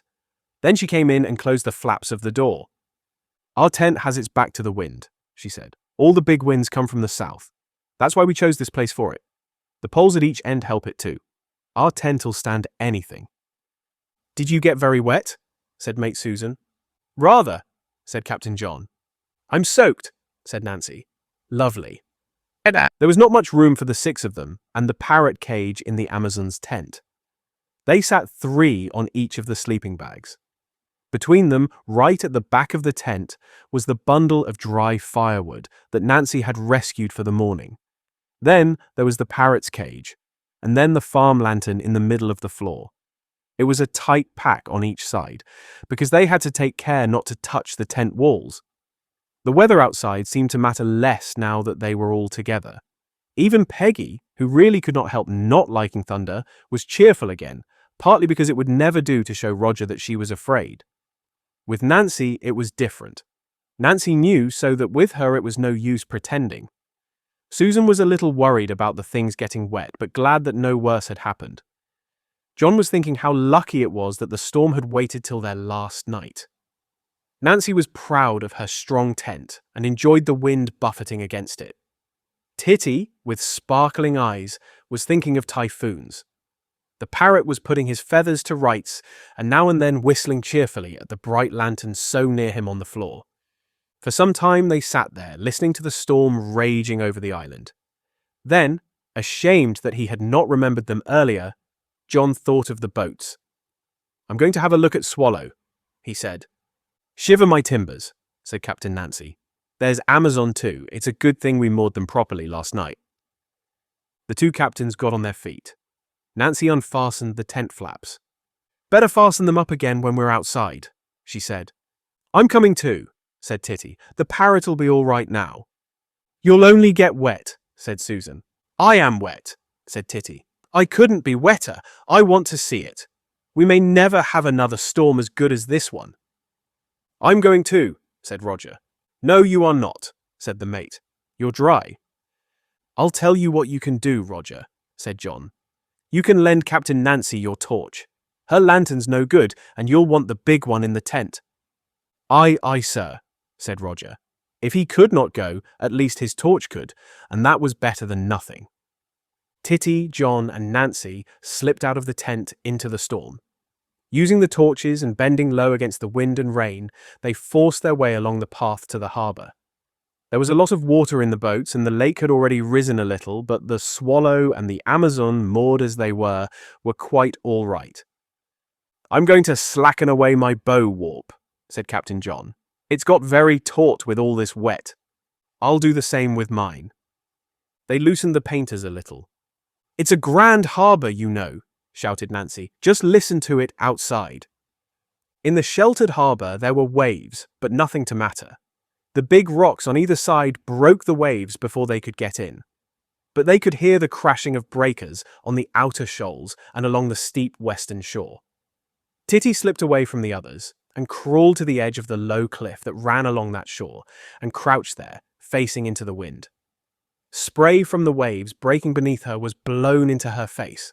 Flashes of lightning lit up the whole lake and showed great waves stretching right across it with white curling tops. Then it was dark again.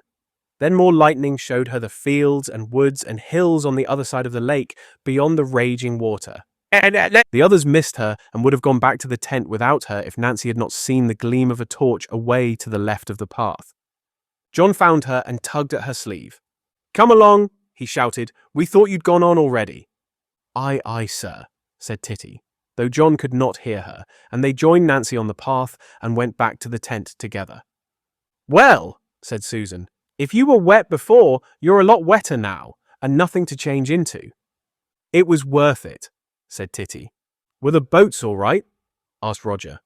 "Couldn't be snugger," said Captain Nancy. "But their crews will have a lot of bailing to do in the morning." "What's the time now?" said Peggy. "Susan says it's only about 3. "It's nearly 5, said John. Nobody could go to sleep. They became shipwrecked sailors. "Both our masts went by the board," said Captain Nancy. "And before that the mizzen was struck by lightning," said Captain John. "Did you see the blue lights flickering on the ends of the spars?" said Nancy. "That was before the mizzen was struck." "Then we started a plank," said John, "and the water poured in. The mate came running on deck, shouting, 'All hands to the pumps, 5 feet of water in the hold.'" "That was you, Susan," said Nancy. "Why not me?" said Peggy. "You were the second mate. You were cutting the wreckage adrift and making a raft." "No, you weren't. We didn't make a raft, I forgot. You were cutting the wreckage adrift to clear the decks and seeing to the lowering of the boats." "One boat was called Swallow, and the other was called Amazon," said Roger. "And the waves were breaking over the ship," said Titty, "and she was going down by the head with every soul on board. Someone had killed an albatross." "Pieces of 8, pieces of 8, shouted the parrot. "Yes, she was full of them," said Titty. "That's what made her sink so fast." "We launched the boats," said Nancy, "and then the ship went down and we were alone on the deep." "Sometimes in the waves we could not see each other," said John. "But sometimes we could." "We had no food in the boats but a biscuit each and a little water," said Susan. "Day after day we ran before the storm," said Nancy. "Northwest by north was our course. We had decided it before we left the ship." "We ate the biscuits and drank the water," said Peggy. "It blew and thundered and lightened and rained without stopping," said Titty, "and Roger and I were bailing Swallow and Peggy was bailing Amazon. Then the rain stopped, and for days and days we had nothing to eat and nothing to drink," said Nancy. "In Swallow we were going to draw lots who was to be eaten first," said Titty. "We were coming to that when we sighted land," said Nancy. "We sighted land too, just in time," said Roger. "There were great breakers on the beach," said Nancy. "We only saw the land when there was a flash of lightning," said Titty, "palm trees waving like anything." "There was lightning all the time," said Nancy. "We ran on between the breakers. Our boats were capsized, and we clung to them. They were thrown far up the beach by the waves. We were battered, but saved." "So was the parrot," said Titty. "And now we shall be here for 20 years. Every day we shall watch for a passing ship." "But how have we got a tent?" said Roger. Luckily there was one in one of the boats, said Nancy. I say, Peggy, what about a round of chocolate? There's still a lot left. At last it began to grow light outside. For some time the thunder had been lagging after the lightning. After a flash, it was a long time before the rumbling of the thunder began far away. The wind dropped. The noise of the rain on the tent grew less and less and came to an end. The dawn came up behind the eastern hills. The light of the lantern no longer filled the tent. Light was coming in from outside, through the canvas. The swallows and Amazons went out into the early morning to look at the wreck of their camp. Patches of blue sky were showing overhead and patches of sunlight on the hills. Ragged clouds were blowing away. There was a wonderful smell of wet earth. The storm was over. John went back into the tent to tap the barometer. It was going up. Susan began raking the sodden ashes out of the fireplace. Nancy brought out her bundle of dry sticks. All the rest of the firewood was dripping wet, and it took them a long time to get their fire going. Without the dry sticks, they could never have done it. Titty burrowed into what had been her tent and the mate's and brought out the parrot's blue cloth and hung it on 2 sticks to dry. Chapter 31. The Sailors Return. And then came the natives. The first to arrive was Mrs. Dixon. Just as the fire was beginning to burn, the shipwrecked sailors saw her coming down the field from the farm above Shark Bay, with a milk can in one hand and a big bucket in the other. And there was Mr. Dixon coming too, with a pair of oars over his shoulder. Mr. Dixon bailed their boat and pushed it out, and rowed Mrs. Dixon across to the island, splashing as he rowed. Though the wind had gone down, there were still waves on the lake, even between the island and the shore. "Whatever can they want?" said Nancy. Peggy and Titty had gone up to the lookout point to look at the lake. They came running back into the camp. "Captain Flint's coming," shouted Peggy. "He's nearly here, and there's another rowing boat, and there's a launch in the distance. I think it's ours." "Mother's in the other rowing boat with a native," said Titty. "If it's the launch, our mother's in it, I bet you anything," said Nancy. "There are still quite big waves down the lake," said Titty, "but Mother's got past them all right." Everybody ran down to the landing place and got there just as Mr. Dixon stepped out and pulled his boat up. Mrs. Dixon clambered out with her big bucket and the milk can. She had a tray over the top of the bucket for a lid, and steam was coming from under it. "No, it isn't pig wash," she said, "though you might think it. It's porridge for drowned rats, which is what I reckoned you'd be. You've done well to get your fire lit at all. I could hardly rest for thinking of you in that storm. My word, how it did come down. And so you found Mr. Turner's box that was stolen, and I thought it was you that took it. Dixon told me the news when he came from the village last night." The swallows and Amazons looked at each other. Did everybody know everything? "Porridge," said Roger. "Aye, porridge," said Mrs. Dixon. "There's no room in anybody for a cold if they're full up with hot porridge, so I always say, have you any spoons?" "Lots. I'll just slop the milk into the bucket and give it a stir round. I put the sugar in up at the farm." In another minute, the 4 swallows and the 2 Amazons were spooning hot porridge and milk out of the bucket and feeling each mouthful go scalding down their throats. "This really is eating out of the common dish," said Titty. Then came Captain Flint. "Good for you, Mrs. Dixon," were his first words. "I ought to have thought of that. Porridge was the very thing. 1, 2, 3, 4, 5, 6. That's all right. Nobody washed away in the night." "7, said Titty. "You've forgotten my parrot. He said Pretty Polly at the lightning and pieces of 8 when it thundered." "7, said Captain Flint. "And 2 of the tents gone, I see. I was afraid they would. It was a wild go while it lasted. It was tough work bucketing into it even now, though the winds dropped and the lake's nothing to what it was. It settles very quickly. Then came Mother from Holly Howe, rowed by that powerful native, Mr. Jackson. She had brought 3 big thermos flasks full of boiling cocoa. "Good morning, Mrs. Dixon," she said. "That was very kind of you to think of coming across. I was afraid they'd not be able to get their fire lit." "It's a wonder they have," said Mrs. Dixon. "We haven't been able to boil a kettle yet," said Susan. "We couldn't have lit it at all if Nancy hadn't thought of keeping some sticks dry." "And you are the Amazons," said Mother, looking at Nancy and Peggy. "Yes, said Nancy, "and this is Captain Flint. His other name is Turner." "How do you do?" said Mother, and Captain Flint said how sorry he was he had not made friends with the swallows before. "You don't know how much I owe to these children," he said. "Children!" snorted Nancy Blackett. "Explorers and pirates," Captain Flint corrected himself. "If it hadn't been for them, I should have lost all the work I've done this summer." "I heard something about it last night from Mrs. Jackson," said Mother. "I'm sure I'm very glad they've been of some use. Their father seems to think they are not duffers, but sometimes I'm not so sure." "Mother," said John, and Mother laughed. "He's given me a parrot," said Able Seaman Titty, and Mother had to go and look at it. "He's going to give me a monkey," said Roger. "What?" said Mother. Captain Flint explained, and Mother said that it must be a very little one. "It shall be, Ma'am," said Captain Flint. Mother looked at the wrecked tents. "They're no good in a wind," she said. "I remember once in the bush. I was in a tent like that and it ripped to ribbons and was blown clean away."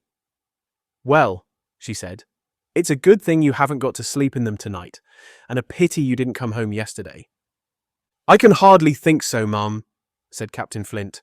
"We wouldn't have found the treasure if we had," said Titty. "The first thing to do is to put on some dry clothes," said Mother. "I've brought a dry change for each of you four." "Roger never got wet," said Susan. "That's a good thing," said Mother. "But you did, and so did John, and Titty looks like a dishcloth. Run down to the boat and ask Mr. Jackson for that bundle." Then came the launch.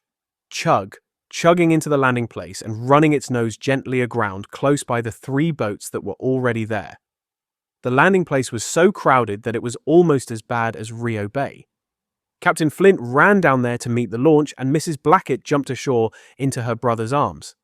She was a very little woman, not really much bigger than Nancy, and very like her. In the native talk that followed, her tongue went fastest. Captain Flint and Mrs. Walker just put in a word sometimes.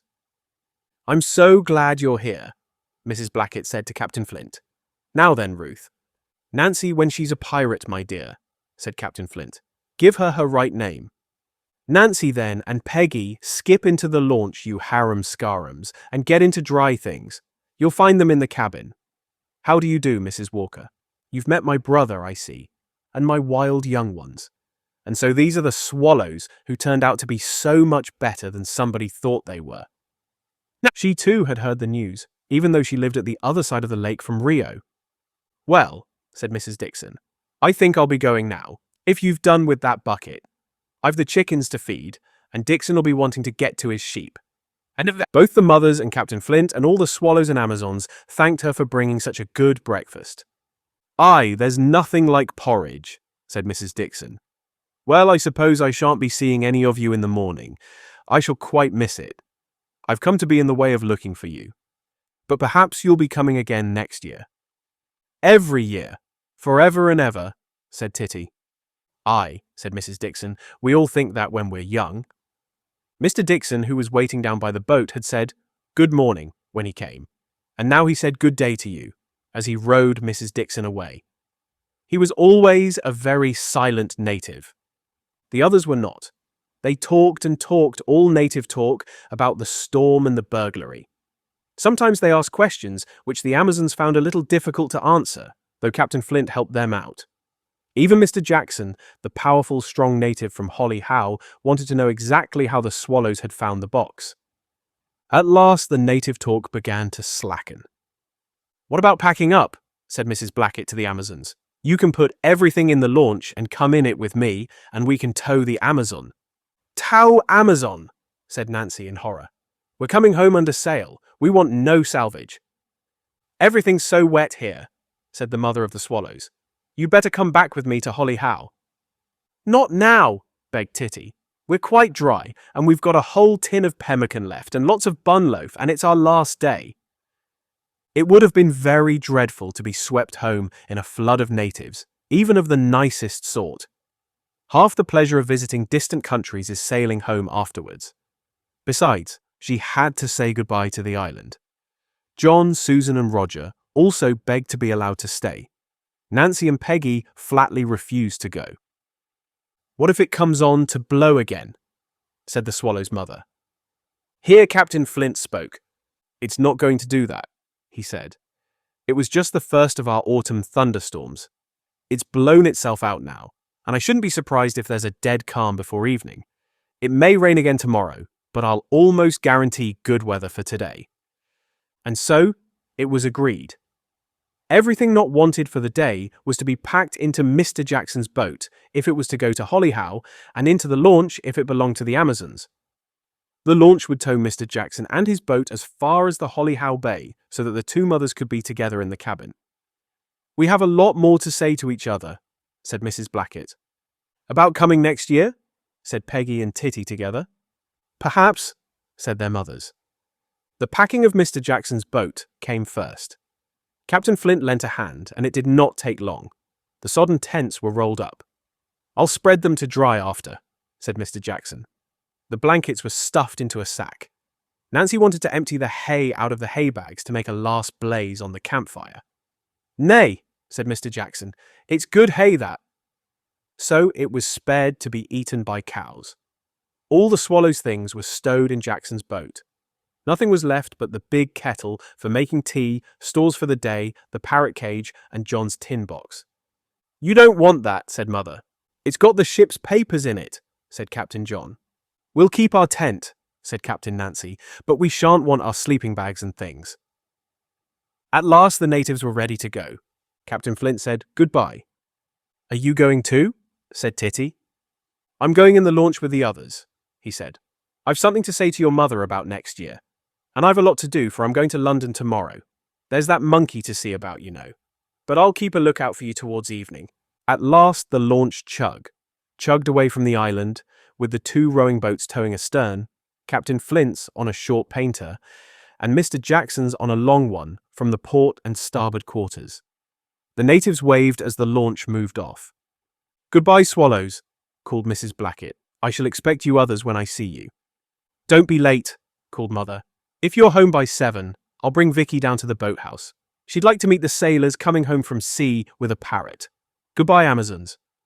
"Goodbye, goodbye," called Nancy and Peggy. "You will promise to come again next year?" "We'll come," said Mother. After they were gone, the swallows and Amazons looked at each other. They were rather glum. "It's the natives," said Nancy. "Too many of them. They turn everything into a picnic." "Mother doesn't," said Titty. "Nor does ours when she's alone," said Nancy. "And Captain Flint's not a bit like a native when he's by himself," said Titty. "It's when they all get together," said Nancy. "They can't help themselves, poor things." "Well, they've gone now," said Peggy. "Let's go on with the shipwreck. This is the day after we were thrown ashore. Now we've got to settle down for 20 years to watch for passing sails." "But we're going home this afternoon," said Roger. "You needn't say so," said Titty. But it was no good. Everybody knew, and nobody could get back into the old mood. "We ought to bail the ships," said John. That was better. It was something that had to be done. There was a lot of water in both the ships. The wet thwarts were steaming and drying in the sun, which was already hot, but the sails were very wet. They hoisted the sails to dry them, and then went back to the camp. The camp looked much smaller. There were pale, unhealthy patches where the swallows' tents had stood and bleached the grass under the ground sheets by hiding it from the sun. The Amazon's tent stood alone and forlorn without its companions. "Come on," said Nancy. "We've got to take it down anyway, to strike it, I mean, so we may as well set about it." It was stiff work getting the poles out of the hems in the wet canvas, but everybody helped. The tent was loosely rolled up. The poles were taken to pieces and made into a bundle and wrapped in the ground sheet. The swallows and Amazons looked sadly round their camping ground. There was now nothing but the fireplace with its feebly burning fire, the square pale patches where the tents had been, the parrot's cage in a patch of sunlight, and Susan's kettle and a few mugs and the pemmican tin and the bun loaf and John's tin box, to show that it had ever been the home of the explorers and their pirate friends. "When we've gone," said Titty, "someone else may discover it. They'll know it's a camp because of the fireplace, but they'll think the natives made it." "If anybody takes it, we'll barbecue them," said Nancy Blackett. "It's our island, yours and ours, and we'll defend it against anybody." We're going to school at the end of the summer, said Peggy. So are we, said Susan. Well, we shan't be at school forever, said Nancy. We'll be grown up, and then we'll live here all the year round. So will we, said Titty, and in the winter we'll fetch our food over the ice in sledges. I shall be going to sea some day, said John, and so will Roger, but we'll always come back here on leave. I shall bring my monkey, said Roger. And the parrot shall always come, said Titty. Well, it's no good hanging about, said Nancy. Let's put to sea. Everything left was carried down to the harbour and stowed in the ships. Susan emptied the kettle on the fire. Titty took the parrot all over the island, so that when they got home, it would remember her favourite places. At the last minute, John thought of the rope for hoisting the lantern on the lighthouse tree. He ran back there and loosed one end of the rope so that it ran over the bow high overhead and came down with a thump on the damp ground. He coiled it and brought it to the harbour. Then they put to sea. The waves had gone down and so had the wind, but there was still a strong swell. Wind's from the south, said Captain Nancy. We'll beat into it. We know a fine place for a landing down the lake, and then we'll have the wind with us for the run home. We'll follow you, said Captain John. He wanted Swallow to be the last to leave. In Swallow, Roger was in the bows, Able Seaman Titty and the big parrot cage in the bottom of the boat just aft of the mast, and Susan and John in the stern. John was steering.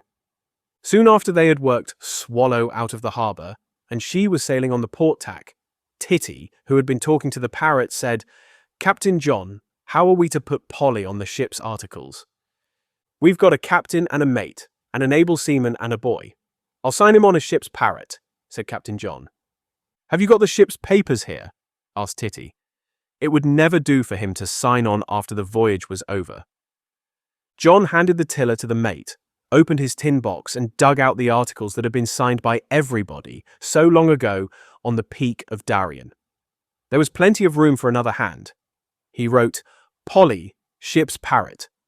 Then he gave the paper to the able seaman. You'll have to sign for him, he said. But the able seaman had opened the parrot's cage, and the parrot came out in a stately manner, as if he knew he was wanted on business. You can't exactly sign, said Titty, but lots of sailors can't. You must wet your dirty claw and make your mark. Pieces of 8, said the parrot. He's asking about his pay, said John. The able seaman wetted the parrot's very dirty claw and put the paper under it. The parrot stepped firmly in the right place and left a good print of his claw, though he did put the point of one toe through the paper. Titty wrote beside it, Polly, his mark. Ready about, cried Susan, and John and Titty ducked their heads as the boom came over and Swallow slipped round and off on the other tack, hesitating for hardly a moment and then butting cheerfully through the waves. Doesn't Amazon look fine?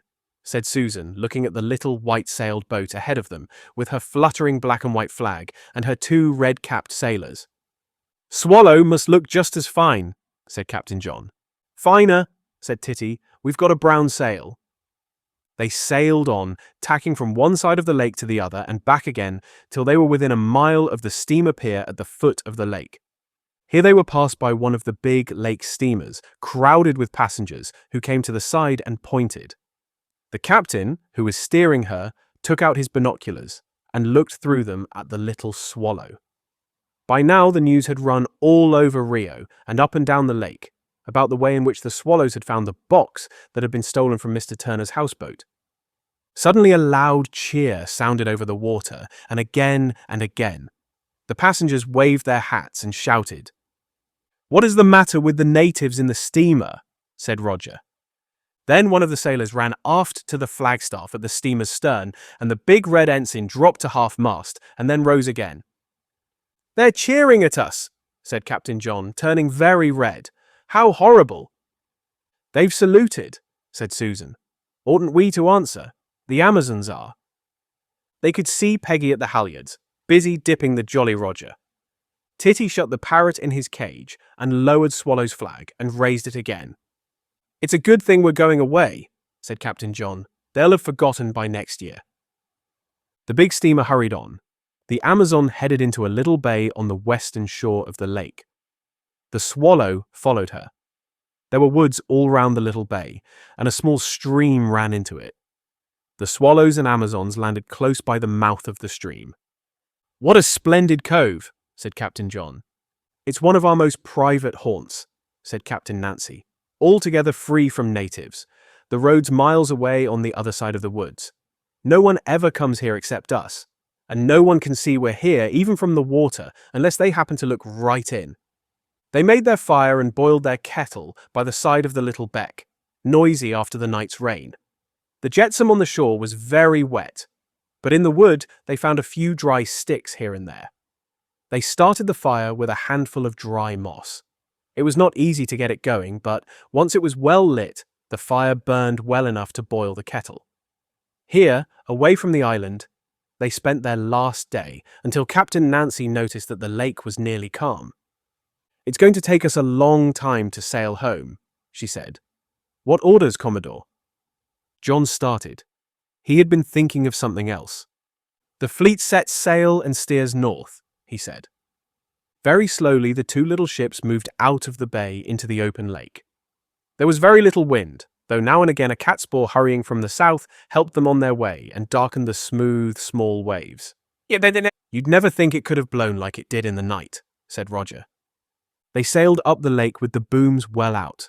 Up in the woods on the high hillside, smoke was rising. They could hear the noise of the charcoal burners' axes in the now quiet air. "They'll still be here when we're gone," said Titty. "Who?" said Susan. "The savages," said Titty. The wind was dropping.